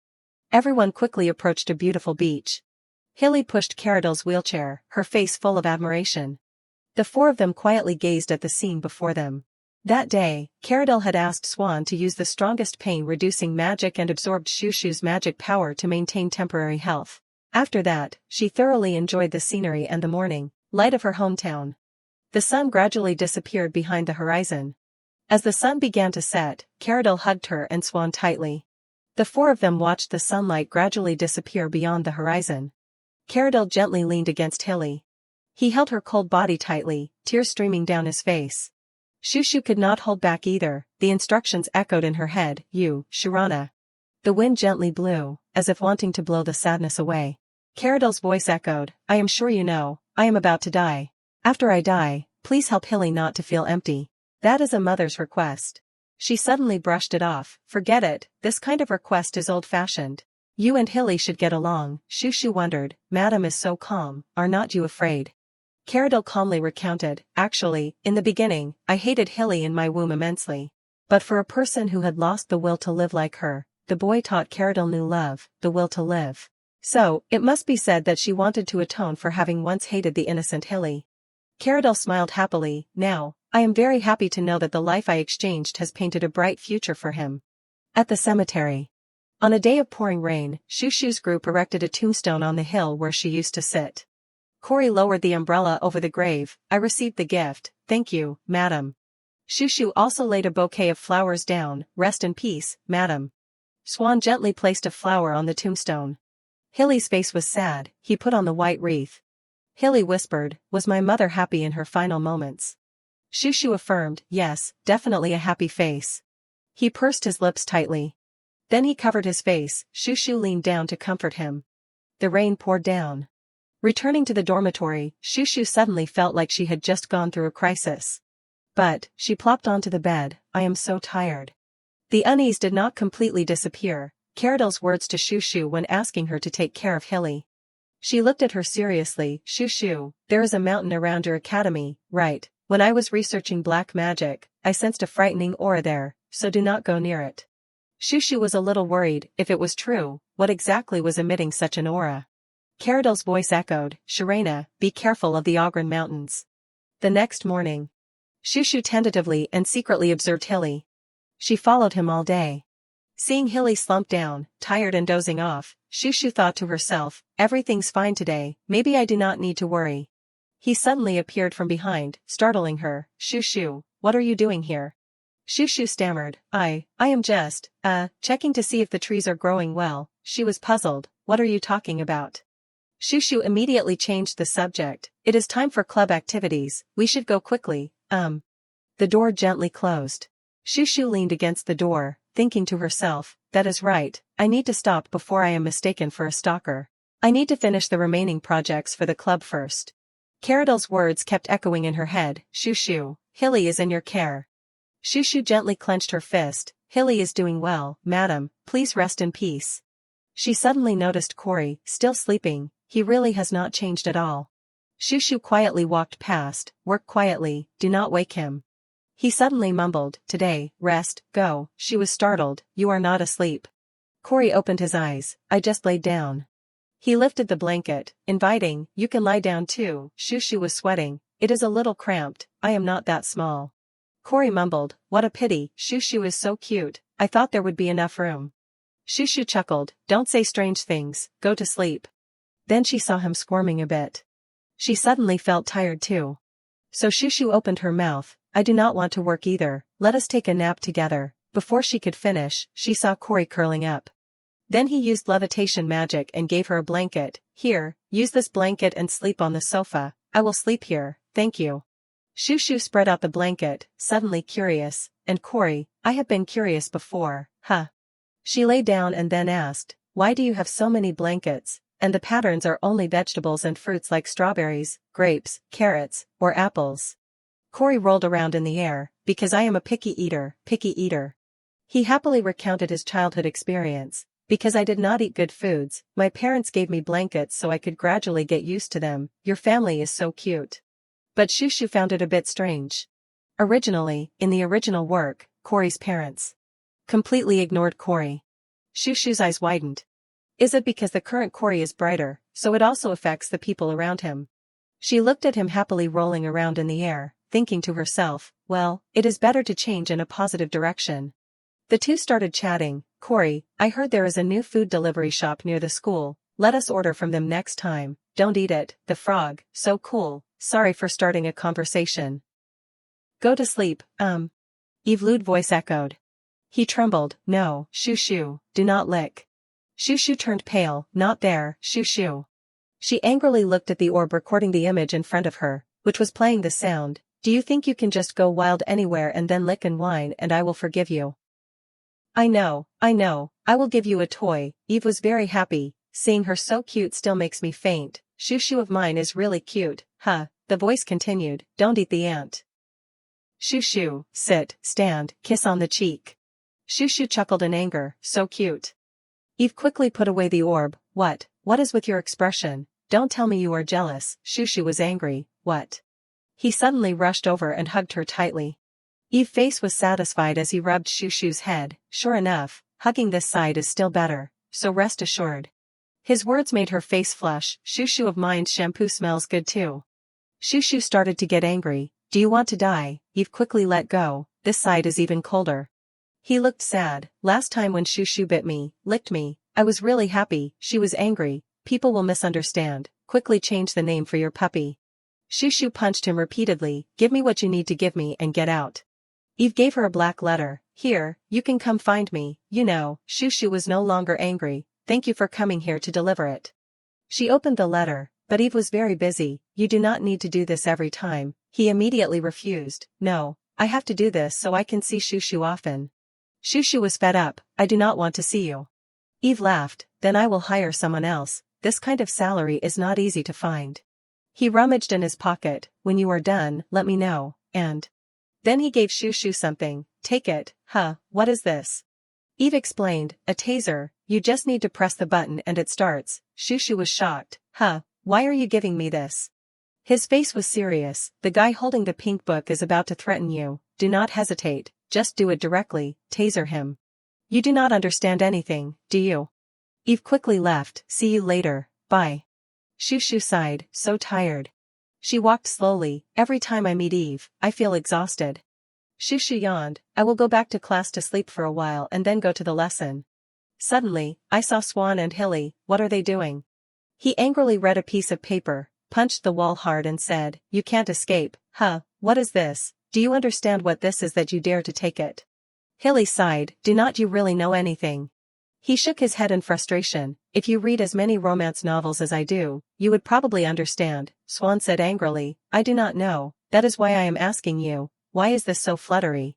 Hilly turned to leave. I do not know why you suddenly care about this, but even if I explain it, would you understand? Shushu was surprised. Oh, that is.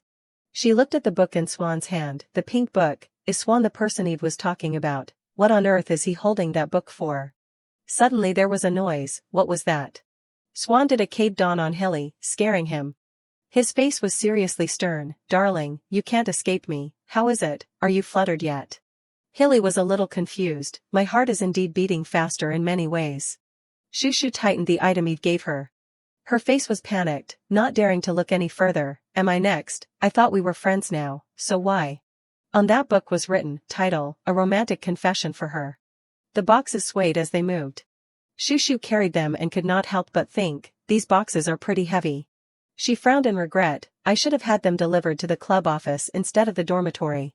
Suddenly Cory spoke from behind. Shushu, are you taking a walk? Shushu replied, Cory, no, I am going to the dormitory office. The new package arrived, so I plan to expand the Ogren Mountain model. He immediately used magic to control them to fly up. Let us go together, I will help you. Shushu was delighted. Okay, thank you. As they walked, Cory asked, that is right, Shushu, since we are talking about Ogren Mountain, I will ask you, do not you think there is something very strange about it? She was still puzzled. Strange, he explained, the monster hunting location has been changed to the area near the summit as soon as we entered our senior year. Right. Shushu seemed uninterested. So what? Cory said, closer to the special area, the monster swamp will be more aggressive, right, but our model does not show any aggressive behavior at all. Only then did she realize, I only noticed it after you said it. Shushu remembered, the closer to the dark places in the forest, the harder it is to hunt monsters, so I did not care much before. Then Cory suggested, because we need more data to study the model, let us go check it out next time we hunt monsters. She nodded, okay. Suddenly her face became serious and she pondered, Shirena, be careful of the Ogren Mountains, it might be related to that warning. Shushu walked and muttered to herself, if both Hilly and Cory go, I can rest assured. Suddenly Cory spoke, hello, Swan, she also said, hello, Swan. However, Swan had a strange expression. He stared at them and said nothing. Cory also understood and turned around, he must want to say something to you, I will go first. He left them alone and left. Remembering Swan's violent behavior, Shushu was a little apprehensive. Is it finally my turn? She nervously asked, what is up? If you have something to say it quickly. Swan stammered, hello, little, lovely baby bird. Shushu was stunned. He said it with his face flushed, his eyes shining brightly, threatening the position of the stars above, when he called my clear name, no, when he used his clear voice. Swan even had to hurry and flip through the book to learn, wait for me a moment. He even brazenly held it up and read it to confess, you must be very tired lately, are not you? You are busy wandering around in my mind all day, now I even regret blinking. Because during that time I can't see you. However, Cory's chuckling laughter from behind interrupted him, curious so I did not go far. Swan was embarrassed, this really is not good, is it? Shushu was also stunned, is he practicing a new way to bully people? Swan, what is wrong with you lately? He stammered and could not say a word. Her eyes sparkled. Unable to bear facing her, Swan had to turn away. It is a big deal, can you grow up to be a little less beautiful, what? After saying that, he frantically tore up the book. Shushu was bewildered, what exactly was that book? Swan changed the subject and asked, do you know when we are allowed to change clubs? She casually replied, probably next year. Which club are you planning to transfer to? He even had an idea, if I stir up your club, will I get kicked out? Shushu sighed helplessly, please, please do not come. Scene changed to the next day, the monsters were burned fiercely. Cory used his magic again to roast them black, and balls rolled out of their mouths. Shushu bent down to pick up those balls, this is enough to divide the monster hunting share for today.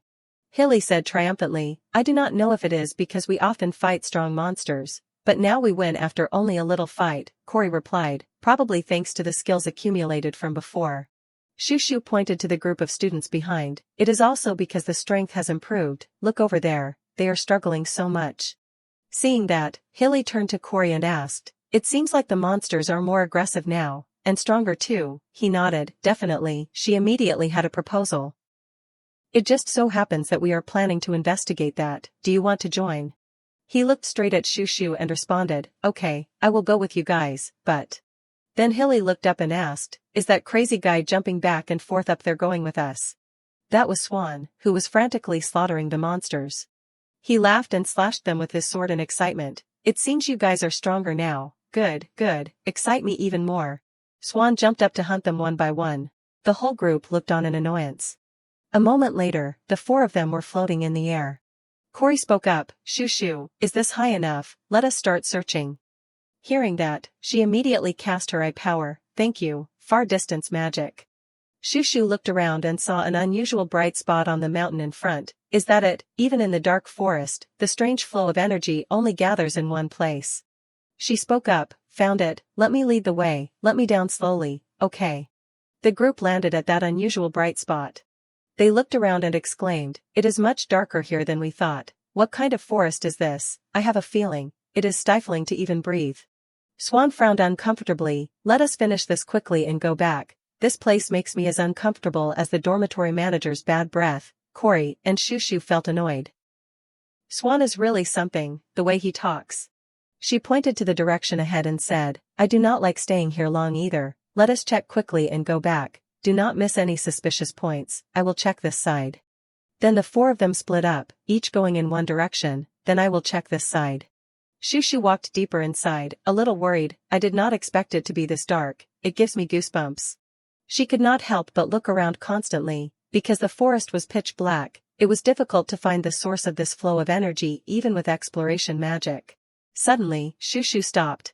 She stared intently ahead. What exactly is here? Suddenly, a voice called her name, Shirena. Shushu was startled and turned around to ask, who just called me? Hilly was confused. No, no one called you. Cory calmly explained, sometimes you can hear wild animals around here, so you must be mistaken, see, even now. But as soon as he finished speaking, a black shadow rushed towards him from behind. A huge monster opened its mouth and pounced. Shushu panicked and shouted, Cory. It pounced and bit him. Seeing the torn cloak, Shushu was terrified. No, Cory. Swan stood beside her to reassure her. Calm down, look over there.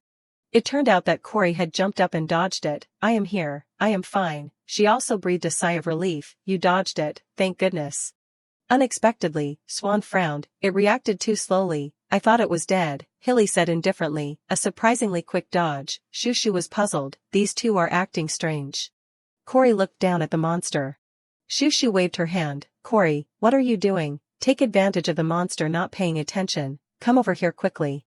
As soon as he landed, he revealed, I think I just found out something quite chilling. What is it? Cory controlled Hilly's shirt, tearing it to shreds and sending it flying.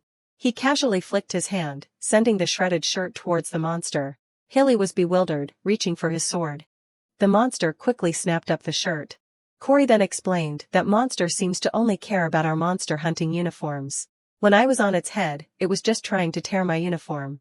So I tried throwing the uniform, and it reacted immediately. Swan frowned and sneered, or maybe it just thought your flesh tasted bad. Shushu was surprised. Could it be that other monsters are the same? Hilly rubbed his chin, speculating, now that you mention it, there were always guys who charged ahead without raising their guard. I thought it was just a difference between people, but it seems like that is not the case. Hearing that, she fell silent in contemplation. Suddenly, Shushu held up a sphere and calmly suggested, we will know for sure if we investigate it thoroughly. She threw it forcefully towards the monster.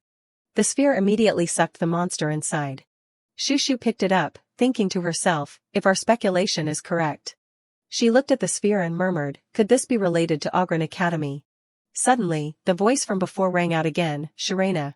Shushu turned around in a panic. Again, this time I heard it clearly. It is definitely not one of these three's voice. She was stunned. It seems like only I can hear it. Who on earth is it? Swan spoke. Shushu, what are you doing? If you are done, let us go down the mountain. This place feels creepy. Shushu startled and looked back. Okay. The voice groaned. Look at the branch of the tree on the left. Hearing that, she involuntarily looked up and saw a piece of paper on the branch. But when she refocused, Shushu broke out in a cold sweat. Wait, why can only I hear and see this voice? Am I being possessed by something? In a panic, she could only hide it. This is too dangerous. I will just ignore it for now. Let us go back quickly. Then Shushu's next actions confused the other three. Back. Shushu had already nimbly climbed the tree. Why are you suddenly climbing a tree? She clung to it tightly, her face pale. The other three stood below, calmly calling out, "Hey, if you wanted to make—" Shushu sweated profusely, confused. I am not acting according to my own will anymore. Her hand reached for the piece of paper hanging there. Some invisible force is controlling me to read this piece of paper. When she took it down, unexpectedly, that strange power disappeared. Shushu quickly jumped down. Whoa there. You landed perfectly too, Shushu. She held up the paper in her hand. What exactly is written on this? Inside was written the line, "Save him." Shushu pondered, who is him? At this moment, something surprised her. Also, this feeling is familiar. Cory looked down, puzzled. Shushu, what is with the paper? Is that why you climbed the tree? Shushu held out the paper. Take a look at what is written inside. Right then, it spontaneously burst into flames, leaving nothing behind. The purple flames even spread all over her body. The three panicked. Shushu, what is that thing? They rushed over anxiously. Are you okay? Can you hear me? Lift your face a little. Shushu, are you okay? Say something if you are okay. Shushu was still terrified by what had just happened. She calmly looked up. I do not seem to be affected at all. Cory immediately said, leave that to Swan to check. Sit still. Swan did not hesitate to use magic to examine her. Indeed, there is nothing wrong with her body at all. Shushu breathed a sigh of relief. I am really okay. She even smiled and brushed her hair back, just a little startled, but nothing happened. But Hilly noticed something and stared in fear, but who knows what was written on the paper. Shushu still had not noticed the mark on her hand. The paper burned spontaneously. Could it be that it only wanted me to know the contents inside, that thing? He hurriedly grabbed her hand. Hilly, what is wrong? Hilly asked in a panic. Why does your hand suddenly have this? What is that thing? A magic array. Shushu was also stunned. This is the magic array that was drawn on the paper just now. But then, in just a moment, the mark on her hand gradually disappeared. The group silently watched it. It is gone. Shushu was surprised. I am really okay. I was not affected. They urged anxiously. Swan Hayden Blanche, just heal her as a precaution. Hilly shouted. Cory Dvoas, prepare a teleportation magic array to return to the school. He immediately complied. Yes, sir. He worried. Swan Hayden, or maybe it is something like that, like a curse or an attack by an organization. Don't say any more. Swan was even more panicked. Maybe you will suddenly become different, so we have to hurry back to school. Hey Cory, hurry up. Cory hurriedly drew the mark. Almost done, just a little bit. Why are you guys panicking so much? Shushu calmly explained. I am really okay, Sharena. Hilly approached and asked, do you know what your body absorbed just now? She shook her head. I do not know. Do you know, Hilly? He gritted his teeth. Of course. Hilly's face darkened. I am the one who knows the most about it here, because that magic array is black magic. Only then did Shushu realize the danger. Back at the academy, it is really not a rift of the curse. In the room, the discussions were endless. No way, I am sure.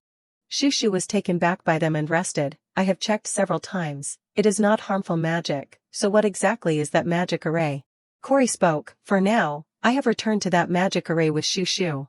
I have shared it with you too, and we will all look for information. Hilly and Swan listened beside him. Got it. Am I going to have to ask Yulinel? He turned around and asked, Shushu, how do you feel now, after some time, if you are in pain? She calmly replied, I told you I am fine. Shushu shouted, the medical teacher also said there is no problem, you do not need to go to this extent. Hilly hurriedly said, the symptoms have finally appeared. Swan and Cory were the same, as expected. We have to go to you. Shushu could not stand it anymore and kicked them out. It is so noisy. It is just a normal cough. Get out, all of you. She then said to the teacher, Teacher, they are making me too tired, so I will rest a little more. Okay, he replied, okay. A little later, Shushu slowly walked back to the dormitory. It is quiet now. I can finally breathe. She kept yawning. I do not know if it is because I experienced too much during the day, but I am so sleepy. I have to sleep early today. Suddenly, Eve and Cory were in front of her. What now, Cory and Eve? He held a piece of paper in his hand. We just need to investigate those two pieces of information. Right, Shushu peeked from behind. I will probably get nagged for not resting and wandering around. I will go back later. Corey nodded and said to Eve, yes, records of the use of black magic and information of the people involved are enough. Shushu thought to herself, so he is entrusting the search for information about the magic array. How much is the commission fee? He smiled, forget it, I will do it for free. Hearing that, she turned around sharply, Eve is willing to work for free. Unexpectedly, Eve said, this is Shushu's matter, of course it is only natural for me as her brother to help. Shushu felt frustrated, whose brother is he? It has been a long time since I have seen him, but he still talks like that in front of other people. Corey was also somewhat relieved, take care of it and let me know what you find. Brother my ass, Eve suddenly spoke, now that I think about it. He mentioned, it seems like Marquis Dvoas also investigated Mount Ogren and black magic from a long time ago. He was surprised, my father. Shushu was also surprised. Eve patted his head, I will look into that for you too, you take good care of Shushu. Corey uncomfortably brushed his hand away, thanks for that.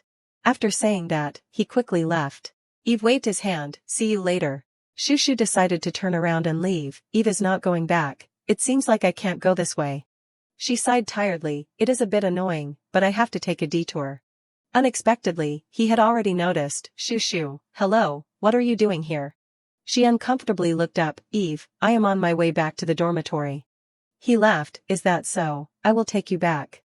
Shushu quickly refused, no need, I can go back myself, do not worry. Seeing Eve not saying anything, Shushu asked, what, why are you staring at me like that? He then spoke, I heard Corey said you were affected by black magic, she nodded, oh, yes.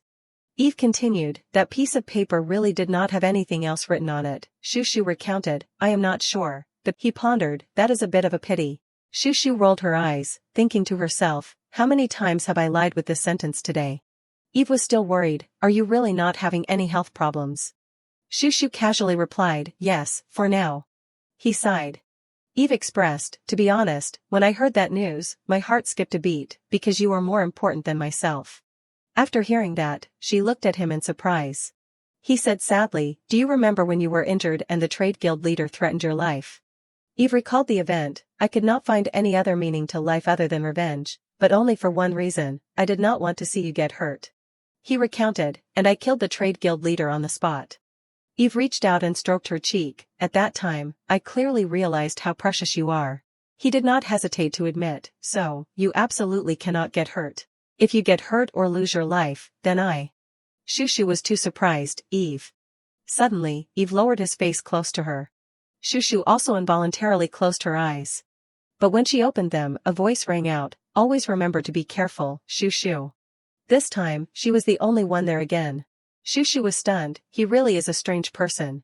She thought to herself, how could I be more important than himself? Shushu muttered, unbelievable. Arriving at the dormitory, Hazel, Shushu, why are you so late? She said to her, I am going to sleep first, I am so sleepy. Hazel quickly reminded her, Shushu, take a bath first before lying down. That night, when the two fell into a deep sleep, Shushu was still thinking about random things, this is so much more comfortable than the medical room, I am falling asleep in an instant. A voice rang out, in an instant. She startled in a panic. It was like falling into water. Shushu fell into a dark space and looked around, where is this, why is it so dark? Suddenly, the mark on her hand reappeared, is this a dream, but why does it feel so real? She stared at it intently, the magic array is activating. Suddenly, the mark flashed brightly. A vertical beam of light shone forward. Shushu murmured, light. She swam along, is it leading me to the exit, I will know if I go try it. Shushu unexpectedly stepped into somewhere. She was stunned. Shushu immediately realized, this was a classroom.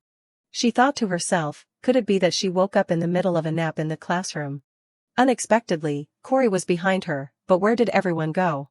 Shushu turned around abruptly, it was not even her class, hi, Corey. However, he remained silent. She was confused. Corey just plopped down in his seat, he looked extremely gloomy, what was wrong? He frowned and scratched his head, what is going on? Shushu was also bewildered, was Corey surprised that she suddenly appeared in his class, I do not know how I got here either. She wondered, why was this so strange, he had not even looked her in the eye. After that, Shushu fussed around beside him calling, Corey. Suddenly she slipped, Corey Dvoas, Corey, look at me, look over here a bit. Just like that, Shushu fell. She paled, thinking to herself, I did not use magic but I am floating in the air. This is a dream, it definitely is. Corey would not be this gloomy normally. Shushu kept staring at him. A student ran over from somewhere. Corey, so you were here. She glanced over, that guy was the head of the magic club. He approached and said, about your decision to investigate at the club, could it be? Corey stood up and replied, that is right. He was happy, then, I will lead you to the office, let us go. Corey refused, no need, I am not going. The guy pleaded, you have to go. The homeroom teacher instructed that you must make up for your club activity time. Corey did not care, there is nothing to learn there anyway. All I do is sleep, what is the point of going? He stammered, but... Unexpectedly, his face darkened, if you are done, can you get out of the way? That guy flinched in fear, yes, you rest. Shushu also realized, this was just like the novel. From Corey's cold demeanor to the magic club, it was exactly like the original setting. Shushu thought to herself, so, this is one of the stories from the original work, so sleepy, I did not expect a dream to be this realistic. She sat floating in the air. Then grabbed a pen and wrote something, it felt like she was really holding a pen. Suddenly, Corey shot up. His eyes looked coldly. Shushu was stunned. The two people met face to face at a very close distance. She blushed shyly. Shushu thought to herself, almost touched. She glanced over suspiciously, he really can't see me, can he? Shushu could not help but think, even though we are close friends, I still can't stare at him like this at such a close distance. She even exclaimed, come to think of it, my Corey is pretty handsome, his eyelashes are so long. After that, Shushu leaned against the side and watched. Corey has the style of the original work, not bad, but I want to see the Corey from the present, unexpectedly. Corey rubbed his eyes, that is weird, it feels like something is there. He looked at the paper, work hard, who wrote nonsense here? She thought to herself, I am a character in the dream, can he see the random words I wrote, this dream is really strange. Suddenly, Corey frowned, annoying. He took a stone out of his pocket, is it him? Shushu glanced over, who was making him annoyed? Corey controlled the stone to float, what is wrong? A voice spoke, there is something I need to trouble you with, Eve voice. He asked unhappily, what is it again? He said, if you are Corey. Shushu tried to get closer, she could not hear. Unexpectedly, a black vortex appeared behind her. It strongly sucked Shushu in. She struggled, what is this, where are you taking me? Shushu tried to break free, wait, why does it have to be now of all times? In the infinite space she muttered, you. Shushu screamed, let go, I am telling you to let go right now. Who knew she was still in her room? She questioned, what are you doing? Her sister smiled awkwardly, you are awake, sorry, you looked so funny sleeping so I was going to take a picture for you to see. Shushu coldly destroyed them. After that her sister left awkwardly, I will go first, you should wash your face and go to school. Only then did she breathe a sigh of relief. Shushu thought to herself, so it really was a dream. She slumped down annoyed, what kind of dream was that? It felt like I was awake the whole time, not sleeping at all, it feels like I just got back from a long trip. However, the black magic on Shushu's hand flickered. She looked over, what is this? Shushu sat up, it is replenishing my magic power. She frowned and pondered, this magic circle. What is its purpose after all? At this time in the academy grounds, so, Shushu. He's happily recounted, I was planning to take this opportunity, and then, that. But Shushu did not pay attention, what did Eve say to Corey in the dream? She kept thinking about it, she was so preoccupied that she could not focus in class. Seeing this, he's worriedly asked, Shushu, are you listening to me? Shushu was startled, I am sorry, can you say that again? Suddenly, a female student came and bumped into her. Shushu hurriedly said, I am sorry. DDL unhappily rebuked, when walking in public places, please watch where you are going. Shushu restrained herself and bowed, are you okay? Shushu, yes, I am sorry, I will be careful, geez, it was just a light bump, why so upset? Then she picked up a book and was stunned, why does this look so familiar? Then she looked at VDL again, those fierce, slanted eyes and those green eyes, where have I seen them before? The little girl pointed at them, wait a minute, this side is clearly Hestia, the queen of the academy, so the person with the orange hair, small stature, and ugly face going with her. VDL was shocked, could it be, Sharena West, you know me? The little girl happily jumped up, I found you, Sister Sharena, it is so nice to meet you, I found you. The two looked at each other confused. Another voice sounded, my younger sister. It turned out to be Corey. VDL has been spoiled since she was young, so she is not very proper, and she often pretends to be strong but is quite soft-hearted, so I am a little worried. He took off his glasses. I do not know if the kid can adapt to group life after entering school. Shushu curled her lips and looked. I know who it is. No wonder she looked familiar. It is Corey's younger sister, VDL Dvoa's. The little girl was excited. I did not expect to meet Kareem's sister. What an honor. She leaned over and whispered to Hees, I once saw that kid with Kareem from afar, really. VDL kept complaining, why do you look a little disappointing up close, you are so tiny.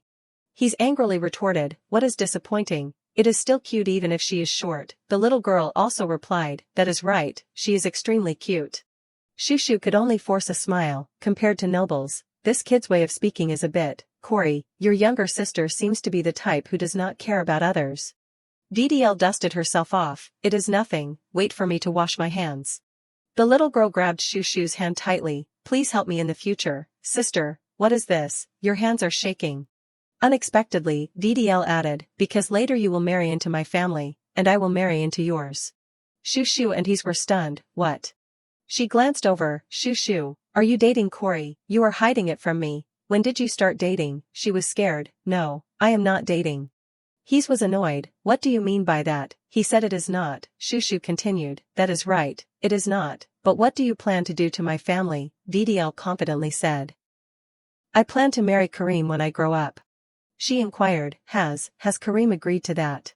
But the little girl still calmly replied, don't worry, he will do whatever I say. Shushu helplessly listened, Corey, I do not think you need to worry about your sister at all. VDL sighed, seeing your reaction, I suddenly feel sorry for my brother, why? The little girl sadly replied, you two have been in the same club room for years, but you are still just friends, is not that pitiful? I told him that being too carefree like that will get you stolen. But he does not listen, Shushu quickly explained, honey, I think you have misunderstood, Corey and I. VDL held up a piece of paper, it is okay, write a few congratulatory words for me here. The two held it up and read, congratulations. The little girl was stunned, you do not know even though you are friends, it is my brother's birthday soon. Shushu justified, not sure when, your friend, you know her, speaking of which, Corey's birthday is coming up. VDL also instructed, I have saved a space for you, see the heart shape, she is totally misunderstood. She then used a pen to write, hey. Shushu recalled, as far as I remember, every time Corey's birthday comes around, he is at the academy, saying he is celebrating his birthday, so he is just buried in magic research. Is he planning a family party this time? The little girl replied, so that is what he told you. VDL recounted, actually, it is because his parents are too busy to throw him a birthday party. Luckily, this year they both have free time, so they are planning a surprise. Shushu asked enthusiastically, so Corey will be home this year, right? The little girl smiled brightly, I am planning a surprise party, so please keep it a secret for me, okay. The little girl looked at the paper and exclaimed in disappointment, is that all you wrote? Don't you know any sweeter words? She replied, we do not know those kinds of lines. VDL said sadly, I wanted to see him cry, sob, from being touched by my wishes, but Swan spoke up from behind, who makes who? The little girl screamed in fright, you scared me to death. Shushu looked at him, hello, Swan. Swan then asked, what are you all doing here? VDL glanced over, this is Swan Hagen Blanche. He listened attentively, this kid is writing a birthday message for Corey, as handsome as the rumors say. Swan even volunteered, can I write something too? The little girl was delighted, of course, here you go. Hees was a little surprised, why is he suddenly butting in, let us go. Shushu nodded, yeah, okay. Swan even picked up the paper and waved it, I am sorry, I got it wet with saliva. He deliberately crumpled the paper, ignoring VDL's sobs, I am sorry, I was trying to wipe it off, but the saliva just kept spreading. Shushu thought to herself, birthday Swan said nonchalantly, I feel terrible, how about I draw Corey's favorite unicorn for him? The little girl was bewildered. At the academy at this time. In the library, Corey was lecturing on formations, therefore, if you change the formula this way. He instructed, it will be twice as effective. Shushu clapped and exclaimed, as expected of Corey, so amazing. Corey replied, thank you, but. He asked, have you been sleeping well lately? You look so tired. Shushu was surprised, really, I have been sleeping fine. Corey looked at her suspiciously, But you have had dark circles under your eyes these past few days. She flexed her muscles to show off. I am fine, see, I am still plenty healthy. If you say so.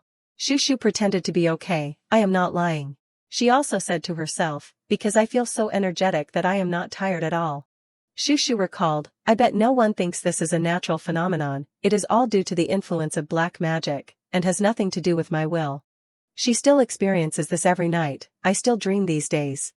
Shushu walked up the stairs and saw Cory, an extremely realistic dream about Cory, although it is so realistic that I feel like I am waking up in the middle of the night. She squinted to watch. But the black magic matrix still fills me with vitality, not letting me feel tired. Then Shushu collapsed on the bed, as if her face was gloomy. I am forced to watch that dream to the end. That endless black space is here again, and then what? It is the image of Cory, sitting dejectedly in a chair. He closed his eyes tightly. Shushu floated around observing, it seems that now all I have to do is lie down on the bed and I will dream this dream again. She muttered, okay, let us see what I will see today. A voice called out, Cory. It was Eve behind him, smiling eerily, thank you for coming out. Shushu was stunned, Eveness. He sat down next to Cory, have you made a decision about what I told you last time? He turned around, you wanted to do this, so you became the student council president. Eve squinted and said, because that is the most convenient way to find out the headmaster's plans. Cory replied coldly, thanks to that, I can clearly know the plan related to Mount Ogren, right? He pleaded wearily, enough, leave me out of it, do whatever you want, just do not touch my family. But Eve expressed, I hope you will join me, Cory. Cory hesitated, He smiled sinisterly, recently, I heard that the Marquis and his wife are doing something to create the misunderstanding that they are rebelling, right? Cory was stunned in fear, what? Shushu pondered, thanks to this, I know now. She immediately realized, I know who I have to save. Eve tilted his head to look at Cory, a cold smirk playing on his lips. Lately, I have heard rumors that the Marquis and his wife are up to something that could easily be mistaken for treason. Have not I? Cory froze instantly, his pupils trembling with shock, what? In that moment, Shirena observed him slowly, her heart becoming even more certain. Because of this, I finally know exactly who I have to save. Seeing Cory's pale face, Eve could not help but let out a chuckle, drop that terrifying expression, Cory. He wore a smug look and giggled, I did not mean to ask what you were going to do about it. I just said it because I suddenly felt worried for the Marquis and his wife. Hearing this, Cory replied hastily, his voice more serious than ever, I will help you. Just, absolutely do not touch my family. Upon receiving the answer, Eve tilted his head in confusion, to be honest, I do not get it. They do not even care about you, so why do you care about them so much? On this side, Cory lowered his head, his eyes reflecting a fleeting thought mixed with deep sorrow. Cory lowered his eyes slightly, his voice dropping an octave, they are just busy. You would not understand. Then his voice softened, sounding slow and gentle like a summer breeze, but I can understand them. Shirena silently watched the Cory before her, a sense of unfamiliarity making her heart race. The Cory in the dream was so different from the real one that it made her feel awkward. The Cory here spent his long days without desire for anything, not even a companion by his side. It looked too bitter. She scanned the dormitory room, which was so quiet it felt chilling. He lived alone in his dorm, it seemed he was not even friends with Hilly here. At the same time, Cory flopped down on his bed, muttering incessantly, I should not have helped that guy from the start. I was so shallow-minded. Shirena's gaze lingered on him. Moreover, the Cory here was helping Eve, and he was regretting getting involved with him after everything. Despite that, the part that resembled reality was that Cory could not help but feel a bit anxious. He won't stop at any means to achieve his goal, will he? His gaze gradually became more determined, I will help him just a bit, then I must take my family into hiding before things blow up.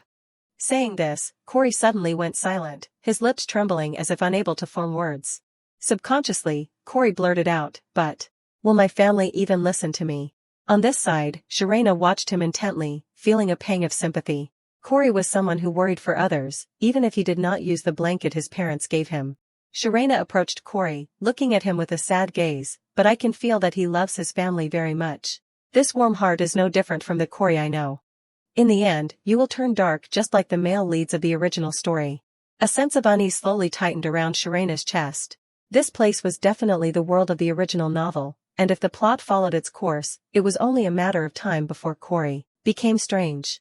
Without a second thought, she gently pulled the blanket over Corey's frail body. Sharena looked at him one last time with a heavy heart, her chest aching instinctively. The event that will cause Corey's downfall is coming soon. Thinking this, Sharena made a silent vow, and I will be the one to step in and stop it. That is exactly what you want, right, Black Magic Matrix? The scene suddenly shifted to the next morning. Right now, Sharena's face was as pale as a ghost, accompanied by a never-ending, piercing scream. Opposite her, Swan Hayden was frantically fussing over her, asking repeatedly, "Why do you look so terrible? Did you get sick because of that black magic? Here, drink this potion." Only after a while did Sharena regain her strength, slowly speaking up, "Swan, calm down. I am perfectly fine." Swan Hayden narrowed his eyes at the dark circles under her eyes with suspicion. "Fine, your eyes look like an owl's." Sharena replied helplessly, "It is because I had to read a lot of books for research." He still did not believe her at all. "Really, it is not because of the black magic." She looked defeated and quickly clarified, "I promise I am fine. If you do not believe me, ask Keys. I did not even doze off in class." Swan Hayden finally breathed a sigh of relief. "I am glad you are okay, but you should rest up before researching. If you get sick, I will truly." Turning back to Sharena, she could not help but wonder, he is always so focused on health, is not he? Is it because he is a white magic user himself? He immediately thrust a bunch of items into Sharena's hands without giving her a chance to refuse. "This won't do. Take all these." Sharena looked at him and sighed inwardly. "At first, I thought the person I had to save in the dream might be Swan Hayden. But he did not appear in the academy at all, so I ruled him out very quickly.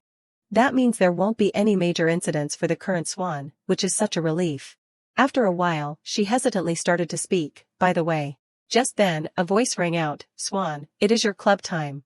"Why are you in my club?" Sharena still spoke up naively, "What I meant was." She then blankly looked up toward Corey. "Oh, Corey, you are here."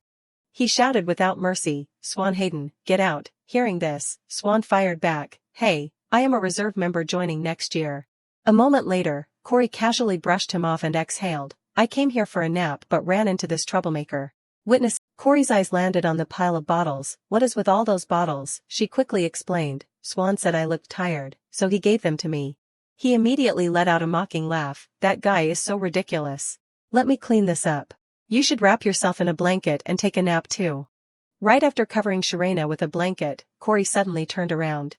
At that exact moment, she rushed forward and threw her arms around him, hugging him tightly. Corey's expression changed instantly, his voice trembling with a mix of surprise and alarm. "Shoo shoo, what? What is wrong?" Sharena tightened her grip, her voice shaking with sincerity. "You know what, I am grateful to you for so many things." Corey was stunned, then laughed in confusion. "What are you talking about? I did not even do anything." In that moment, Sharena looked directly into his eyes. "Corey, I will definitely protect the way you are right now." As the words left her mouth, a thought flashed in her mind, "I am that determined," and then she continued to observe the developments in the dream. Thinking about it, Sharena could not help but feel a bit of regret. "I should have stayed close to Corey, but I ended up doing something unnecessary." She suddenly remembered Hilly's cold voice. "I have no intention of joking with you. You wrote the article about the Queen's shady dealings, did not you? I need the evidence. Hand it over now." Hestia lowered her head, her eyelashes trembling as she looked down, her voice clearly becoming smaller. "How could a count's daughter like me dare to do such a thing? I do not know anything, Your Highness."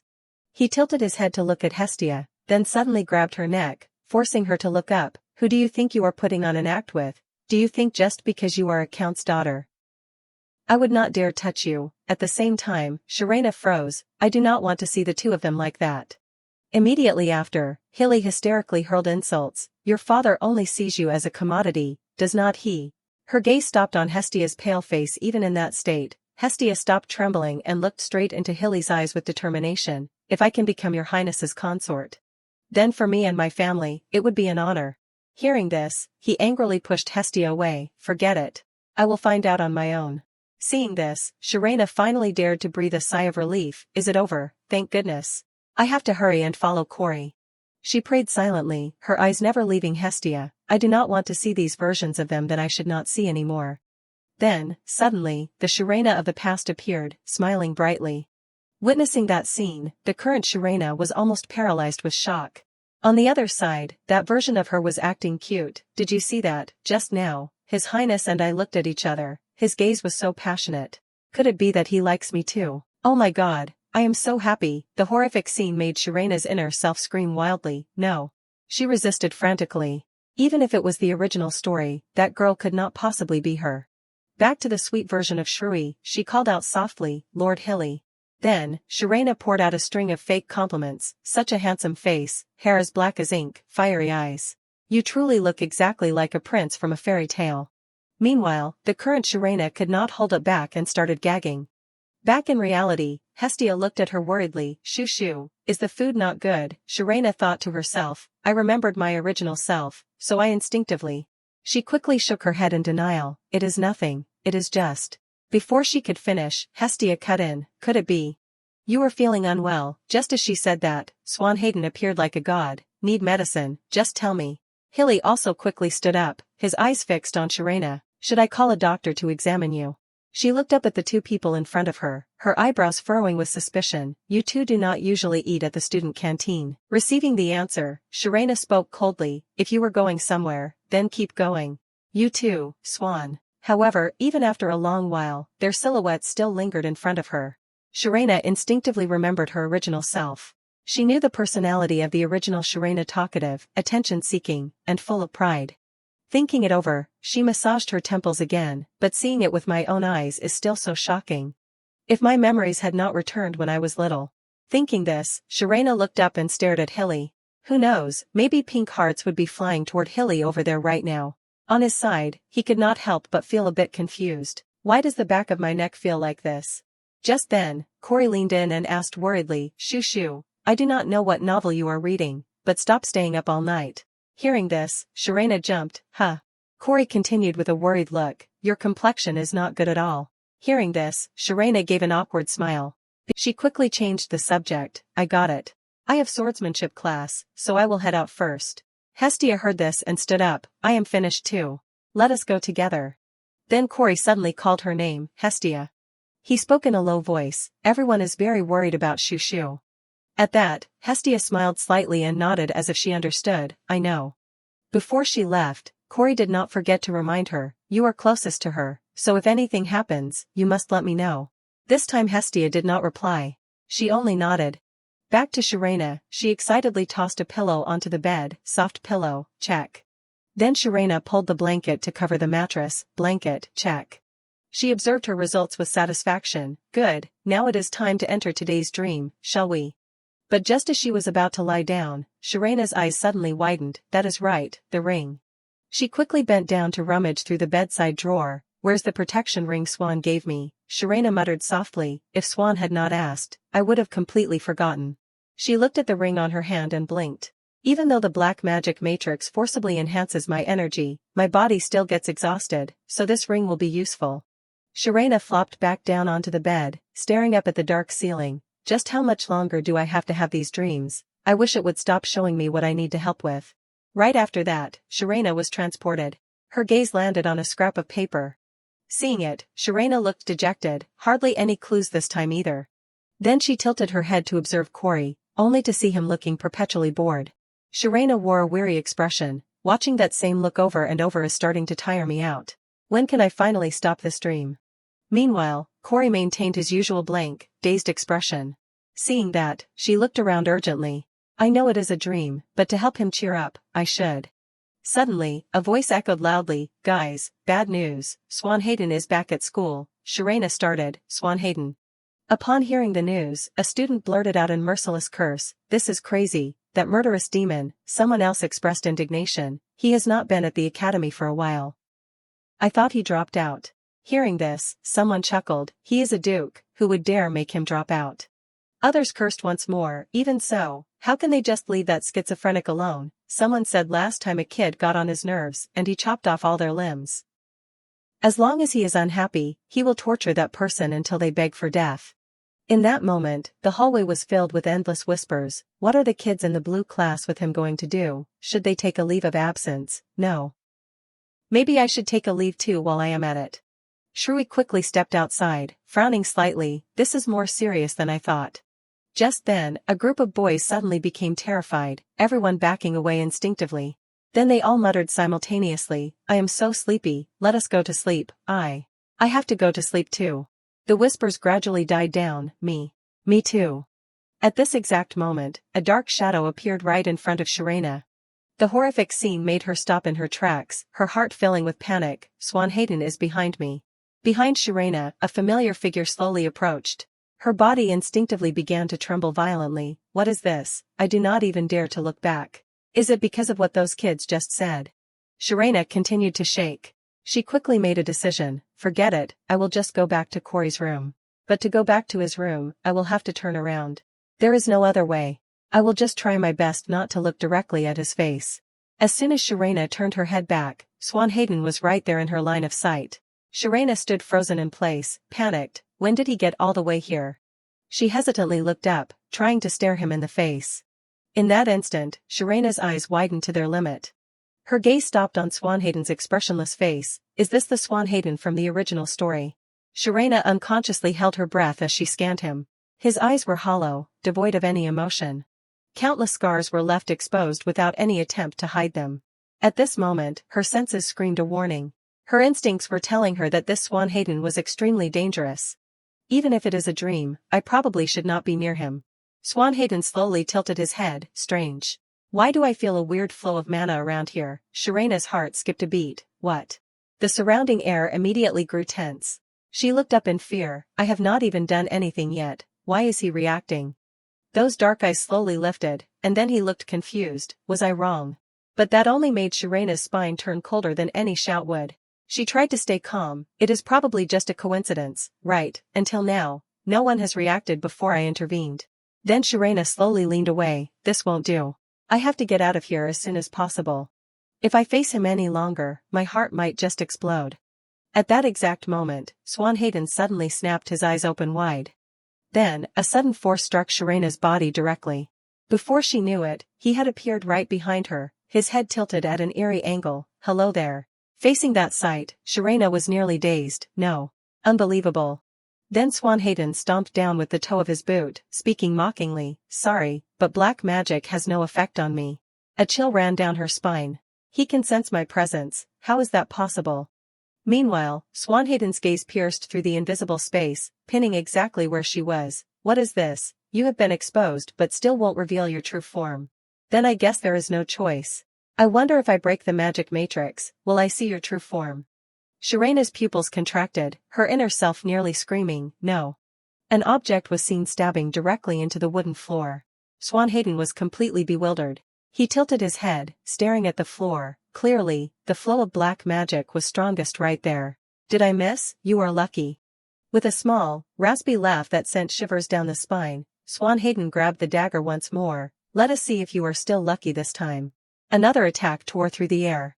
Sharena was beyond shocked. Why can't I escape the dream? The pain from being attacked just now was real. What on earth is this space? Suddenly, the knife stabbed straight into the back of her hand. Sharena's face turned deathly pale. The mark on her hand was instantly shattered, followed by a miserable scream. Sharena writhed on the ground in agony, feeling a surge of panic. It hurts so much. Isn't this supposed to be inside a dream? Then Swan Hayden suddenly leaned in close. Who are you? Swan Hayden's eyes were looking straight at her from a terrifyingly close distance. He smirked. Tell me, what is your identity? Sharena's pupils shook violently. The magic matrix is cracked. What do I do? I might not be able to wake up in reality. Without a second thought, she ran away frantically. Swan Hayden remained calm. Where are you running? Meanwhile, Sharena's mind had only one thought. I have to escape at any cost. Seeing this, he clicked his tongue. Annoying. She thought to herself, in terms of combat ability, the swan in reality is already a level above me, but the swan here. Then he lightly cast a spell. You have to play with me first. A flurry of daggers flew straight toward Sharena. On this side, Corey was incessantly throwing snacks into the trash can. He frowned, his deep red eyes etched with irritation. So noisy. It has been going on for a while now. On the other side, Sharena's body was nearly depleted of strength, and fresh blood began to drip. Swan Hayden looked down at the bloodstain spreading on her hand, then let out a faint, mocking laugh. How disappointing. You ran at full speed and still got hurt this much. Then he leaned in closer. But it is strange. As far as I know, there should not be any black magicians left in this era. Meanwhile, Sharena's vision began to blur bit by bit, her breathing so disordered it made her chest ache. She was terrified. What do I do? My consciousness is gradually. Swan Hayden continued to mutter, the black dragon, the source of black magic, died a long time ago too. He smiled with interest, his previously hollow eyes now gleaming with a terrifying madness. Play with me today. I hope you can last a long time. Sharena tried to pull herself up but was completely drained of strength. She looked up at Swan Hayden in fear. I can't move. Please. For the first time, fear gripped Sharena's heart. I can't die like this. Suddenly, the ring on her hand began to glow. That light suddenly exploded, and Swan Hayden's body was pushed back. At that sight, his eyes snapped wide open, his face filled with sheer terror. On this side, Sharena stared blankly at her glowing finger, Swan's ring. She stared at the seal that was gradually appearing. It is healing me. Swan Hayden grabbed Sharena's collar roughly. This is clearly my power. Where did you get this ring? Sharena's eyes flashed. This was the moment. She screamed, let me go. Turning back to Swan Hayden, a familiar voice suddenly echoed, shoo shoo, do not get sick. Hearing this, he froze, his gaze wavering visibly. In his subconscious, Swan Hayden appeared as a young boy, calling out heartbreakingly, shoo shoo, do not get sick. Swan Hayden's voice continued to echo, the tone incredibly gentle, while you were away, I worked very hard, shoo shoo. Next was a vision of Swan Hayden's face flushed red with embarrassment and image worlds apart from his current self. Returning to reality, Swan Hayden's body shook uncontrollably as he asked in a trembling voice, How do you know me? Swan Hayden frantically denied it. Why is the image of me in your memory so foolish? I do not know you. Who are you? Seeing this, Sharena spoke coldly, even if I told you, you would not know. He looked dazed for a moment. What? Seizing the opportunity, she slowly pressed her hand into the seal. I have to restore the cracked magic matrix. I do not remember exactly, but if it is similar to. Meanwhile, Swan Hayden was still losing his composure, muttering incomprehensible words. I am speechless. You dare pretend you are the only one who knows everything and act so arrogant. Ah, right. Maybe that disgusting version of me found you so insolent that he blocked your memories. Hearing this, Sharena looked bewildered. What? If I hated you enough to seal your memories, it is not a normal kind of hate. It seems I must despise you quite a bit. Sharena thought, the swan in reality. Sealed my memories. Her previously wavering gaze immediately turned ice cold. Don't insult my friend. Even if he had negative feelings toward me, he would never do that. Hearing this, Swan Hayden went silent, then he gritted his teeth in anger, a growl starting to rise from his throat. Then Swan Hayden's face darkened with extreme discomfort. He turned back toward Sharena. Fine, you can just die here. At this, she could not help but be terrified. Please. Sharena pressed hard into the seal. Please activate, I am begging you. On this side, Corey was munching on snacks while dozing off. Suddenly, a loud noise echoed from behind the door. He sat bolt upright in surprise. What was that? Did something just fall? Then Corey flopped back down, muttering to himself, did I just fall asleep without realizing it? At the same time, Sharena appeared with a battered body. She gritted her teeth. I managed to dodge it, but this is not reality. Then Sharena clenched her fists, instinctively realizing, I can't escape this dream. In the days that followed, Corey continued to appear in a dazed and hollow state. In class, he would slump over his desk out of habit. Even in front of his younger sister, Corey showed not a single spark of life. Meanwhile, Sharena remained glued to his side, never taking her eyes off him for a second. She sat mid-air with her knees pulled to her chest, her gaze fixed vacantly ahead. After the magic matrix cracked, I have been imprisoned inside this dream. Sharena lowered her head, her hair falling to hide her exhausted eyes as she thought, since I can't restore the magic matrix to its correct structure, the path back to the real world is looking very bleak. So for now, I am focusing on Corey. Even if I find out what needs to be stopped, I can't go back yet, and there is nothing else to do here anyway. Through observation, I realized that some time has passed, and it is now the day before Corey's birthday. VDL here also said she wanted to throw a birthday party for him. Even though Corey pretends he does not care, deep down, he is probably looking forward to it. A rare sense of familiarity and reassurance crept into her heart. Thank goodness VDL is still the same as in reality. Sharena lowered her eyes slightly. It is almost Corey's birthday in reality too. Could it be that I won't be able to wish him a happy birthday and will be stuck here until graduation? Just then, a scream rang out, Lord Corey, Master Corey. A servant rushed in, his face deathly pale and his breath hitching as if he had run a long distance. Last night, the Marquis. On the opposite side, Corey did not show any grief. On the contrary, his face was eerily expressionless. Back to Sharena, the news made her eyes widen in horror. What? However, Corey maintained a calm facade. He spoke slowly, his voice steady. What did you say? Say it again. I think I misheard you. The servant kept his head down, swallowing hard several times before struggling to speak. Master Corey, the thing is. The Marquis, the Marchioness, and Lady VDL went to the commercial district to buy a birthday present for you. They were ambushed on the way back.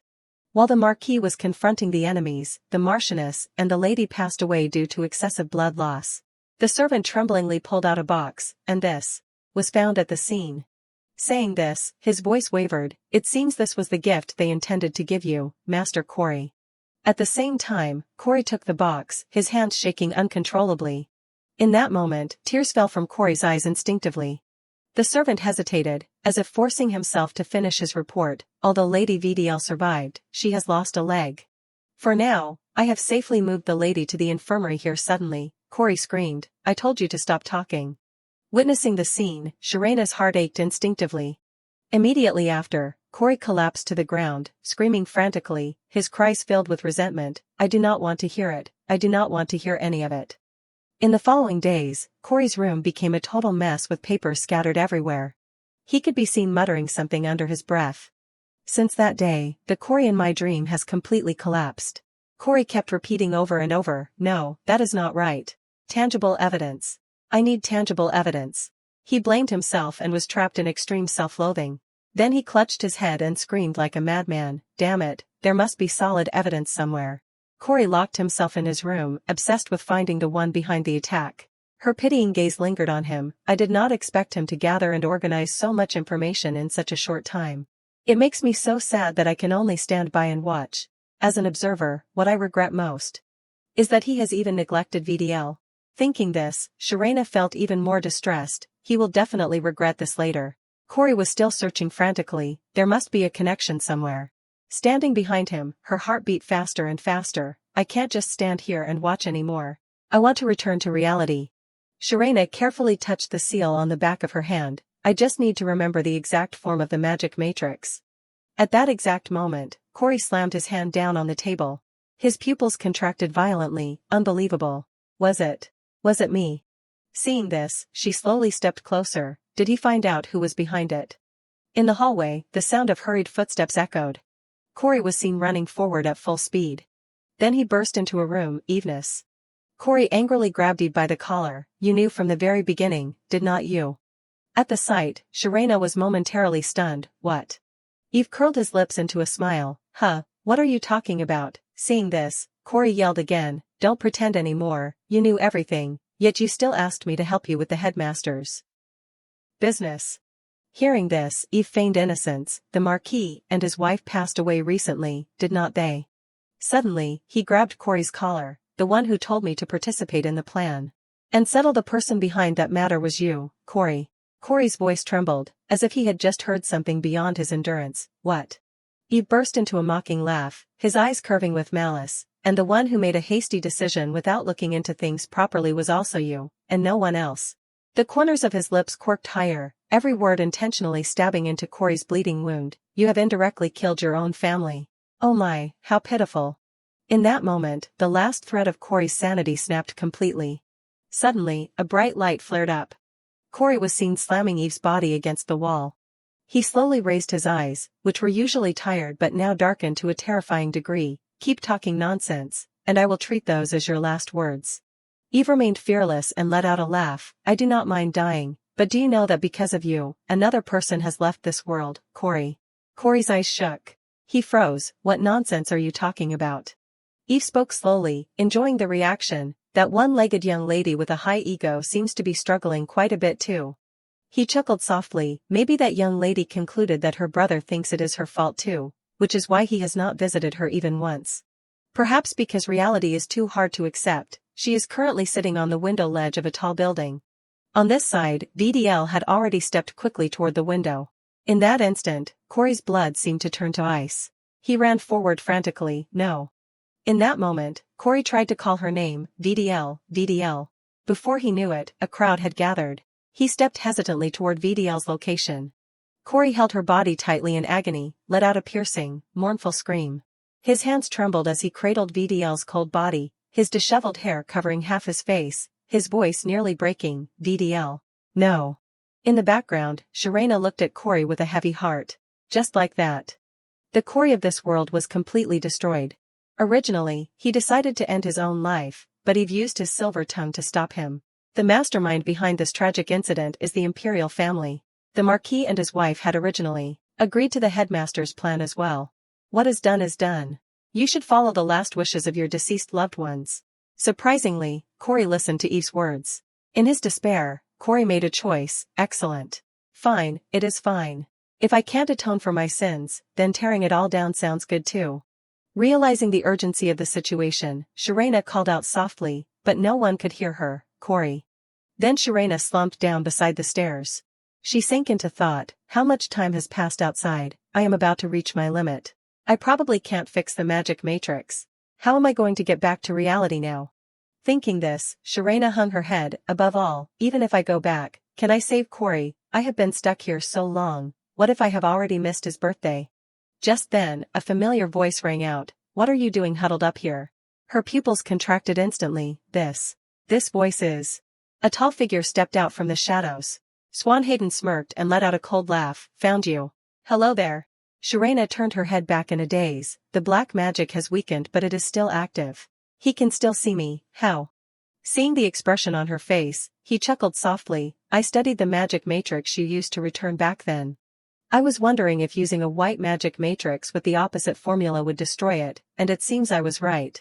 It seems your magic matrix is nothing compared to me. Sharena swallowed hard. And then, what do you plan to do with me? Swanhaden stepped closer, his lips curling into a cold smirk. You can't return to your world right now, can you? Hearing this, she was almost unable to refute him. Seeing that, Swanhaden turned his back and waved his hand as if he did not care whether Sharena followed or not. You look like you are free anyway. Follow me. A moment later, his lazy voice rang out. Come in. Sharena looked around in confusion. This is the infirmary. Why come here? At that exact moment, a surge of spiritual energy flared up. She looked up, her eyes flashing with surprise. What is that? That magic matrix. It is Corey and Swanhaden's mana. Because the real me can't wake up. The two of them are joining forces to help me. Sharena felt momentarily helpless, but I used black magic from the start. Even if they join forces, it is useless unless I can replenish the black mana flowing through me. While she was still lost in thought, Swanhaden suddenly spoke. It seems another me is working hard. This gives me goosebumps.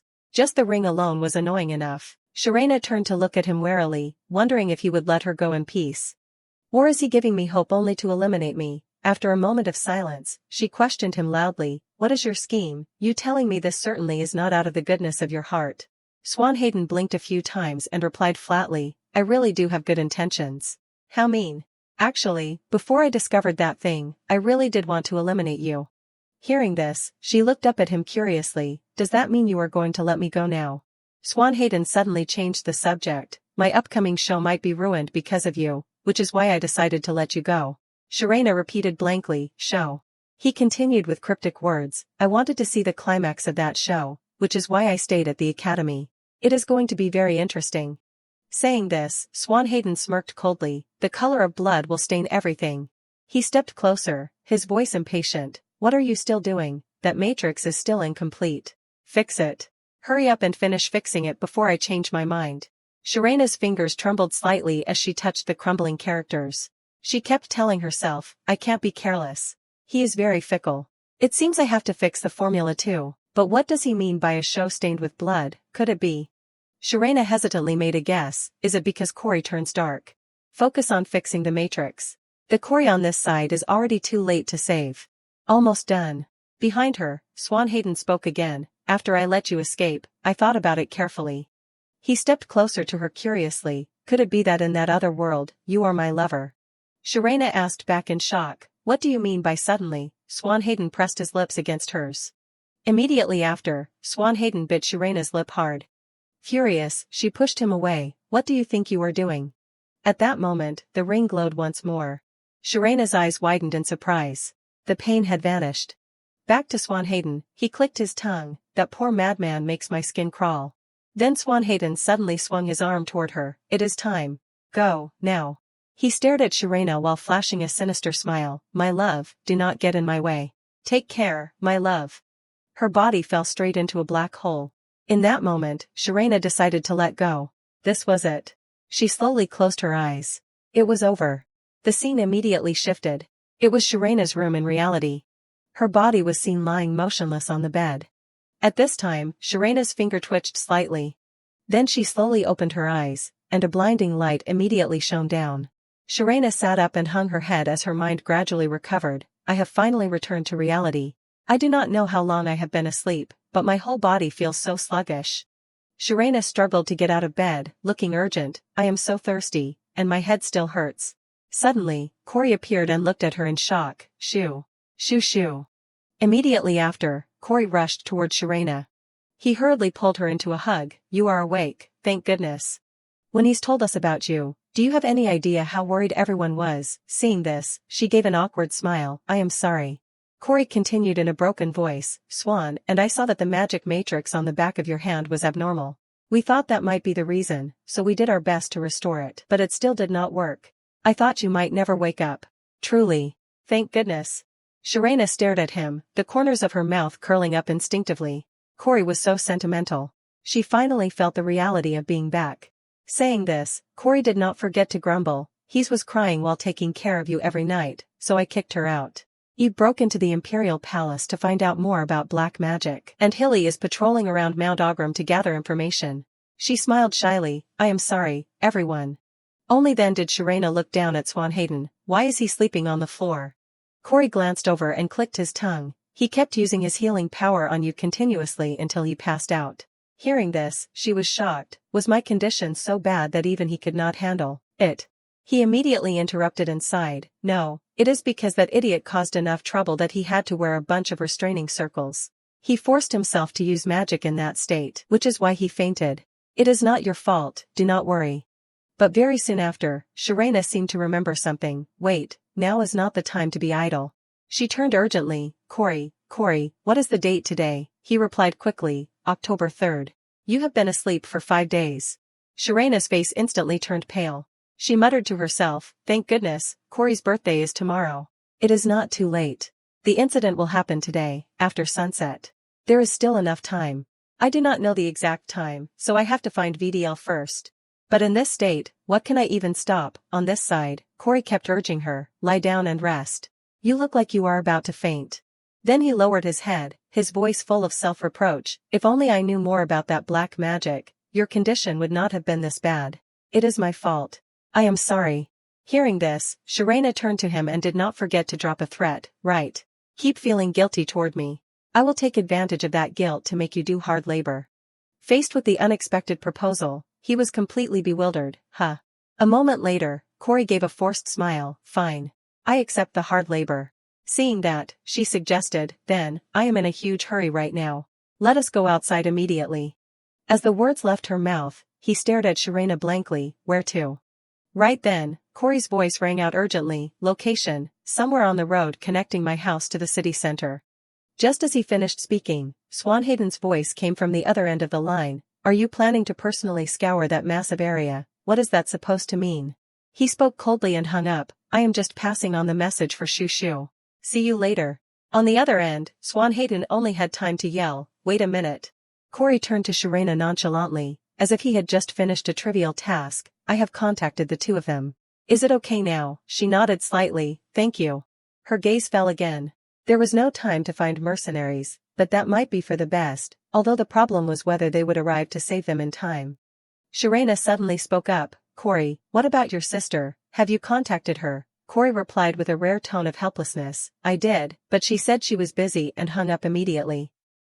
It might be a bit difficult to find her location. Hearing this, she slowly made a guess, or maybe she is afraid of leaking the secret about buying a surprise gift. At this, Sharena tilted her head at Corey. Well, it is your birthday. DDL wanted to buy you a present, which is why she is staying out. It seems she is planning to throw you a grand birthday party this year. As she finished speaking, his expression turned momentarily blank. Corey shyly lowered his head, his voice stammering. How could that be? Why would she? I did not even. Seeing Just then, he jumped up, we are here. Corey directed his gaze toward the distance, this is my house. What met Shirena's eyes was an incredibly luxurious mansion. The roof tiles were designed with a modern structure. Everything around it possessed a strange, solemn beauty. As soon as Shirena set foot on the ground, she instinctively looked up, it is truly magnificent. I did not expect the mansion to be protected by magic tools, mana stones, and magic circles. Were these left by the previous heads of the Dvoas, they have managed to preserve them. It is truly impressive. High-level magic is very difficult to manifest, yet it is shown here by keeping the lifespan of the magic matrix as long as possible. The more outstanding the ability to craft mana stones, the easier it is to absorb power from the stone. What is drawn with that power is a magic matrix that is relatively durable over time. Of course, people with such boundless mana are rare, but the Dvoa's family frequently trains individuals who receive blessings from God. Her gaze shifted to him, and Corey is one of them. Corey did not respond. He only pursed his lips with an extremely reluctant expression. Back to Shirena, her eyes widened in surprise, but wait. Shirena's gaze stopped at the seal in front of the mansion. What is that relatively durable magic matrix over there? She narrowed her eyes, guessing to herself, it seems to be a matrix related to time. The formula is complex and looks somewhat unstable. Why is something like that at the Marquis' estate? Just then, Corey leaned down and looked directly into her face. Shoo, you are not well, are you? You did not even hear what I said. Hearing this, Shirena jumped. She shook her head in denial. No, I am fine. Why did you call me?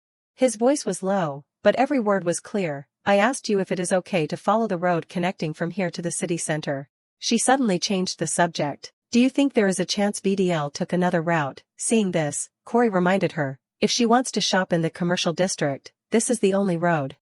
At that moment, a cold wind blew, slightly messing up Shirena's hair, but her eyes remained fixed ahead as she slowly replied, okay, then let us find her quickly.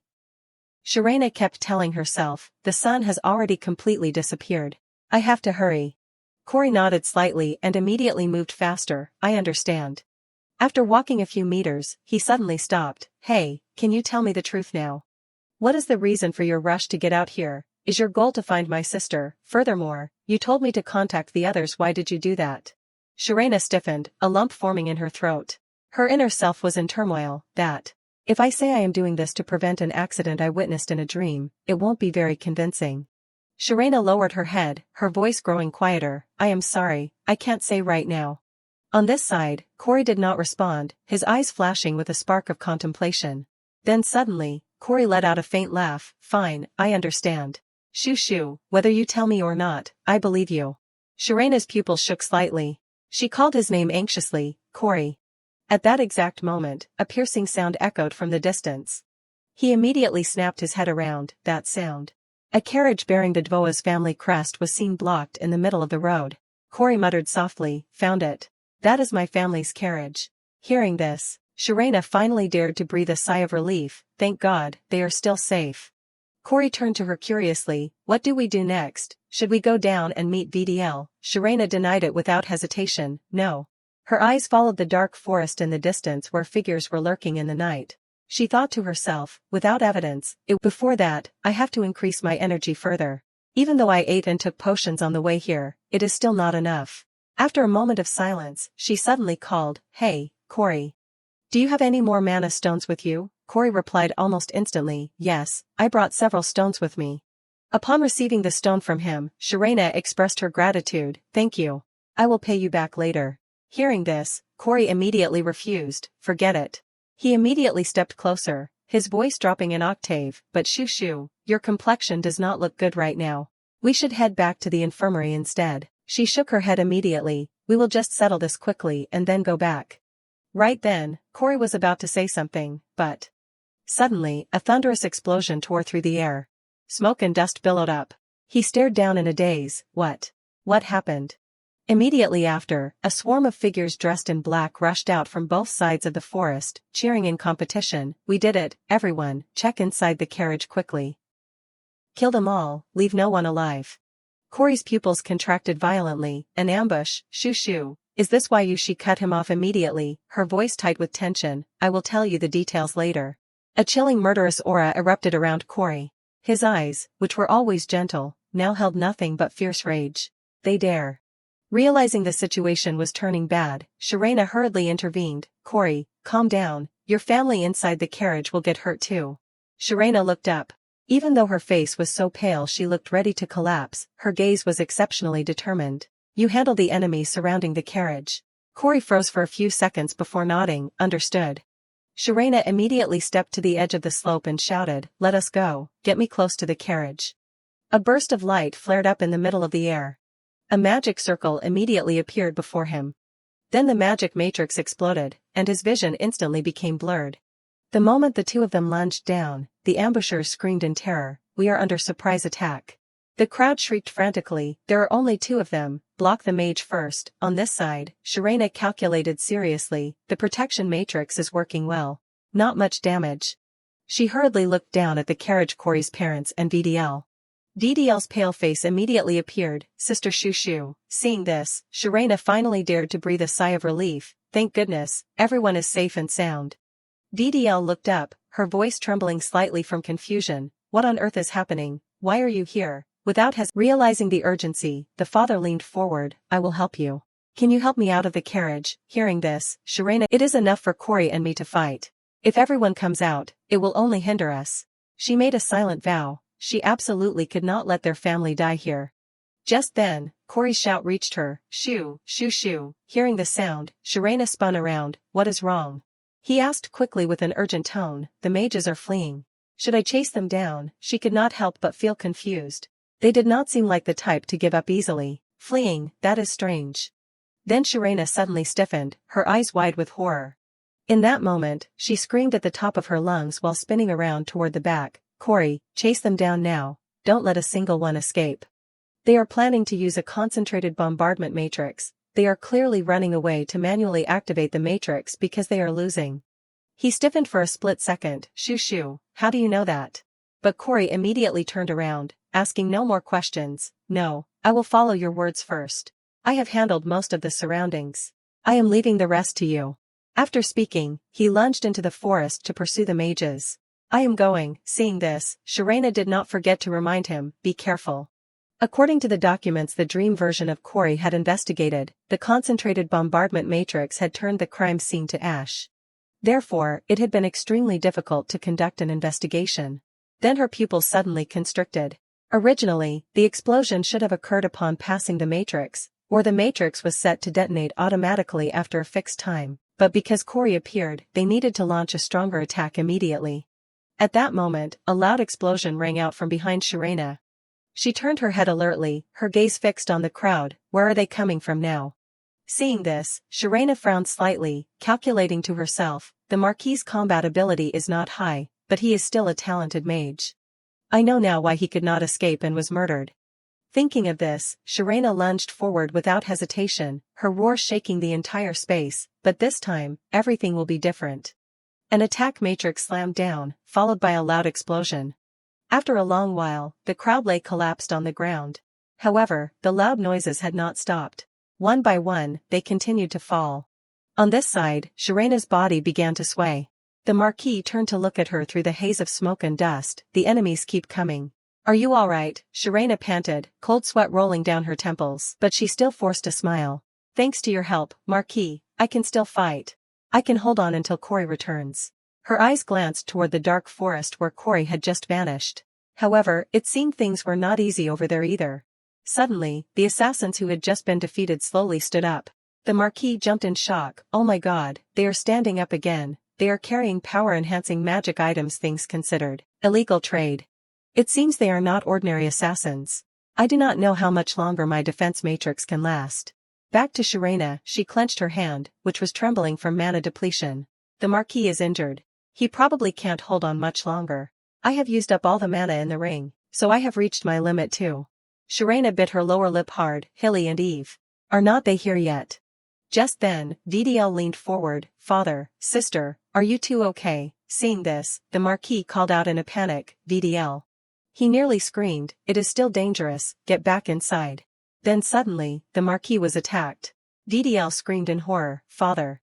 In that exact moment, the assassin in the distance let out a twisted laugh. Now is the time, their matrix has expired, kill them all. On this side, Sharena immediately turned her head, her body trembling instinctively. In that moment, her inner self nearly screamed, no. Suddenly, a loud explosion rang out, and smoke and dust billowed up. My memories from that point on are very vague. I only remember VDL sobbing so loudly my ears rang. In my days, I could only hear VDL's hoarse, choked crying, sister. And Corey's worried face as he suppressed his tears, along with a few fragments of conversation. After a long while, Corey appeared. Seeing this, Sharena looked worried. What? Why are you here? Go, block those people. He looked urgent. It is over. Hilly and Eve have arrived. They are handling the aftermath. Hearing his voice, she finally dared to breathe a sigh of relief, thank goodness. Meanwhile, Corey nearly collapsed, hugging Sharena tightly in distress. A major disaster almost happened. Why were you so foolish as to use your own body to block their attack? She blinked with difficulty through the dull pain all over her body, her lips dry but still struggling to speak. Has the day passed yet? Because I wanted your birthday this year to have nothing but happy things. Sharena curled the corners of her lips slightly as if she had just completed her most important task. Thank you for being born into this world, Corey. Corey's eyes widened, his lips trembling for a long time but unable to form a single word. Finally, he could only call my name with a choked voice, Shoo Shoo. The scene returned to the mansion. Moving to an extremely cozy room. At the same time, Sharena was lying motionless on the bed. After a long while, she slowly opened her eyes. Suddenly, a familiar grumble from Yulinel rang out, so annoying, bringing someone here out of the blue and forcing me. He instinctively turned his head, finally awake. As soon as she saw Yulinel, Sharena spoke in a weak voice, greetings, sir. She thought to herself, that person is Yulinel Blanche, Swan's father. He looked Sharena up and down with an expression half helpless and half amused. Very good. Miss West here is truly talented. Every time I see you, you are heavily injured in a new way, are not you? Because there is a strange source of mana mixed inside your body, you need to keep your body stable. But you keep jumping around like a wild mare, so how am I supposed to heal you? Could it be that your dream is to die? It is lucky that your body contained white mana beforehand. If not for that white mana, your body would not have been able to withstand the mana and would have gone boom. Hearing that, she reflexively pursed her lips, a chill running down her spine while her mind was a mess of confused question marks. What on earth is he saying? And every time we meet. Seeing this, Yulinel kept sighing, honestly, I am speechless. This is a medicine specially formulated according to the order quantity. You would better not miss a single bottle. Even so, he narrowed his eyes suspiciously. Furthermore, you must keep your body absolutely stable, understood? Hearing Yulinel's way of referring to Swan, the corners of her lips twitched slightly, but in the end, she only obediently nodded and replied, yes. It did not stop there. He kept muttering, just thinking about it is horrific. I do not know what kind of calamity this is. Seeing this, Sharena became suspicious. Is their father-son relationship actually good? Yulinel grumbled incessantly. Now that I am going home, official business will be piled up again. The Marquis spoke up at this point. Isn't the backlogged business just because you are lazy? He quickly explained. It is just that I could not concentrate. He stepped into the room with his usual calm demeanor, but his eyes were clearly much more relieved. Miss Sharena, it is lucky you woke up quite quickly. She hurriedly pulled up the blanket to sit up, suppressing the pain in her shoulder to bow politely. Marquis Dvoas, greetings, sir. Seeing this, Yulinel turned around coldly. The patient is awake, so I am leaving. Sharena watched his departing back. Immediately after, the door slowly closed. The Marquis hurriedly pulled a chair closer, asking worriedly, how are you feeling? She slowly replied, thanks to Duke Blanche, I am feeling better. Hearing that, the Marquis nodded slightly. That day, your condition was critical, so I brought you to my house nearby. I have already informed the West family, so do not worry, just rest and recover quickly. Sharena immediately bowed, yes, thank you, sir. She silently theorized, the Marquis is also this healthy. It seems it is all thanks to the Duke's treatment. The Marquis's tone suddenly changed, furthermore. He lowered his head slightly, his serious gaze looking directly at Sharena, a far cry from his usual mild demeanor. I truly thank you. Because of you, I was able to protect my family. According to what Corey said, it seems you knew beforehand that we would be ambushed. Hearing this, she froze, her throat feeling tight with things that could not be explained in words, that. Seeing Sharena's awkwardness, the Marquis sighed softly and shook his head as if to reassure her. If it is difficult for you, I won't press you for the source of your intelligence, but since you knew about this beforehand, I think you probably have some grasp of the situation. You also believe the one behind the ambush is the headmaster of Ogren Academy, do not you? Before his searching gaze, Sharena was almost unable to respond. At this moment, the memories from the dream immediately overlapped with reality, making her mind turn cold. The contents of the dream were identical to reality, so her previous suspicions were now verified. Clearly, even the dream dragged Corey into the headmaster's business, and because of that, Corey's parents lost their lives. The headmaster. Why on earth would he do such a thing? After a moment of silence, the Marquis spoke slowly. Caradel and I used to be close friends. It was because of her business that I became an eyesore to the imperial family. His fingers interlaced tightly, his voice growing heavier. Therefore, I did many things behind the imperial family's. Initially, I helped the headmaster because our thoughts were similar. But as time went on, his plans became increasingly cruel and were executed on a massive scale, so I stopped helping. Saying this, the Marquis slowly let out a long breath, his voice hoarse from years of suppressed pressure. It was only from then on that I began to see the situation around me. My house being ambushed like this is because I knew his plans clearly but still refused to comply. He continued, originally, I did not intend to get involved in this. In my haste to help the headmaster, I neglected my family, even to the point where their lives were eventually endangered. Especially Corey. I feel very guilty toward him. Every time, I only gave him tasks and never took proper care of him. Hearing that, Sharena's chest suddenly felt uncomfortably tight. She called softly, Marquis. On the opposite side, the Marquis looked embarrassed. Oh my, I started talking about sentimental things out of nowhere. I am sorry. Sharena shook her head immediately. It is fine, sir. I will gradually investigate the truth now and find out everything. He suddenly cut in, but remember to be careful and limit hasty actions. That is the place where you must study until graduation. As the words left his mouth, Sharena's heart pounded slightly. Of course, if she could not graduate, her life's plan would be ruined. She gave a forced smile and nodded, yes, I will be careful. Hearing that, the Marquis suddenly searched for something in his clothes. That is right, take this. Sharena was a bit startled and looked down at the object in her hand, her fingertips lightly stroking its cold surface. A coin. Her gaze was fixed on the coin. This pattern, it was the symbol of the Marquis' estate. It looked similar to the semi-permanent time matrix I saw before. Before leaving, he did not forget to remind her, keep that.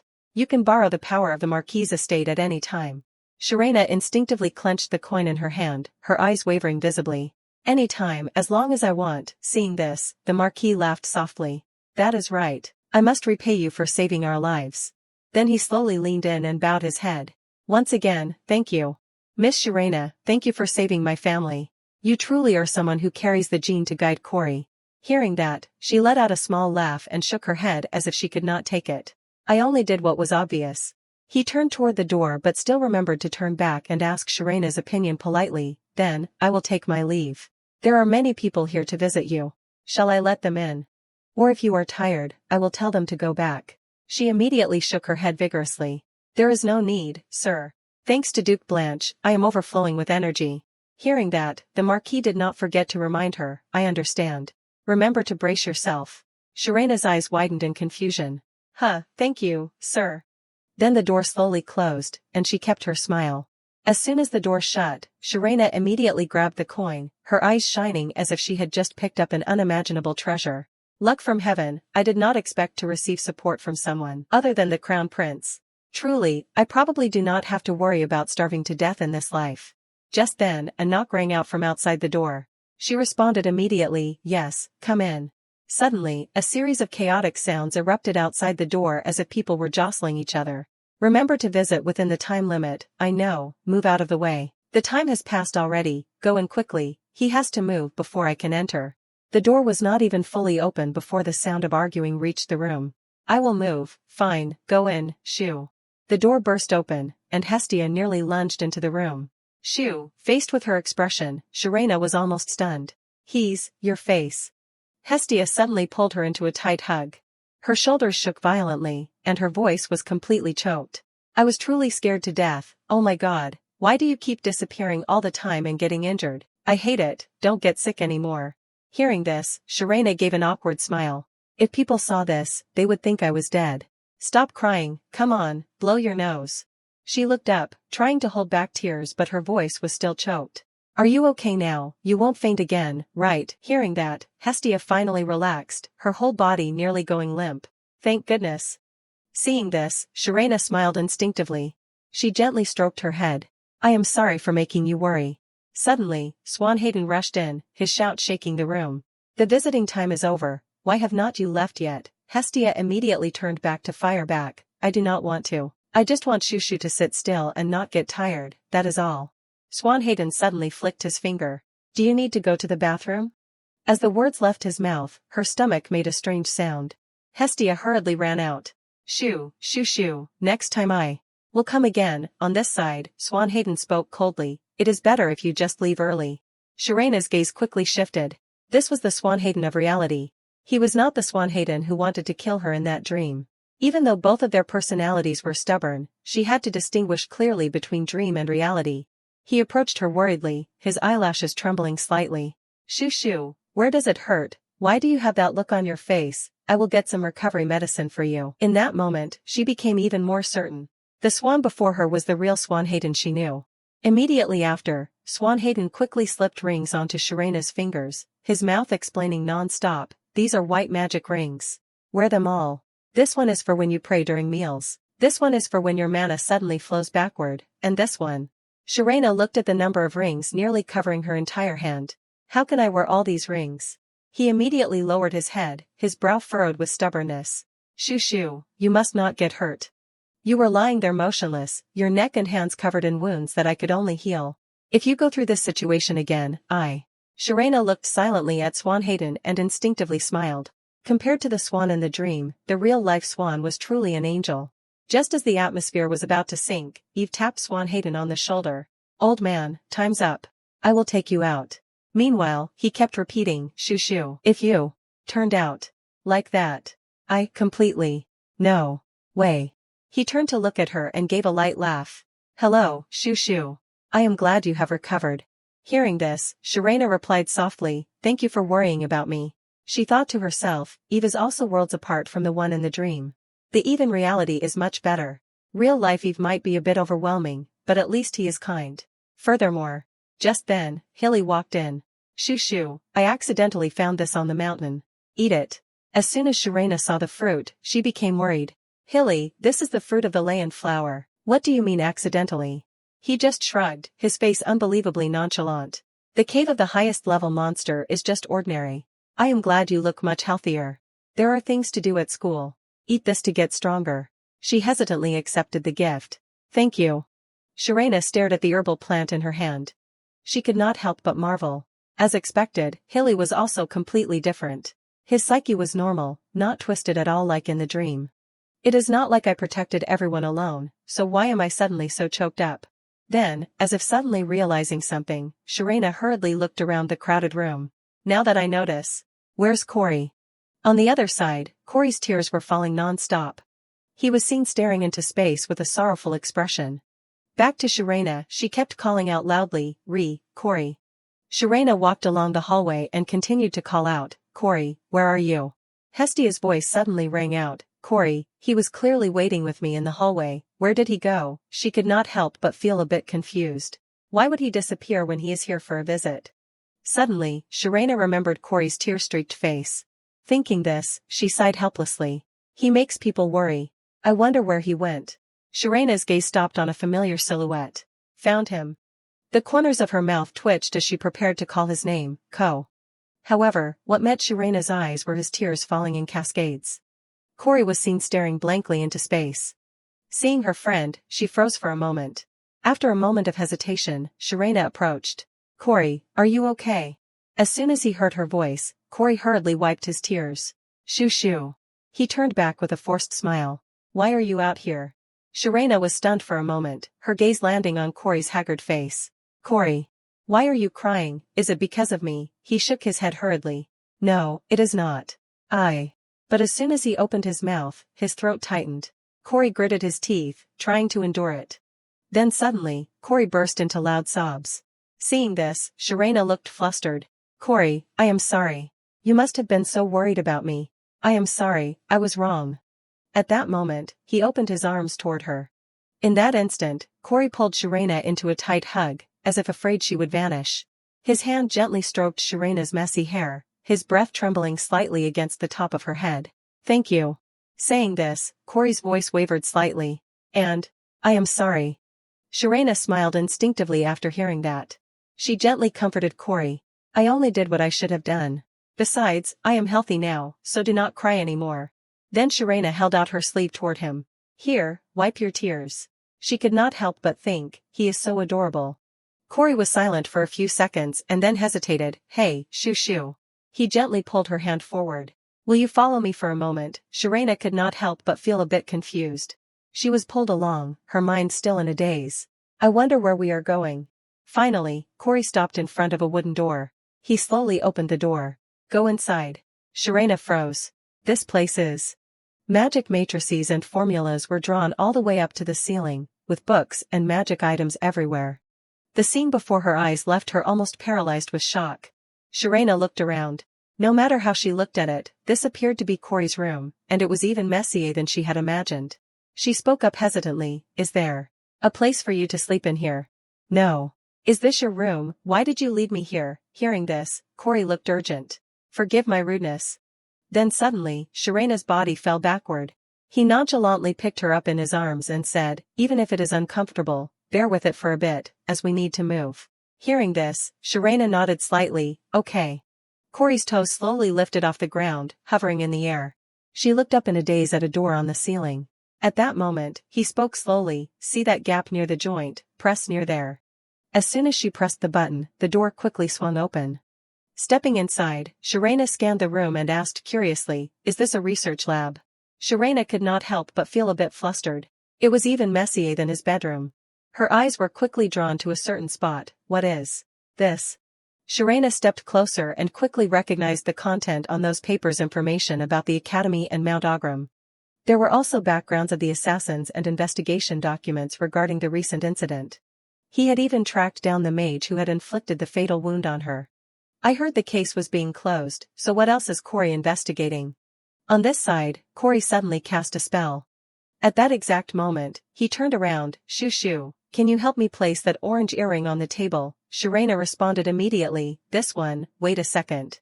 She walked over to the research desk and carefully placed the orange earring down as Corey requested. Here it is. Sharena instinctively held her breath as she watched two magic matrices slowly rotating before her. What are these small red and blue magic matrices? He replied quickly. They are Hell and Tect type magic matrices. I have already extracted them from the magic tools. She was momentarily stunned. Hell and Tect were respectively the highest tier magic for offense and defense. Could it be that he intends to thank me for what happened this time with these? Is it really okay for me to receive a source of power that could easily blow away an entire city like this? Then Sharena's gaze suddenly froze on the inner side of the earring, that is. The magic matrix from inside my own earring. Her eyes widened as she looked at the magic circle. What kind of magic matrix is this? It is similar to the semi-permanent time magic matrix at the Dvoa's mansion. With a similar layout, this is definitely a time magic matrix. So, since third year, he was already able to use that magic. Unbelievable, time magic is the pinnacle of standard magic. This must be the legendary genius people always talk about, right? Corey finally stopped and leaned toward Sharena. It is done. All the magic matrices have been installed inside. Here, you can wear it now. She reached out toward the newly modified earring, accepting it with a heart full of gratitude. Then Corey suddenly called her name, Shoo shoo. He did not forget to remind her, You must always keep it with you, understood? After saying that, Corey stared intently at her. Sharena saw that serious, almost stubborn look and immediately replied, Of course, I understand. She hurriedly turned to leave. Let us head back now. I said I was going to the restroom to sneak out. If we are late, everyone will come looking for us. Hearing this, he nodded slightly, All right. On the way back, every time she thought of Corey's panicked face, Sharena's heart softened inexplicably. His expression from over-worrying was truly lethal. I will absolutely never do anything to make him worry like that again. And I won't let anything happen that would require the magic matrix in this earring to save me. A few days later, the Marquis asked worriedly, Miss Sharena, are you sure you are okay returning to school so soon? Duke Blanche said you needed to stabilize a bit more. She quickly replied, It is fine, sir. I am just afraid of being marked absent. Besides, too many people are using visiting me as an excuse to skip class. Immediately, familiar voices echoed in Sharena's head, Get well soon, Shoo shoo, do not be sick anymore. Take your medicine, hello, Shoo shoo. Hearing this, he said in a low voice, no wonder the juniors were so busy yet visited so frequently. At this point, she spoke up shyly, you can head back now, sir. You do not need to see me off all the way. He looked determined, no matter how busy I am, I want to see you to the carriage. You could have gone back in our family carriage, but you went ahead and called for one yourself. Sharena shook her head and let out a light laugh, please do not worry, sir. You have already hosted me so thoughtfully. The Marquis sighed helplessly, but to let our family's savior leave so casually, she affirmed once more, I am truly fine. Suddenly, Sharena's face froze. She spoke up quickly, Marquis, I am curious about something. He tilted his head to look at her, what is it? She continued, her face unable to hide her interest, there is a special magic matrix in the garden of this villa. What is it used for? Hearing that, the Marquis raised an eyebrow slightly, you mean the semi-permanent time magic matrix, right? Sharena immediately replied, yes, sir. He suddenly sighed and spoke slowly, that matter. That magic matrix was left behind by our ancestors. I am not quite sure myself. Hearing this, she could not help but feel a bit surprised, The surrounding air seemed to slow down as the Marquis's voice dropped significantly, no one told me exactly when it was created or why. It is a mysterious magic matrix in every sense of the word. Even though my family has researched it for generations, the formula is so complex that to this day, I still do not know what it is for. She leaned forward, so curious she almost forgot her manners, so you have never even activated that magic matrix, sir. The Marquis let out a helpless laugh and nodded slowly, that is right. I apologize for not being able to give you an answer. Sharena waved her hands, her hair swaying with her hurried movements. It is okay, sir. She tilted her head and thought, a mysterious magic matrix, it is really stimulating my desire to research. I should ask Corey to research it with me later. Thinking of that, Sharena laughed to herself. Since it was magic research, Corey would surely like it. The scene shifted to the school campus. Corey's voice could be heard from inside. Then he turned around, I understand. Let us decide on that. But I have something to do right now, so let us talk later. Sharena nodded instinctively in response, okay. She stared at Corey in confusion. This reaction was not what she had expected. Sharena's gaze was fixed on the book in his hand, wait a minute. She could not help but feel a bit anxious, Corey, is everything really okay? Why did he bring documents about the attack all the way to the clubroom? Later, Sharena quietly observed Corey. He was seen intently talking to Swanhaden. Then Corey went back to his workspace. Seeing this, Sharena gritted her teeth. She watched him pensively, thinking after several days of observation, it seems he is not as worrisome as I thought. Or should I say his aura has changed? Even though he does not show it to me, he is gradually becoming more sensitive toward others. Sharena's gaze rested on his haggard face. It seems he looks more anxious and sleep-deprived as the days go by. I was truly a fool to think he was exactly the same as before. Corey almost lost his entire family. If it is not resolved thoroughly, this assassination attempt might happen again. So he must be looking for a way to protect his family at any cost. Because he loves his family so much that he might collapse if he lost them, just like the Corey in that dream. A thought echoed in Sharena's mind, in my past life, as long as I could save my parents, I would have done anything too. I should focus on getting out of here. I will take a few books to read while I am at it. Then she tilted her head toward the bookshelf.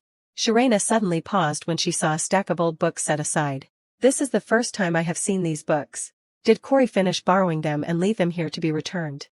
A moment later, she quickly flipped through the book she had just picked up.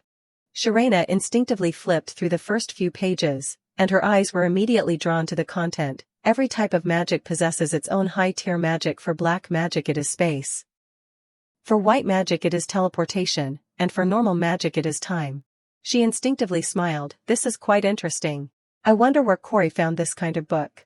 The publication date was before the Empire was even founded, and the book is even covered in preservation magic.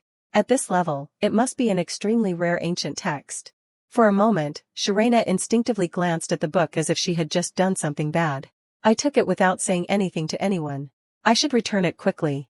In that case, it looks like I will have to stay up all night to finish reading it. At that moment, she froze for a second. Sharena muttered under her breath, although it is considered nearly impossible, if the three types of high-tier magic are linked together.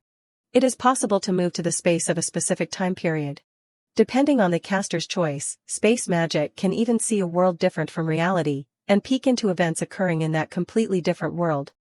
Legend has it that magic does not exist there, and there is a dimension that built its civilization solely through labor and intellect. Reading this, Shirena thought to herself, this seems to have answered my doubts about that dream. Because it was too realistic to be just a dream.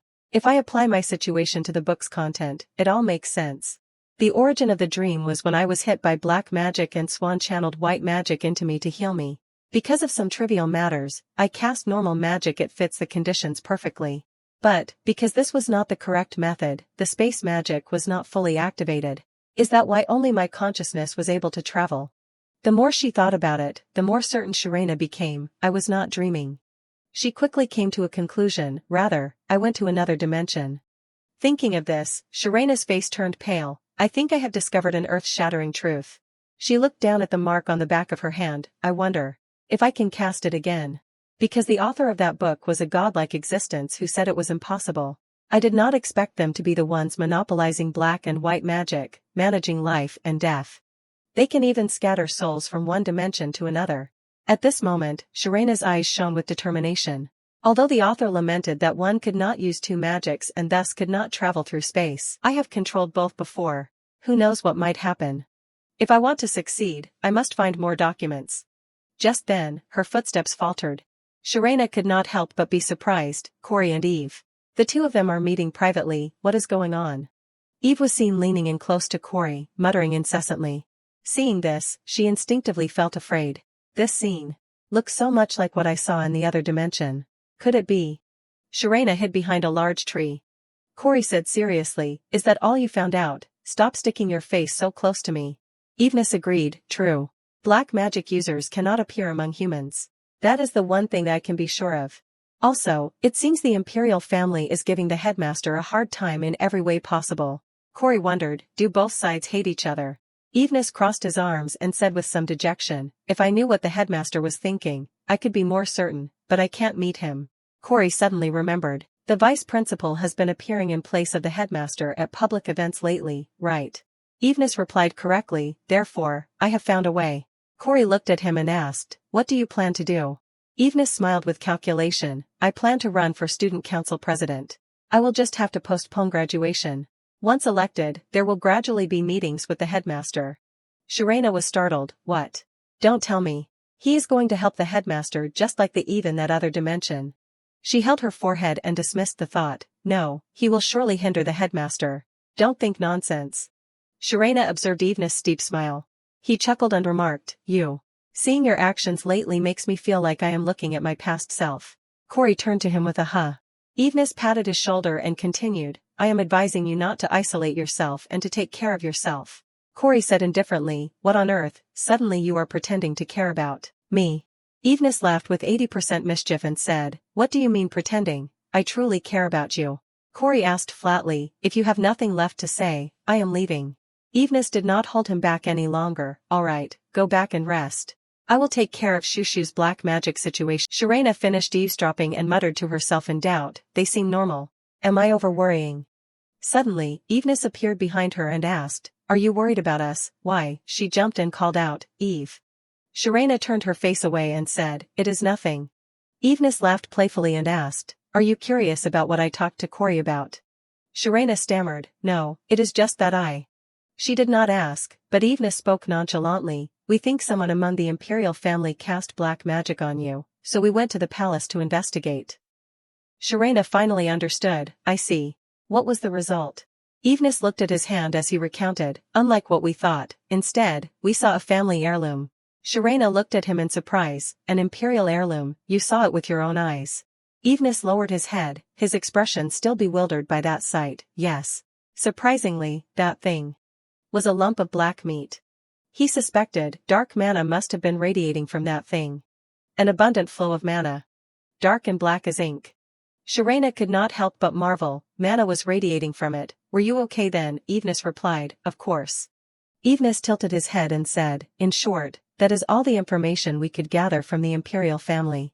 After that, I learned that the remnants who attacked Corey's family have been dealt with. Shirena froze, dealt with. Eveness guessed with a faint smile, the one behind this probably wants to hide their identity to the end, which is why they blocked the investigation. He leaned toward Shirena, showing a rare moment of vulnerability, this is the first time I have felt this lost. She looked at Evenes to comfort him. Well, everyone has moments of stalemate. His gaze was distant as he said softly, I was scared. A little more than usual. Sharena's eyes widened as she looked down at Evenes' wrist. If my thoughts are correct, then that black mark on Eve's wrist. She reached out to confirm. Sure enough, it was dark mana radiating out. I think I can retrieve it. She lightly touched Evenes' hand to prepare. Alright, I will even purify it. When Evenes realized it, he jumped back in agitation. What are you doing? Sharena said blankly, nothing. She raised both hands to explain, you were infected by the dark mana from the heirloom, right? It looked like I could settle it using the dark mana inside my own body. I have purified it for you now. You will be fine. Evenes frowned worriedly, that won't do. You are still in the process of stabilizing your mana. Sharena knelt on the ground to reassure him, I know. Nothing went wrong this time. Don't worry. She said that, but Sharena suddenly remembered the earlier conversation and asked, oh, I forgot. Are you really going to run for student council president? Evenes said surely. I feel that way will be more convenient in many aspects for digging up information. Sharena said somewhat hesitantly, you are probably not running just because you are bored, right? She thought, one never knows. Better ask one last time to be sure. The other Eve seemed to do things just to kill time because he was bored. Evenes answered honestly, I am so busy I do not even have time to be bored. Sharena smiled and asked further, what about hobbies? Evenes said, looking at jewelry and clothes for my puppy. She nodded in satisfaction, approved. Sharena looked up at him and advised, Eve, even if life is dull, you must not develop strange thoughts, understood? She smiled brightly and said, please keep your unchanging appearance just as it is now. Evenes was momentarily stunned for a second. Sharena added, also, thank you so much for helping Corey. Evenes replied gently, don't worry. With you by my side, I won't feel bored. Sharena was dazed. Evenes looked at her nervously with a determined gaze and said, as long as I have you, I won't change. Sharena stammered, Eve. Evenes reached out to touch her cheek and repeated once more, so, stay by my side. So that I can be a good person. Sharena was solemn. At the same time, she realized this was not Eve's usual gaze. Something was different. What was this situation? Sharena closed her eyes tightly, wait a minute. As Evenes was about to kiss her, he froze. He hurriedly let Sharena go, I almost went too far. Evenes explained, I often kiss my puppy, so I confused you with it, shoo shoo. Sharena got angry instantly, hey, don't treat other people like dogs. Evenes asked playfully, why are you angry, are you jealous? Sharena said irritably, so noisy, I am leaving. Evenes nonchalantly waved goodbye to her, bye, shoo shoo. He touched his lips and remarked, that was dangerous. I will have to be more careful in the future. The dark mana on his hand spread again. At the academy. Students were laughing and talking as they said goodbye to each other. Another eventful year passed, and this year ended peacefully as well. And we returned for a new semester at the academy. Long hair fluttered in the wind. Hestia excitedly brought some cake and called out, shoo shoo, cake. Some bees were buzzing nonsense, that cake will be taken by us fireflies, quick, steal the cake. Who are you giving orders to? Besides, that is Shoo Shoo's cake, why steal it? You dare ignore my command, don't come over here, give me a bite. On this side, Sharena blinked and woke up. I no longer have those dreams about my past life or the original story. What on earth was all that nonsense? Lately, I have been dreaming like that all the time. Sharena stepped out of bed. Thinking it over carefully, she realized, I have turned out like this.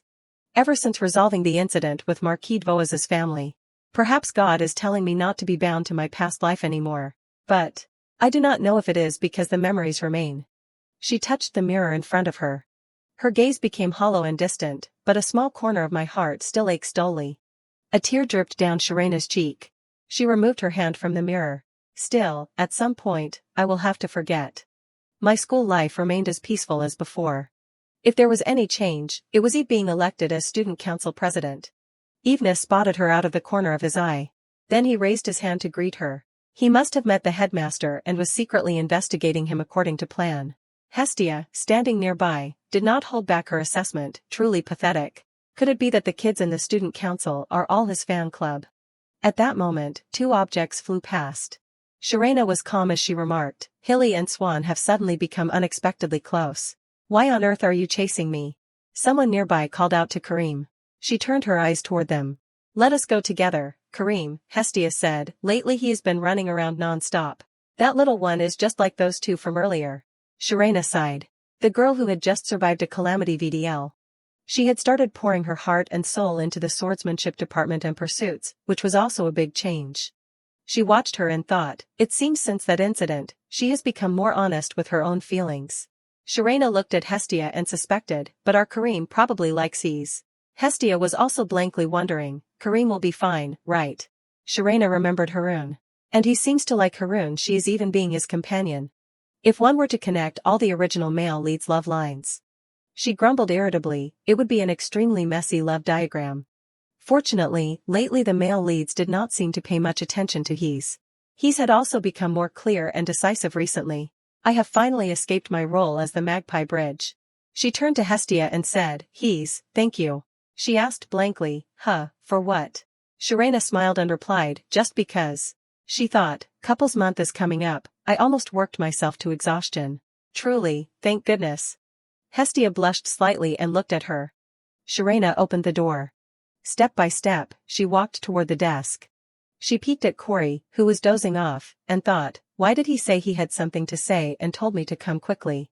She reached for his glasses, thinking, just how tired is he that he is sleeping while wearing his glasses?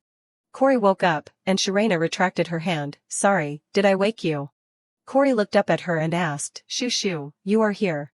Sharena marveled in her heart, how can his face radiate such an aura even when he just woke up? She said, if you are tired, go sleep on the sofa or back at the dorm.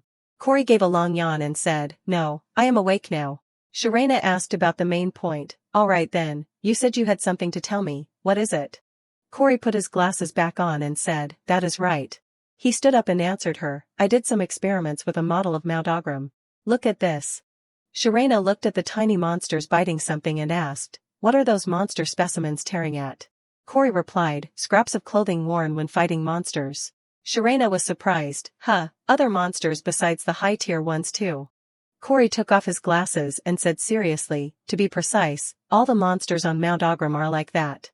Sharena's mood turned heavy as she asked, does that mean the students of the academy are in danger? Corey rubbed his chin and hypothesized, on the contrary, it could be that someone who hates the academy is making them attack the students. Sharena froze when she heard him. Corey added, the source of mana in the deep mountains we visited, if that is what controls all the monsters on Mount Ogram.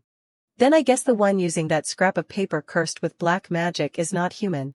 Sharena rubbed her eyes and refuted, no one uses black magic nowadays, even though your hypothesis might not be wrong. She held her forehead and said, but it does not make sense.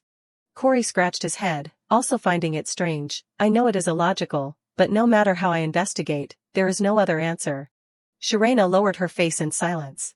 Even if what Corey says is true, why would such an existence ask me to save it? The more Sharena thought about it, the more her head throbbed, causing her to scowl. My head hurts so much. Forget it, I am not thinking about this today. Suddenly, her eyes fell upon a pile of books on the table, and she paused. What is that? Next, she began rummaging through them frantically. Corey asked in confusion, Shoo, what are you doing? Sharena lifted a gift box and turned to him, exclaiming, good heavens, this is the birthday gift VDL gave you last year. It was only when she mentioned it that Corey remembered. I completely forgot. I was too busy investigating the incident. Sharena urged, open it quickly, it has been so long and you have not even opened it, that is just wrong. Open it, hurry, Corey quickly replied as he began to unwrap it, I got it. Sharena held up a scroll and called out, look, a scroll, read this first. VDL asked everyone to write something for you. She unrolled the paper and handed it to Corey. Here. Sharena leaned in close, asking excitedly, well, can you feel your sister's sincerity now? Suddenly, Corey's face and ears turned bright red from embarrassment. Sharena noticed his expression. In that moment, even her hair seemed to curl into the shape of a heart. She began to read the messages aloud, Corey, actually, I like you. Happy birthday, and let me say it again, I love you. My gift to you is 1,000 kisses. After finishing, Sharena's face turned grim with suspicion. Wait, did I write this? You should end up with my brother, and I will marry Kareem.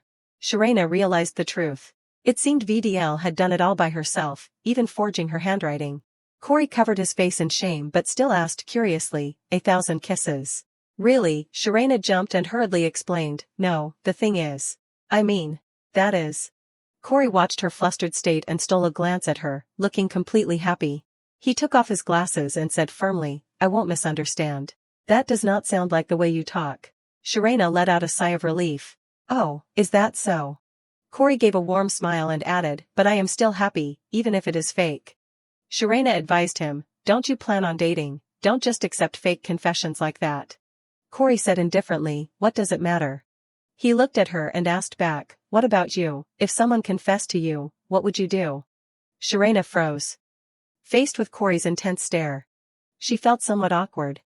Sharayna gave a forced laugh and said, even as a joke, who would confess to someone like me? She thought to herself, he is attacking me with that handsome face of his again. Corey questioned. What is wrong with you? He smiled and said casually, couples month is almost here. Who knows? Sharayna frowned and dismissed it. I told you, it is not going to happen.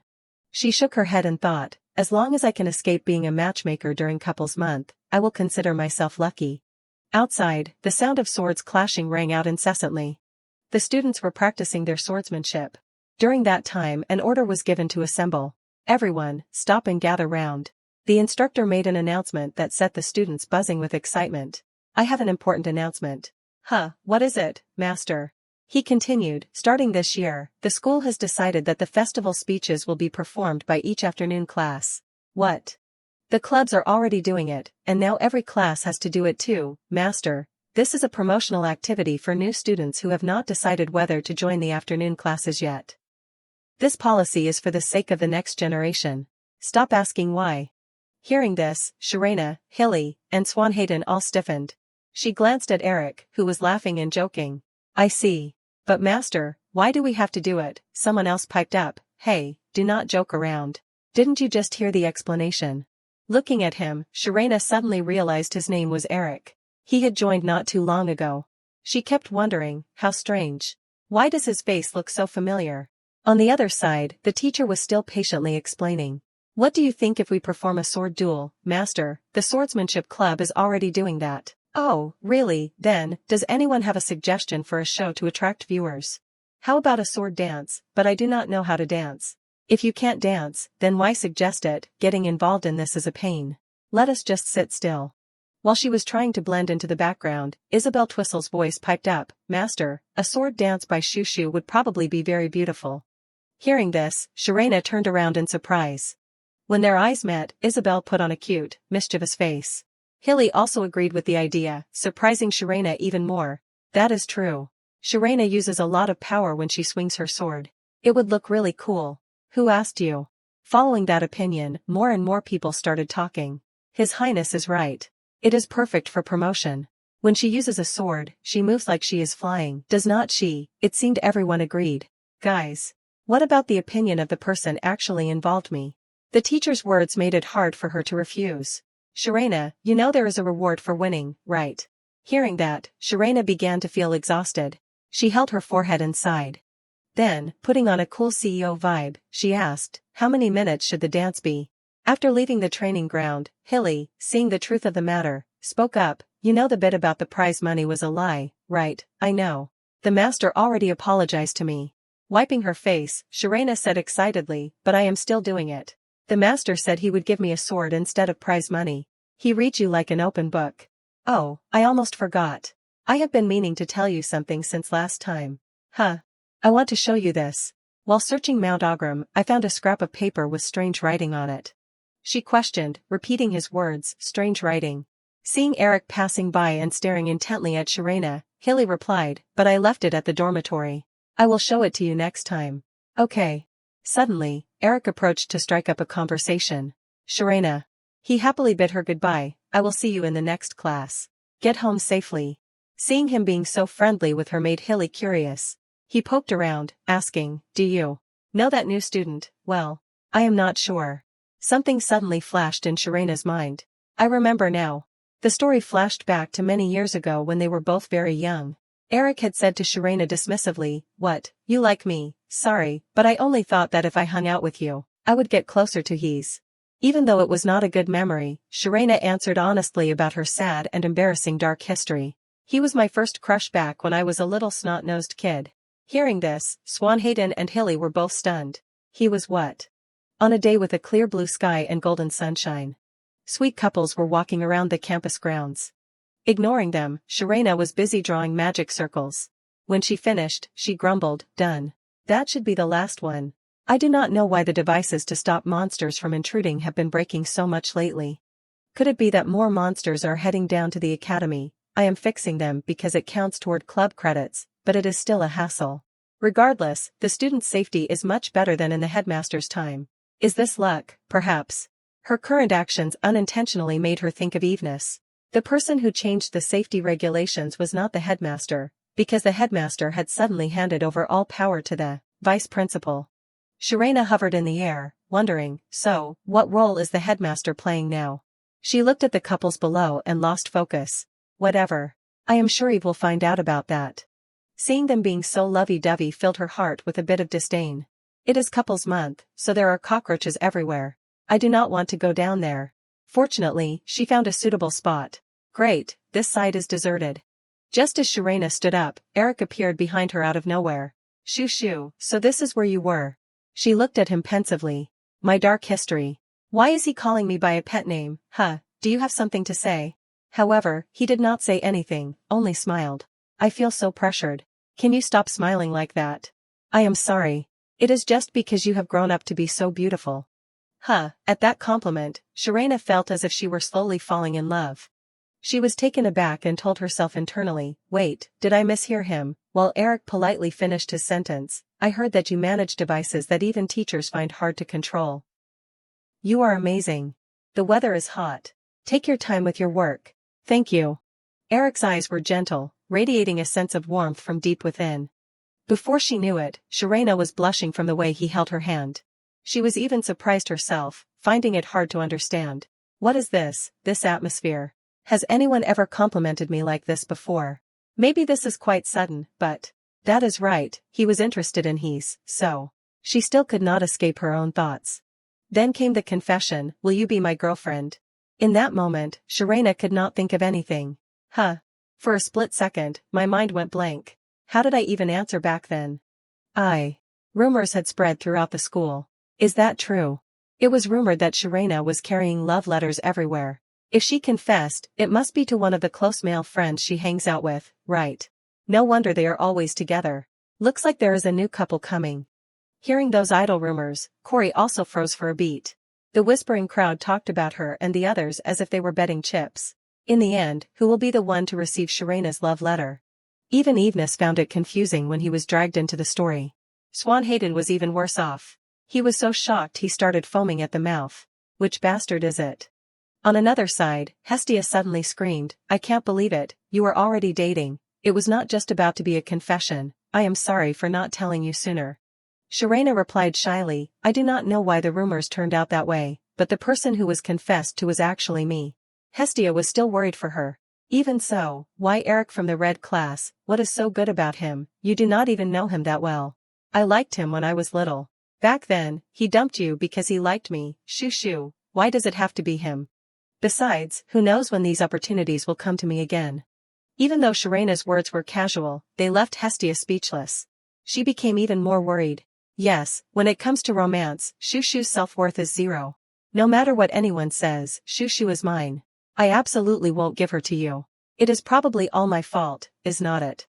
That made her remember the past when Sharena had received countless love letters. As for Sharena, she still said happily, maybe this is my last chance. Support me, okay? In that moment, Hestia was on the verge of tears.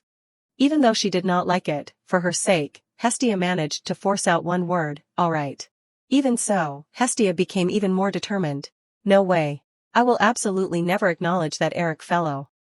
Before everyone's eyes, Eric and Sharena walked around the school holding hands like any other couple.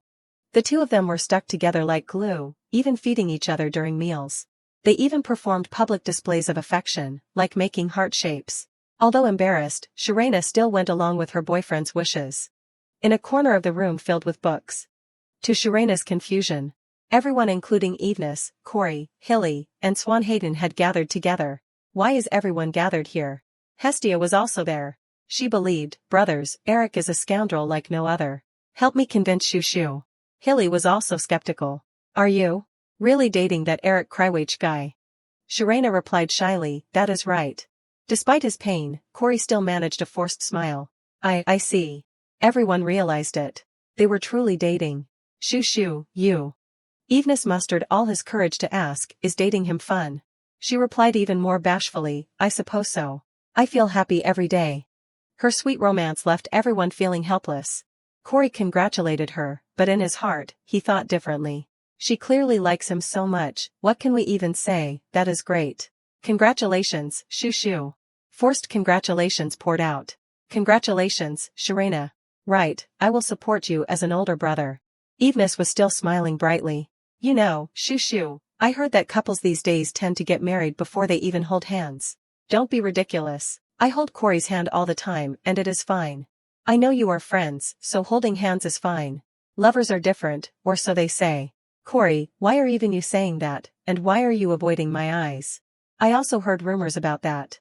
It was even featured in the Royal Bulletin. Right. They have all gone crazy. Do they not like that I am dating? Outside, a gentle knock sounded at the door. Shirena. Eric poked his head in. If you are finished with club activities, let us head to the afternoon class together. He shuddered as he looked at the cold expressions of the four young men. It is you, is not it? Sensing danger, Shirena grabbed Eric and bolted. Shoo, where are you going? Say hello before you leave, stop, shoo. Once out of the room, she said, I am sorry. It is just that everyone likes to joke around, so they did that. Really, I thought they were angry at me. They were staring right at me. They are just jealous. Everyone else is single, and since I am the only one in a relationship, it probably annoys them. I did not expect you to be so close to those high-status people that you could joke like that. I am so jealous. Introduce me to them formally later, okay? Introduce you, maybe it is better if you do not get too close to them. They might make you uncomfortable. Eric remained silent. He thought to himself, I am not allowed to become close to those people. Could it be that you are ashamed of me being your boyfriend? That is not what I meant. She was flustered. I am sorry, I was not being considerate. No, that is not it. I understand. I will introduce you to them. Behind them, someone suddenly teased, Eric, hanging out with your girlfriend is nice, is not it? Hearing this, he immediately pulled Shirena close to him. Then he teased back, of course. If you are jealous, you should get yourselves girlfriends too. The others watched them walk away with admiration. So jealous. He just joined and he is already in love. He has got talent. See you later. He then spoke up, I have a favor to ask you. What is it? You look quite pretty when you dress up. I saw how you looked at the senior party, but I want to see it with my own eyes. Can you keep wearing makeup like that? That request made her feel confused. At the training ground, the sound of clashing swords rang out. Shirena was not practicing. Instead, she was huddled in a corner, lost in thought. She was intently writing something on a piece of paper. Her gaze also turned a bit colder. She remembered when she had asked Eric, you just joined, so it must be tiring. Are you enjoying your studies? Or the time he criticized her, shoo, can you stop holding a sword, it smells and looks weird. Eric said coldly, after we started dating, you are the one who suggested we should be in harmony. Why are there so many things you want me to do? Why do not you dress up a little nicer? You are as active as a boy, yet I am still being patient and worrying about you. Are you listening to what I am saying? The more Shirena thought about it, the more her heart became troubled. Is this what being in love is really like? Suddenly, Hilly walked past and asked her, can't think of a sword dance, you have not been on the field for a long time. Seeing someone approaching, Shirena grumbled, maintaining a relationship with others is truly too difficult. Why are you saying that all of a sudden? Are you having problems? She began to worry. Is it right to tell Hilly about the problems between us? If I do not say it right, Eric might be misunderstood. Realizing her hesitation, he teased, that reaction is just like you. Watching the busy crowd running back and forth, Hilly said, break up. Shirena was taken aback. To her surprise, he explained coldly, he treats you like that and you still plan to keep dating, but I thought maybe because this is my first time dating, I was being too hasty. My intuition tells me that if you keep dating him, your dark history will only grow. Is that so? After saying those words, she let out a sigh. His heart was also filled with pity. Seeing the girl he loved suffering because of another boy. Those words made Shirena remember the Hilly of the past. If it were me, I would not care about those small things. She suddenly looked up and said, I did not hear clearly. What did he just say? Hilly was frozen in shock. He frowned in discomfort. What was that? I just had a strange feeling. He stammered to correct himself. I meant that is what I would do if I had someone I liked. Anyway, I was just talking to myself. Forget it. I was not listening, so I am asking again. What did you just say? I do not know either. In short, my opinion is to break up. If you need to, go ask someone else. Sharena did not listen to him. Instead, she stole a glance, looking for someone else. Maybe I should. Since Swan is here. On the other side, Swanhaden was also lacking vitality and collapsed on the ground. She wondered, why did Swanhaden turn out like that? I do not know. He has been very sensitive lately. Maybe I should go ask Corey after class. And so. You think that if you do not accept the confession, you won't have another chance for the rest of your life. Just because of that, you agreed to date him even though you do not even like him. Corey was still intently reading a book. No, I mean. At first, when we started dating, I did like him. Was it really him you liked, or just the title of having a boyfriend, is that it? Well, in short, I agree with Hilly. In my opinion, if only one side is trying to harmonize, it is not love. Is that so? If you change yourself according to all of Eric's demands, you won't be shoo-shoo anymore. Corey grabbed her shoulders and asked, can you live while throwing your true self away? At this point, Sharena seemed to have an epiphany. You are right. But let me think about it some more. I did not expect you to be so afraid that no one would accept you. That really shocked me. If that is the case. If no one accepts you, then come to me. He held out his lollipop. After graduation, let us research magic together. Then we will build a tall magic tower. He is truly a kind person. Sharena hit Corey playfully. How can he say exactly what I want to hear? Don't be greedy. I have to become a royal knight according to my plan first. Then, add researching magic with me to your plan. We will see. As she walked, she pondered. I asked both Hees and Eve, and they all gave the same answer. Okay, I have decided. Sharena softened again. But should I give Eric one last chance? Maybe he will realize his attitude and ask me to start over. I am sorry, I was wrong. I am sorry, I was wrong. Let us not break up. Okay, let us go with that. Hiding behind a wall, she accidentally overheard a conversation between Eric and his friend. She was crying her heart out as she said that. I felt bad, so I did not break up with her. Eric, really, she did not look like someone who would be that obsessed. He said contemptuously, dealing with that personality of hers is exhausting. She should be thanking me. With that weird personality and no charm, if it were not for me, she would probably be single until she is old. Even if you are just playing with her feelings, you are the one who asked her out first. Stop saying those things. To be honest, who could like that type? I am doing charity here. Who is the one who should be saying that? Just as she was about to rush out in anger, a hand reached out and held her back. Swanhaden kindly covered her eyes. You do not need to hear those words. He whispered all the feelings he had been hiding for so long. I like the way you always focus and put in your best effort. I like how cool you look when you tie your hair back and swing a sword. I like your half-closed eyes, and I like your scowling face. And the way you eat heartily, even if you are in a hurry. It was a warm comfort. Swan, is that you? Sharena asked. She smiled at the boy behind her. No. Nothing is no. Thank you, but I am not running away.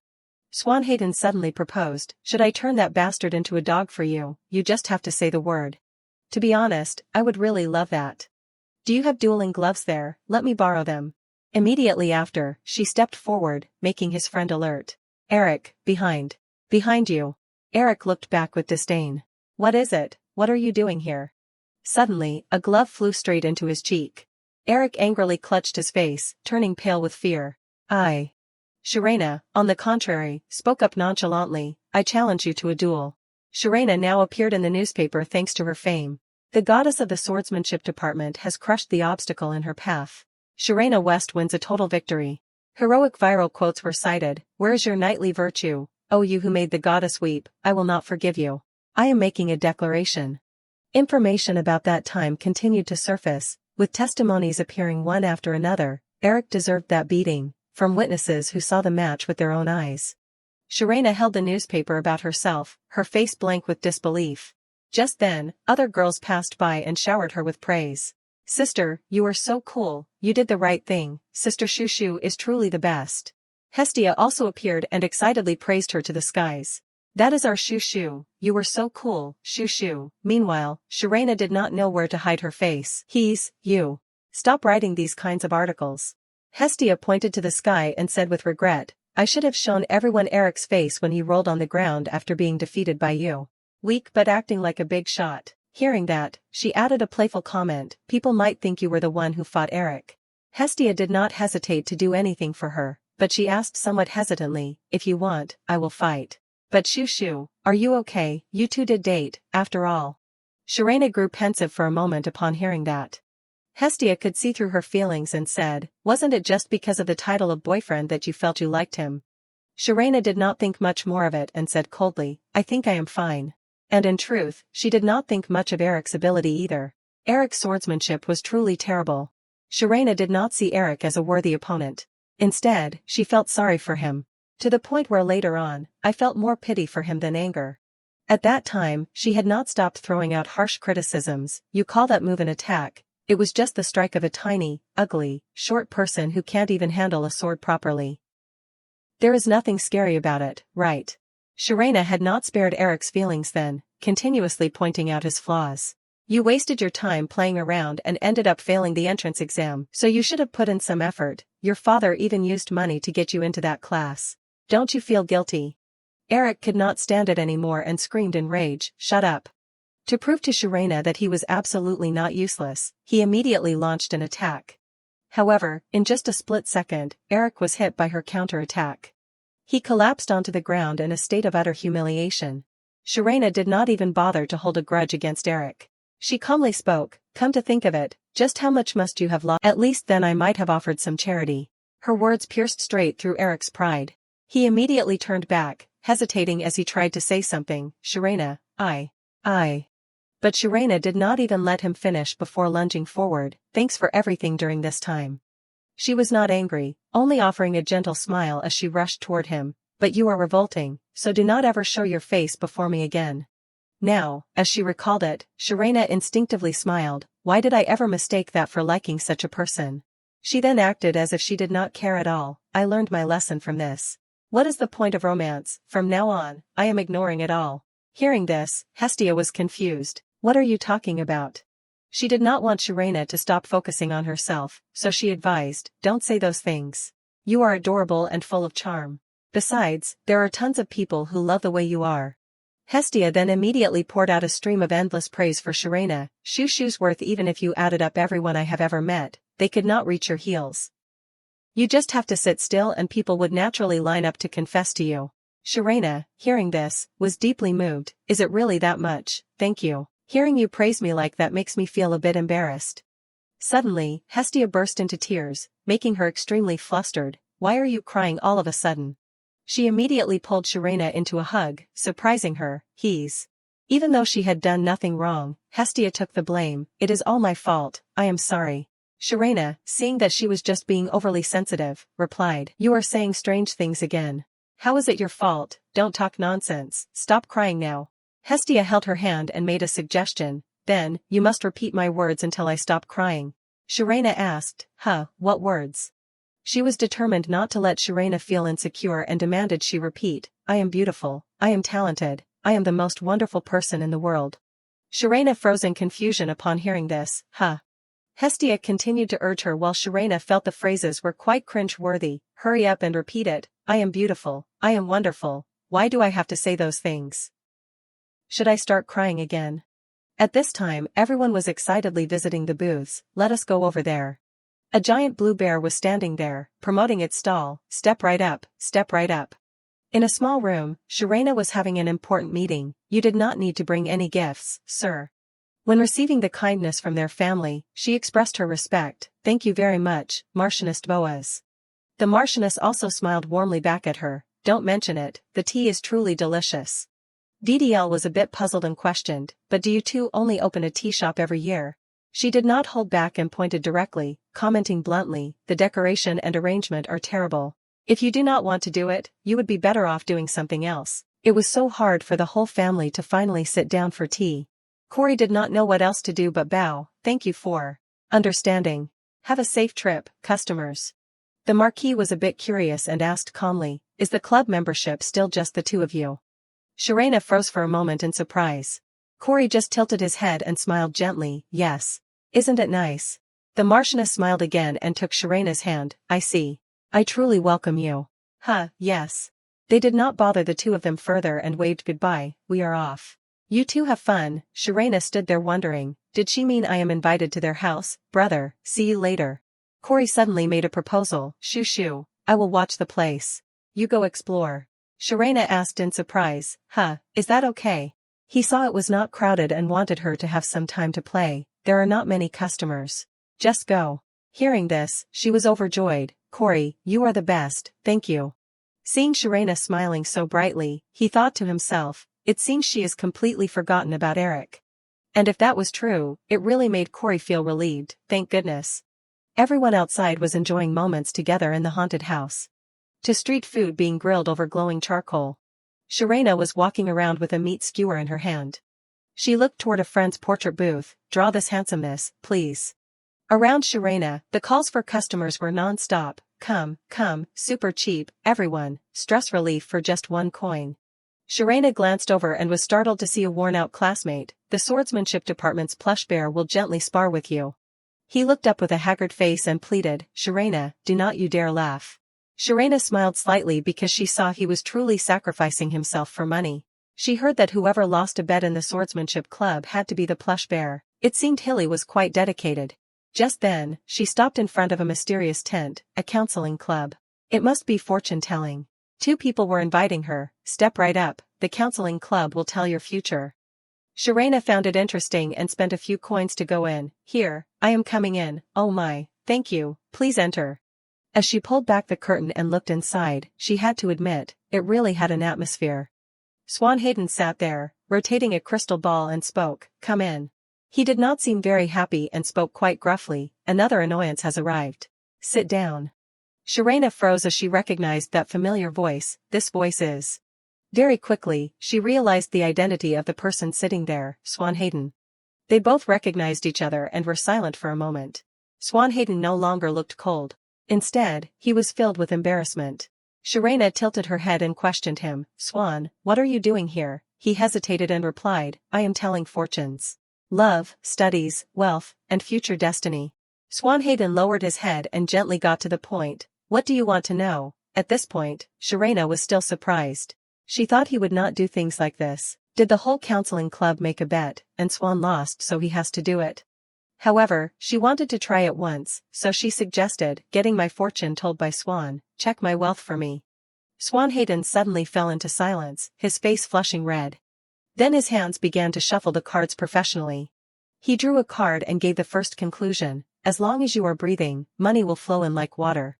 Sharena was not an easy believer, so looking at the card, she was a bit skeptical, is this correct? It looks like you just chose a card to fit what you said. She did not stop there and continued, what about my future destiny? He immediately replied, world conquest. Sharena crossed her arms and continued to question even though it was a bit silly, his effort was commendable, what about my fortune with food? Swanhagen could not hide his affection for her, food, don't worry about that, because I will buy plenty for you. Sharena could not believe these absurd answers and asked again, I did not hear clearly. He answered seriously, I said as long as you are breathing, you won't have to worry about going hungry. She thought for a bit to find the next question, what else should I ask? After asking a few questions, Sharena finalized, alright, last question. She leaned her hands on the table and delivered a fatal blow, try telling me my love fortune. She knew better than anyone after witnessing everything, could he really say anything nice? Swanhagen pulled his eye patch down and looked at her blankly, love fortune. Sharena looked at him with an I-caught-you expression and smiled.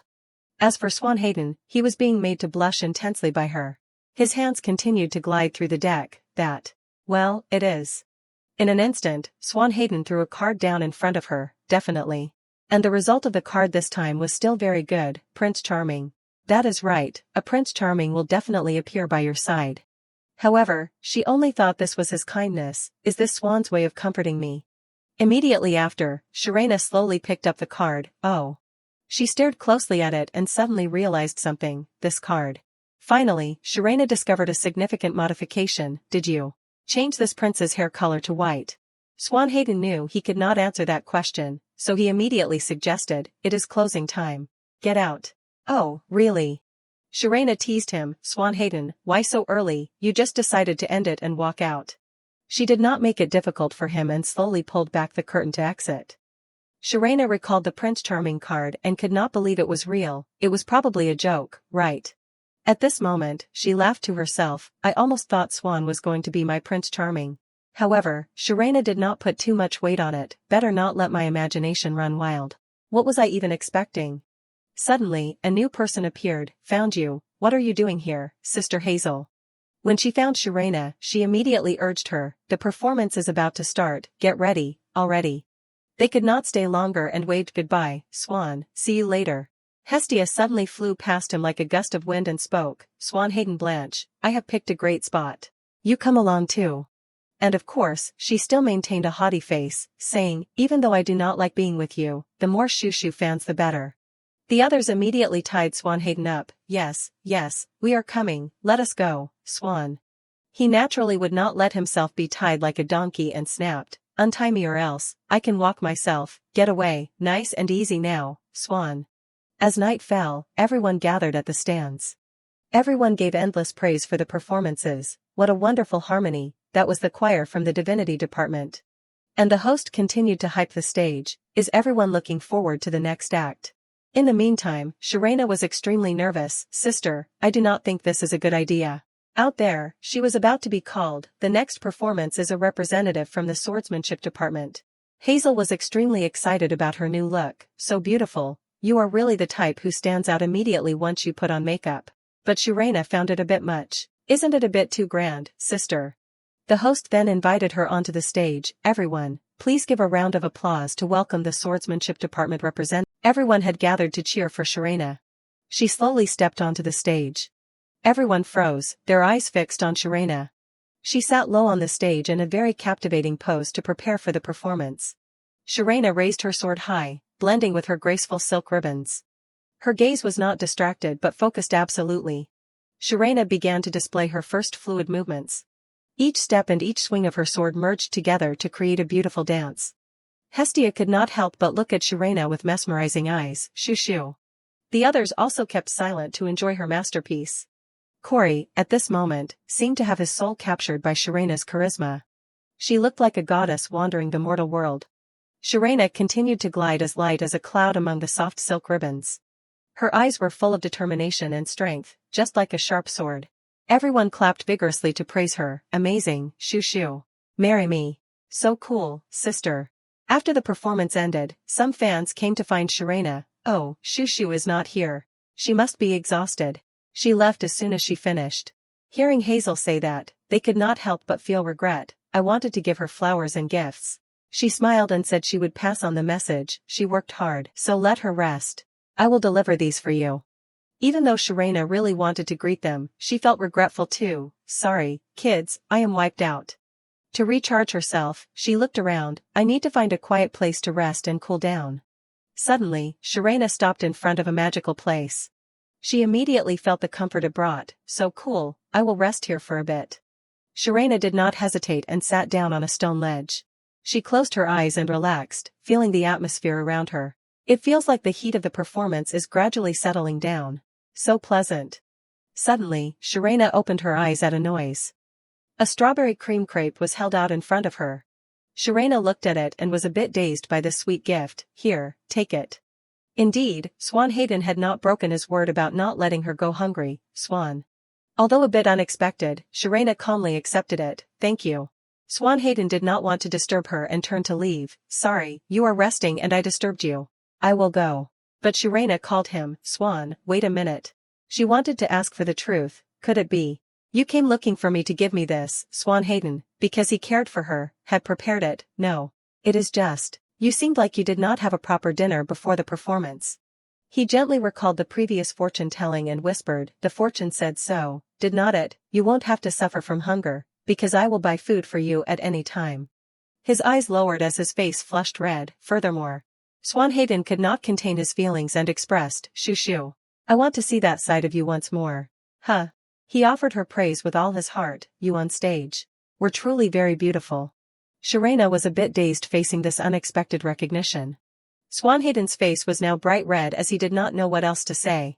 Sharena just looked at him in silence. She looked down at the crepe in her hand, her heart fluttering. What is this? Was it necessary to say it so seriously? It is making me so shy. Just as Sharena called his name, he awkwardly pretended, "Hey, Swan, the others are looking for me, so I am leaving first." Faced with this reaction, Sharena was confused. Swanhaden could not stay any longer and just ran off, leaving Sharena alone with the emotional crepe. She immediately shook her head vigorously to regain her senses. "Don't misunderstand, wake up, it is not the first time he has comforted me or said I am beautiful." Sharena then ate a bite of the crepe while reassuring herself, "It is all because this world is too peaceful. Because there is no tension, my romance cells are acting up. One failure with Eric was enough." But immediately after, Sharena paused. She looked up at the sky and examined her own heart. "But that does not mean I want the peace to be broken. Things like saving Corey. No thanks for now." Sharena sighed and slowly stood up. Time to go home and sleep. Just then, a whispered voice echoed, "It is not over yet." She was startled and wondered, what, did someone just say something? Sharena looked around and saw no one, then looked back at the statues around her. Everyone was still enjoying the festival. He opened the door for her and wondered, "You could have come to get it after the festival ended." Sharena, wanting to finish early, said, "I like to settle things quickly." Hearing that, he laughed and teased her, "I thought you came early because you were afraid I would cheat you out of your share." Sharena did not even bother to deny it, "That is part of it." Immediately after, a sword collection appeared before them. "Come on, let me find where that sword is." "You really collect a lot, master. Anyway, people like us are all obsessed with swords." Just then, Sharena remembered old memories, thinking back, "The first time I met Hale was also because of the dwarf's mithril sword. Give it here." After searching for a while, he finally called out, "Found it, here, the sword I promised." Seeing Sharena frozen, he laughed and asked, "What are you doing? Why are not you taking it?" Sharena said nothing and did nothing, only staring closely at the sword. He knew exactly why she had that reaction and explained calmly, "It looks a bit old, does not it, but it will probably still peel fruit smoothly." The girl looked at it, knowing he was trying to gloss over it with this useless thing. Then he tremblingly changed it to another item for her. "Well then, how about this dagger?" In the end, Sharena still chose the battered sword that looked like it had survived several wars. "No, I will take this one." Seeing this, he was overjoyed. "Oh, really, use it well, your performance was wonderful." Sharena hurried off, "Thank you, master. I will be going now." Immediately after, Sharena brought the sword back to her place. She gently removed its outer wrapping. Sharena immediately covered her nose because she could not stand it. "So much dust, how long has this been left here?" She stared at the battered sword before her and thought, "I did not expect master not to recognize such a wonderful item. It seems because he is a pure swordsman, he can't sense mana." But the next second, Sharena noticed something. "Wait. This." She gently touched the sword. Although hidden by dust, the pattern looked familiar. Sharena created a magic circle. If she wanted to check, she had to clean the sword first. After finishing a few preparation steps, she got to the main business. "Alright, let us see." However, what Sharena realized made her freeze. "Wait. This." She immediately noticed an extremely special detail. It is a pattern used in the imperial family. Furthermore, the name carved here. Sharena suddenly recalled the records of that legend, the person who received a dragon's heart to achieve unparalleled power, and also, she knew very well the trade-off, the one who bore the dragon's curse, the founding emperor of this empire. At this moment, Sharena began to have a vague realization. So, does that mean this sword was used to slay the black dragon? Even though Sharena felt a bit skeptical, everything before her was too clear to ignore. It is hard to believe, but looking at the condition of this sword, it is obvious. The black magic hidden within it seems to be speaking. She could not help but recall that moment it was begging her to reclaim it and take it with her. Everything that had happened forced Sharena to take this step. The black magic hidden in the sword and the black magic in her body were pulling at each other. A feasible idea suddenly crossed her mind. "It seems like I can absorb it." Sharena's eyes were suddenly flooded with a deep crimson hue. It was simply a gloomy aura radiated around her. It was a source of pure and powerful black magic. Sharena began to look down at it and questioned herself, "Will I ever have another chance to obtain high-quality mana like this? I will just absorb it and make it mine." A jet-black aura immediately enveloped the entire sword. It instantly forced her to shield herself from the violent outburst. She was finally able to grip the sword tightly in her hand. Sharena looked at her hand and told herself, alright. The aura from the sword slowly spread through her body. It is a success. Even the mana that was in chaos has stabilized. Sharena felt as if she had just leveled up. The mana quality that had previously declined was now being heightened again. Now, I can probably use both black magic and normal magic freely. As she clenched her hands together, a brilliant light flared up. Then, I wonder if this can also. A tiny red stone suddenly appeared. She held it in her hand, unable to believe the miracle before her eyes. I actually created a magic stone, this is amazing. Sharena gripped the stone tightly, her heart overflowing with joy.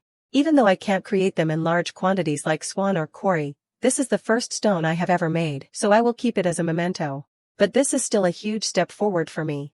Sharena could not wait to test more of her new traits. Let us see. What else can I do? She was incredibly excited that things that once seemed impossible now felt like a piece of cake. This magic is succeeding so easily. This is as simple as turning over a hand. Immediately after, Sharena began rummaging through her pile of books. If that is the case, then this should work too. Where did I put it? I am sure I organized it neatly. After scanning every nook and cranny for a while, she finally held it in her hand. Found it. Before Sharena was a piece of paper with a magic matrix drawn on it, the analysis documents for the black magic matrix that had once appeared on the back of her hand. She held the paper up and a sudden idea struck her. After the incident with Corey's family, I researched this based on my memory. If I use just enough black magic, maybe I can activate it like before. Next, Sharena slowly placed her hand on the paper. This part is the formula to set the destination for the other dimension. Bright memories suddenly flashed through her mind. Sister Yin. A faint smile appeared on Sharena's face. I wonder if I can see my loved ones. However, her face soon turned pensive. After a moment of hesitation, Sharena decided to go through with it. It is okay. It is just an experiment. Nothing will go wrong. She then drew a magic circle in the air. It has been a long time since I last dreamed of my past life. Sharena went over every detail on the circle to adjust it. Now I just need to change the formula related to the destination. Although I could sometimes soothe my regrets before, the longing has grown stronger since I have not been able to meet them in my dreams for so long. She closed her eyes, the feeling still not fading. I do not want to see the scene after I died. I just need to avoid that moment. Despite that, Sharena remained determined to try this one last time. Yes, if it is successful, I will only go to see them exactly once. A brilliant aura radiated from the magic circle on her hand. Just once. Is this enough, I wonder? Sharena was finally able to breathe a sigh of relief. Not stopping there, she moved to the next step. Now, just need to infuse more black magic. But suddenly, something happened that made Sharena freeze. She choked up, and tears began to fall. In a daze, she seemed to hear a familiar call, shoo, shoo shoo. Hestia gently placed a hand on her shoulder and called out, shoo shoo, are you listening to me? She looked extremely worried about Sharena and asked, why have you been so dazed lately, is something wrong? Hearing this, Sharena was a bit startled and denied it, no, nothing's wrong at all. However, Hestia did not believe her, you are lying. Sharena did not want to argue and stood up. Shoot, I am heading to class first. Seeing this, Hestia was completely confused. What, there is still plenty of lunch break left, wait a second. Hestia stood there and called out to her, shoo shoo.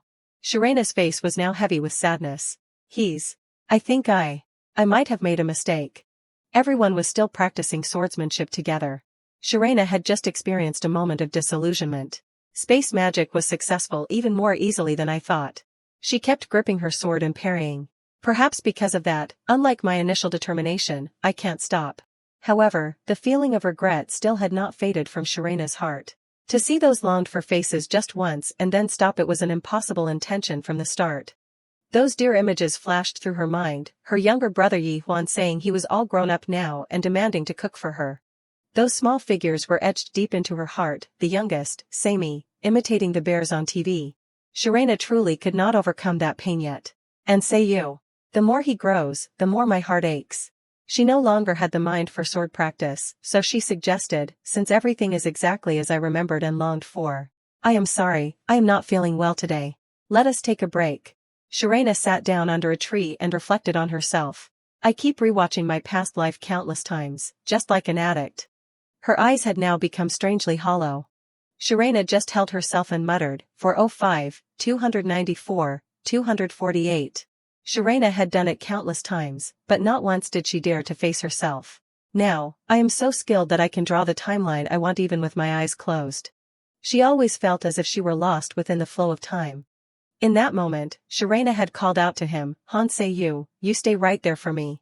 Because she was worried about the scratches on her brother's body. Those wounds. Did you get into a fight again? However, Seiyu only replied coldly, "Just leave me alone." In that moment, she felt as if her heart were being squeezed tight. She did not want to argue but just threw something to Seiyu and instructed him, "Even with a mask on, I can still see the wounds. Apply the medicine. I believe in you, so I won't interfere in your life." She put on a stern face to threaten Seiyu because she did not want him to get hurt anymore. "But try fighting like that again and see. If I lose my trust in you, I will stick to you like a leech." At first, I was so happy to see my family again. The door closed then, leaving behind an eerily silent atmosphere. Shirena could not escape the dark corners she had tucked away in her heart. But the more I rewatch the past, the more my past life's emotions are stirred up. She felt like she wanted to expel all the suppression from her chest. "I feel like I am being drowned in the exhaustion accumulated from part-time jobs, studies, pressure, and the responsibility of replacing our parents." Shirena began to feel regret for her decision once again. "Once more, I become Hanyin only to feel suffocated. I should never have stepped foot here from the start." But her heart kept urging her to do it one more time. "I can't. Stop feeling regret, stop missing them. I must not repeat this anymore." She told herself she had to know where to stop. Now. Stop. Stop it, Shirena. Suddenly, a gentle touch pulled her back to reality. "Hey, Shirena." Hilly was extremely worried about Shirena as he supported her. "Try standing up. Are you okay?" After waking up with a start, she rubbed her eyes. "I must have fallen asleep. I think I had a nightmare. Sorry for leaving you to practice alone." Hilly then sat down beside her. "Forget it. The class is over anyway." He remained silent, saying nothing at all. But the next second, Hilly called her full name, Shirena West. Huh. Hilly suddenly recalled a story from their childhood. "I have left nothing but dark history in front of you, even being a crybaby. You remember, right? And conversely, I have witnessed your dark history as well." Shirena nodded slightly in agreement. His next admission made her smile. "Among them, the way you sing off-key is the absolute best." Hilly wanted Shirena to know she did not need to hide anything from him. "So, it is just one more embarrassing thing between the two of us." He truly wanted Shirena to be able to let it all out. Just cry it all out. Hilly gently placed his hand on Shirena's head and stroked it. At this moment, she was still trying to act strong, saying, "Why would I cry, why would I?" But after just a few seconds, Shirena burst into tears like a child. Hilly said nothing, simply staying by her side silently to be her support and comfort.